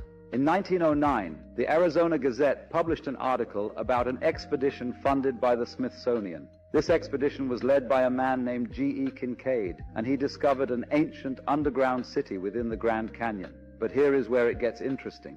This city was filled with artifacts from ancient Egypt, hieroglyphs, statues, and even a pyramid. How did ancient Egyptian relics end up in Arizona over 5,000 years ago? Is it possible that they had access to flight? But it gets even stranger. The Smithsonian seized all the artifacts and shut down any further exploration, which led to 90% of the Grand Canyon being restricted till this day. The canyon is home to numerous hidden caves and tunnels, many holding ancient treasures and technologies. Many adventurers used to report seeing strange lights and sounds coming from these depths. The Hopi tribe, a tribe native to the region, speak of sacred underground cities known as the Sipapu. These cities are believed to be gateways to the underworld, holding powerful energies that should never be disturbed. All this makes us wonder, what else is hiding in the Grand Canyon? Your name is Roger, yes? What do you guys think about that? Do you guys think that there's any truth to the story of G.E. Kincaid? Because it's not the first time that we hear about stories relating to the Smithsonian sort of making discoveries disappear. Like, mostly, the ones I remember are mostly like big bones. Some people say that they found giant bones. And like the newspaper would say it, the news articles would say it. But then afterwards, when the Smithsonian would come and take the artifacts, they were never to be heard of again. And when requests were made to ask about it, to inquire about it, they would say that that never happened, basically. Do you guys think the Smithsonian might be a bit less than honest, less than useful for, knowing what happened in our recent past? Do you think that they might be hiding some stuff, or do you think that maybe It was false articles, false stories, people trying to be famous for some reason or another. Let me know down below if you have any more information regarding G. Kincaid or any similar type of discoveries, because I have seen other things in the United States, such as the discovery of some Jewish artifacts, which theoretically wouldn't make sense, right, with the timeline and the geographic locations. There's also a similar story regarding they found cocaine from South America in the pyramids of Egypt, supposedly. So do you guys think that there's a possibility of this cross-contamination of the new world and the old world having a contact before? Or do you guys think that there's something else to this? Let me know down below, and let's keep on rocking. Roger. Ah, that's your name. Roger. Good. And what do you do, Roger? I'm a financial consultant. Ah, financial consultant, eh? Roger, Yeah, yes. terrific. And Roger, how's business at the moment? Not bad, thank you. Been a bit quiet lately. How do you mean lately? Since the war, been a bit quiet. Fair enough. Okay, Roger, your special subject tonight is the economies of the European community. Your time starts now. Best of luck. Thank you. How much does Greece owe, Roger? $367 billion. Correct. And who do they owe it to? Mostly to the other European economies. Correct. How much does Ireland owe? $865 billion. Correct. And who do they owe it to? Other European economies, mostly. Correct. How much do Spain and Italy owe? $1 trillion each. Correct. Who to? Mainly France, Britain and Germany. Correct. And how are Germany, France and Britain going, Roger? Well, they're struggling a bit, aren't they? Correct. Why? Because they've lent all these vast amounts of money to other European economies that can't possibly pay them back. Correct. So what are they going to do? They're going to have to bail them out. Correct. Where are they getting the money to do that, Roger? That's a good question. I don't know the answer to that one. How much does Portugal owe? Hang on a minute. What was the answer to that earlier question? Just keep answering the questions, Roger. Where is Portugal going to get the money it owes to Germany if Germany can't get back the money that it lent to Italy? Just a minute. What was the answer to the previous question? The question was, how can broke economies lend money to other broke economies who haven't got any money because they can't pay back the money the broke economy lent to the other broke economy and shouldn't have lent it to them in the first place because the broke economy can't pay it back? You're wasting very valuable time, Roger. How much money does Spain owe to Italy? $41 billion, but where are they going to get it? Correct. What does Italy owe to Spain? $27 billion, but they haven't got it. They're broke. Correct. How can they pay each other if neither of them has any money? They're going to get a bailout, aren't they? Correct. And where's the money coming from for the bailout? That's what I'm asking you. Correct. Why are people selling the European currency and buying the US dollar? Because the US economy is so much stronger than the European economy. Correct. Why is that, Roger? Because it's owned by China. Correct. And very well done. And after that round, you've lost $1 million. I've lost $1 million. I thought you said well done. Yes, well done. You've only lost $1 million. That's an extraordinary performance, Roger. I've only lost $1 million. Very well done. And that's quite good, is it? Oh, it's excellent. Sell everything immediately. Quickly. Jeez. Wow. Like, money rules our life, but when you really break it down, it's kind of funny. Like, it doesn't really make sense. Like he was saying, like, all the countries owe money to themselves, but they can't pay it back. It's kind of ridiculous. At the end of the day, no one's going to get paid, and no one's the wiser, right?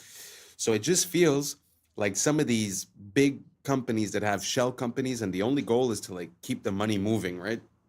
And as the money keeps moving, everything's fine at the end of the day. Feels like that's what we're seeing, but on a massive scale, as if they're fudging the numbers, hoping that no one realizes. But I mean, at one point, this bubble will have to pop, no? Or we're just going to artificially inflate it forever? I don't know. You guys let me know. It's not like this is financial advice or I'm an advisor or nothing. This is just pure common sense. How do you pay back something you don't have? How do you lend something you don't have? Who do you sell it to? Who do you give it back to? It really doesn't make sense. So if you could shed some light on this to me, go for it. And let's keep on rocking.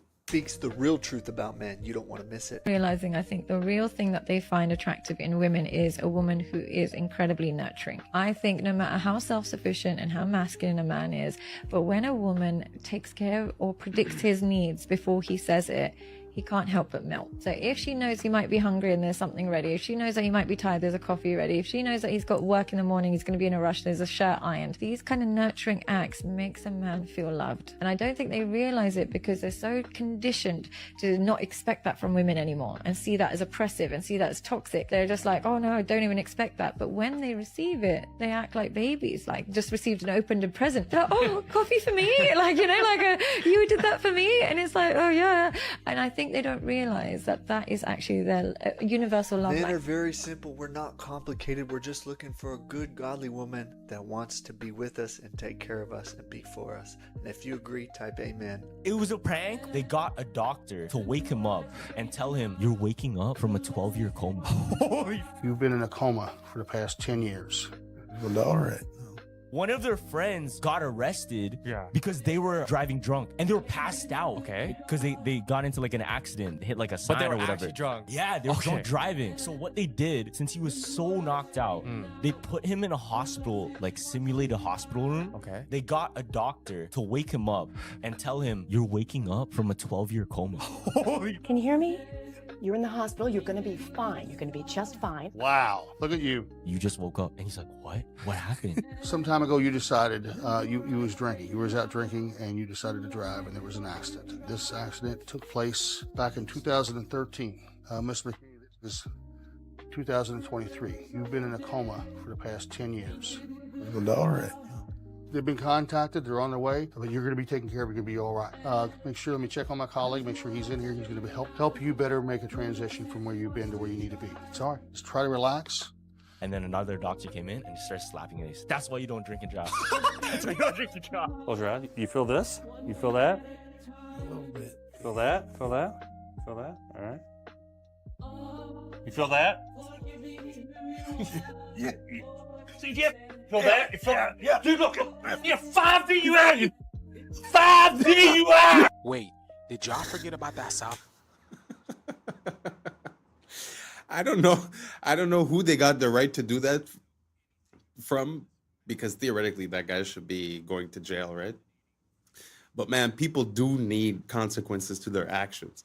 Like, this is a weird situation, but I'm sure he's gonna think about it twice before he drinks and drives again. Sorry, I just found that super funny. Let's keep on rocking. Antarctic magnetic anomaly. Well, listen to this, y'all. Check this out. All right, I don't really even know how to put this, but does anyone know anything about this massive energy wave that seems to be emanating from Antarctica? There's a video going around as of yesterday, October 12th, showing this powerful, huge circular pulse of energy, this wave that seems to be stemming from Antarctica, stretching like allegedly 6,000 miles north over Australia. It looks insanely powerful, and it is very odd, and I am trying to get more information. I mean, some people say it's just a glitch. Some people say it's some sort of pressure system. Others are convinced it's something else entirely. We do know that Antarctica definitely has a very mysterious past. So whatever it is, it's strange. But if anyone knows anything or you've seen this actual data yourself, can you please tag someone or comment below with... Now, I was combing through these comments and everybody is feeling the same thing. People are feeling exhaustion, ringing in their ears. They're feeling frequency. People saying to the point that they don't even want to get up and do anything. They don't want to go to work. Hell, they don't even want... People can't even digest food properly. Now, as you guys may know, we are going through an ascension process and the planet is splitting. There's a 3D shift and a 5D shift. It's all about frequency, all right? And I go into depth of why people are experiencing this. If you guys want to check it out, here's my Instagram, Conscious Juice. Here's the link over here, the link tree, and click on it, and then the Patreon link should pop up. And it's the very first video, okay? I go into detail on why this is happening and why people are experiencing the ringing in the ears and all about this, okay? Go check it out, y'all. But I've been telling y'all, this is all part of the shift, and it's here. They feel it. They see it. Let's continue to get it. Peace in. Breaking news. What do you guys think about that? The frequencies that are emanating? Do you guys think that maybe it's a mistake with the tools that they're using to make their readings? because I've heard that also the Schumann resonance also is a bit crazy. I mean, is it the solar flares? Is it the technology that we're unveiling here on Earth, like the 5G and all this, and technologies that we don't know about that the military maybe might be using? So what do you guys think? Do you guys think that there's something wrong with the planet? Do you guys think that there's an abundance of frequencies? He said that some people are feeling it. Have you guys felt it? Did you feel ringing in your ears, problems digesting, this and that? Let me know down below, and let's keep on rocking. A man named Noah in Ghana is building an Ark of Doom. It has become a hot topic across the country after claiming that what happened during the biblical days of Noah is about to happen again. According to him, starting December 25, 2025, a heavy rain will fall continuously for 3 years, flooding the entire world. He says God revealed it to him, and he has already begun building an ark to prepare for what's coming. Noah, who lives in a small community in Ghana, says he has spent months gathering strong, seasoned wood to build the ark. He claims the materials are not ordinary, that each piece has been prayed over and chosen under divine instruction. While many people laugh at him and call him crazy, others are beginning to pay attention. Some say, wasn't it the same thing people said to the first Noah? They mocked him until it was too late, despite the criticism. This modern-day Noah says he will not stop. He believes his mission is to save as many lives as possible before the rain begins. He invites anyone who believes to join him in building the ark and preparing for the flood, whether it's faith, fear, or pure conviction. This drives me nuts. Not gonna lie. That's Anchor Watt, and that's something that we use every day. About 10 years ago, Anchor Watt was scanned with LiDAR to remove the trees and see what's underneath them. When they did that, these appeared. Let me put this into perspective. Anchor Watt is the biggest temple on Earth. 7 Anchor Watts could fit comfortably in whatever that is. That squiggly geometry is used by your credit card and your festival wristband, and Walmart when it tries to stop you from stealing stuff. These are RFID chips. They don't need power, but they couple with an antenna sending a signal, which is crazy because Anchor Watt's aligned to a star. It also has the exact geometry of a camera sensor that converts light to electricity. The only difference is scale. And the temple has the geometry of a timekeeping oscillator, which is exactly what it does using the sun. The towers are shaped like the signal coming out of your phone when it connects to a tower. A cross-section of these towers is the same geometry as a corrugated horn antenna. The shape of a computer chip is functional, not aesthetic. That's because they're meant to manipulate electrical vibrations. Well, between the ionosphere and the ground is a current called the global electric circuit. This seems like too many coincidences, which is why about 80% of my research is focused on this exact topic. And on Sunday, I'm doing a live stream. Latest research, how it works, the role of sound in these things. Any purchase of the birthday bundle or the mastery suite will get you a free pass into the inner grid where I will be hosting that talk. You want to go? You should go. Don't make it weird. It's not clingy if we both want it. Now let's get into... That's very interesting. What do you guys think about the correlation between ancient sites and modern electronics? Do you think one is inspired by the other, or the other is inspired by the one? Meaning that did we recognize these patterns and then incorporate them in our technology? Or did we just create the technology and then, hey, look, this looks like that? I don't know. If anyone knows, let me know down below. But what could it mean if the way that things are structured and the way that they're presented and their alignment is the exact same as our computers? What would that imply? That this world is a grid, that this world is a computer, that this world is, I don't know, a game? I don't know. What would it mean to you if we were able to prove that? Let me know down below. And I'm very curious to see what you got to say. And let's keep on rocking. To something even stranger, meltology. Not in your history books, but it's there if you look. Old walls, ruins, what they tell us are natural mountains. Glance quickly, you'd believe it. But up close, you see melt marks. You see drips, flows, stone that looks like it was once liquid. Outside, scarred, jagged like lava. Inside, preserved sharp, arches still intact, columns still standing. So what is it? A natural mountain? Or a giant building burned so hot it fused into rock? Nature doesn't carve perfect arches. Nature doesn't make flat walls cut like a blade. Those things are not natural. They were architecture, and now we call them mountains. So the real question is, who built them, when, and why were they all burned, melted, buried?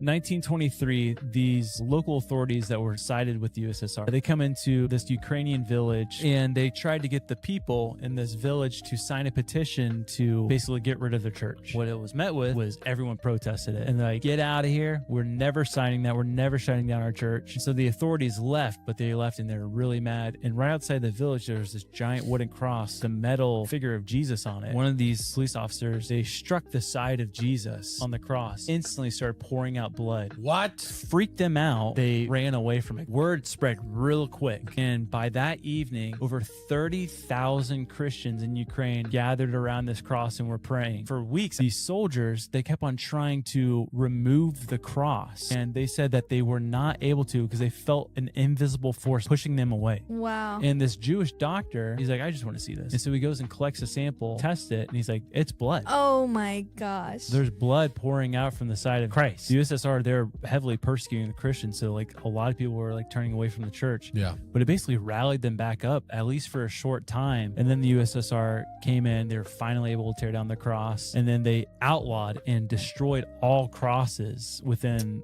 Soviet Russia. Good Lord. You fully believe that story happened? I do, yeah. Y'all, that shift is a lot closer than you think. What you're witnessing right now is not just a light in the sky. This is the cosmic breath of the black sun, the hidden heart of creation, pulsating beneath the crust of the earth. These auroras, they are not decoration, they are communication. The heartbeat of Gaia that is sinking, the pulse of the cosmos, the solar radiation, the cosmic radiation, the green ray, the emerald fire. This is the vibration of love and healing itself. It's the heart chakra of the planet that's activating, reminding you that the heart and earth are reflections of one another.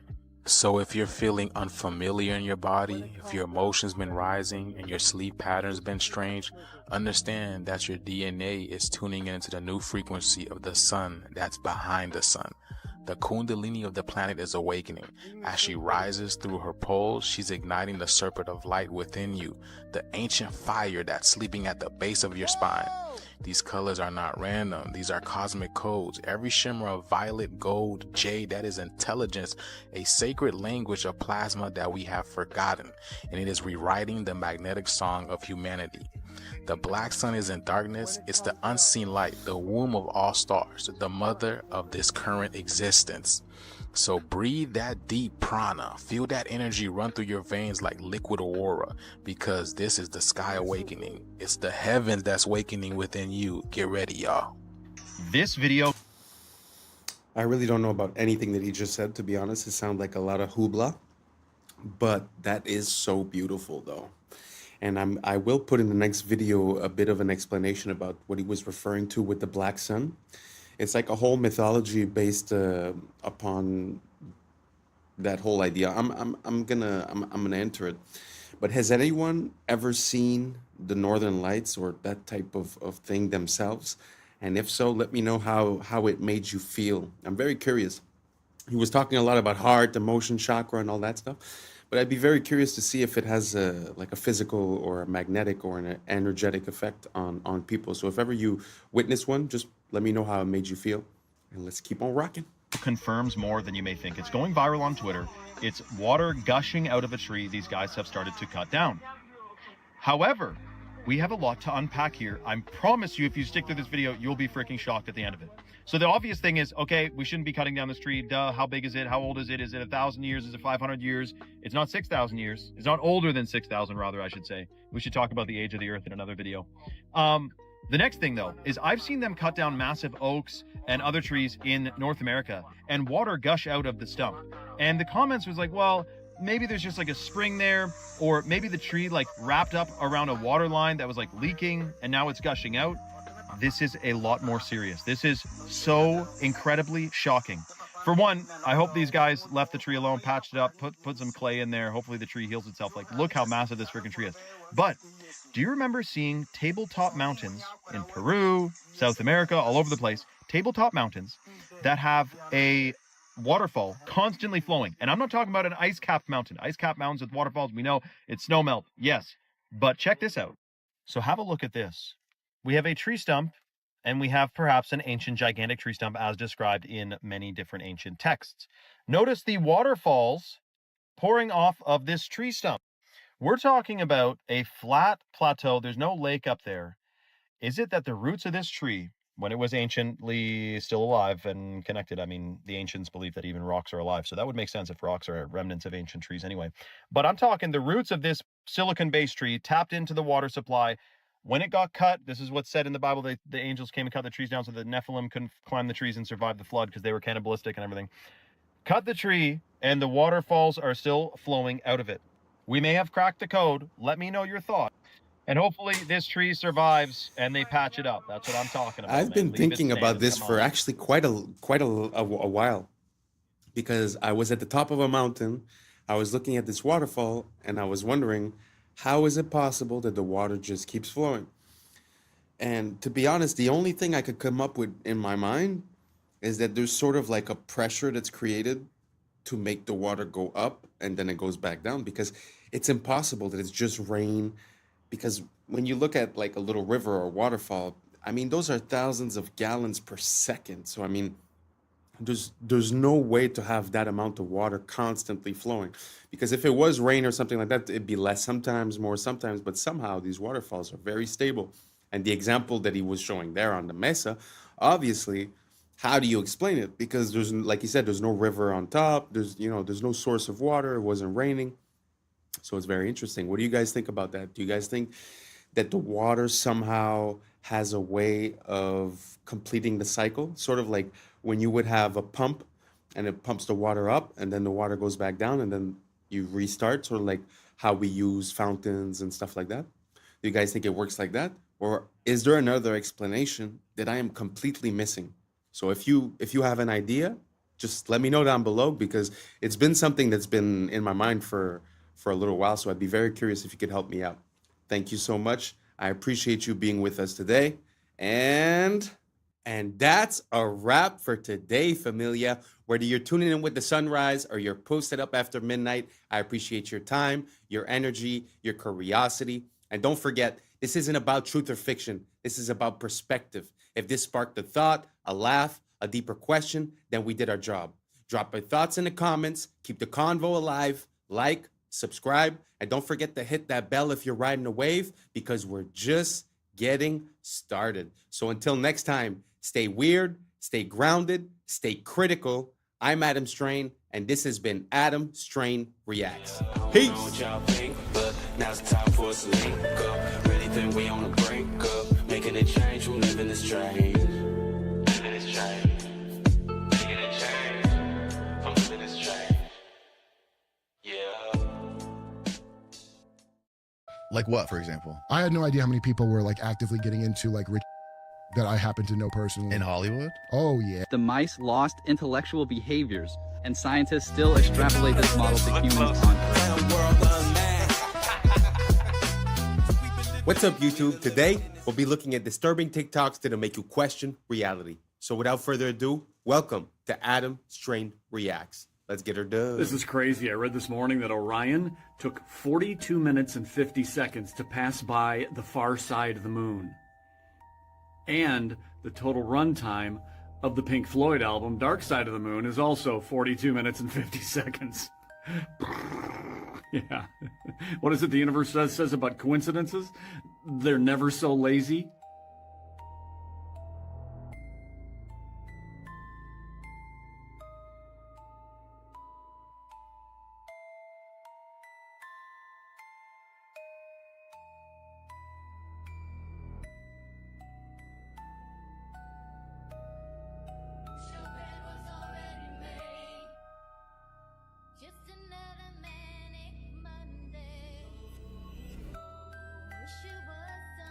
Era assim a vida dos entregadores e você achando que é fácil. Não, olha isso aqui, ó. Tem que ter habilidade, meu amigo. O cara vai lá de moto e ele tem que ter habilidade para lançar na mão da pessoa e muitas das vezes por debaixo do portão ou por cima. Olha isso aqui. Isso aqui é técnica. E isso aqui era uma profissão lá nos anos 70, 80. Olha só como estamos hoje, né? Hi everyone, so I'll give you a look in here. So I've built a lot of things in my life, but I think this is the best thing I've built by a mile. So this is a bee therapy hut. So I'll give you a quick look in here and show you what's going on.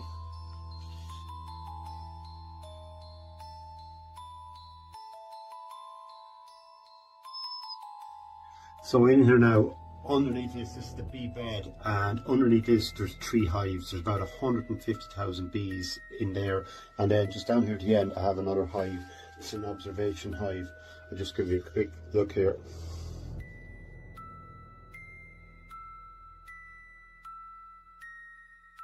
So you can see all the bees, they're working away there today. Now they're actually out flying today. It's a nice mild day, but they're feeding away. I didn't take any honey at all now from this hive. It's all left to them. So we have a symbiotic relationship here. I'm providing them with a good home, and they're giving me a beautiful vibration in here and a beautiful aroma. So the concept is then you lie on the bed here, and it's sort of white noise. There's a vibration underneath me, and then behind me here I have all the bees, which are causing a beautiful aroma here because there's 2 little holes on top of that hive.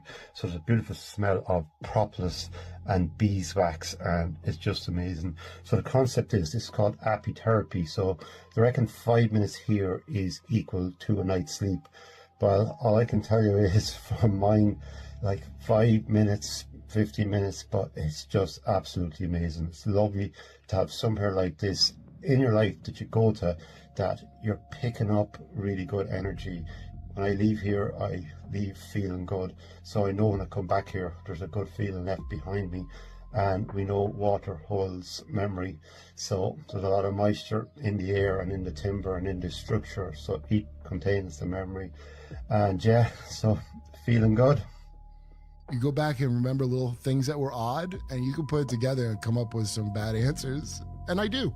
Like what, for example? I had no idea how many people were like actively getting into like rich that I happen to know personally. In Hollywood? Oh yeah. I'm not gonna say who it is on here, but I'll tell you after. But when I heard this, I was like, what? Do you ever kiss your 38-year-old? No. Are you sure? Put Carl Rob Reiner kiss and oh, here we go. Hold the back of their No, they don't. That's weird, go down, head holding. Oh, it happened again. Yeah, there's multiple. Look at that shit. My God, dude. Yeah, it's not one picture, dude. They do this all the time. I've been very fortunate in family. In my first marriage, I had 2 lovely daughters. Girls are such sweet-smelling, yeah, that's true, wonderful things. Mm-hmm. I can still remember when they would be so clean and their hair done, their starched dresses, and how when they would, or the dresses would come up and what? He's talking about his daughters? They're just totally beautiful things, and I was happy. I was lucky with my girls in that they never had the problems that sometimes. Who is this guy? Not that my daughters didn't Gene have their Roddenberry? own What's his? Yeah, who is The he? creator of Star Trek? This is the creator of Star Trek? Yeah, the beloved creator of Star Trek. Oh my A God. guy Did who- you know this, Steve? I did not. Yeah. That's me. God. I'm not particularly genius in any way. This is anyone should notice if they feel like noticing it. Yo, I didn't know there was a till last year. Do you understand? Why the wouldn't I know that until just recently? Because it's effective. We're worse than North Korea as far as propaganda, 100%. So that building. It was a C. There was And that 2 trillion of that is missing, they can't account for. Julian was telling me that he thinks that when they built it. Of course it would have been. He's right about that. Not only that, Julian told me that he thinks. Oh yeah, and he's always told me that. The day I met him, he was talking about telling me. Dude, he's worse. Ben is worse than that, but Julian's not. And Julian's not a guy that will jump over to where I'm at automatically. So that's a thing that he personally noticed. Yeah, that stuck with him. Those are the things to really follow when something sticks. Like just jokes I remember people had that were like, did you ever notice jokes? But they're up. Then you realize and now a lot of jokes are coming true. It's really upsetting. I don't know if you guys know about Gene Roddenberry, but basically Star Trek is, a lot of people say it was like a plan towards where technology was going. You see the first AIs, you see the first tablets, you see the first transparent screens, you know, all kinds of stuff. But it's kind of weird when you start looking at what these people believe. Like we saw the interview of that guy. You know, it's the same thing with like space travel and rocket engineering. There was Jack Parsons. It always seems like the forefront of technology is in some way, shape, or form associated with these weird beliefs or attitudes. I don't know if you guys get the drift that I'm saying. If you have other examples, please let me know. But let's keep on rocking.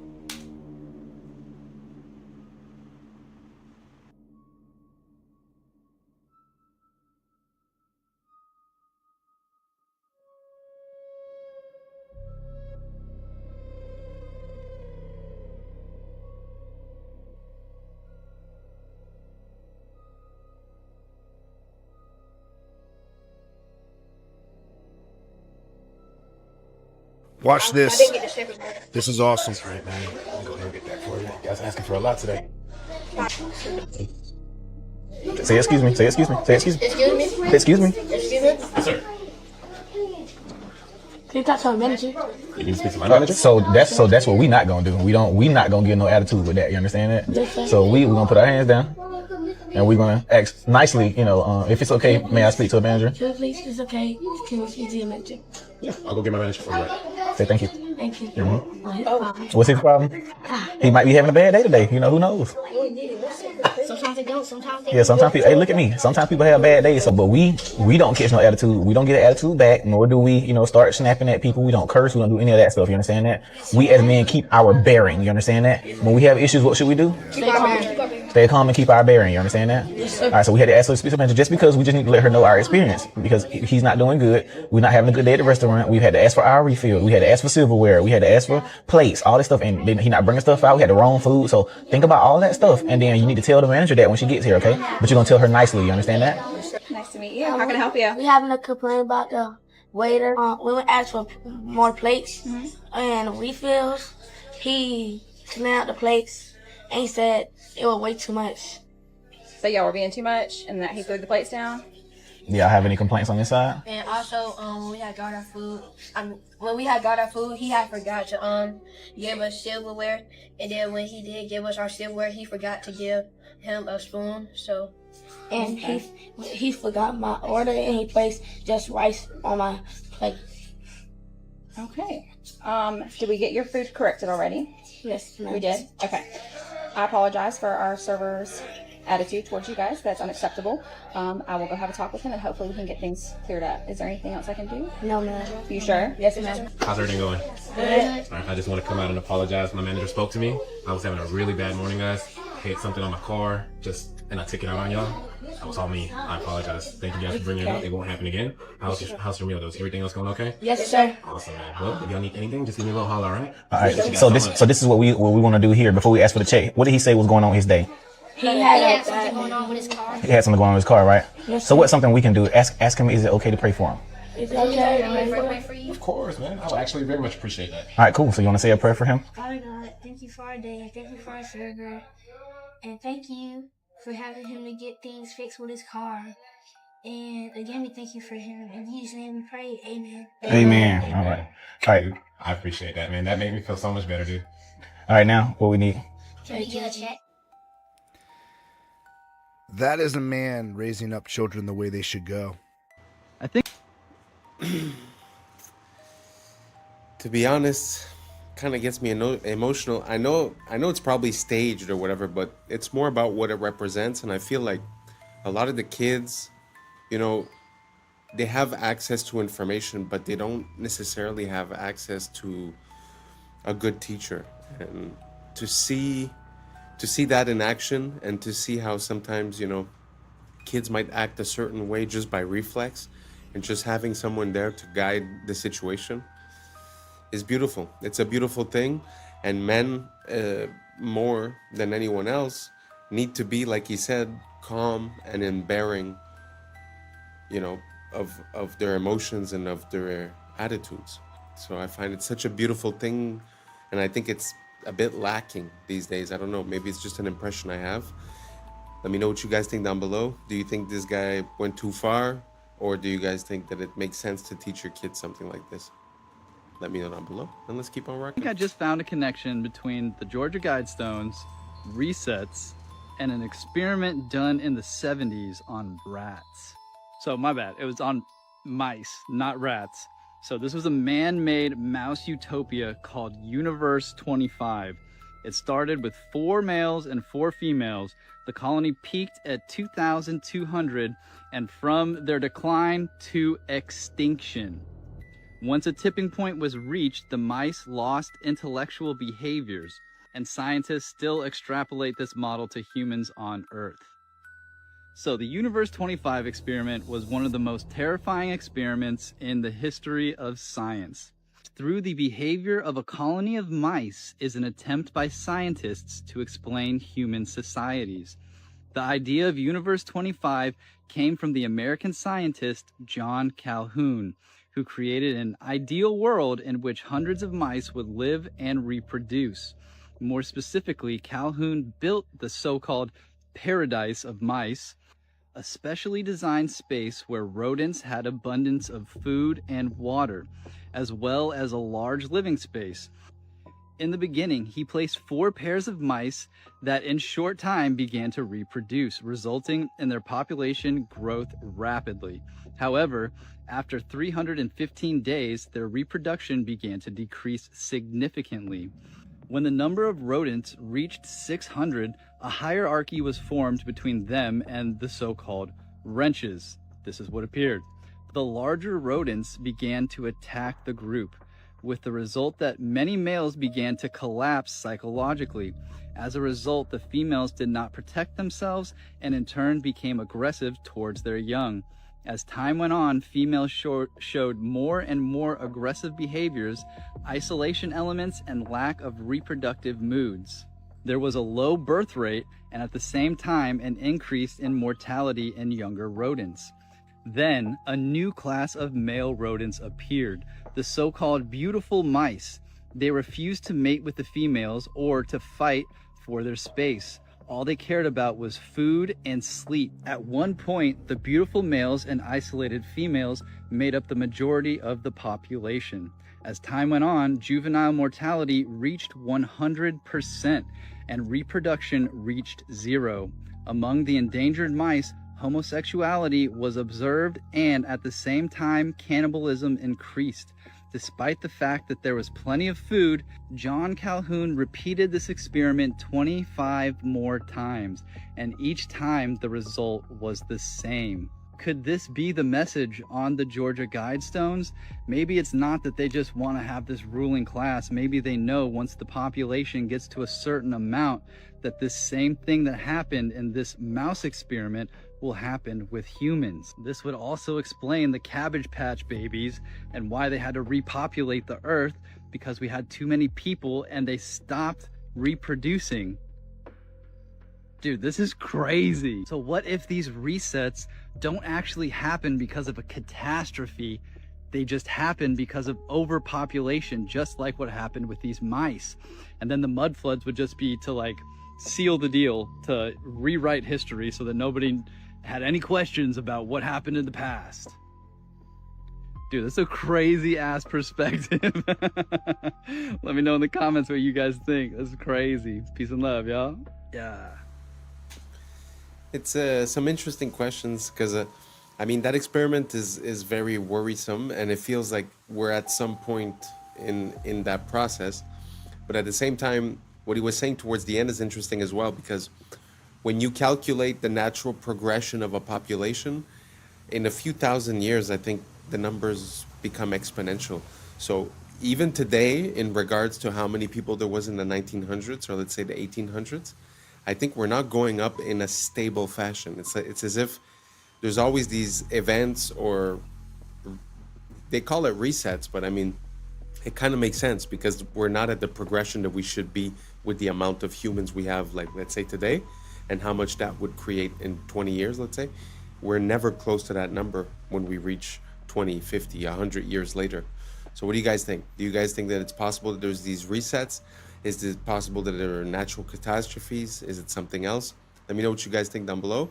Or maybe it's just evolution and natural selection, and that's just the way it is. So let me know down below. Let's keep on rocking. The last reel I posted has people just losing their minds because, you know, men especially, we can't be wrong. Our ego is just way too big. Whatever we believe, we just can't. We're not gonna. It's too much of an ego hit. So anyways, listen to this woman who's very familiar with government contracting and the procurement process explain a little bit more in depth on the reel I just posted. Hold on. I was sent this by a few people. Likely made it Accurate Energetic Systems in Tennessee and $425K in May of 2025. You can bet Steve Feinberg was involved in the planning of his public. Well, I pulled all of Accurate from usaspending.gov and I found this one. This one, the address is in Tennessee. It is for miniature anti-personnel SPM. That's what caught my attention. We're going to come back to that. The amount is $440,494. The procurement period, May of 2025 to August of 2025. So I went and looked up all other procurements because as somebody who is, that was a really odd amount of time. None of Accurate procurements were less than a year, except for this one, because that's not how they procure things. I went and did more digging. The contract was signed on April 22nd, 2025. A lot of weird things about this procurement. It was a simplified acquisition process, meaning did it quickly, and it was one bidder. They did not put it under any of the IDVs, which are the vehicles that they have for all the other hundreds of tens of millions of dollars that AES had with them. It gets worse. These devices are made for and the XS anti-personnel they're put on people. If you want to get darker, Steve Feinberg, our deputy SecDev, well, his old company, Cerebus, owns the company, I forget the name of it, that trains the special on these. He's the one who put protecting the blue and white country in his priorities as the same as protecting America. So you have a procurement that was signed April 22nd and started May 1st, ended August for tiny devices. Forgot to mention that the plant that the address is at did a month after, and everyone in that. So, I don't know, Cersei, what do you think? Huh? What do you think? Yeah, I totally agree. Day 6 of Artemis 2, and the logic just broke. These images are the exact same. One's day and one's night, but if you look at the top, these images are the exact same. And look at the live feed, and watch his eye. Ready for it? Watch, watch, watch, watch, watch. And the shrimp soak back up the water.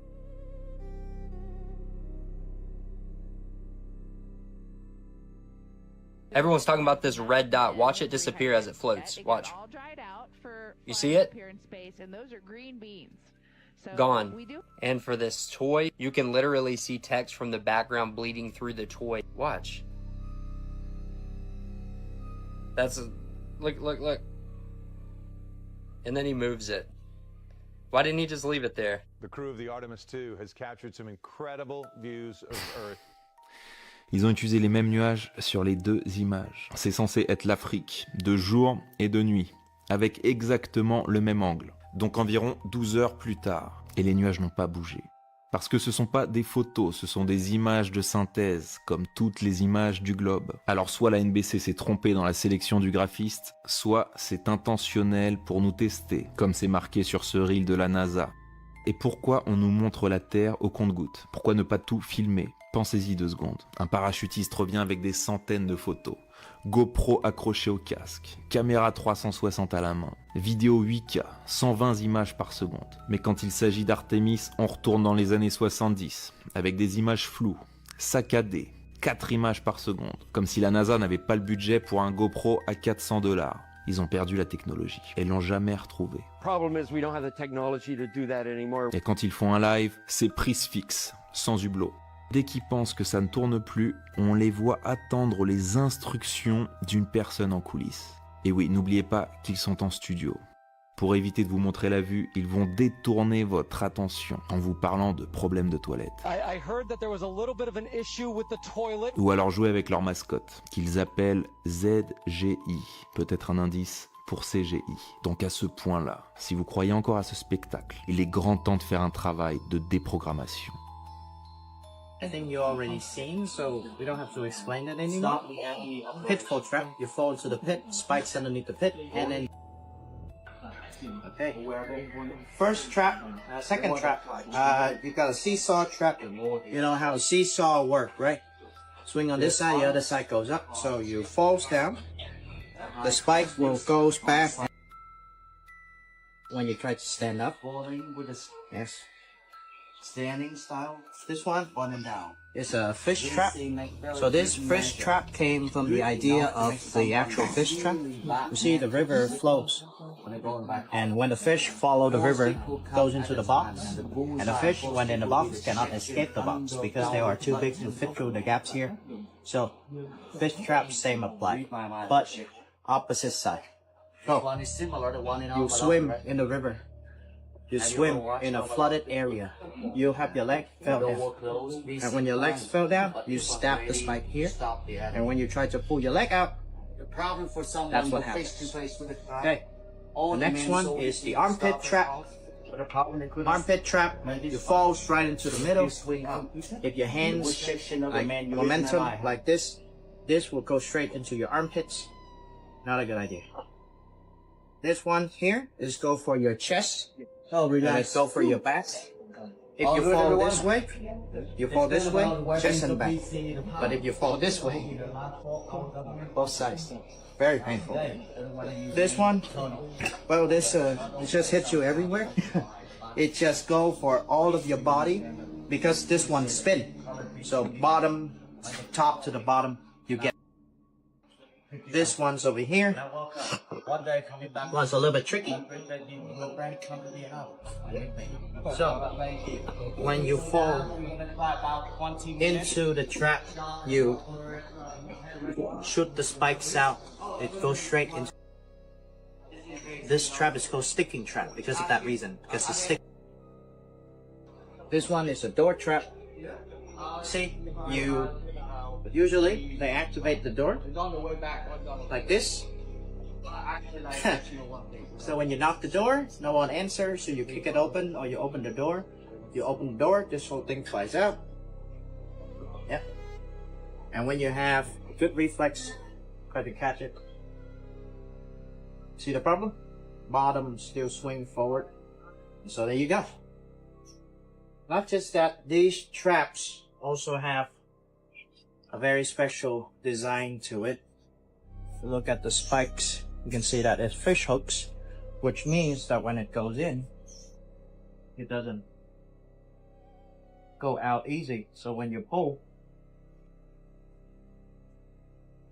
so here is the part of the. You see, when a wounded soldier goes back home, they tell stories. And when the people hear the story, no one support the war.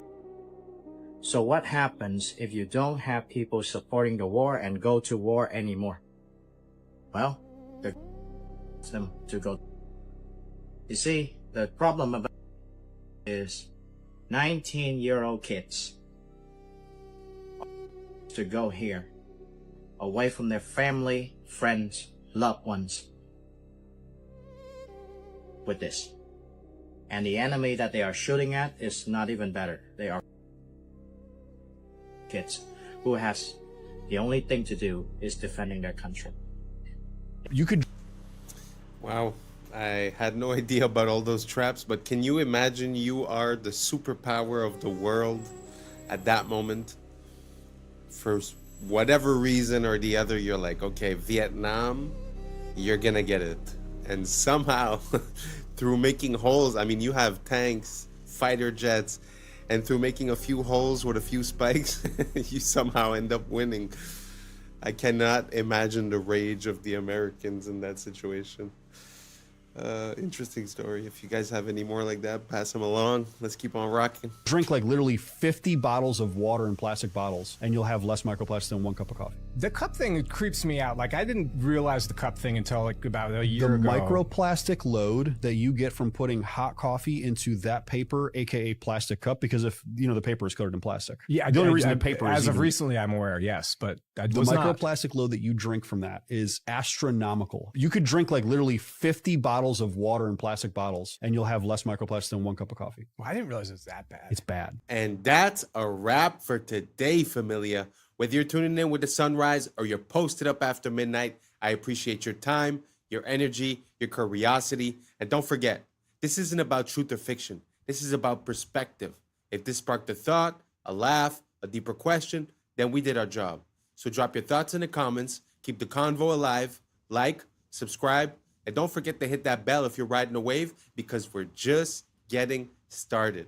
Until next time, stay grounded, stay weird, stay critical. I'm Adam Strain, and this has been Adam Strain Reacts. Peace! I don't know what y'all think, but now it's time for us to link up. Really think we on the brink up, making a change from living this train. Living this train. Making a change from living this train. Yeah.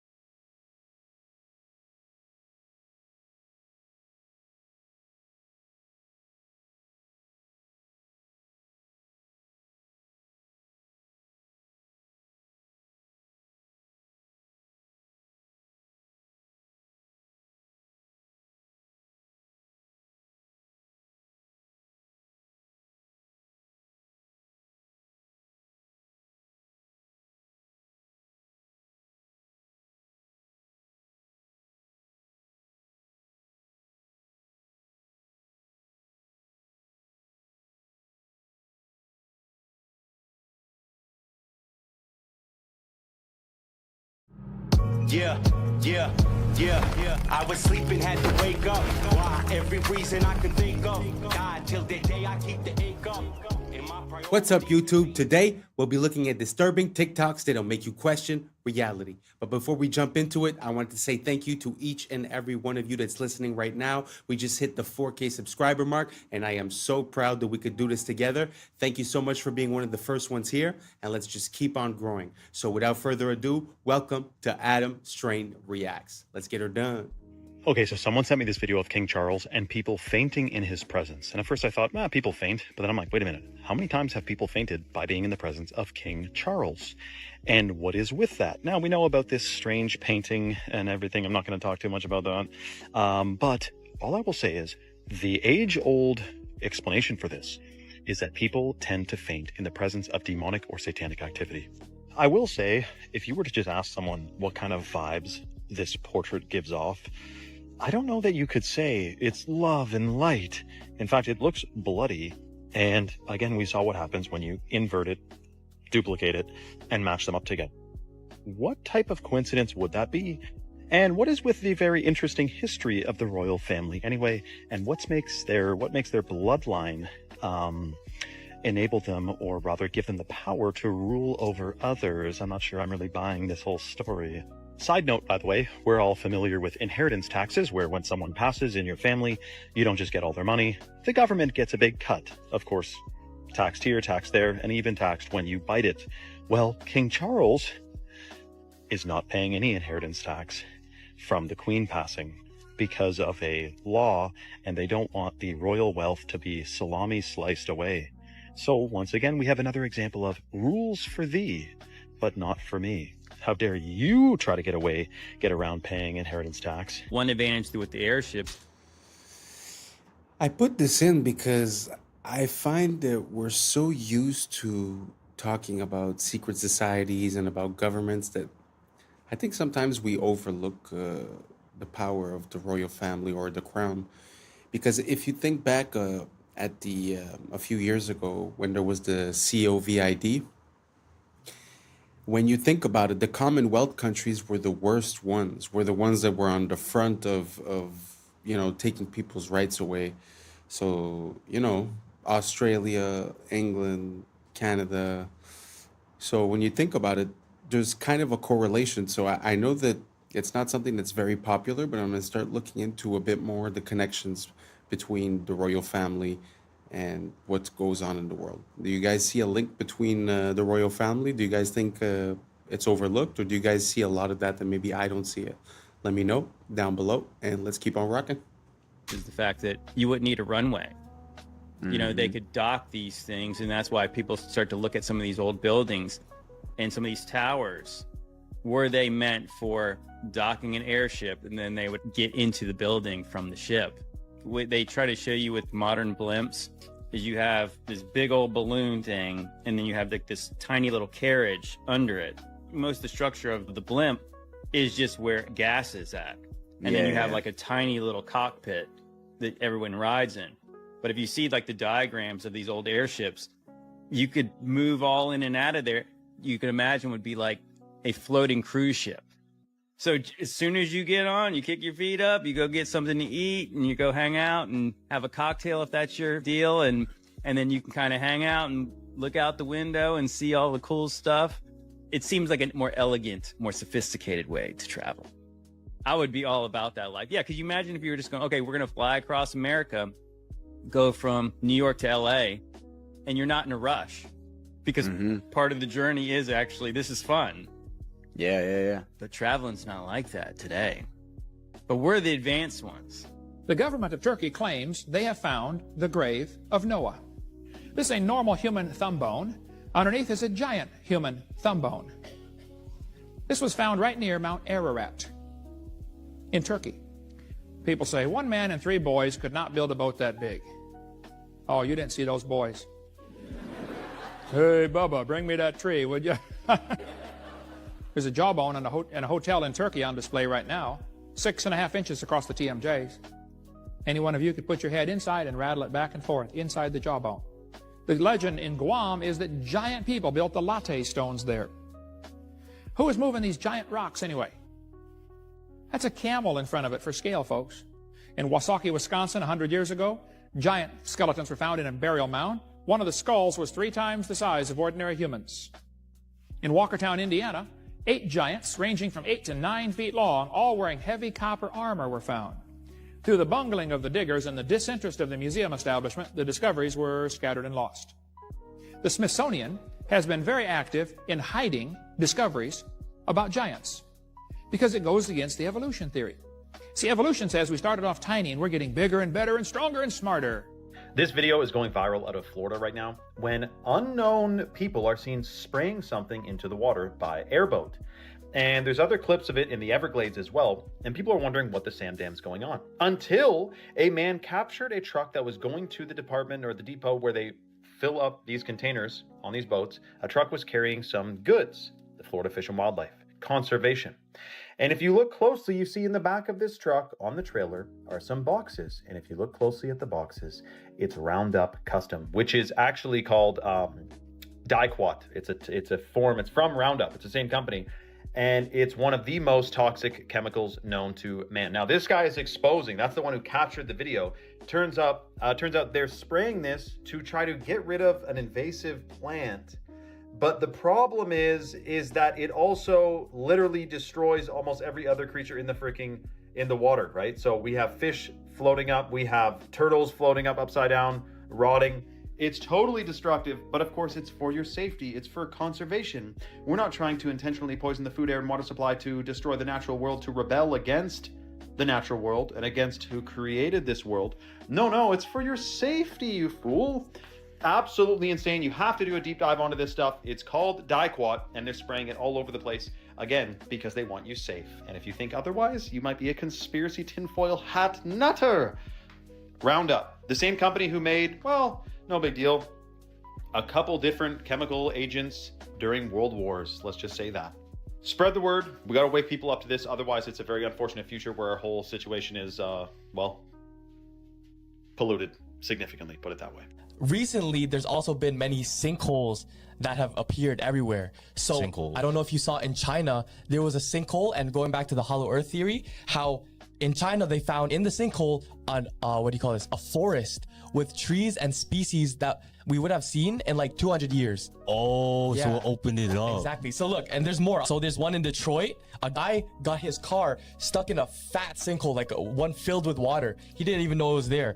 Lower Nazareth, there was one in a farm field, right? New York, and even places like Turkey and wait, how is this not on the news? Is this on I don't know. It's not on the news. It's literally on, like, you have to search for it. Damn. So there was a ski resort in Russia that had a big one too. Yeah. And so I have a theory that since there's all these sinkholes, that means there's evidence of cities and tunnels underground, and that they've expanded so much that the land that we're on right now is sinking into those.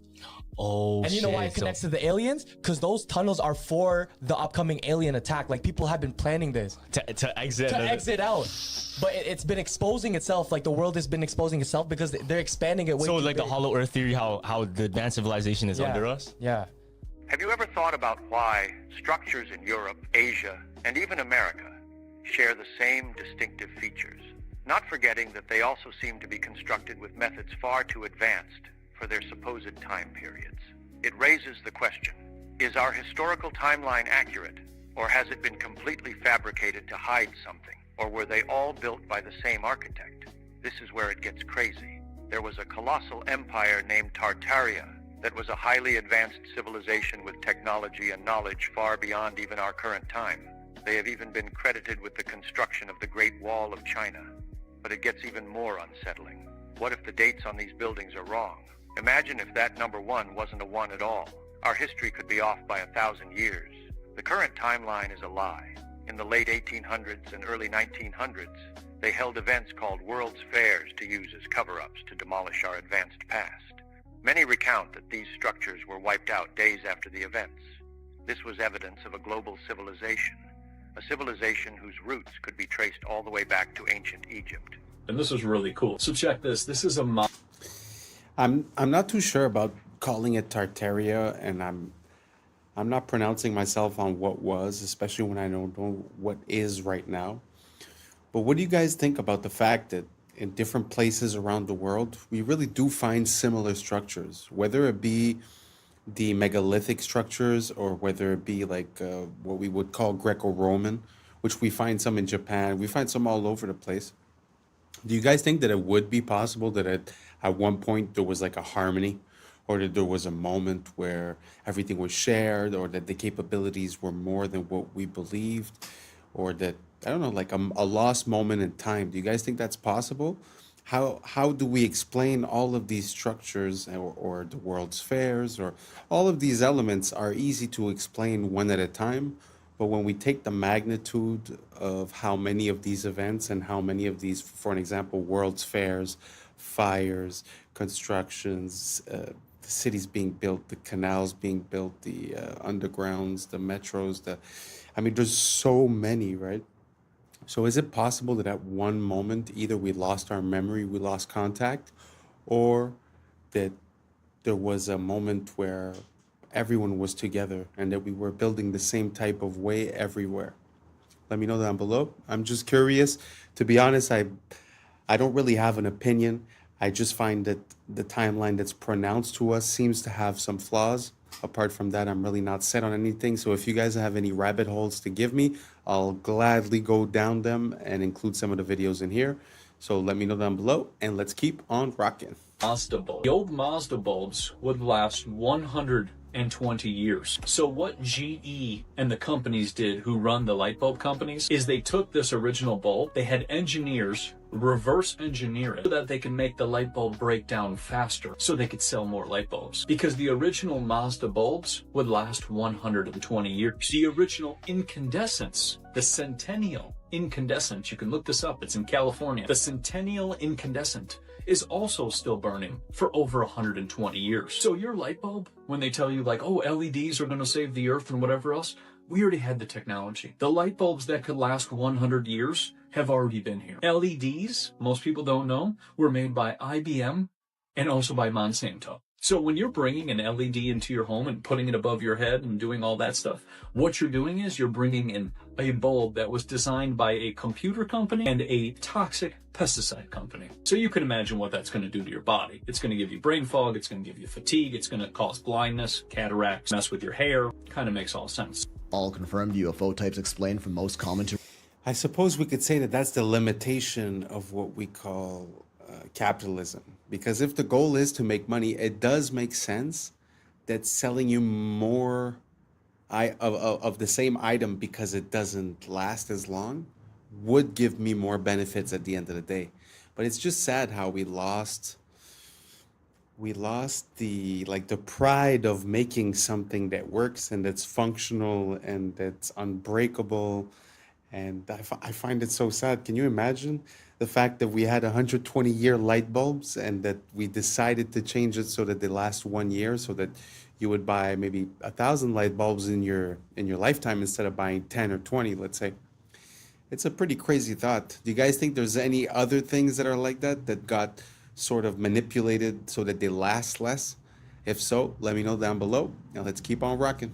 Rarest. First up, we got the classic saucer UFOs brought to mainstream attention in the 1940s after the infamous Roswell, New Mexico UFO crash. Back when they were actually called UFOs, you know, unidentified flying objects. For decades, this was the signature UFO style that everyone knew and talked about, but was mostly mocked and downplayed until the government kinda told us they're actually real in 2020. Shaped like a disc with smooth edges, oftentimes glowing and occasionally with a dome top. Cigar-shaped UAPs are elongated cylindrical craft, often tapering at the ends. In recent times, the terminology was officially updated to UAPs, unidentified aerial phenomena, which was changed once again to unidentified anomalous phenomena when they realized they could also go underwater, no longer making them aerial. What makes cigar UAPs so interesting is their lack of any visible wings, fins, or other appendages typically found on flying craft, and is what really made us realize how impressive the non-visible propulsion systems that power UAPs really are. These have been popping up in our skies more lately, like those orb-shaped UFOs everyone's been talking about, or spherical UAPs, near near-perfect spheres, typically on the smaller side, seen flying very fast with erratic movements and no visible propulsion system. Can either appear metallic or sometimes slightly glowing, leading people to believe some of these may even be trans-dimensional, oftentimes spotted around military bases and have even been noted to merge or split into multiple orbs. Large, silent, and most often black or dark in color, triangle UFOs are usually seen with lights either in front or on their sides. One of the most well-documented mass UFO sightings happened in 1990 over Belgium, where hundreds of civilians and police officers reported countless triangle UFOs in the sky. Chevron or boomerang UFOs are similar to the triangle ones but have a more pronounced V shape. They also have lights along their supposed wings and have usually been spotted flying at lower altitudes. Egg-shaped are kinda like our sphere UFOs, somewhat elongated but not quite to the extent of a cigar UAP. These are most commonly cited by the military, one of which they famously refer to as the Tic-Tac UAP, moving extremely fast and erratically, and have been seen to pass through large bodies of water without slowing down, showing off their true capability. Diamond-shaped UAPs are much less common than what we've discussed so far. They typically feature some sort of central light or collection of lights and are often seen rotating, moving, or even morphing in midair. Box-shaped UAPs are sort of like the diamond ones, except feature a more distinct rectangular shape with straight edges and perfect corners. They don't rotate and morph as often as the diamonds, but can occasionally be seen with what appear to be windows and sometimes even glowing. Fireball UAPs are an interesting breed, a rare type of orb, typically orange and violently flickering, giving the appearance of a burning flame. Transcending the notion of being mere objects, the fireball truly is a phenomenon, often seen far away and moving very slowly, occasionally bursting out a pulse or sometimes even appearing green. Speculated to be trans-dimensional, these aren't as common as the rest on most social media platforms. Organic shaped are most notably portrayed by the infamous jellyfish UAP caught on camera in the Middle East. This one looks like a collection of indistinguishable parts, no concrete form and moving slower than the others but at a steady, consistent pace. Has also been noted to go underwater. The organic shaped UAP is among the rarest, with some reports documenting shape-shifting abilities and sudden drops in temperature.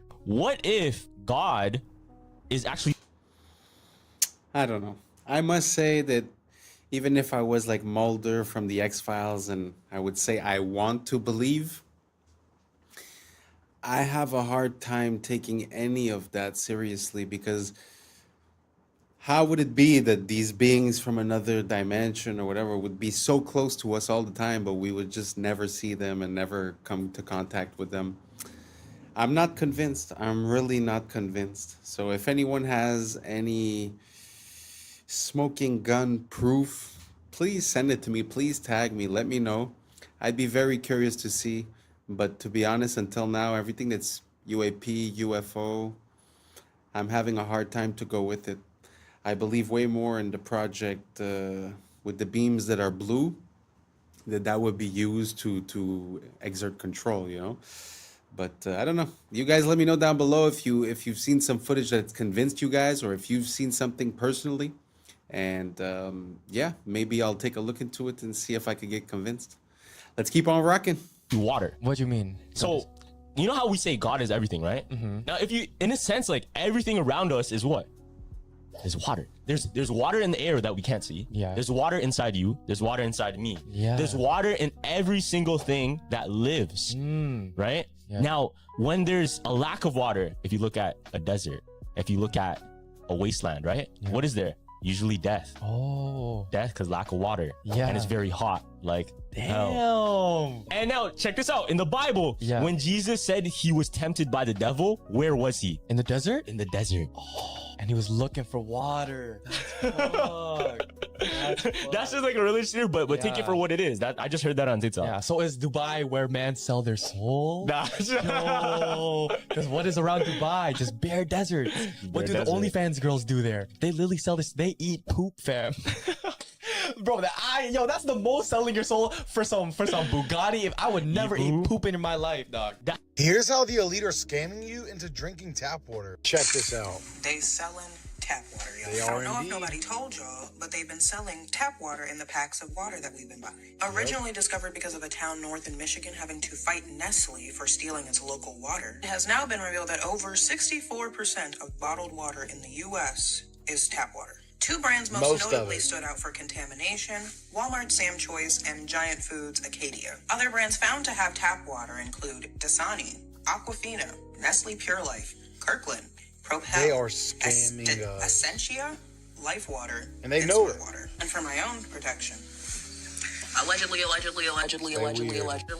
People are just finding out why they definitely should not be making their bed when they first wake up. I am sure by your parents since you were young you've all been told the first thing you need to do is make your bed in the morning. But actually that is one of the worst things you can possibly do. When you've been in bed all night, it's not the cleanest place in the world by the morning, of course. It's going to be filled with bacteria, sweat, and just everything that you've kind of sweated off in the night. Now your bed is basically just infected with a load of bacteria that attracts these guys, dust mites. And yes, unfortunately, there are probably thousands of these in your bed right now. Now, these guys like warm, dark, sweaty, dirty places. Nice. So when you first get out of bed in the morning, that's when they're going to come crawling because the bacteria is right there for them to scran. If you make your bed when you first wake up, it is freshly dirty and you are literally trapping them exactly where they want to be. Meaning they're going to be living in there and your bed's going to be far worse by the time you go back to bed that night. So the best thing you can actually do is leave your bed messy for a little while, like an hour or so. This will expose the mites to sunlight and warmth, which will basically kill them. Then you can go back and make your bed and it will be perfectly clean for when you go to bed that night. Y'all, something big is taking place in the Pacific Ring of Fire, and I've been talking about this for quite some time. You know what I'm saying? The Pacific Ring of Fire is like the womb of Earth, okay? And now we have all these earthquakes popping off in the Pacific Ring of Fire. Nobody's talking about it. And now we have Mount Luotobi, the volcano, just erupted for the umpteenth time this year.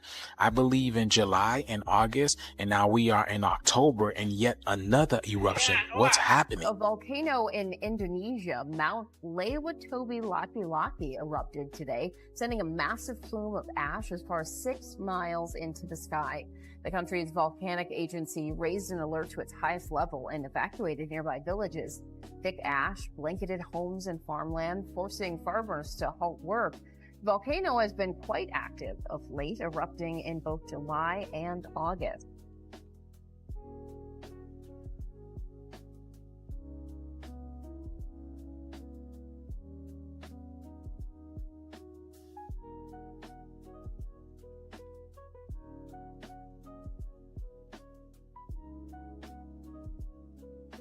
Okay, this video is going viral right now on Twitter because people can't believe the words coming out of this guy's freaking mouth. This is the godfather of AI, getting a Nobel Peace Prize, but issuing a shocking warning about AI. Some of this doesn't even make sense. Listen to this.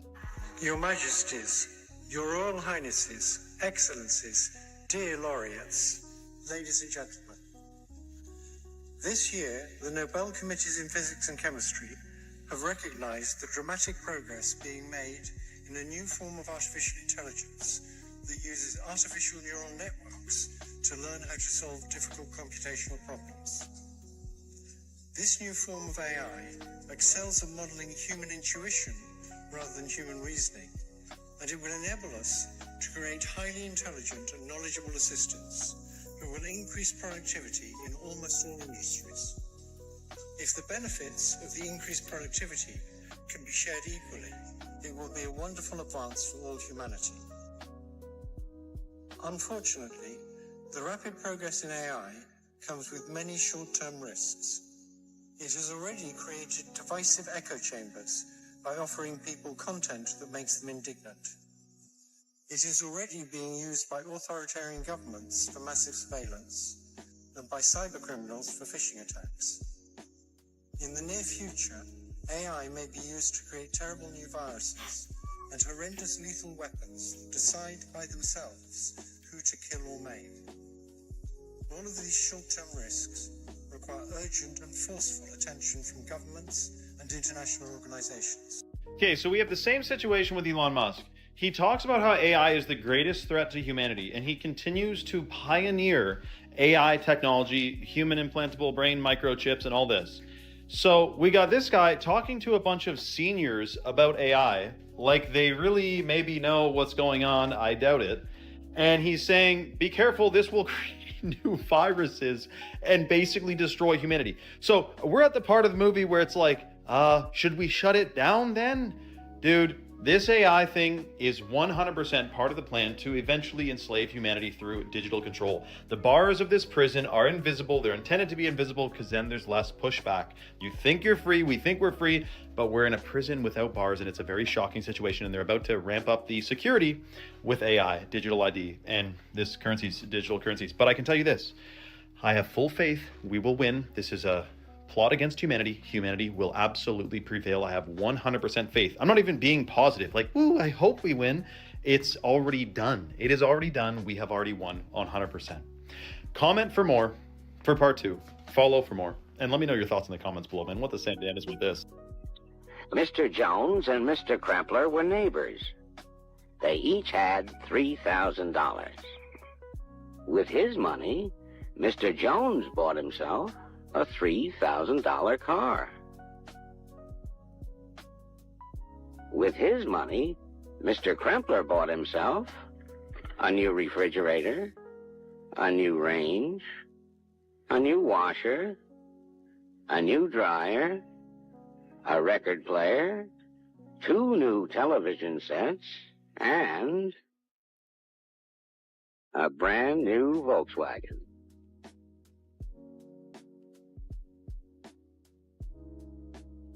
Now Mr. Jones is faced with that age-old problem, keeping up with the Kremplers. Have you been down the lead paint rabbit hole? Isn't that crazy? To imagine how much you could do with a few $1,000s back in the days. I know they were paid less, I understand, but I still feel like it's not proportional, you know? And when you compare a house that was like maybe $10,000 less than 100 years ago, and that now we're talking about $650,000, I don't think it's proportional. I think they had it better off back in the days when it comes to the comparison between the buying power and the capability of having like a house and a car and this and that. Because even when you think about it, all the sitcoms from the 90s, well, not all of them, but most of them, or like The Simpsons and stuff like that, the father and the mother, most often not, didn't have that high paying jobs. Often the mother would stay at home and the husband was doing a trivial job, but somehow, you know, he was I don't know, worked at a factory or worked as a mailman or some stuff like that. And somehow would still have a house, you know, a family, have a car. I feel like nowadays it's just not like that anymore. It's not like you could work at McDonald's and have a family and everything's fine and you're going to have a house. No, you're going to be paying for rent. You know, it's going to be way different. Do you guys think times have changed, that the value of money has changed and our buying power has changed as well? Or do you guys think that it's more or less the same? It's just proportional? Let me know down below and let's keep on rocking. I think we're close to the end on this one. Because it may have been banned for a completely different reason than many think. Did they really ban lead paint because it was toxic? Or because it blocked their signals? Think about it. For decades, every home was coated in lead paint. Thick, durable, insulating. Then suddenly, governments worldwide decided it was dangerous. But here's what they don't tell you. Lead is a natural shield against radiation and electromagnetic frequencies. In other words, radio waves can't penetrate it. Before the ban, your walls literally acted like armor. No TV signals, no radio frequencies, no wireless anything could pass through. And then, right as wireless communication exploded, radio, television, early radar, the health panic began. Convenient timing, right? They told us it was about safety, but the studies linking lead paint to poisoning? Most came from industrial smelting, not house paint. The numbers never added up. But what did add up was control. Because once the lead came off the walls, the signals went in. Every home became a receiver. Every person became a node in a connected network. Was lead paint banned to protect you or to make sure they could finally reach inside your home? Okay, so the crazy part about this, by the way, is we had Xfinity, a Wi-Fi company, has a new feature called Wi-Fi Motion. And they can use, if your Wi-Fi is on in your home, you can use it as a motion detecting device to know if someone's in your home when they're not supposed to be, or just detect motion in general. And we know that we're using the one side of the internet or of a Wi-Fi signal, but there's another side to it. There's another door, you could say. We're using the front door. There's a back door to it.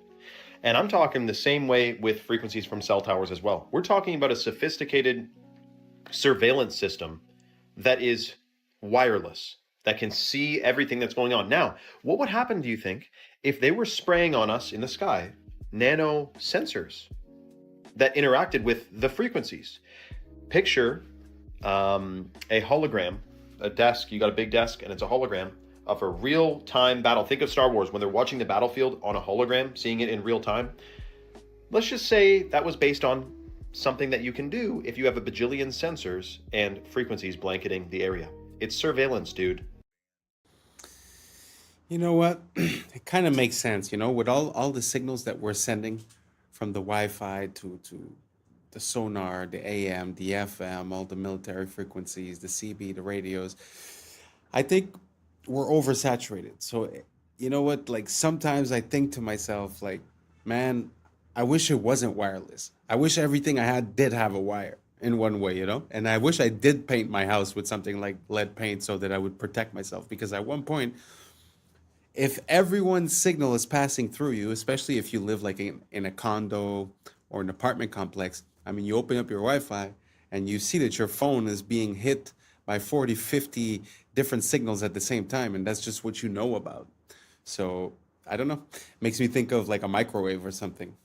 Do you guys think the same thing? Do you guys think that maybe we should go back towards wired instead of wireless and try to cut out the frequencies as much as we can? Let me know down below if that's been something that's been part of your awakening. And this is the end of it. Thank you so much for being here. And that's a wrap for today, familia.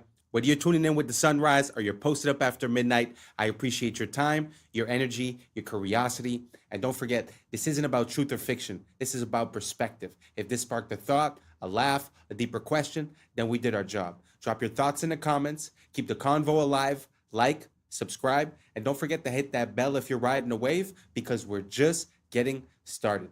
Until next time, stay grounded, stay weird, stay critical. I'm Adam Strain, and this has been Adam Strain Reacts.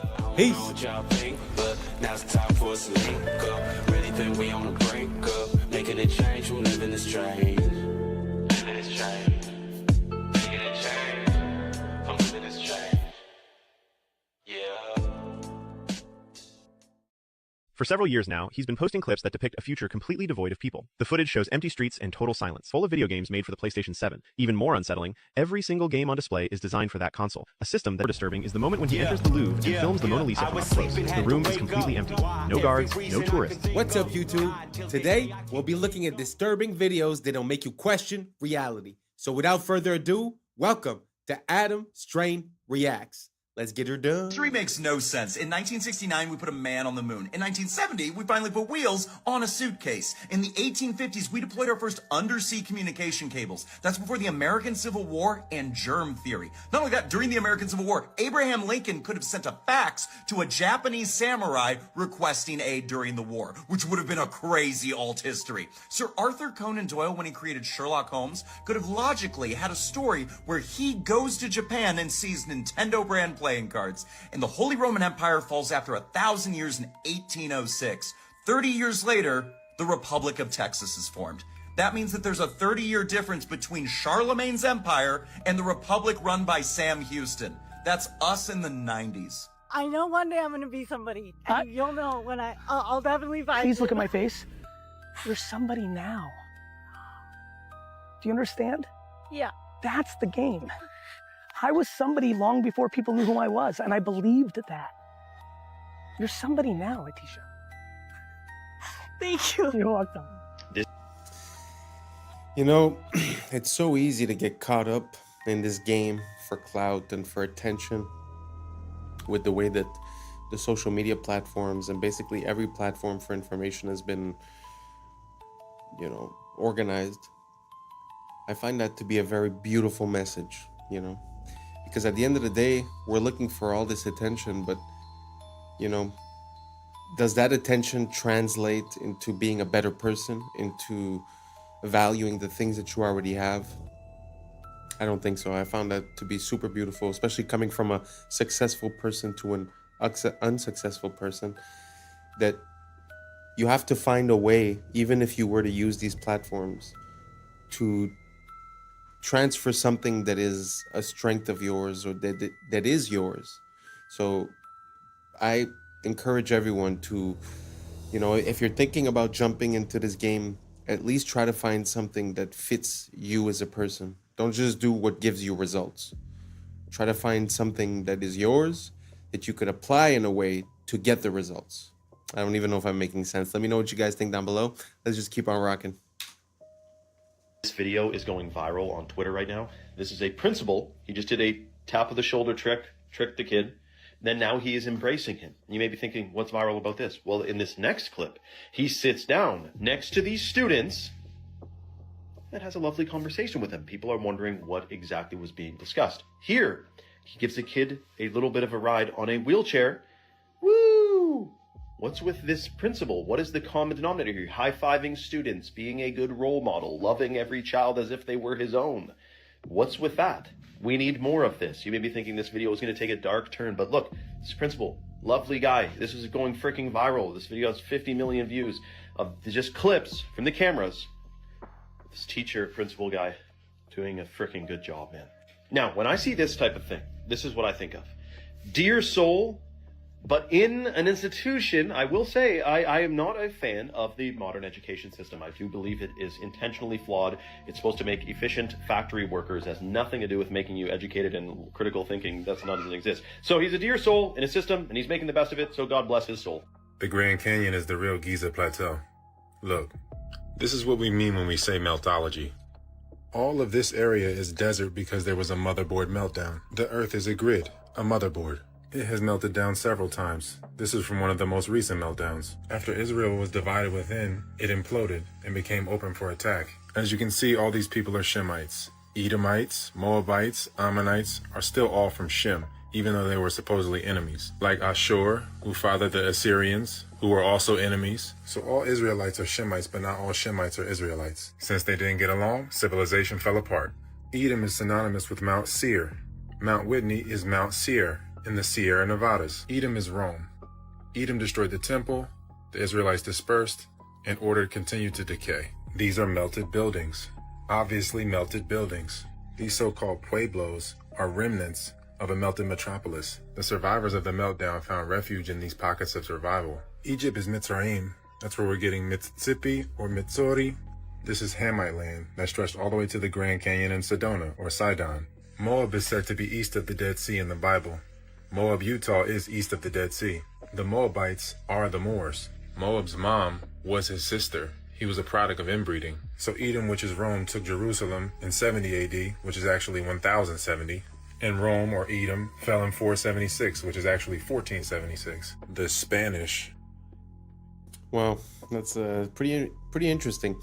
I've seen quite a lot of parallels between Egypt and Rome and the United States.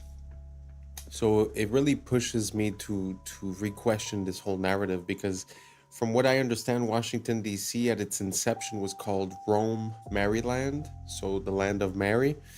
So it seems like there's this old mythology that's involved, or at least encrusted into the naming or into, because I mean, even a dollar bill has the Egyptian pyramid, right? So I never could make any sense out of that. Let me know what you guys think down below. You think it's possible that the old world is the new world and the new world is the old world? I'm not quite sure, but it's just very interesting to see the similarities between these two places. Let me know what you guys think down below. Let's keep on rocking. The guy is convicted. He's a Trump attaqué au Golden Globe, c'est loin d'être un accident. Regardez comment ça fonctionne. Mark, what's the pin? Mark Ruffalo exécute un rôle. Il doit pousser le mouvement Be Good avec son pin. Renee Nicole Good, who was murdered. Un slogan simple et court, impossible à attaquer. C'est comme ça qu'une opération psychologique fonctionne. Le but est de vous polariser et vous imposer une morale. Pour ça, il faut une cible unique. C'est le rôle de Trump qui sert de pôle dans un scénario héros-vilain. He's the worst human being. Ice doit produire le plus de scandales possible et les grandes chaînes diffuser en boucle. C'est la mécanique classique de l'ingénierie sociale. Problème, réaction, Identification, solution. We're out there killing each other. You know what the solution is? Et Ruffalo n'est même pas très convaincant. I gotta be honest with you. On dirait une scène mal jouée. I'm not gonna lie to you. I'm not feeling so great. I have felt things. Faire semblant, c'est son métier. I don't know. I can't keep pretending. It's driving me crazy. Dans Shutter Island, Now You See Me, il a le rôle de l'architecte de la manipulation. The more you think you see, the easier it'll be to fool you. My job? To take your attention and use it against you. Ces films expliquent que ce que vous voyez est un tour de magie. Donc ils ne s'opposent ni à Trump, He's a pedophile. ni à la pédophilie, parce qu'ils sont tous dans le même camp. Dans Pauvre créature, il couche avec un nouveau-né, placé dans le corps d'un adulte. Dans 30 ans, sinon rien, il embrasse une fille de 13 ans. C'est une technique de cinéma. On place un esprit mineur dans un corps adulte. Mom? Dad? Pour banaliser l'inacceptable. Voilà ce que l'industrie choisit de célébrer, parce qu'on est dirigé par des pédomanipulateurs narratifs. This guy claims he's stuck in France in the year 2055 and can't find a way back. And everything he shows in his videos looks disturbingly unreal. For several years now, he's been posting clips that depict a future completely devoid of people. The footage shows empty streets and total silence. The roads are deserted, yet vending machines and terminals are still working, as if the country itself still exists, but its population has completely vanished. In some videos, he walks into stores and shows shelves full of video games made for the PlayStation 7. Even more unsettling, every single game on display is designed for that console, a system that doesn't even exist in our time. One detail in particular really alarmed viewers. A nearly empty vending machine with just one bottle left inside. The date on it is clearly visible, April 2055. According to him, it's a drink that hasn't even been released yet in our present day. Even more disturbing is the moment when he enters the Louvre and films the Mona Lisa from up close. The room is completely empty. No guards, no tourists, as if time itself has frozen. He does the same with the Eiffel Tower, showing it surrounded by absolute silence and emptiness. What makes the story even more unsettling is the fact that he started posting these videos long before the explosion of AI and modern visual tools. This is the story all about how your life got turned upside down and the reason why you're a slave to the central banking cartel. In 1791, the Rothschild banking dynasty lobbied for Alexander Hamilton to install the first central bank in Philadelphia, Pennsylvania. They secured a 20-year charter that lasted from 1791 to 1811. By 1811, the United States refused to renew the charter. They were sick of the Rothschilds. So, in 1812, the Central Bank of London, under Rothschild control, financed the War of 1812, where England attacked the United States and burned the White House to the ground. By 1816, the bankers secured a second charter for another installment of the central bank in Philadelphia, Pennsylvania. By 1835, after 19 years of economic manipulation, the seventh president, Andrew Jackson, who was fighting the banking wars, did and ultimately got assassinated.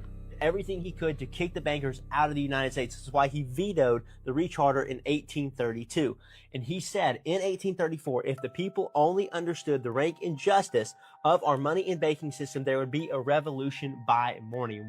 And I try to inform you guys. You listen to my podcast, you would know this already. What did they do? They attempted an assassination. This is going to become a common theme that we're going to revisit. But for now, Jackson issues a specie circular, which means no more deposits to the central banks, only deposits into national banks. He cuts them out of the picture, and he pushes for only gold and silver. What do they do? Send us into a depression. By 1837, more economic manipulation, but the good news is we go to a credit-based system, but one without the central banks. By 1850, the middle of the century, Jackson had killed off the second bank, and there was no more central banks in the United States. I won't stop him forever. At that time. By 1861, the United States didn't need the central bankers anymore, but they saw an opportunity. War is the perfect way to divide a nation and get us back into an international debt system. Well, clearly he has a lot of information, but he didn't even get to the juicy part about the Federal Reserve, but he does a pretty good job of explaining what happened before that. Because yes, it did all start with the Napoleonic Wars, and they have fought very hard to make it into America with the Federal Reserve, and they didn't stop there because they are now attempting to take over the world with the IMF, and they're unfortunately doing a pretty good job of it. That's pretty interesting. I know way more about from the Federal Reserve and beyond, which I think was 1933 or something like that, 2933. And it's actually interesting to look at before. And like you said, you know, like it makes me wonder if they got kicked out and then eventually they say, oh, something like war could help us gain back control.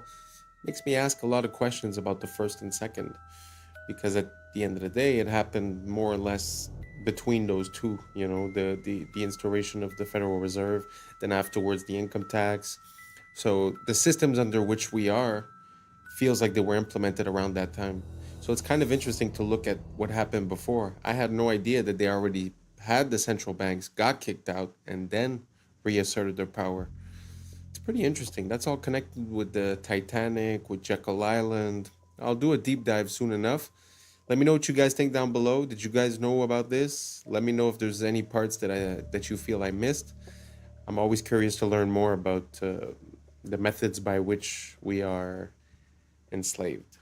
Let me know down below. Let's keep on rocking. Rare images that'll make you say, damn, that's rare. This was the unbelievable moment Devin Stratton, a skier from Utah, survived a 150-foot fall from Mount Timpanogos. In China, police officers aren't issued firearms, so this is how they subdue dangerous criminals wielding knives, with the power of teamwork. Score 1 for Disney. It's almost impossible to believe that the scale of damage done to these engine blades was caused by a flock of birds. This horse is so well trained that it is able to protect its owner from a hostile mother cow while he routinely tends to her newborn calf. This is a theatrical demonstration of how the Victorians relieved themselves in the 1800s using a fancy porcelain pot mounted underneath furniture known as close stools. Hold on a second. They didn't wipe? In early 2024, doctors at Massachusetts General Hospital treated 3 people with recurrent glioblastoma brain tumors using a brand new drug. A single dose of the new cancer drug made the brain tumor almost disappear in just 5 days. Ever pictured a real Jurassic Westworld crossover? This amusement park uses a robot dog in a Triceratops costume to play with the kids. Thank you, Michael Crichton. This was the moment a fan assisted his favorite wrestler, Negro, using his wheelchair to prop him off the ground, stopping what would have been a direct disqualification criteria in this match. This is a photo of a LAN party from 2003. I know it smells crazy in there. Now here's something you don't see every day. This electric SUV can run Contra with its rear lights through advanced programmable rear light system. I've never actually seen anyone play Contra without the cheats. This was the moment an explosion hit the Oceana water park in Gothenburg, a water park that was under construction. But seriously, man, how do you even get a fire at a water park? So this is weird. In July 1518, hundreds of citizens took to the streets of France, breaking off into a form of hysterical dance that lasted several days and led to numerous fatigue deaths. The exact cause of this bizarre dancing plague remains unknown to this day. Watch how easy it is to cut a shard of glass underwater compared to air. This is due to a scientific principle known as the rebinder effect, where water molecules interact with the surface to accelerate crack formation and control shattering. This is aerial footage of a scenic river canyon in Iceland. The ecosystem is so delicate here that stepping on the moss is prohibited by law in an attempt to preserve its lush landscape. When a specific nerve cord is severed, a mosquito has no sense of being full. It will continue to consume blood until it quadruples its body weight, whereupon it explodes. This is a rare sighting of a melanated fox, popularly known as the silver fox, a unique variation of the standard red fox species, existing as less than 10% of their entire population. Man, it's really heartbreaking when you realize that Chadwick Boseman filmed all these incredible stunts for Marvel's Black Panther while battling stage 3 colon cancer, a real-life superhero. Rest on, legend. This isn't a behind-the-scenes from Sharknado. This is the famous Headington Shark, a fiberglass structure erected in England on the 41st anniversary of the Nagasaki bombing as a bold anti-war symbol. Took me a moment to realize this wasn't the aftermath of a lethal shark attack. These are pelagic tuna crabs, a vital marine species known for their bright red hue and their affinity for moving in massive swarms.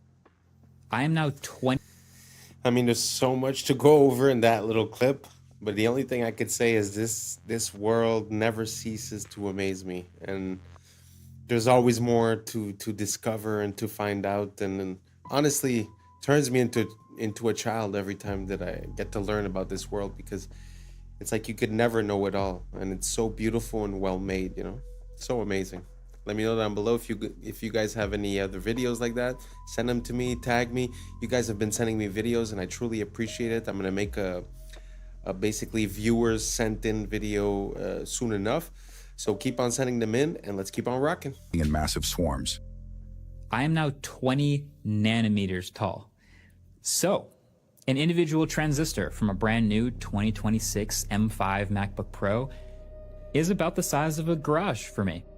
Now, I'll note that this most likely isn't 100% accurate because Apple's not going to share their exact chip architecture with me, but still, the smallest parts of it are still smaller than me. And at this scale, you can see individual atoms, which are the size of marbles. Now, obviously, or maybe not obviously, but 3 nanometer transistors this size aren't just built like other objects the way you might be expecting. There's a pretty refined manufacturing process called photolithography. Basically, it's like developing a photo with light projected through a microscope, but onto atoms instead of film. And that is how you end up with billions of these inside a computer that you can sit on your lap. Now, to be honest, I don't really know how much longer Moore's law can apply to semiconductors as they get down to the literal atomic level, but I sure do want to appreciate it while it's happening. Speaking of appreciating it, hey, this is Epic Spaceman, one of my favorite creators, and of course a massive help with this video. He's been down to this scale before in another video, and it's a pretty crazy view, right? Hi Marquez. Yeah, it really is. Even when you can stand on them, I still struggle to get my head around how many transistors there are here, considering this is just a tiny cutout section. The full chip is 32,000 times bigger than this. So yeah, the best way for my brain to really appreciate all of this has been to visualize this scale. From the tiniest 3 nanometer transistors we have in computers today, at the scale of DNA and individual atoms, all the way to the micrometer scale with the computers of the 2000s and 90s and 80s. Humanity has been so motivated for so many years to get this stuff down to such a ridiculously small scale that it makes a grain of rice look like a massive object. And yet it keeps going and going, all the way back to the earliest transistors the size of a deck of cards. You know, something else I've realized though, even though we've seen now all of this scale and how tiny things can get, sometimes it can still be hard to keep all the nanometers and picometers sorted and really comprehend it all. And sometimes it's actually easier to make things bigger rather than smaller. So let's try this.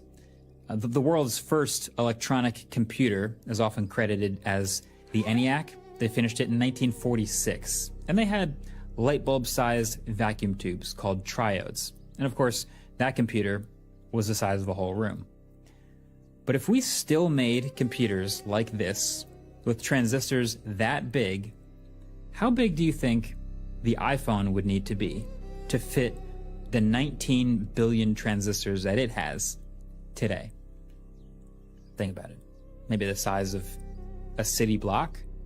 Or what about the size of the entirety of Central Park? Keep in mind, you need to fit all these billions of transistors. Wouldn't it be crazy if we carry around the equivalent technology of a phone the size of the city of Manhattan? Well, the reality is these are all still too small. Your phone, with the technology from 80 years ago, would need to be the size of the state of New Jersey to fit them all. This progression of technology has given us a computer the size of a US state 270 miles long and shrunk it down to fit in our pockets. Thanks for watching. See you in the next one. Peace. Wow.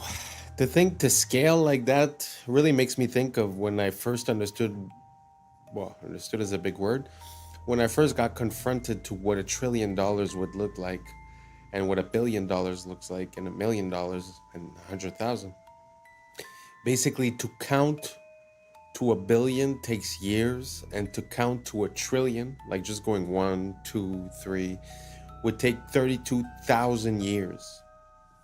From what I understood, it was like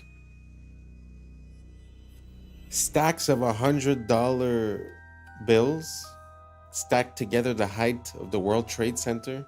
Something like that. That's $1 trillion. It's like beyond, and now we talk about it as if, oh, it was just something, you know.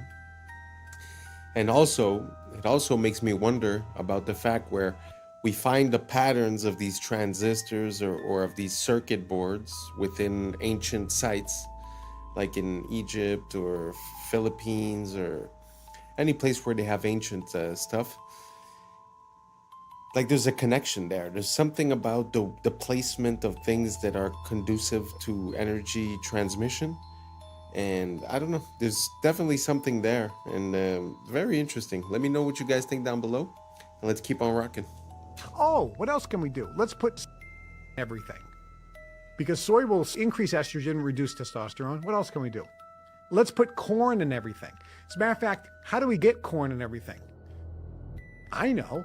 Let's pay the farmers with massive subsidies to grow corn. You wonder why you're so tired? Look at what you're eating. Want you that tired? Look at these people. They're in their 90s. They're not sitting around going, I'm tired, so tired, so tired. Why? Because they're not doing what you're doing. They're getting you to do it, but they're doing something different. They're staying away from the things that are suppressing you and making you. It reduces your and makes you more. You're not gluten tolerant. Strange. Why can we suddenly not tolerate as a society? I went to the Columbia University. It was a conference symposium on with a bunch of researchers and physicians, and they're talking about, we don't know what it is that's causing this rise. I went up to the microphone and I said, do they spray brain? Like the chemical, the doctors and researchers turned around and looked at me, they're like, they don't, I would kill it. And I was like, okay. And I went and I sat down. A scientist from General there to promote their free Cheerios. So he found me and he said, yeah, they're spraying on a lot of the grains. We know there's a problem. It's going to take 2 decades to reverse. Okay. Like 2 decades. I said, well, everyone's going to be gluten intolerant, and maybe because people are doing this. I always say it, man. There's definitely something wrong with not only the food, but our relationship to it. You know, as much as I agree with the first guy saying, oh, you know, the rich people aren't tired. Yeah, well, you know what? I feel that within the people in my environment and my surroundings. Some people could have an easy job and at the end of the day still say, oh, I feel tired and this and that. I think it's also a thing of mind state. You know, like I used to work 7 days a week for a while. I had my own business, and you know, obviously you're tired because you're there 12 hours a day. So I would go from work to home to work to home. And eventually I said, you know what? From now on, I'm also going to try to live. So when someone would offer me something after work, I'd always say yes. And the funny thing that I realized is that by doing more, somehow I had more energy. And since then, I've sort of changed my perception towards events. And that tiredness is gone. The energy is up. Now, all that being said, we're going to put it to the side. There definitely is something wrong with the food. And, you know, the fact that the people that provide us with the food are running under a capitalist system or way of, you know, operating, it makes it super logical that to maintain profits and not necessarily raise the price, you would lower the quality of what you're offering. So all that to say, I understand that it's their fault in a way, but really we vote with our dollar and with our dependents. So, you know, it's something to keep in mind, you know, like it's, we could always blame someone else, but at the same time, we need to understand how we get to that point. And I think the root core issue of that is that there's certain things that are needs and certain things that are luxuries. If we apply the same system to both, it's kind of normal that we get the same results in both. So I encourage everyone to rethink our relationship with not only the food, but the people providing it to us, and try to think of ways that we could do it ourselves or just not encourage them, and try to figure out why we are here. So that was it for today. Thank you so much for rocking with us. And that's a wrap for today, familia. Whether you're tuning in with the sunrise or you're posted up after midnight, I appreciate your time, your energy, your curiosity. And don't forget, this isn't about truth or fiction. This is all about perspective. If this sparked a thought, a laugh, a deeper question, then we did our job. So drop your thoughts in the comments. Keep the convo alive. Like, subscribe, and don't forget to hit that bell if you're riding the wave, because we're just getting started. So until next time, stay grounded, stay weird, stay critical. I'm Adam Strain, and this has been Adam Strain Reacts. Peace. Now it's time for us to link up. Really think we on the brink up. Making a change from living this strange. Living this strange. Making a change from living this strange. Yeah.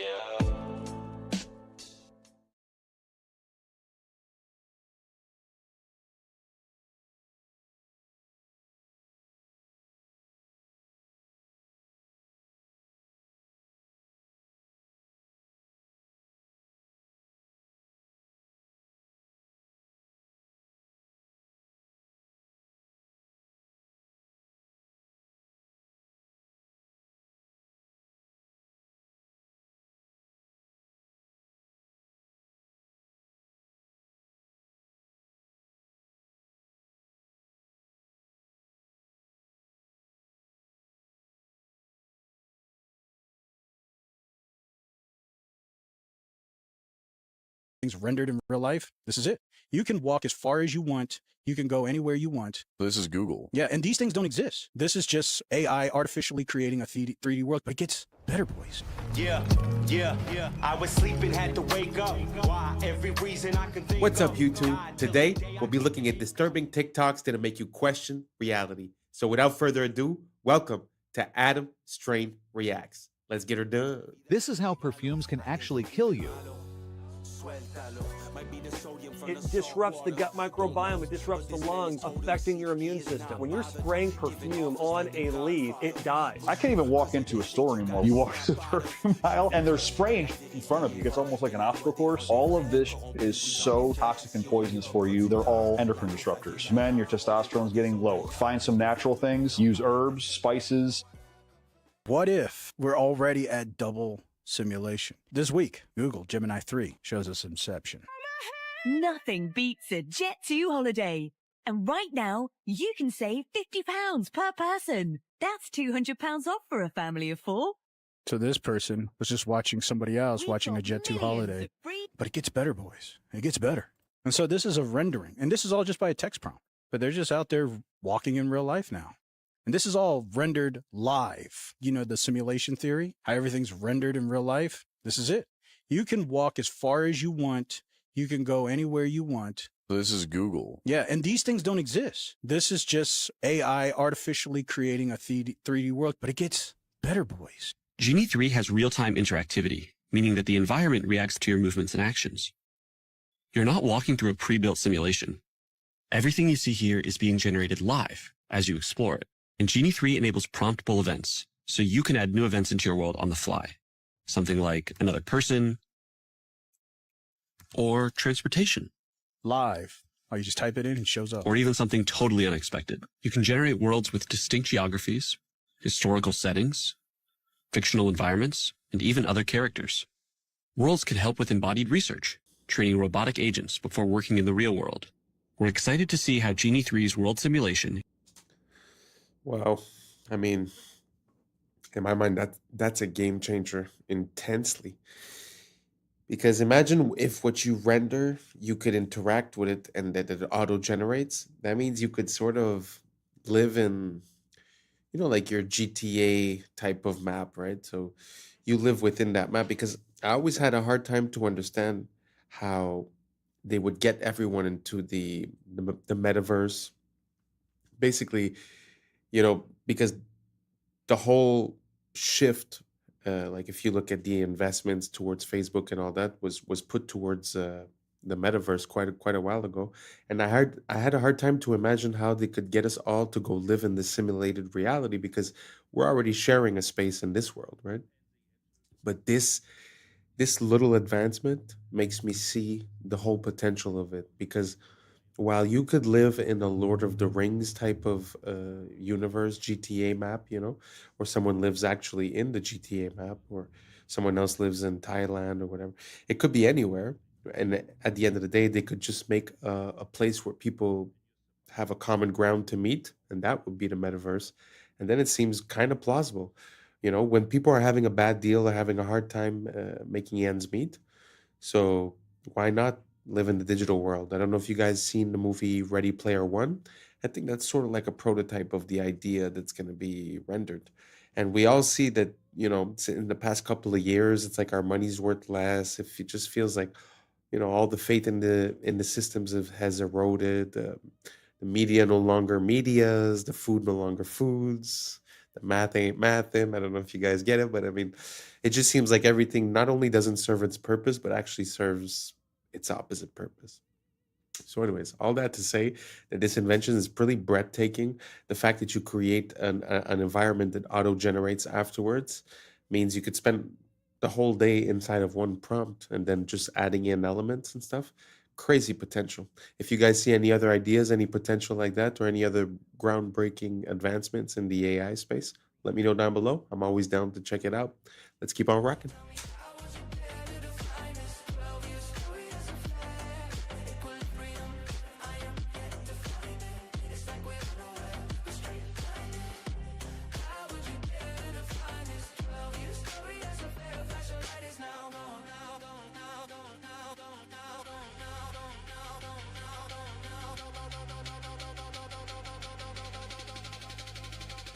Maybe that's the point, to let it run free. Feels like we're joined at the hip with one being.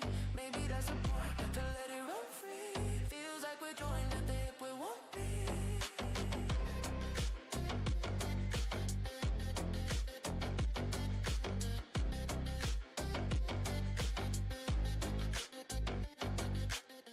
Check out this chimpanzee absolutely smash this memory test. This memory test is set to the hardest setting, and most humans would fail it. 95% of humans fail this test, but this chimpanzee seems to smash through each set of 9. What it does is it shows up 9 numbers, 1 through to 9 most of the time, or sometimes doubles up numbers, and you're supposed to go through an order of lowest to highest, and this chimpanzee is absolutely smashing it. Wow. I wouldn't have gotten that. Would you have gotten those? I was looking at the screen. I was like, nah, way too quick. Isn't that crazy though? How we underestimate, animals and their intelligence. I mean, it might not be the same type of intelligence, but I've heard similar things when it comes to dolphins, whales, elephants, bigger animals. They have these capabilities that are very, very impressive. If you guys have any other example, let me know down below. Let's keep on rocking.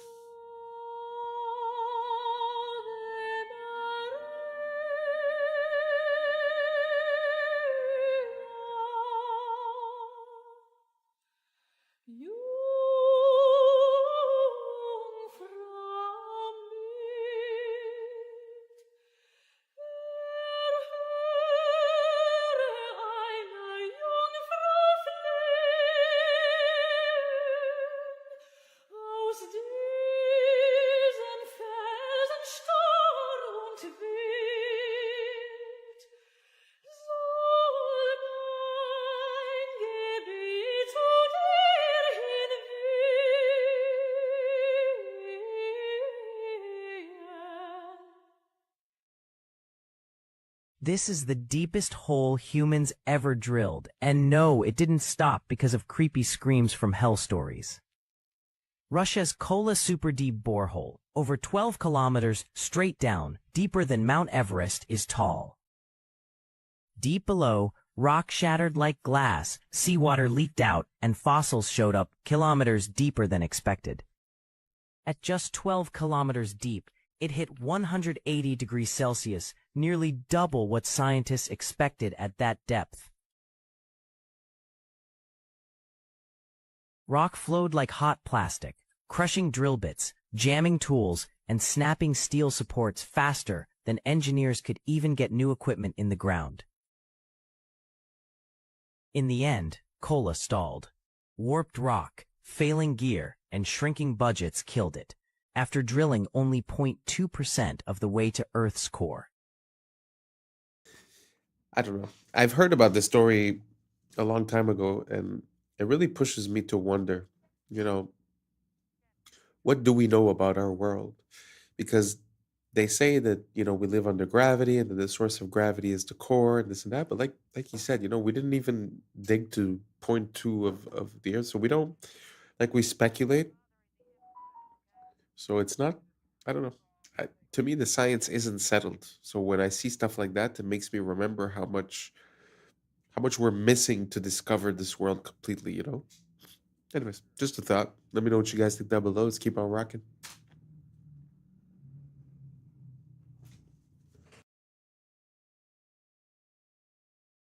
Jet, picture up, 10-4.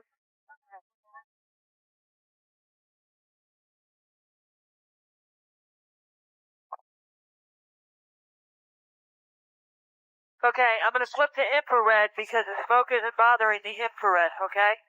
We want to just back off, take a look at the impact area, see what areas are hot on either side.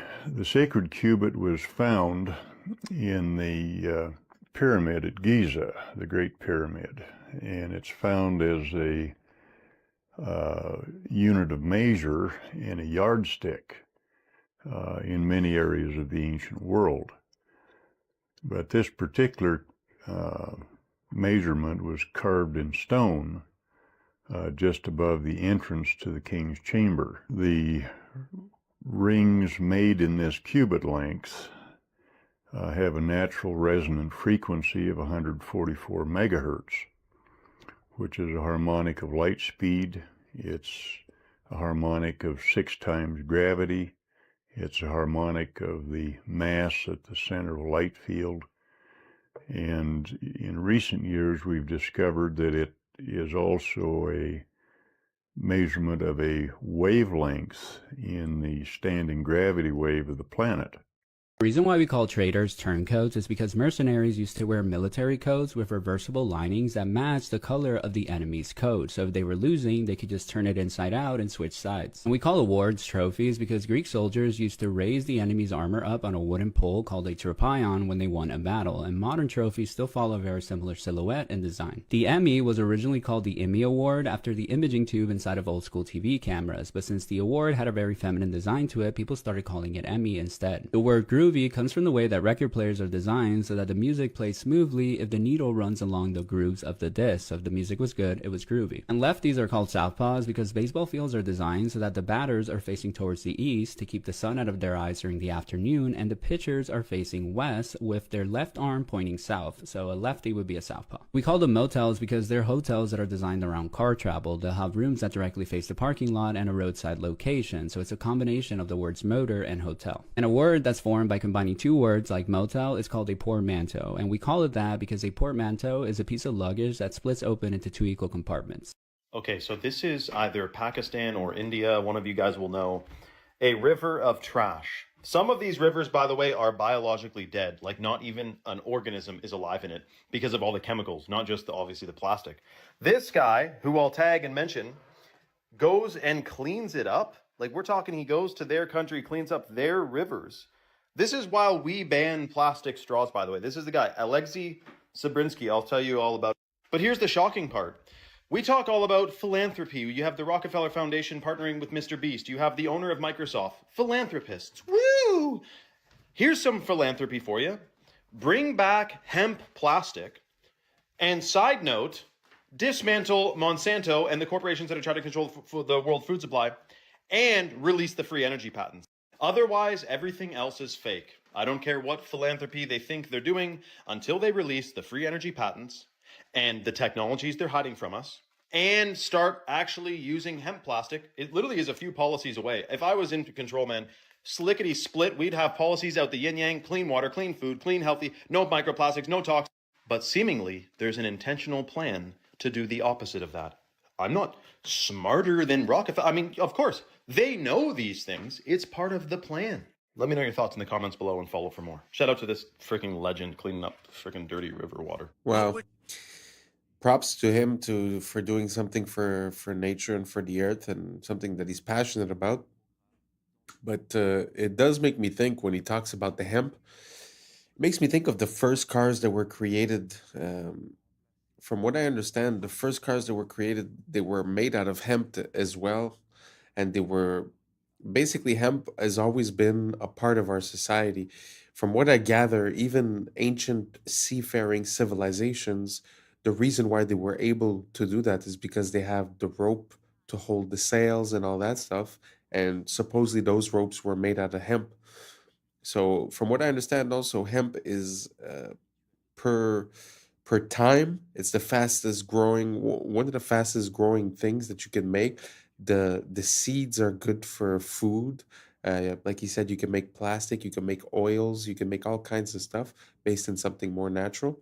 So yeah, very interesting that he was talking about that. I haven't heard anyone talk about hemp in quite a while. Used to be a big thing back in the days, but now don't really hear much about it.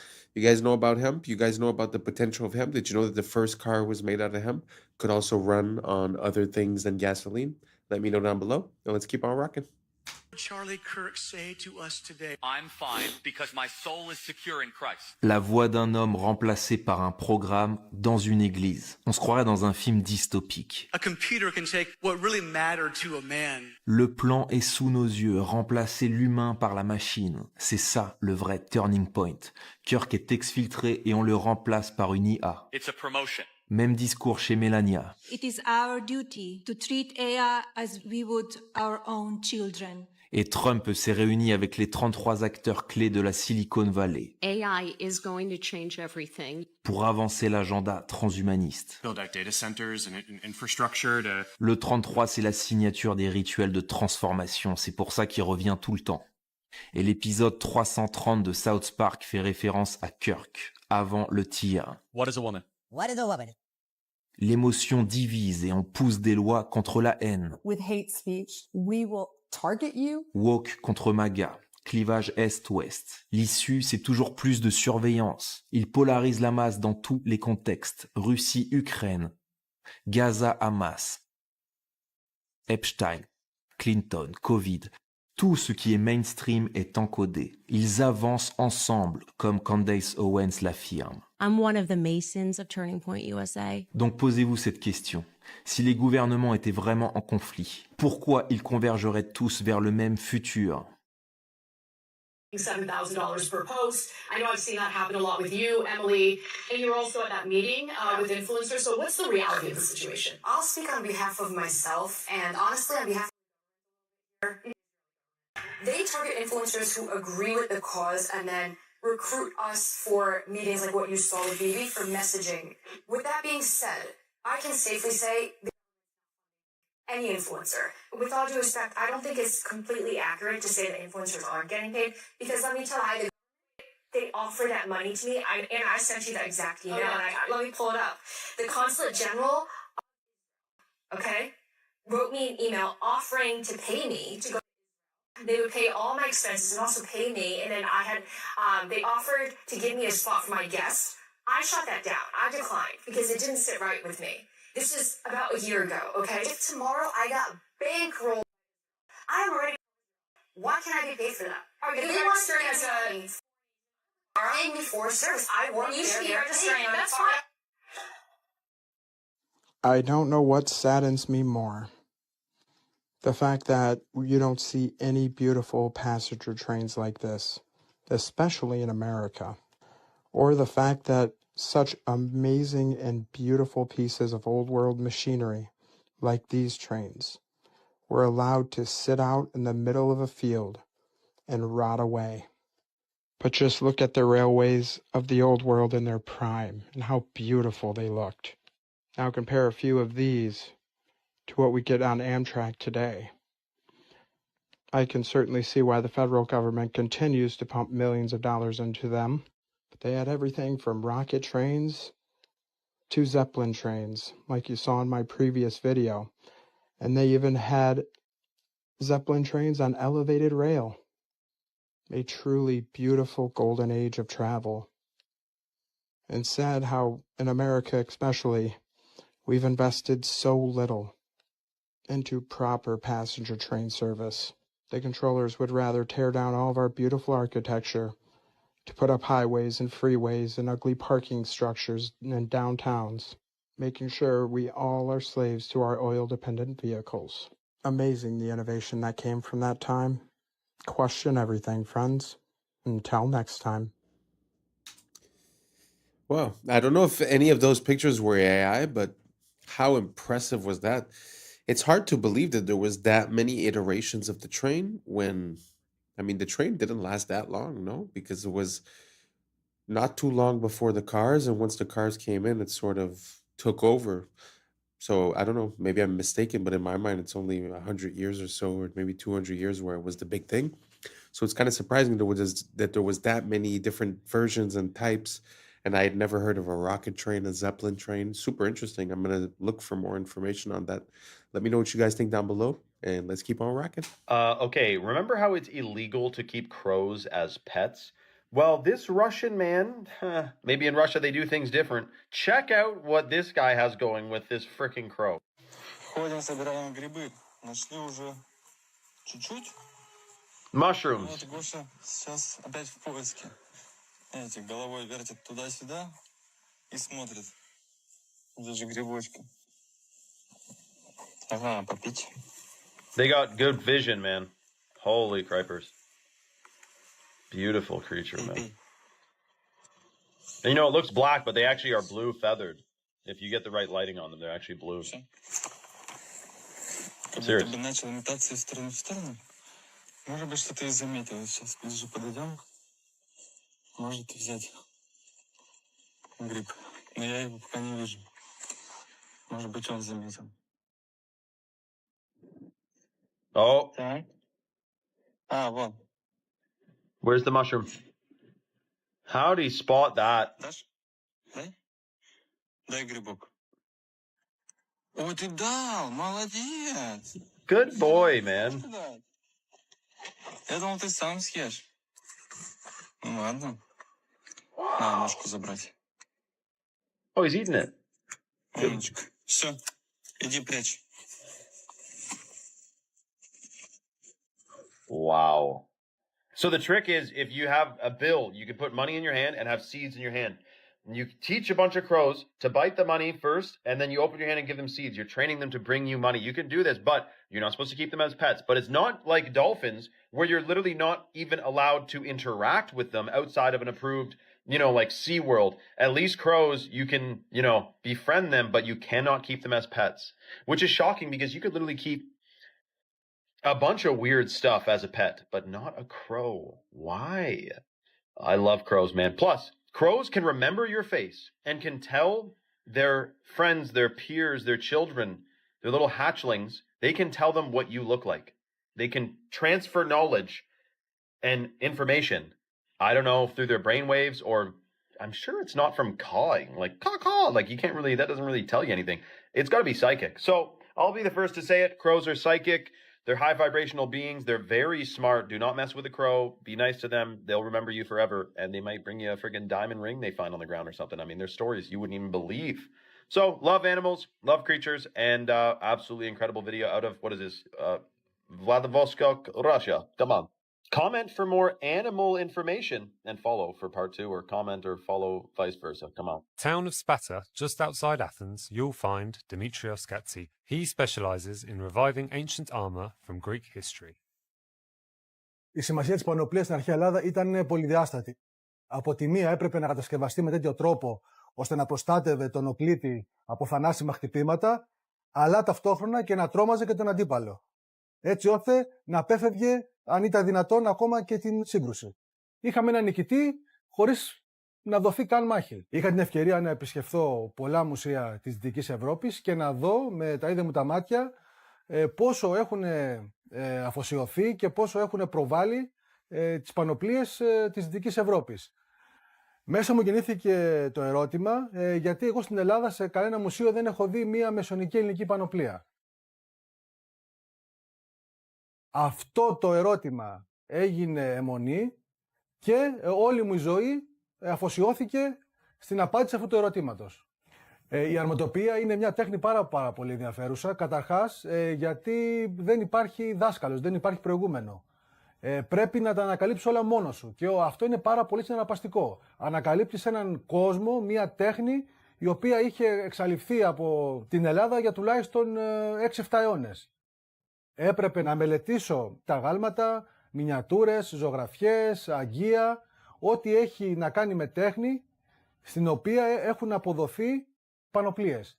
Όσον αφορά την ιστορική πιστότητα των έργων μου, όταν αυτά βασίζονται σε ατόφια αρχαιολογικά ευρήματα, είναι πάρα πολύ ψηλή. Στις περιπτώσεις που τα υπάρχοντα αρχαιολογικά ευρήματα δεν είναι επαρκείς, τότε χρησιμοποιώ τις δικές μου γνώσεις και τη δική μου εμπειρία έτσι ώστε να μπορέσω να καλύψω αυτά τα κενά. Το πρώτο στάδιο είναι η σχεδίασή της. Και σε δεύτερο στάδιο είναι η υλοποίησή της με μέταλλα και με δέρματα. Όταν επιλέγω υλικά, κοιτάω πρωτίστως να είναι όσο πιο πρωτόγωνα γίνεται. Η βασικότερη μέθοδος αρματοποιίας είναι η ενθερμό σφυριλάτηση. Η ενθερμό σφυριλάτηση σημαίνει ότι πυρώνουμε τα μεταλλικά στοιχεία και στη συνέχεια τα σφυριλατούμε έτσι ώστε να πάρουν την επιθυμητή φόρμα. Επιπροσθέτως, υπάρχουν και κάποιες βασικές τεχνικές οι οποίες αφορούν το κόψιμο δερμάτων, τη δημιουργία αλυσοπλέγματος, την επικόλληση μεταλλικών στοιχείων επάνω σε δέρματα με τη βοήθεια πριτσινιών κτλ. Το τελευταίο στάδιο, από τη στιγμή που έχω κατασκευάσει όλα τα επιμέρους στοιχεία μιας πανοπλίας, είναι η συναρμολόγησή τους. Μία από τις μεγαλύτερες ικανοποιήσεις ενός καλλιτέχνη είναι να βλέπει τις εκφράσεις θαυμασμού στα πρόσωπα των επισκεπτών. Σε κάθε ιστορική περίοδο της ελληνικής ιστορίας υπάρχουν και διαφορετικές πανοπλίες. Κατά τη μικηναϊκή περίοδο οι πανοπλίες είναι τερατόμορφες, είναι τρομακτικές, προκαλούν δέος και τρόμο στον αντίπαλο. Κατά την κλασική, αρχαϊκή και κλασική περίοδο οι πανοπλίες μοιάζουν πάρα πολύ με το ελληνικό άγαλμα. Είναι καλέσθητες, είναι λίες, είναι λαμπερές και είναι όμορφες. Κατά τη βυζαντινή περίοδο οι πανοπλίες έχουν αυτή τη μεγαλοπρέπεια μιας χριστιανικής εκκλησίας. Πολύ συχνά η εικόνα που έχουμε για τους αρχαίους Έλληνες οπλίτες είναι τελείως λάθος, είναι εσφαλμένη. Η εικόνα των αρχαίων Σπαρτιατών έτσι όπως παρουσιάζεται μέσα από την ταινία The 300 είναι τελείως λάθος. Οι αρχαίοι Σπαρτιάτες πηγαίναν στο πόλεμο πλήρως εξοπλισμένοι με μπρούτινες πανοπλίες. Δεν πήγαιναν με σλιπάκια και με γυμνούς κοιλιακούς.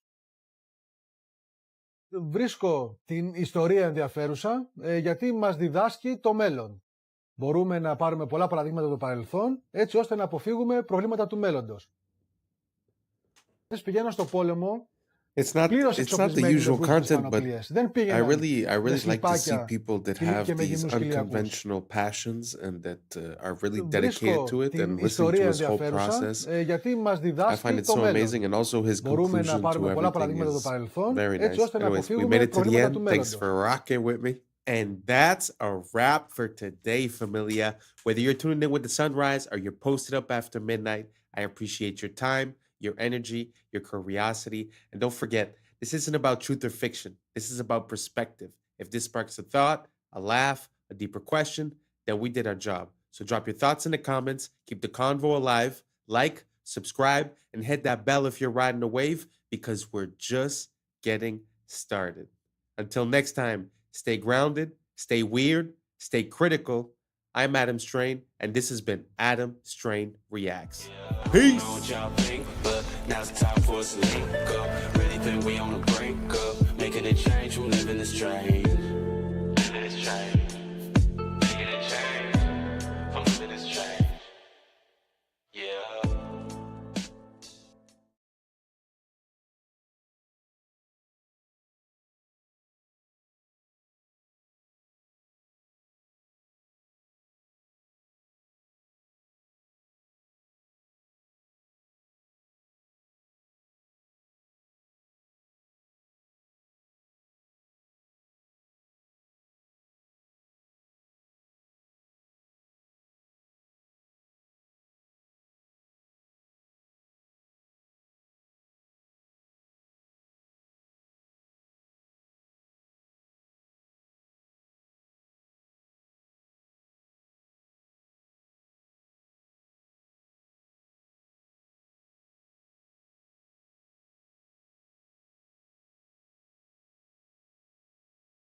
And I say, oh, I sound like I have a slur. And she said, no, you sound like you can work at a Chinese restaurant. I'm on. Cash. Kasha. Crash. Krasha. Crashed. Krashada. Okay. I was sleeping, had to wake up. What's up, YouTube? Today, we'll be looking at disturbing TikToks that'll make you question reality. Before we get started, I just want to wish everyone a happy new year, 2026. Let's get it. And may everyone exceed the expectations that they set for themselves this year and reach even higher. So without further ado, welcome to Adam Strain Reacts. Let's get her done. The world is $281 trillion in debt. You are in luck. There's a parable all about this, and it's awesome. There is a town somewhere in the middle of nowhere, and everyone owes each other money. And then one day, a traveler comes to town, and he stays in a motel. The motel has a full refund policy after 24 hours. He puts down $100 and gets a room. The motel owner, he looks at this $100 and he's like, whoa, oh my God, this is exactly how much money I owe to the baker. So he goes and pays off his debt to the baker. The baker looks at this money and he's like, well, this is exactly how much I owe to the shoemaker. And he goes to the shoemaker and pays off his debt and goes through several people until eventually someone's like, hey, I owe this amount of money to the motel owner. So he gives it to the motel owner back where it started. And then the traveler is like, hey, it's been 24 hours and I don't like it here. So he takes his money back and he leaves. Everyone has the same amount of money, but then suddenly nobody's in debt. Because money isn't real, but debt motivates people. So it's important to the economy for some reason. That's pretty interesting. I mean, really, I've always thought about this. Like, who do we owe a debt to when you're a country? And they say the International Money Fund or these, other countries. But this example sort of displays something that's very interesting.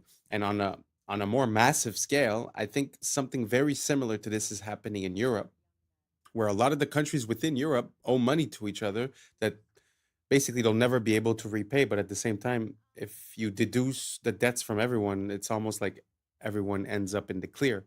So maybe I'm missing something, but yeah, I feel like it kind of makes sense that at the end of the day, it's just an idea that we have and it's not really mathematically sound. And I guess that's why the concept of usury was like, prohibited by the Christians and this and that, because I think it sort of creates a part of value of money that's unreal in a way. So let me know if I missed something, but that example, do you catch it? Does that make sense? Everyone paid each other, but at the end of the day, the same amount of money is there, and the guy took back his $10, but everyone's accounts are settled. So maybe I'm missing something. Write it down below. Keep me in the loop, and let's keep on rocking.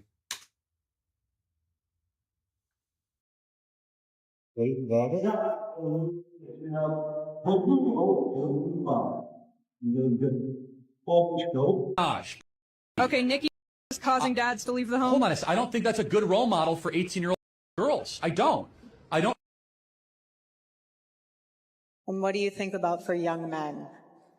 For young men. And for young men, don't be new scum. Yes, see, they're young men. Are you? Yeah, that whole situation, I haven't really spoke about it much because I find that there's not much information and a lot of speculation. But it's kind of interesting that you're trying to live off the legacy and continue the legacy of someone, but it seems like you're not following that person's beliefs at the end of the day. So I find that whole situation to be pretty cringeworthy, to be honest. Let me know what you guys think down below, and let's keep on rocking. Coming to the tree, they strung up a man. They say he murdered 3. It's not the same. Strange things that happened here, no stranger would it be. We met at midnight in the hanging tree. The list goes on and on. This must be stopped. And in order to stop this, join the American Congress Party. It wasn't until I was in the ambulance on the way to the hospital, she actually said, are you aware of the way you're speaking? And I said, oh, I sound like I have a slur. And she said, no, you sound like you can work at a Chinese restaurant. She said, yeah, you look good working the local China house or something. Sarah was an IT specialist until a severe migraine, bordering on a stroke, brought the syndrome on. Cash. Crasher. Crash. Crasher. Crashed. Crasher. Okay, let's try reading. You wish to know all about my grandfather. Wow. Imagine that. You get into an accident, you come back, and it's like you're speaking a different language, or at least a different accent. Never seen anything like that. If you have more of those, send me. I find that super funny. Let's keep on rocking. Plotting how to move the flavors they find in this grove to your supermarket shelf and then on to your stomach. I can see it in the sports drink. I can see it in a water, flavored water. And I also can see it in a twist on an orange carbonated beverage.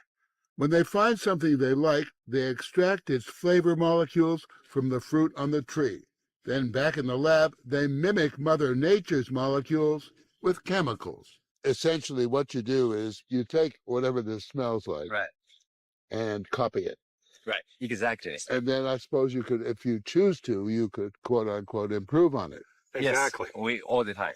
The holy grail of flavors so good you can't resist it. In our fruit flavors, we're talking about we want, a burst in the beginning and maybe a finish that doesn't linger too much so that you want more of it. And you don't want a long linger because you're not going to eat more of it if it lingers. So it's going to be a quick fix.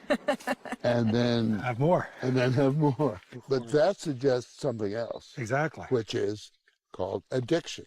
Exactly. You're trying to create an addictive taste. It's a good word. Or something that they want to go back for again and again. It's a good word. Shameless. Shameless.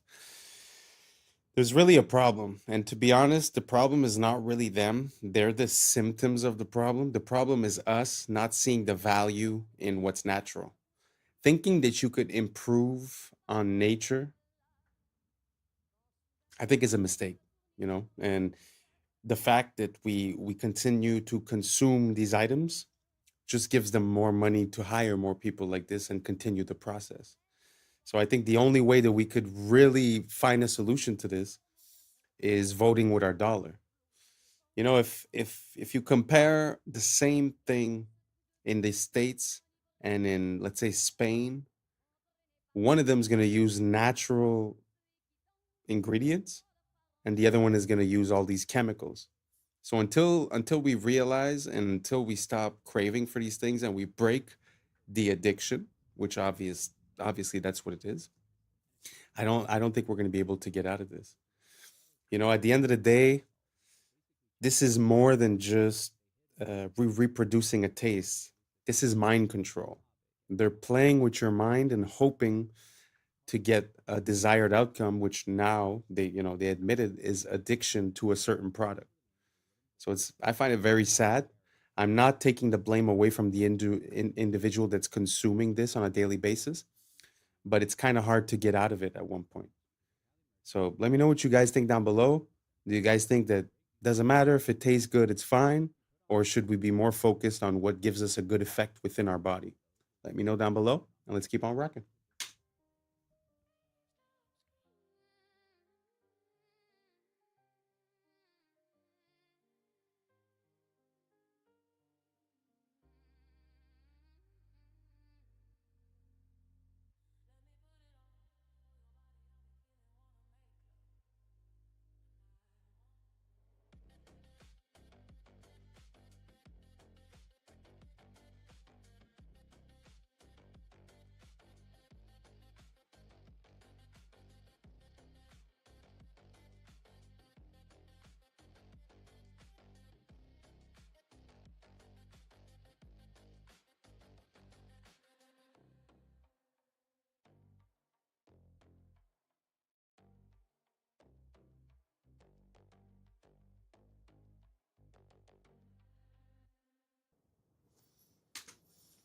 Wow.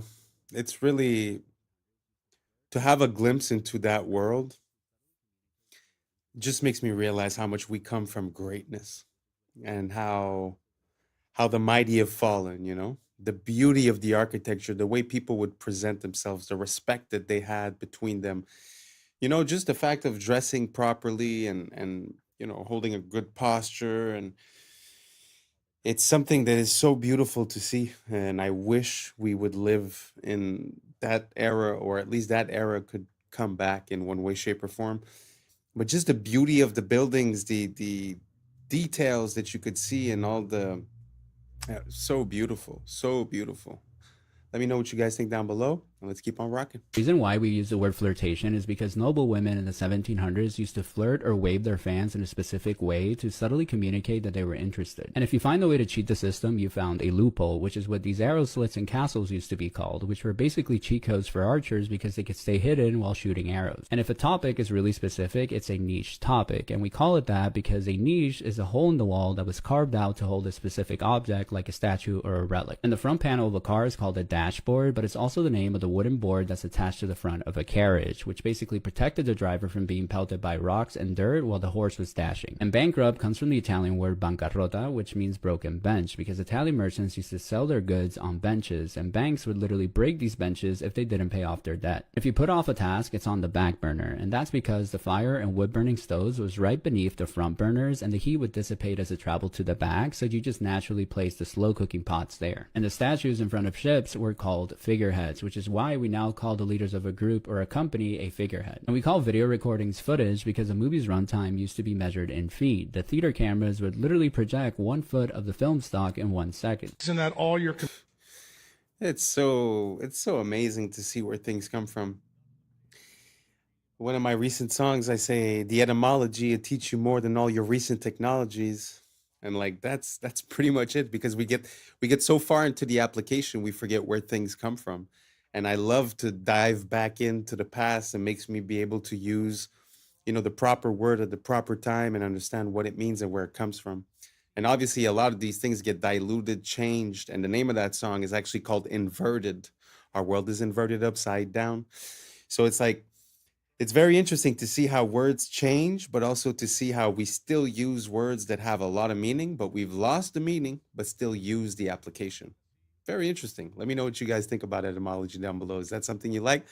Because I would love to share a ton more with you guys. So let me know down below, and let's keep on rocking. Computer screens are blue lit. The reason none of them are red lit, the reason none of them pay attention to circadian biology is because that original technology was developed in a government program that Bobby Kennedy knows about, and I happen to know about because I went to medical school at LSU. For those of you who've never heard about Operation Paperclip, you think it's all conspiracy theory. So at Tulane Neurology and Tulane Neurosurgery in the 50s and 60s and 70s and 80s, the CIA started a program there where they would do all these crazy things to monkeys. The CIA wanted to see how they could control things utilizing different things like drugs and things like that. Where the neurosurgeons got involved, which is my clade, we would drill tops of the heads off, put wires into the thalamus, put electricity in there, and kind of see what kind of behavioral changes we could have. One of the guys that was in that program was a guy named Professor Delgado. When he saw that we could control the behavior with the wired device, he said, what if we do it wirelessly? So he checked it in monkeys and checked it in bulls, and it turned out you can do it wirelessly with RFID chips and semiconductors. Then the CIA took it to the next level. They said, well, since this is electromagnetic radiation, what if we did it through light through screens? And it turns out you can. And that's the reason why all your computer screens have the frequencies they have. So why is this all important? Well, the person that set this meeting up between me and Bobby is the patent attorney that made sure that Google and Meta have those things so they can control the things that we all do. Where did the original idea come from that started off in MK Ultra with the CIA? You're going to be surprised when you hear this. It came from the mafia in Las Vegas. They wanted to build a new city in a desert. They enclosed it all, blacked out the windows, invented slot machines that were blue lit. And they found out that they didn't have to take a gun, stick it in your face to steal your money. Then they even got smart. They said, let's give people free alcohol while they're doing that. And they found out they got the money quicker. And that's when the CIA got the idea to start this program. That's really how it started. Have you ever read the tiny folded up piece of paper with micro font that you get with your new iPhone? Because if you did, you may be using it differently. The FTC requires that this warning be put in not only the settings of your phone, but also in this piece of paper, the manual that comes with it. Exposure to radio frequency. That's the emissions, the wireless emissions. This is a hot topic. On your iPhone, go to settings, general, legal and regulatory, and RF exposure. What does it tell you in the RF exposure part of your settings? No big deal. Just that you should keep it away from your body to ensure exposure levels to these electromagnetic frequencies remain at or below the as tested levels. Did you know putting your phone in your pocket exceeds the as tested levels of frequency because it's too close to your body? Or how about putting your phone to your head? It exceeds the amount of frequency that they said was safe. In other words, it could be unsafe. Now, in the past, I've gotten in trouble for posting about the EMFs, the frequencies from Wi-Fi, cell tower, smart meters, because it's a censored subject. So I'm going to bite my tongue with this certain few things here, but pay attention. There are many hardware and software fixes to iPhones or any phones that could make them significantly be less harmful because of these frequencies. By the way, I went to an Apple store a long time ago to get a device that you can plug your phone into along with an Ethernet cable, and you can have your phone on airplane mode, not connected to the tower or Wi-Fi. You could have your Wi-Fi off and still have full speed internet because your phone's plugged in via Ethernet. I'm talking to this guy at Apple, and he goes, I told him why I'm doing this, and he goes, yeah, well, I don't really see it's a big deal. Like, I'm sure it's totally safe. And then he goes on to tell me that on his thigh, where his phone is always in his pocket, you know those guys that work at Apple, they got 3 phones in 7 different pockets. I mean, it's crazy. He's like, yeah, I do have a rectangular mark of red skin on my thigh from where my phone sits all day. Yeah, dude, that's called a rash from radiate. I mean, what do you think? It's EMFs, man, electromagnetic frequencies. It disturbs your cells. Now, it turns out one of the things you can do if you're using Wi-Fi, which I recommend figuring out how to not use it, but if you are using Wi-Fi, have your phone on airplane mode while it's connected to Wi-Fi. Then it's not trying to connect to the tower and the router and reduces the EMFs. Ideally, though, you plug your phone into the internet and have it on completely airplane mode. And obviously, don't put it in your pocket or talk with it directly pressed to your head. Let me know your thoughts in the comments below and follow for more. I mean, it kind of makes sense. You know, you're connected at a distance from a tower that's radiating all these EMFs, so it kind of makes sense that it would be dangerous to have it close to your body. But it makes me think about the older technology. You see, back in the days, we used to use the cord phone, right? And the cord phone, when you think about it, it was plugged into the wall, but it wasn't even plugged with electricity. So I'm pretty sure that the radiation or EMFs that would have been radiated by that are probably 1,000, if not 1,000,000 times less strong. So a lot of time, you know, we change our technology for accessibility, but we either reduce in quality or we increase in toxicity. I think we're a bit lost, you know? And I was thinking about that recently. Like, if I were to build a house today, I wouldn't want it to be wireless. I would want wires everywhere inside of the walls so that anywhere I go, I plug myself in. Why would I want all the information? Like, let's say you're watching a video on your phone. Why would I want the information of that video all around me at every moment, you know? And then to go just a step further, if you look at, you know, a lot of people now, they tend to live in condo buildings, apartment buildings. You ever look, when you look for a Wi-Fi inside of one of those buildings, you're exposed to at least 50 of them at the same time. Can you imagine the multiplication and how dangerous that could be? So it's kind of weird. They're selling you a cell phone that's made to talk on the phone, but if you put it here, it hurts you. If you put it in your pocket, it hurts you. So I don't know. I don't know what we're doing, you know? I think we're going to need a little bit of consciousness and realize what we're doing and try to find a solution to it. I've heard about the stickers on the back of the phones. Does anyone use that? Does that work for you guys? I'd be very curious to see what ideas you guys have to reduce the EMFs. I've heard about the lead paint. I've heard about different types of ideas. But let me know what you guys think down below. Are you team wireless or are you team wired? I'm team wired all the way. So let me know down below and let's keep on rocking. Excuse me. I just want to say I really like your style. You look incredibly stylish, if you don't mind me saying. Oh, I don't mind you saying that at all. It's a very nice thing to say. I'm a portrait photographer. What is the shtick? Tell me. So I talk to the stranger, I take a picture of them. I disapprove thoroughly of the social media. I know what you mean. I think it's poisonous. But I've tried to use it as in a positive way. And what's your name? Irene. And you're a teensy bit skeptical? Of course, because I live in London and the world is full of scams. Would this face scam anybody? That isn't something that you can ever say, unfortunately. I'm going to show you what I do. Okay.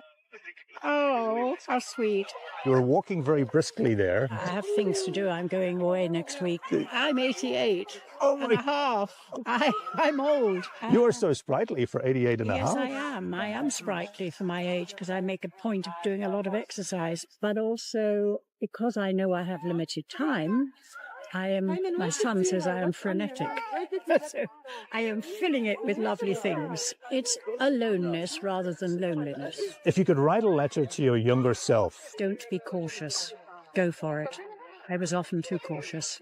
how is your confidence in your life? I am up to a point. For instance, I have just booked myself this holiday. It's called Solos, the company, because they deal with people on their own, on a gullet, which is a Turkish sailing ship. And at first I was fully confident. Now I suddenly am thinking, and it's only a week away, oh my goodness, I'm going to be the oldest person there. I'm going to be a pain in the neck to everybody. And oh dear, oh dear, oh dear. Yes, I don't know how it's going to be on this boat. Getting on and getting off is going to be a problem. Hopefully this has been a nice experience for you, Irene. It's been a different experience through Kensington Gardens. And what are your hopes for the future? Long life. Which I've already had.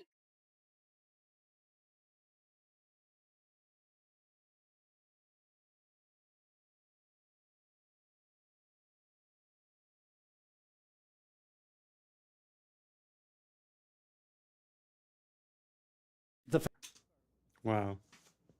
What an amazing woman. I really love everything that she said, to be honest. Don't be too cautious. It's aloneness, not loneliness. Wow, 88 years old. Very impressive, very inspiring. And wow, so beautiful to see, to be honest, to see someone with so much liveliness. Wow. I hope she has many, many more years to come and continues being frenetic, because I agree. It seems like people nowadays, they hustle to be able to do nothing. I never understood it.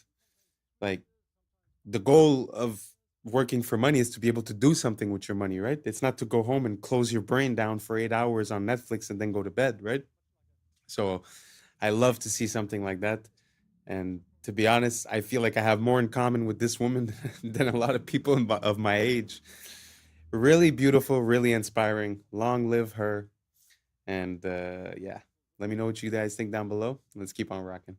Famous experiment by the Russian biologist Dmitry Belyaev, who in the 1950s started selecting foxes on the basis of reduced reactive aggression. So here's what he did. He took foxes, slightly black version that occurs in Canada. They'd been in Russia for 50 years, breeding without anyone deliberately selecting them. And so what Belyaev did was to arrange for people to walk towards the young foxes when they were something like 6 weeks old. And at the point that the young fox said, "Ah!"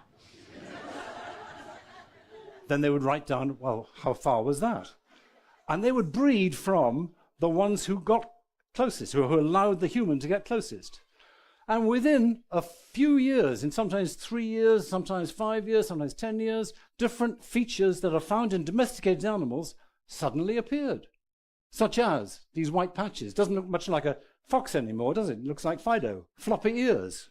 You probably remember that there's only one animal in the wild that has floppy ears, or one kind, and that's elephants. Floppy ears are characteristic of our friendliest dogs. So these are examples of features of the domestication syndrome. And what we're seeing here is evidence that you select against reactive aggression, and then, boom, magic, you get these features of the domestication syndrome, which is why goats and horses and cows and cats and dogs all have individuals that have got white patches of fur on them. Floppy ears occur in all of these animals too. And it means we can now reverse engineer, as it were, and go backwards and say, okay, if you show a self-domestication syndrome, or if you show a domestication syndrome, that means that there was selection against reactive aggression.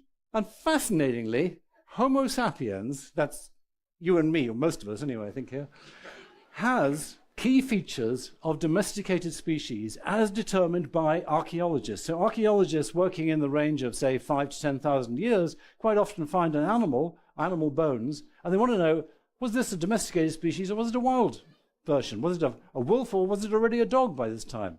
So they look at the bones and they say, well, okay, how do we tell? And here's how they tell. Lighter body, shorter face, smaller teeth, feminization of the skull and skeleton, and brain reduction. And guess what? Homo sapiens shows all of these features in relationship to our earlier ancestors. So why did it happen? Wow, isn't that crazy? How a fox sort of becomes a dog just by selective breeding and by reduced aggression? That is completely ballistic. I wonder if we're going to start drooping our ears soon because when you think about it, we're all pretty much domesticated now. It's very, like, socially speaking, they talk as soon as you show any sign of aggression or you say no or you're categoric about something, they call it toxic masculinity. So there's this association that aggression is toxic. So I wonder what's going to happen to us. Are we going to start having patches on us? Are we going to start drooping the ears? What do you guys think down below? Did you know about this? I had no idea. That is, to me, it's mind blowing. But let me know what you guys think down below, and let's keep on rocking. Dubai is absolutely insane. They plan on building this, which is a real Emirates A380 that's being decommissioned and is going to be on the top of a 580-meter building, 125 floors. It's going to cost $3 billion to build. And it's absolutely insane. They've got a sky bar with glass walkways over the wings being proposed, a restaurant in the cockpit, infinity pool, exclusive lounges.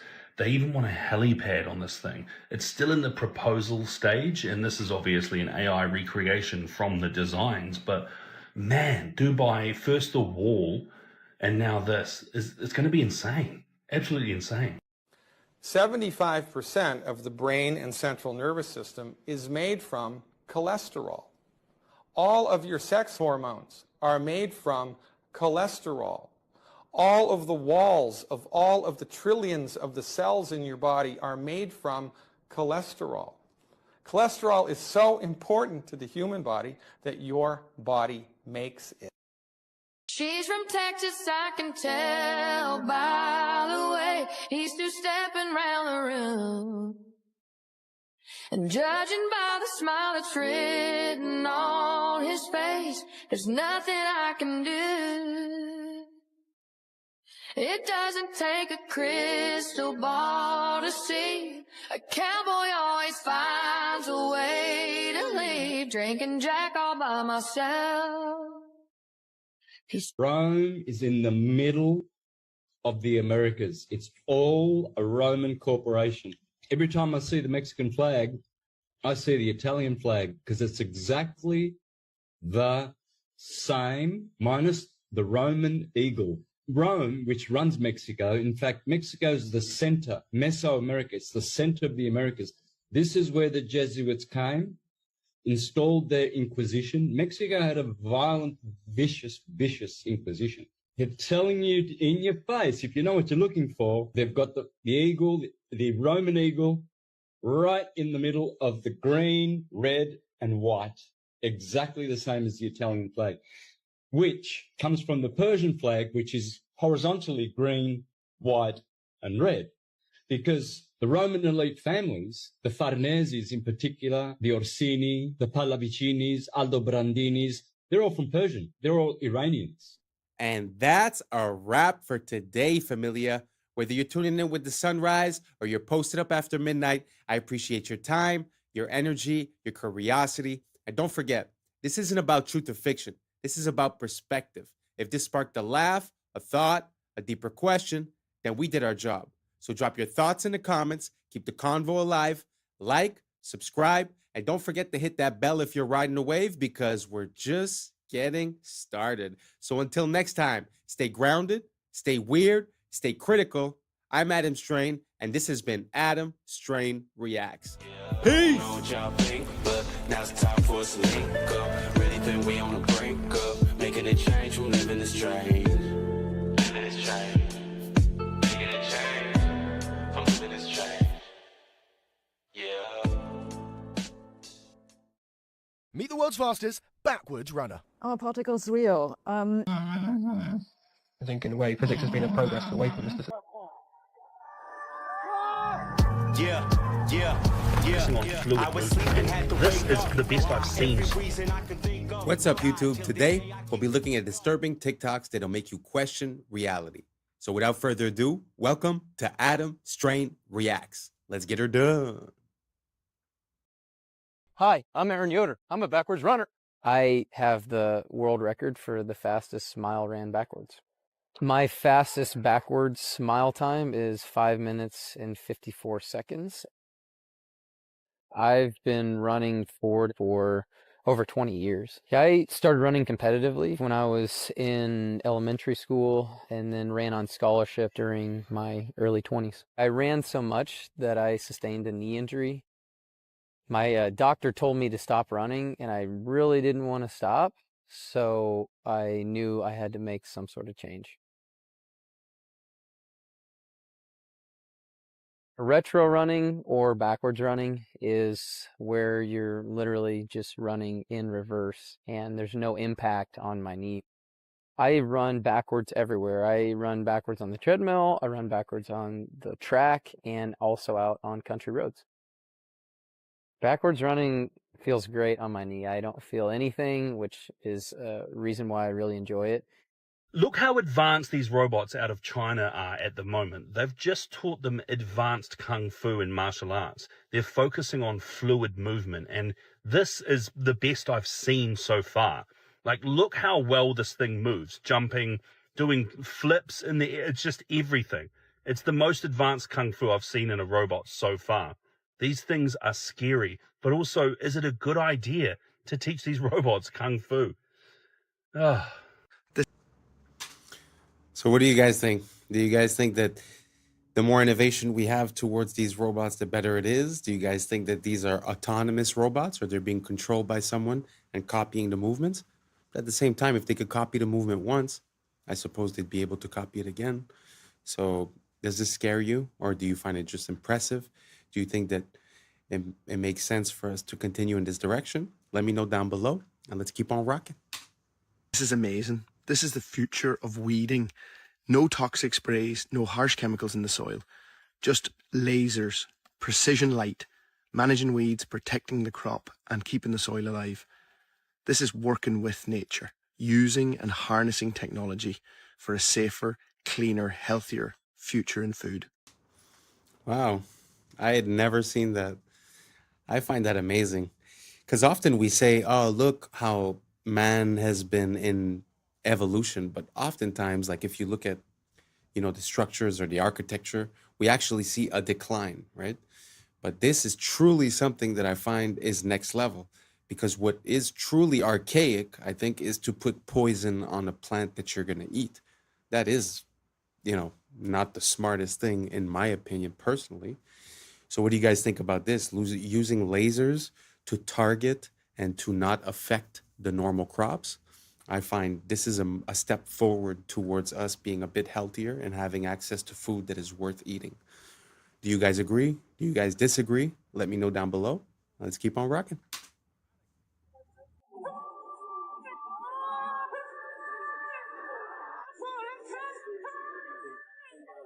Oh, God.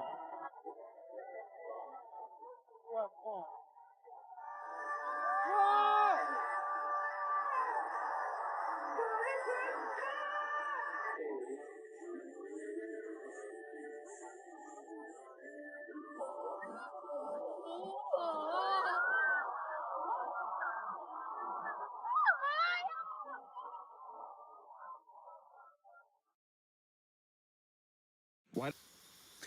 I know y'all have already seen the memes that say like, oh, Japan or China is living in the year 3000.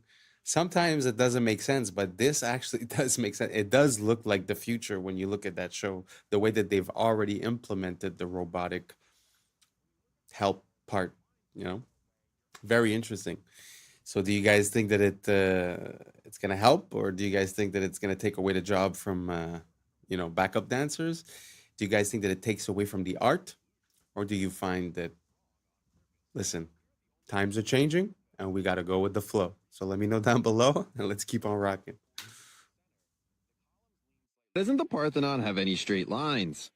It turns out the problem wasn't bad construction. When the Parthenon was built in 432 BC, the Greeks had spent decades perfecting the design and used the most calculated advanced mathematics to calculate every measurement down to the millimeter. But they discovered a problem with perfection. When you look at straight horizontal lines from far away, your eye tricks you to think that the lines sag inward. The Greeks realized that if they built the Parthenon with straight lines, the entire structure would look warped from a distance and it would ruin how it looked. So how did the Greeks fix the optical illusion? They fixed it by building it wrong on purpose. I'm here at the only full-scale replica in Nashville, Tennessee, where you can see that the base of the temple rises about 4 inches in the center.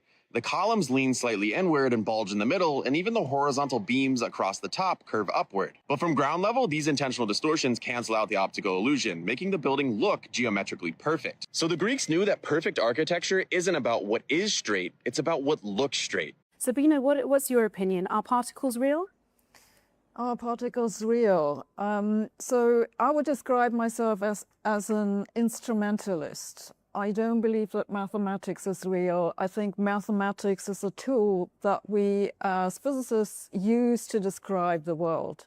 And in this mathematics, we have definitions for things that we call particles. That might be an excitation in a field, or it might be an irreducible representation of the Lorentz group, or it might be a quantum of energy, and these are all related. And then we know what we're talking about. That is what I mean by a particle. But are particles real? I don't know. I'm not sure I know what this even means. This is a question I leave to philosophers. Lucky we've got one. For me, the interesting question is, are particles fundamental? The particles that we currently know of in the standard model of particle physics, electrons, quarks, photons, and so on, are they fundamental or are they made of something else? I know we like to say that the science is settled, but truly a lot of the things that we operate on are basically adaptations, or their theories, or their ways of comprehending the world and explaining it. But to hear a physicist say, just utter that question, are particles real, actually just shows how there might be a difference between what we believe has been understood and what truly is understood. Because when you look at a physical representation of something, like let's say a map, the map looks authentic, it looks like it makes sense. But we know nowadays that when you look at the details of the map, it's very hard for it to be a perfect 1-to-1 ratio. It's actually, I think, impossible. And that's why when you see the Mercator map, the projection that Google Map uses, you see the distortion between, let's say, Africa and Greenland, where it looks about the same size, when in reality, Greenland would fit, I think it's 9 times in Africa, something like that. So it kind of makes sense to me that that would, transpose into this application. But tell me what you guys think down below. Do you guys think that the way that we approach science and the science of small things is a physical way of seeing it? Or do you think it's a way that we can understand the concepts and give a name to the effects that happen, when in reality it might look physically different? Just a question, just wondering what you guys think. Let me know down below, and let's keep on rocking. All right, boys. So before I got on my freaking airplane ride, my Spirit Airlines ride, I went around looking, right? And I was taking videos, and I was like, oh, Palin gonna freaking love this. But so I was looking for anyone fueling planes, right? I went and I found this truck. I was like, oh man, I wish he'd be fueling. I wonder how much fuel that thing holds, right? I looked it up, okay? I think it's about a 5,000 gallon fuel truck. So let's say 5,000 gallons just to make everything easy, right? Most of Spirit Airlines planes are these A320s or whatever, different versions of them. So I'm pretty sure I was on one of those. And it looks like it's like, let's say roughly 5,000. Let's give them the benefit of the doubt. It's only 5,000 gallons of fuel that they're putting in these planes, right? Even though things like the Airbus A380, look, they're saying that they put 85,000 gallons of fuel in those.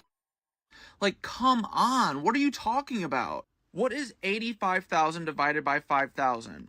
They're saying they put 17 of these fucking trucks in there, okay? Okay, so that's a big plane, right? Let's just assume they're putting one of these trucks in my size plane, my little, it's only one floor. These A380s or whatever, they got double deckers, right? So my plane can, at the very least, hold a whole 5,000 gallon truck full of fuel, supposedly, right? So why are they showing up with this?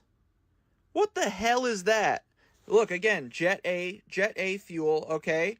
Where's the, what is it? They're not putting 5,000 gallons of fuel into this wing. And then don't even get me started on the fact that they say it's in the wings, dude, right? Think about it. You're a big old jet airliner. You're going, what does water do? What does jet fuel do when it tips? It all sloshes, okay? So if you're sloshing it around, do you really want that in the wings? Minus that, if you ever watch outside of the plane wing or the plane windows, what are these wings doing? They're going, are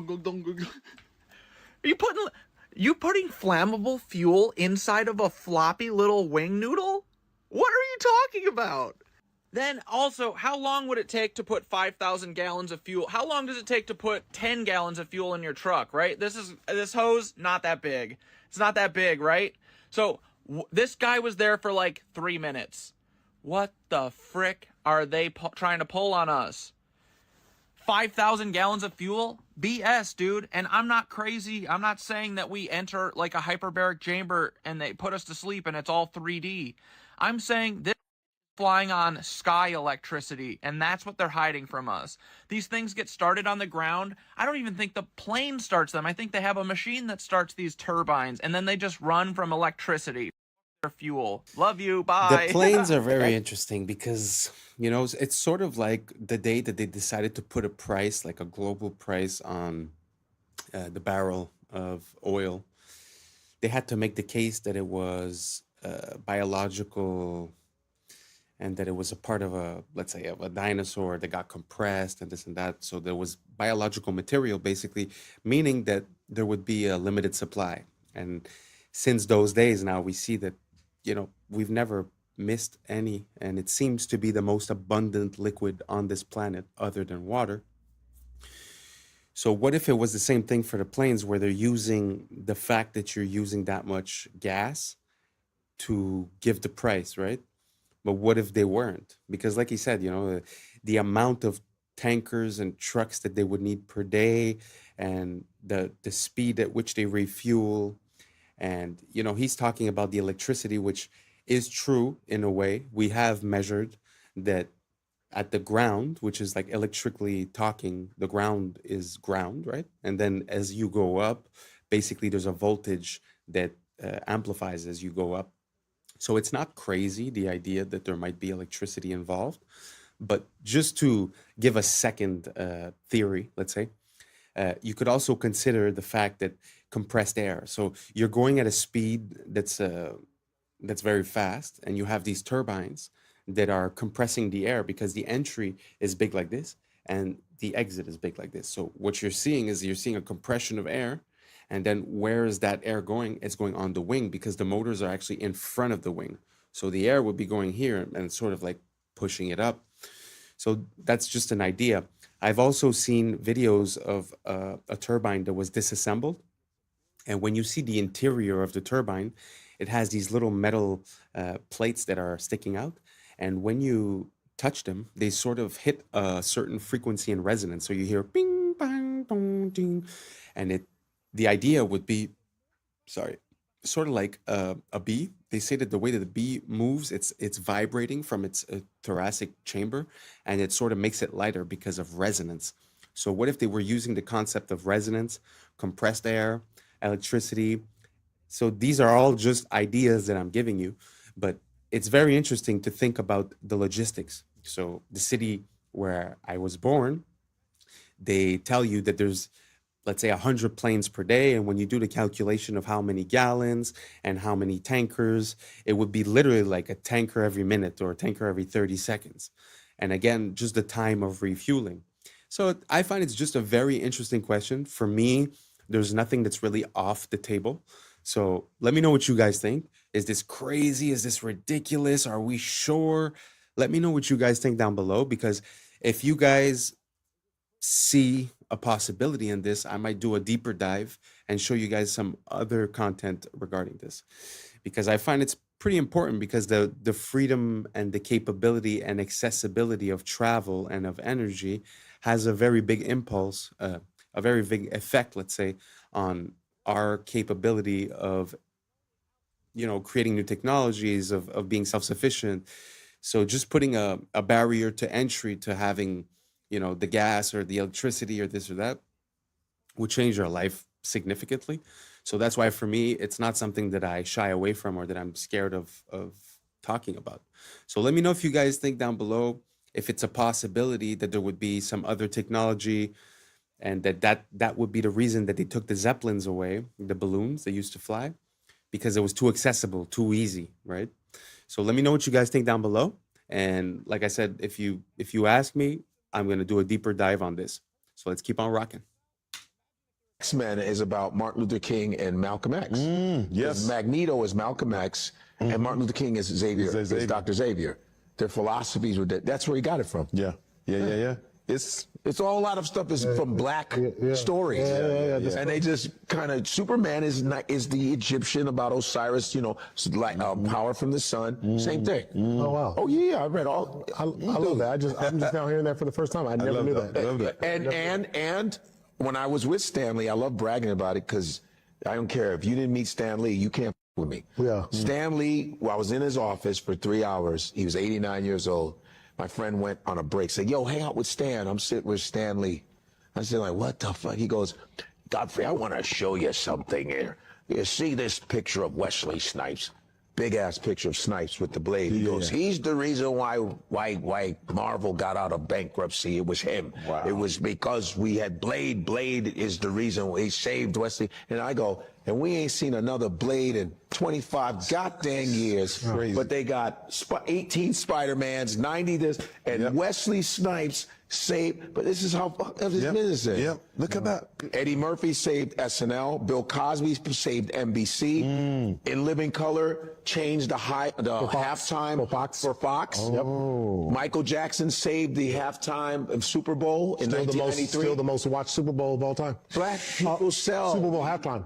So. We sell. It's just that they just can't get it out of their heads. They think we just can't give them too much because they'll do something. We're not going to act like you. We're not like that. No, we like to see everybody win. We ain't like you. And it's pathetic. It's like black people sell. They didn't think black people sold overseas. They was like, you guys don't sell. But then Black Panther gets $1 billion. And then I was in Saudi Arabia. And they were like, this is the only movie we've let in. Because they ban all American in Saudi. They go, no, Black Panther, yalla, yalla. The entire. Wow, I had never heard that actually. It's very interesting. It actually makes me think of, you know, the story of the Matrix and the Terminator were connected, and they were written as well by a black lady. And I find there's no credit that's given. And the part that really stuck with me is the fact, like when he said, you know, Blade saved Marvel, and there hasn't been a movie in 25 years, yet there's been 18 of the Superman, of the Spider-Mans and this and that. Very interesting, because really, when you think about it, why wouldn't they release things that they know work, and they would try to, I say ruin, but, you know, like destroy all these long-standing franchises. I have a hard time understanding Disney, to be honest, and everything that they've been doing in the past, let's say 10 years with the movies. Like personally, I grew up and it was a very big thing, Star Wars. Like it was the original movies, and it was a super big thing. And now I can't even bring myself to watch the new ones. It's like, I can't even follow it. It just seems so distorted and so, and to make a quick parallel, if you guys haven't seen, there's a movie or a trailer about when Anakin sort of becomes Darth Vader, and it's all done by one person using AI. And I think that's going to be the downfall of these companies, because for once we're going to be able to create the things that we want to watch, and we won't have to wait for them to provide it to us. So I think we've hit like a limit where the things we want to see, whether it be another Blade or whether it be, you know, he was saying the black comic books or whatever it is, I think now we're going to have the capability of doing it. And when they see the response, I feel like now we're going to be able to have a bit more negotiating power.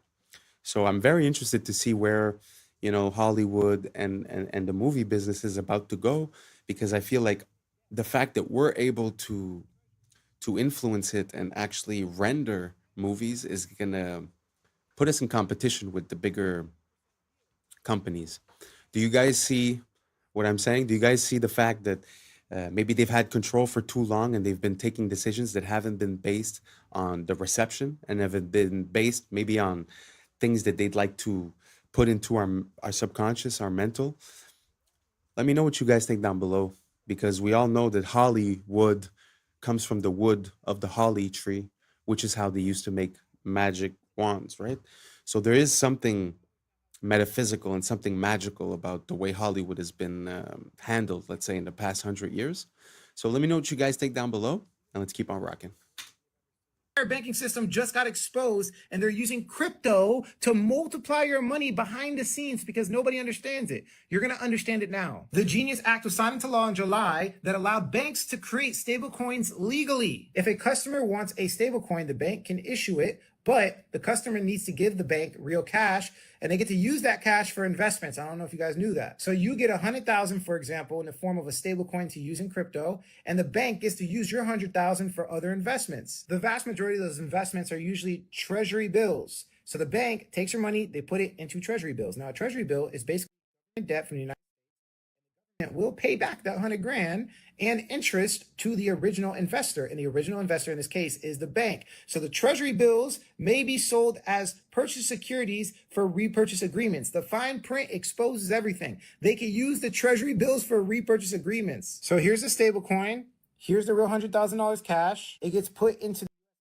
I want you to remember the colors because it shows the multiplication, duplication they're doing. Because got 100,000 from the bank, which was your money from the stablecoin, they get a treasury worth 100,000 plus a 3% yield. The bank profits $3,000 off of your money. And then because of the fine print we just read, they're allowed to take that treasury and loan it out to an investment bank and get another lump sum of cash for no reason. Let's read it again just in case you forgot. Treasury bills may be sold for repurchase agreements. This is called the repurchase agreement. So the investment bank takes a little fee and they give the original bank even more cash. $99,000, they take their fee, they give them more cash. And then they take that new cash and you guessed it, they put it right back in debt. The government gets another investment, that's the green right there, and then the government another T-bill for another 3% yield. So the original bank has two T-bills and double their yield. Now this is where it gets even more scary. Well, remember that person that got the stable coins out?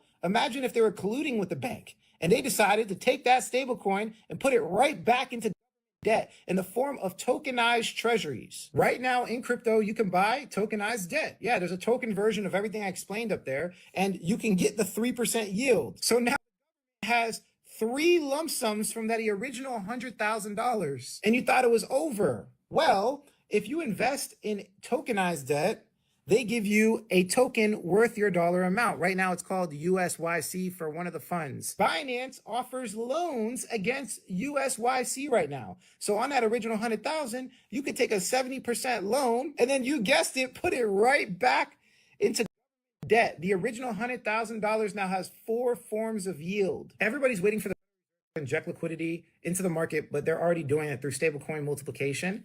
And we are going to have the greatest bull run we have ever seen in human history. It's going to be similar to the 2008 bubble. Wow, that was a lot of information. Gee whiz. So this makes me think, like, money came from the idea of value, and now we've gotten so far away from value that it's seeming like a video game. It's seeming like, you know, when you go on a game and you look for money duplication glitch, you could find some of those. Seems like that's what's going on. So you're buying it, and then they're reinvesting it, but they're also buying treasury, which is debt, which we end up paying at the end of the day. And again, they could re-lend it, re-put the assets and start the circle again. So yeah, it feels like banks have been given basically a blank check. And that's without speaking that in the days of the COVID a couple of years ago, they went, you know, fractional reserve spending means I have $100. Normally it was I have to keep $10 and I could lend out $90. Now it's zero. So meaning they could have $0 and lend out $1 billion and no one's none the wiser. So I don't see how this changes anything in the way that there's really no value behind bank money. But at the same time, I'm seeing what he's saying where it's involved with the treasuries. So it's like a cycle that's over and over again. It makes me think like the way, like, when you get a mortgage, the bank is like doubly insured. It's insured with your assets. It's also insured with an insurance company and your insurance company. So they're actually triple protected. It seems the same way. It's like they're 10 times protected, and us, we have to pay for everything. So I don't know. I don't know where we're going with this, because it just seems like the more they win, the more they devalue, but the more they devalue, the more the crash is about to come, right? Unless they are artificially inflate. And so I guess that's what he meant at the end with the bull run. So everyone's going to feel like they're winning, when actually the disparity between the people winning and the people at the bottom are going to be so much bigger. So I don't know if I caught all of this. Maybe I'm probably missing some parts. So if you have any information to give and share, don't hesitate, write it down below. I'm still learning about all of these subjects. This is why I'm here. This is why I made the channel, so we could collaborate, and we could we could collaborate on ideas and build better ideas together. So let me know what you guys think down below. Do you have a wallet? Do you keep it on a cold storage? Do you keep it on the exchanges? I'm going to put some more crypto stuff in the next videos. So please don't hesitate, write down below, and let's keep on rocking. How were we allowed to be fooled for so long? And no, I'm not talking about this beautiful architecture here, saying it was built by horse and buggy. I'm talking about Timu, Han Solo, and Chewbacca here. Hawkins was a literal puppet on that world stage. Did you know, before Hawkins had his fancy little computer, he had a translator talk for him? I think, in a way, physics has been a progress away from mysticism towards a rational understanding of the universe. Stephen, when did you first realize you wanted to be a physicist? Oh. I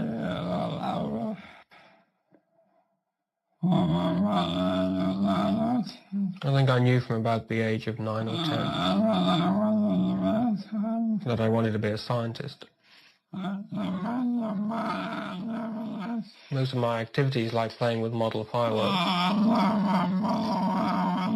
or model railways, or playing complicated games, was aimed in some way at finding out how the world worked around me.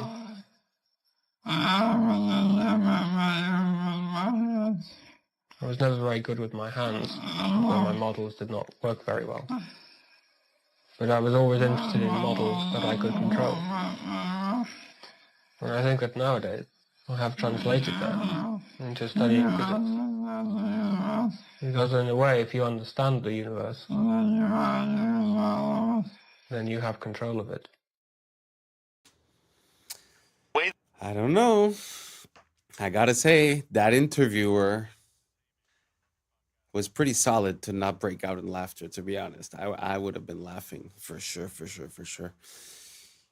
What do you guys think? Do you guys think that it's real? Or do you guys think that it's possible that he was a puppet? What easier puppet could you have than one that talks with a computer box? You know, that was before that time. But do you think he was translating? Do you think maybe he knew it ahead of time, right? Who knows? But do you think it's possible that, you know, some of these scientific role models might be, you know, government plans, or, you know, to control the public opinion, or to get us to stray away from God? Or, I mean, there's so many reasons, right? So I don't know. I have no opinion on this at all. So you guys let me know. Do you guys think that was a pure translation, or do you guys think it's a bit ridiculous? Let me know down below. Let's keep on rocking.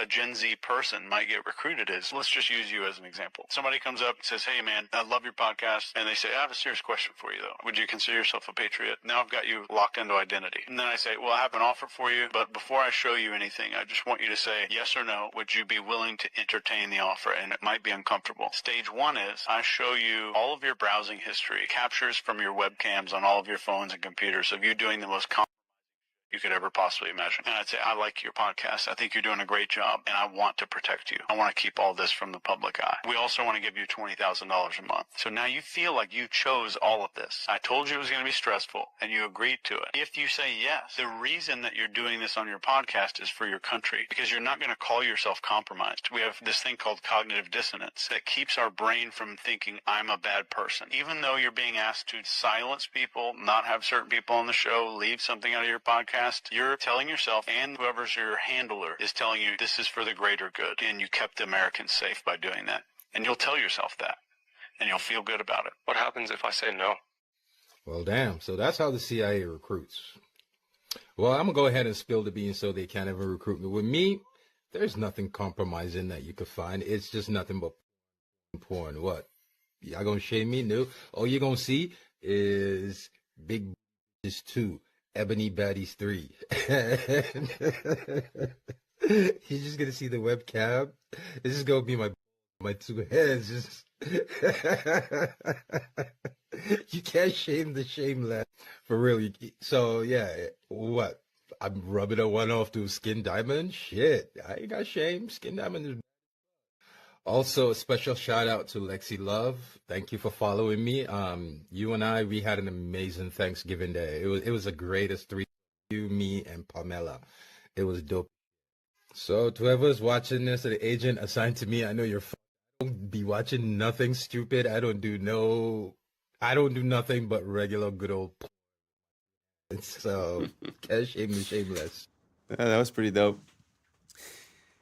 But it gives you a little bit of a perspective, you know. Sometimes we wonder why people act a certain way, and we don't really understand why people change their attitudes, especially when they're in the limelight. It's so easy to corrupt someone. It's so easy. I mean, that's without threatening their family or this or that, right? So very easy. So be careful who you believe in. Try not to have too many idols. Try not to put people on a pedestal. We're all human. We're all the same. Well, I mean, most of us, don't get me wrong. What do you guys think? Would you be compromised? Are you scared to be exposed? That's not a good look, you know? If you're scared to be exposed, maybe you should, you know, comport yourself in a way where you don't live with shame, you know? So, anyways, very interesting. Let me know what you guys think down below. Would you be easily corruptible if they made you that offer? Do you have things to hide? Let us know down below. I know you won't, but you can. And that's a wrap for today, familia. Whether you're tuning in with the sunrise or you're posted up after midnight, I appreciate your time, your energy, your curiosity. And don't forget, this isn't about truth or fiction. This is about perspective. If this sparked a laugh, a thought, a deeper question, then we did our job. So drop your thoughts in the comments, keep the convo alive, like, subscribe, and hit that bell if you're riding a wave, because we're just getting started. Until next time, stay grounded, stay weird, stay critical. I'm Adam Strain, and this has been Adam Strain Reacts. Peace. Now's the time for us to link up. Really think we on the brink up. Making a change from living this strange. Living this strange. Making a change from living this strange. Yeah.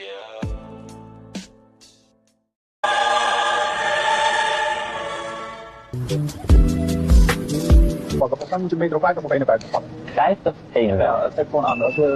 don't know. I just I was sleeping, had to wake up. Every reason I could. What's up, YouTube? Today, we'll be looking at disturbing TikToks that'll make you question reality. So without further ado, welcome to Adam Strain Reacts. Let's get her done. Since World War II, there's only been 7 countries that did not have a controlled central banking. Now, if you take a look at the names on that list, you will notice they all have something similar or in common. After World War II, the United States has been to war with all of them. And I can't put my finger on it, but I just know there has to be some reason for that.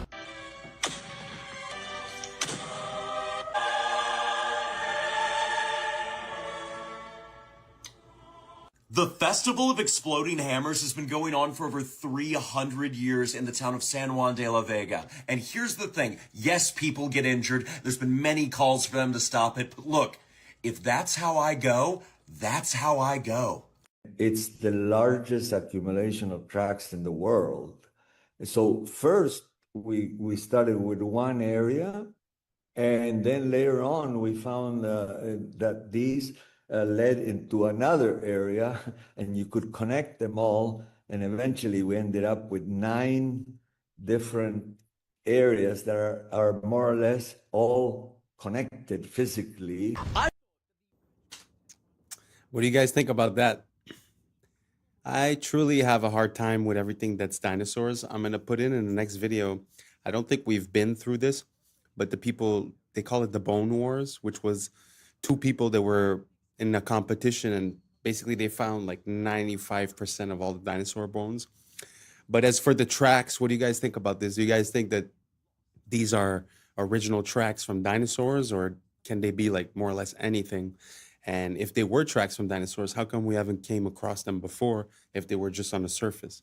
So let me know down below what you guys think. I'd be very curious to see your opinion, and let's keep on rocking.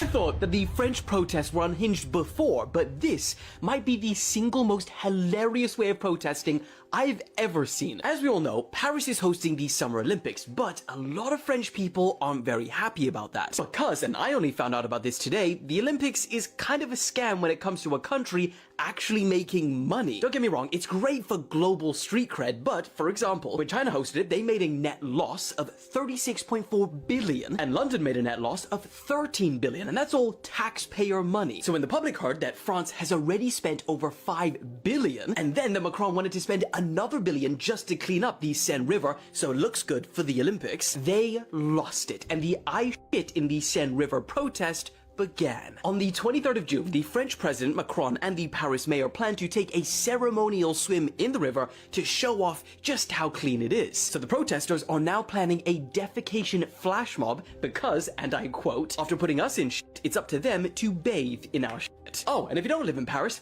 no bloody problem, because someone created this website. You type in how many kilometers you are away from Paris, and using a water flow algorithm, it will tell you precisely the day and the exact time you need to shit into the river to reach Paris at the time Macron will be swimming in it. Oh, I told you, and that is why I say, quick.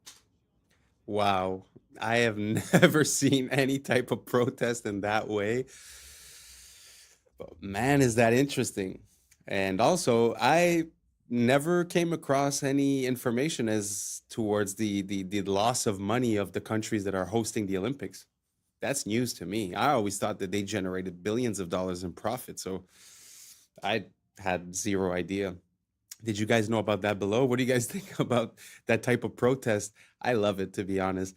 And the person that came up with the website to coordinate the poos with the swim, maybe in the future, you know, world leaders shouldn't disclose their plans too far ahead of time. So let me know what you guys think down below. I really love this idea. Let me know what you think. Let's keep on rocking. Video showing how big the volcano is under Yellowstone. Oh, isn't that just horrifying? Starts with Yellowstone National Park at the top, just for scale. Yeah, that's... And then this. Insane. Just staggering, and a good reminder that, yeah, if it goes, we're out. I know. So gone, so fast. Oh, well. Which is the way to go. Yeah. I definitely would rather it be quick.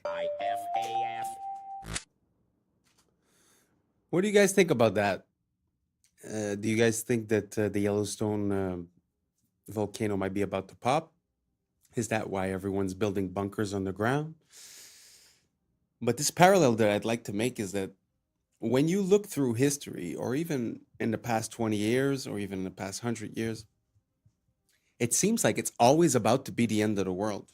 Sort of like today, no? Like every year is going to be the crash, right? Because we know that we're inflating and we're modifying the numbers so that it fits and that it works. So we're all waiting for the crash. It's always the apocalypse. It's always something that's going to happen, but somehow we're always here and nothing's happening. So is this one of those cases? Or is this the exception to the rule? Let me know what you think down below, because I know a lot of people have got Yellowstone very high up in their priorities and have a lot of fear regarding that. So let me know what you guys think down below, and let's keep on rocking.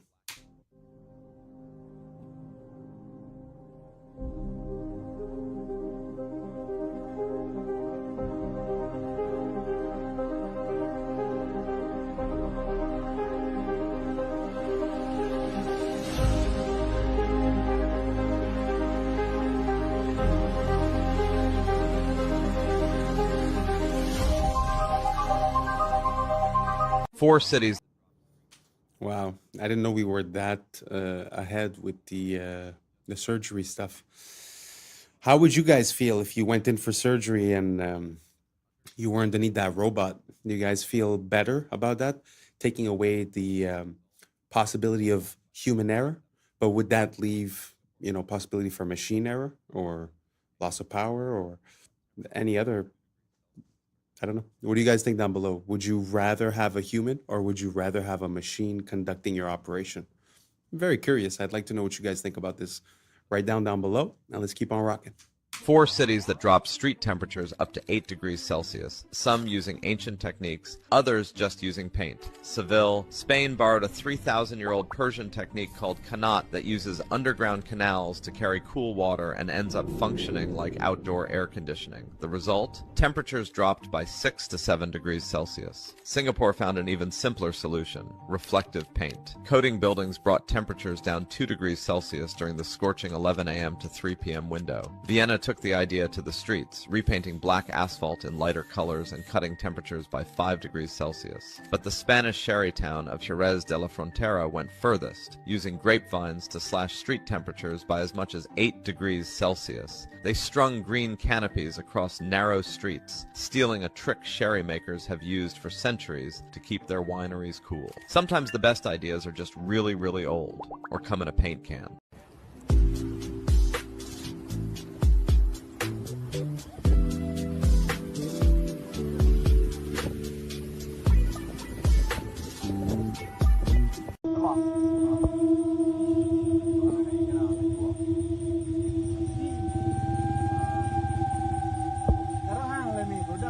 This makes me extremely uncomfortable that I now know that snakes can do this. Could you imagine running up a tree away from one of these things and then you look down and see it doing this? So yes, a new fear has been unlocked. So thank you, Internet. I can always count on you to provide me with unwanted trauma. Something happened here that will likely never be replicated for as long as the human species exists. This occurred during a baseball game, but even if you're not a sports fan, you will understand this, and you will understand why what happened is just wild. It was August of 1957, and at the plate was a Hall of Fame batter named Richie Ashburn. He swings at a pitch, he fouls it off, and the pitch goes into the stands and hits a fan, injuring her. The fan was named Alice Roth, and the ball hit her so hard that it broke her nose, and they had to stop the game. Like, just imagine the silence falls over the crowd. They stop play, and paramedics had to get her out. She was there with her grandchildren, and get her onto a stretcher, and everyone's watching as they take her away from the stands. So they're hauling her away, covering her bleeding nose, probably taking her into that tunnel right there. They resume play, and on the very next pitch, Richie Ashburn hits another foul ball that flies into the tunnel and hits that woman again while she's on the stretcher being taken out of the stadium. She recovered fully. The two of them, the woman and Richie Ashburn, became friends after this. It was a hugely famous incident and something that I am confident will never, ever happen again. Wow. I guess some things are meant to be, Like, what are the odds of you being struck twice? But what's so beautiful about that in life is that somehow, a friendship came out of that. So it's a bad for a good, I guess it's fun sometimes to have stories that have happy endings. Let's keep on rocking. Today's episode of Random White Acts of Danger, we basically have the most dangerous ski run I've seen in my entire life. Margin for error, you guessed it, death. My boy, left, right, it's over. You see how far down that is? My hand's over here sweating just watching this shit. A little bit to the right, cooked. You splattered down beneath. How do you even get up there? And as you can see, this is the trail not taken. My boy's the first person to ever do some dumbass shit like this. White people, I found your ski leader, but I don't even know who his name is. Look at this. What's happening? He looking back up, shit look like the top of Mount Everest. How the fuck do you even get down? You know what I'm saying? I'm so scared for him. Like, what type of ski training, all of a sudden you're like, you know what, I'm about to go ski off the top of a mountain. My boy looks like the edge of the world. Doesn't even look like it's possible to go down, and that's the way he's going. The amount of skill this shit must take. My legs is tired just watching this shit. Oh my goodness. Man, white people. Different breed, man. You guys. So, okay, there's some footprints. So he must have hiked up this way. Now he skiing all the way down. At least now it's almost like, nope, it's not even a normal ski. Look at all these rocks. My death count, by the way, I'm at least 20. I would have started an avalanche, probably never been found. Look at this shit.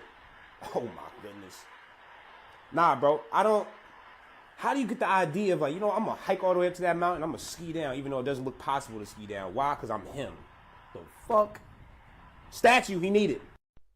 Mag ik wat vragen? Als ik naar Amsterdam Centraal wil, kan ik dan het beste naar de metro de metro, niet de trein pakken? Nee, de metro, dat is vaak sneller. En dan gewoon de Noord-Zuidlijn. Ja. Of die naar Centraal Station.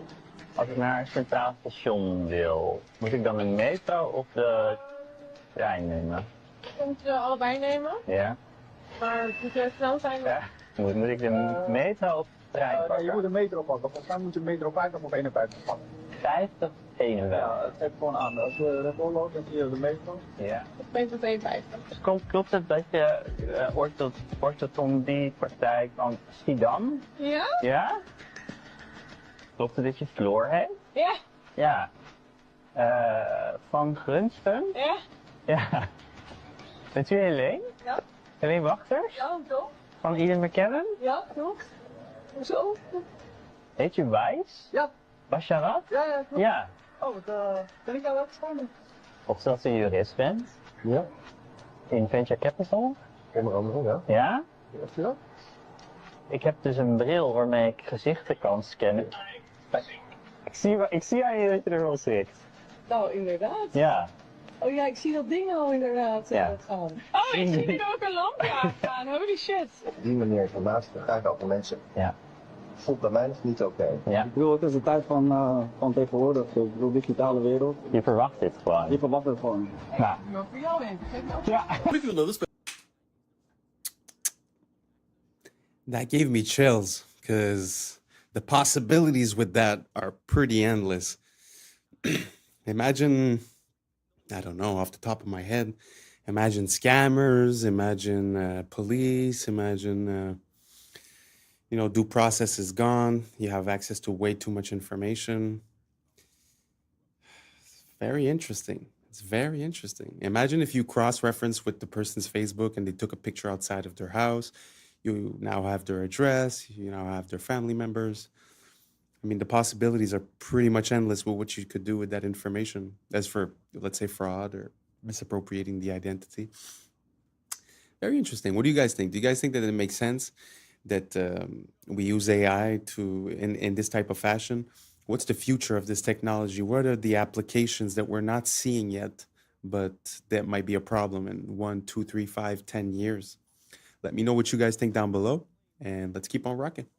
In the 1990s, there was a conspiracy theorist with a public access show where he ranted about crazy crackpot theories every single day, and nobody took him seriously. But then after he died, it turned out he was right about everything. In the late 80s and throughout the 1990s, there was a man named Clay Tiffany who had a public access TV show called Dirge of the Charlatans, where he would sit for hours on end and just rant and ramble about all kinds of conspiracy theories about elite government corruption within the city. He would talk about judges laundering money through nonprofits and NYPD officers falsifying to throw people in jail, and members of the NYPD acting as roving and enforcers for the mob. But then something happened to Clay Tiffany. In March of 1997, he was pulled over by an NYPD officer named Nick Tartagliani, who said that he had seen Clay Tiffany's show and wanted him to stop talking about the NYPD, and that he was connected to the mob, and if he didn't shut up, he would have him taken care of. Or at least this is what Tiffany claimed the following day on his show, where he talked about the incident. And as Clay Tiffany claims, the next day after this broadcast, Nick Tartagliani showed up at his house, threw him against his police cruiser, arrested him, and brought him in on some made-up disturbing the peace charge. But Clay Tiffany was not going to be bullied, and he would not give up. So the next several years on his show, he did a full investigation of Nick Tartaglione, sending in a bunch of requests with the Freedom of Information Act to the government to get documents about him. And he dug up a ton of dirt, like multiple police brutality reports, a bunch of excessive force complaints, and unexplained departures from dozens of his previous police jobs. And in response, Clay Tiffany claims that he was attacked and brutalized by Nick Tartaglione and his cop buddies multiple times throughout those years. The first incident, he was attacked outside of his home again. The second incident, he was thrown to the pavement and beaten outside of a town meeting. And the third incident, he was beaten so badly that he was hospitalized for weeks. Tiffany ended up suing Nick Tartaglione. He didn't win, but there was an undisclosed sum settled out of court. But more importantly, he had lost any credibility that he ever possibly had because of these repeat accusations of Nick Tartaglione, and people started actively calling for his public access show to end. So in the early 2000s, that's exactly what happened. The show ended and Clay Tiffany disappeared from public life. And in 2015, he died from heart failure. But in 2016, Nick Tartaglione was arrested for the of 4 men in a drug trafficking job gone wrong. Clay Tiffany was right. Nick Tartaglione was mob connected, he was corrupt, and him and his buddies were running as enforcers for the mob within the NYPD. And what's even crazier is that Nick Tartaglione was at one point cellmate and the last person to ever see him alive that we know of. And real quick, if you like my videos and you want to see more in-depth writing from me about pop culture, movies, TV, video games, weird historical facts, so on and so forth, you can do that here. Wow, what an interesting story. I mean, if that's not like something out of a movie, I don't know what is. Gee whiz. Dude is talking the truth and then he gets... And it's crazy how no one would believe him, you know, because people believe in the integrity of the police in a way.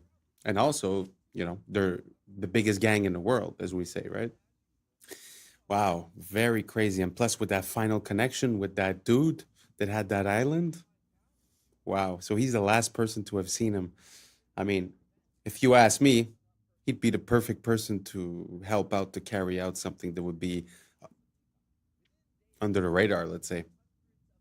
Anyways, I have no proof. I make no claims. This is for entertainment purposes only.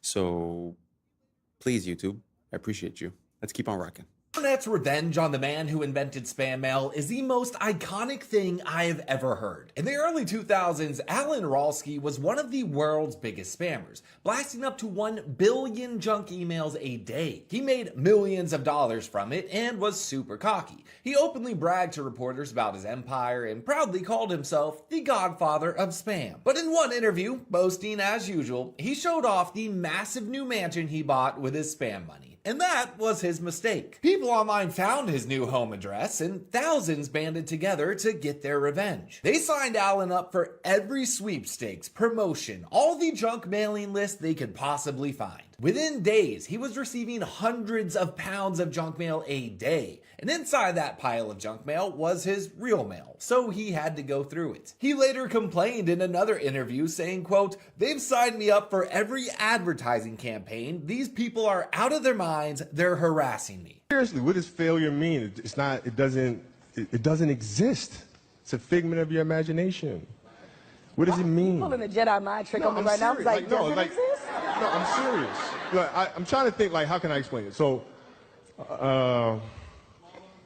let's use happy endings, right? And then we can relate this to failure, why it's not existing. Like, you know, everybody talks about, like, everybody wants a happy ending, right? Now let's go to the reality of it, right? Let's look at a fairy tale story. Let's look at Snow White. Mm-hmm. She gets a happy ending. She finds Prince, or whatever. She goes on. She lives happily ever after. Well, I call bullshit on that because 2 months later, the fact is they had an argument and he's sleeping on the couch. Right? So the point is, the story continues. The story continues. So if you fail on Monday, the only way it's a failure on Monday is if you decide to not progress from that. Right? So to me, that's why failure is not existent. Because, you know, if I fail today, okay, I'm going to learn something from that failure, and I'm going to try again on Tuesday. And I fail, and I'm going to try again on Wednesday. So it doesn't exist. You know what? Should my ratings go in the tank? That's exactly what I'm gonna say to the boss. Hey, it doesn't exist. Yeah, but you know what? We should try it again on Thursday. If your ratings go in the tank, and you know, which they won't, but if they did, you had learned a valuable lesson. You had learned a bunch of ways of how not to make a show that sucks. So then the next one would be better than the last one, right? So are you telling me then, let's just say all the career statistics that you've compiled, they all still exist, you still play for the Lakers, still, and all of that still happens. If you finished your career without a championship, you would not have looked at that as a failure?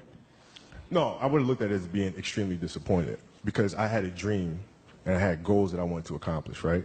And if I don't accomplish those goals, I have to ask myself why, right? And so from my position, the reason why I would not have accomplished those things is poor leadership, a failure to communicate properly with my teammates to put them in positions to be successful, lack of preparation. You know, all those things would be reasons why I don't win, right? So now, if that was the case, and in my career, I have to sit and I have to analyze that, and then as I move and I evolve, you know, post-basketball into business or whatever, those same weaknesses are going to reveal themselves there, right? So if I don't learn from that, I'm going to struggle here too, right? So I can take those situations and learn from those and have them, you know, make me a better person later in life. But if I don't take that stuff and apply that someplace else, then that's failing, which to me is the worst possible thing you could ever have, is to stop and to not learn. So the winner. Very good message. I really like the way he handled that question and the way he explained it. And there is a saying, when the billionaires, you know, a lot of the billionaires that made a lot of money that are now successful, they often say that they've went bankrupt a few times. And I guess if they would have seen it as a failure and then on Wednesday they would have quit and just went and worked for someone else, I guess it never would have made it. So I guess it's all a question of perspective. And as a parallel, I mean, using proper words and positive words has an effect. It's very interesting because he's talking about one word, but there's also the word stress, or the word depression, or the word, I mean, there's so many words that nowadays just rolls off your tongue because everyone is a victim, everyone is feeling some type of way or disadvantaged or this or that. But in reality, I mean, what is stress? You know, what is depression? It's something that you accept in your mind and that you create as an anchor or as a habit. So in my mind, if every time I would say I'm stressed, I would say time to breathe, and then I would concentrate on my breathing and try to gain control, I find that gives control in my life. It gives me power in my life. So using the word stress makes me feel like I'm under the weight.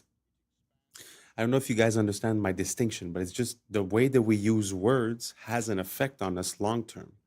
So if you keep using the word, oh, I'm depressed, that's exactly what you will become. Because in my mind, depression is a depressive thought that is on repeat. And then it creates the state of depression. But to be in a state of something, you need to actively reinforce it, repeat it, and use it as a habit before it sticks. So you could do that on the negative side, and you could do that on the positive side as well. So very interesting. I'm very happy to have listened to that interview from Kobe. I find it's super inspiring, and I hope that you guys can see it was a bit vague, and I'm not finding quite the right words to describe what I'm saying. So if you have any questions, please write them down below, and let's keep on rocking. Causing a traffic jam. Do they just like... I don't know. I just pulled out of the garage and I saw this going on. It's like this Waymo standoff. Yeah, I'm just trying to get out of here, but... This is so funny. Oh, because they hit each other. Yeah, kind of. But still, they're just gonna like stay there forever? Do we need to like, can we call them? Well, we can call enforcement over here. We can scan and call. Cars is stuck. This is so funny.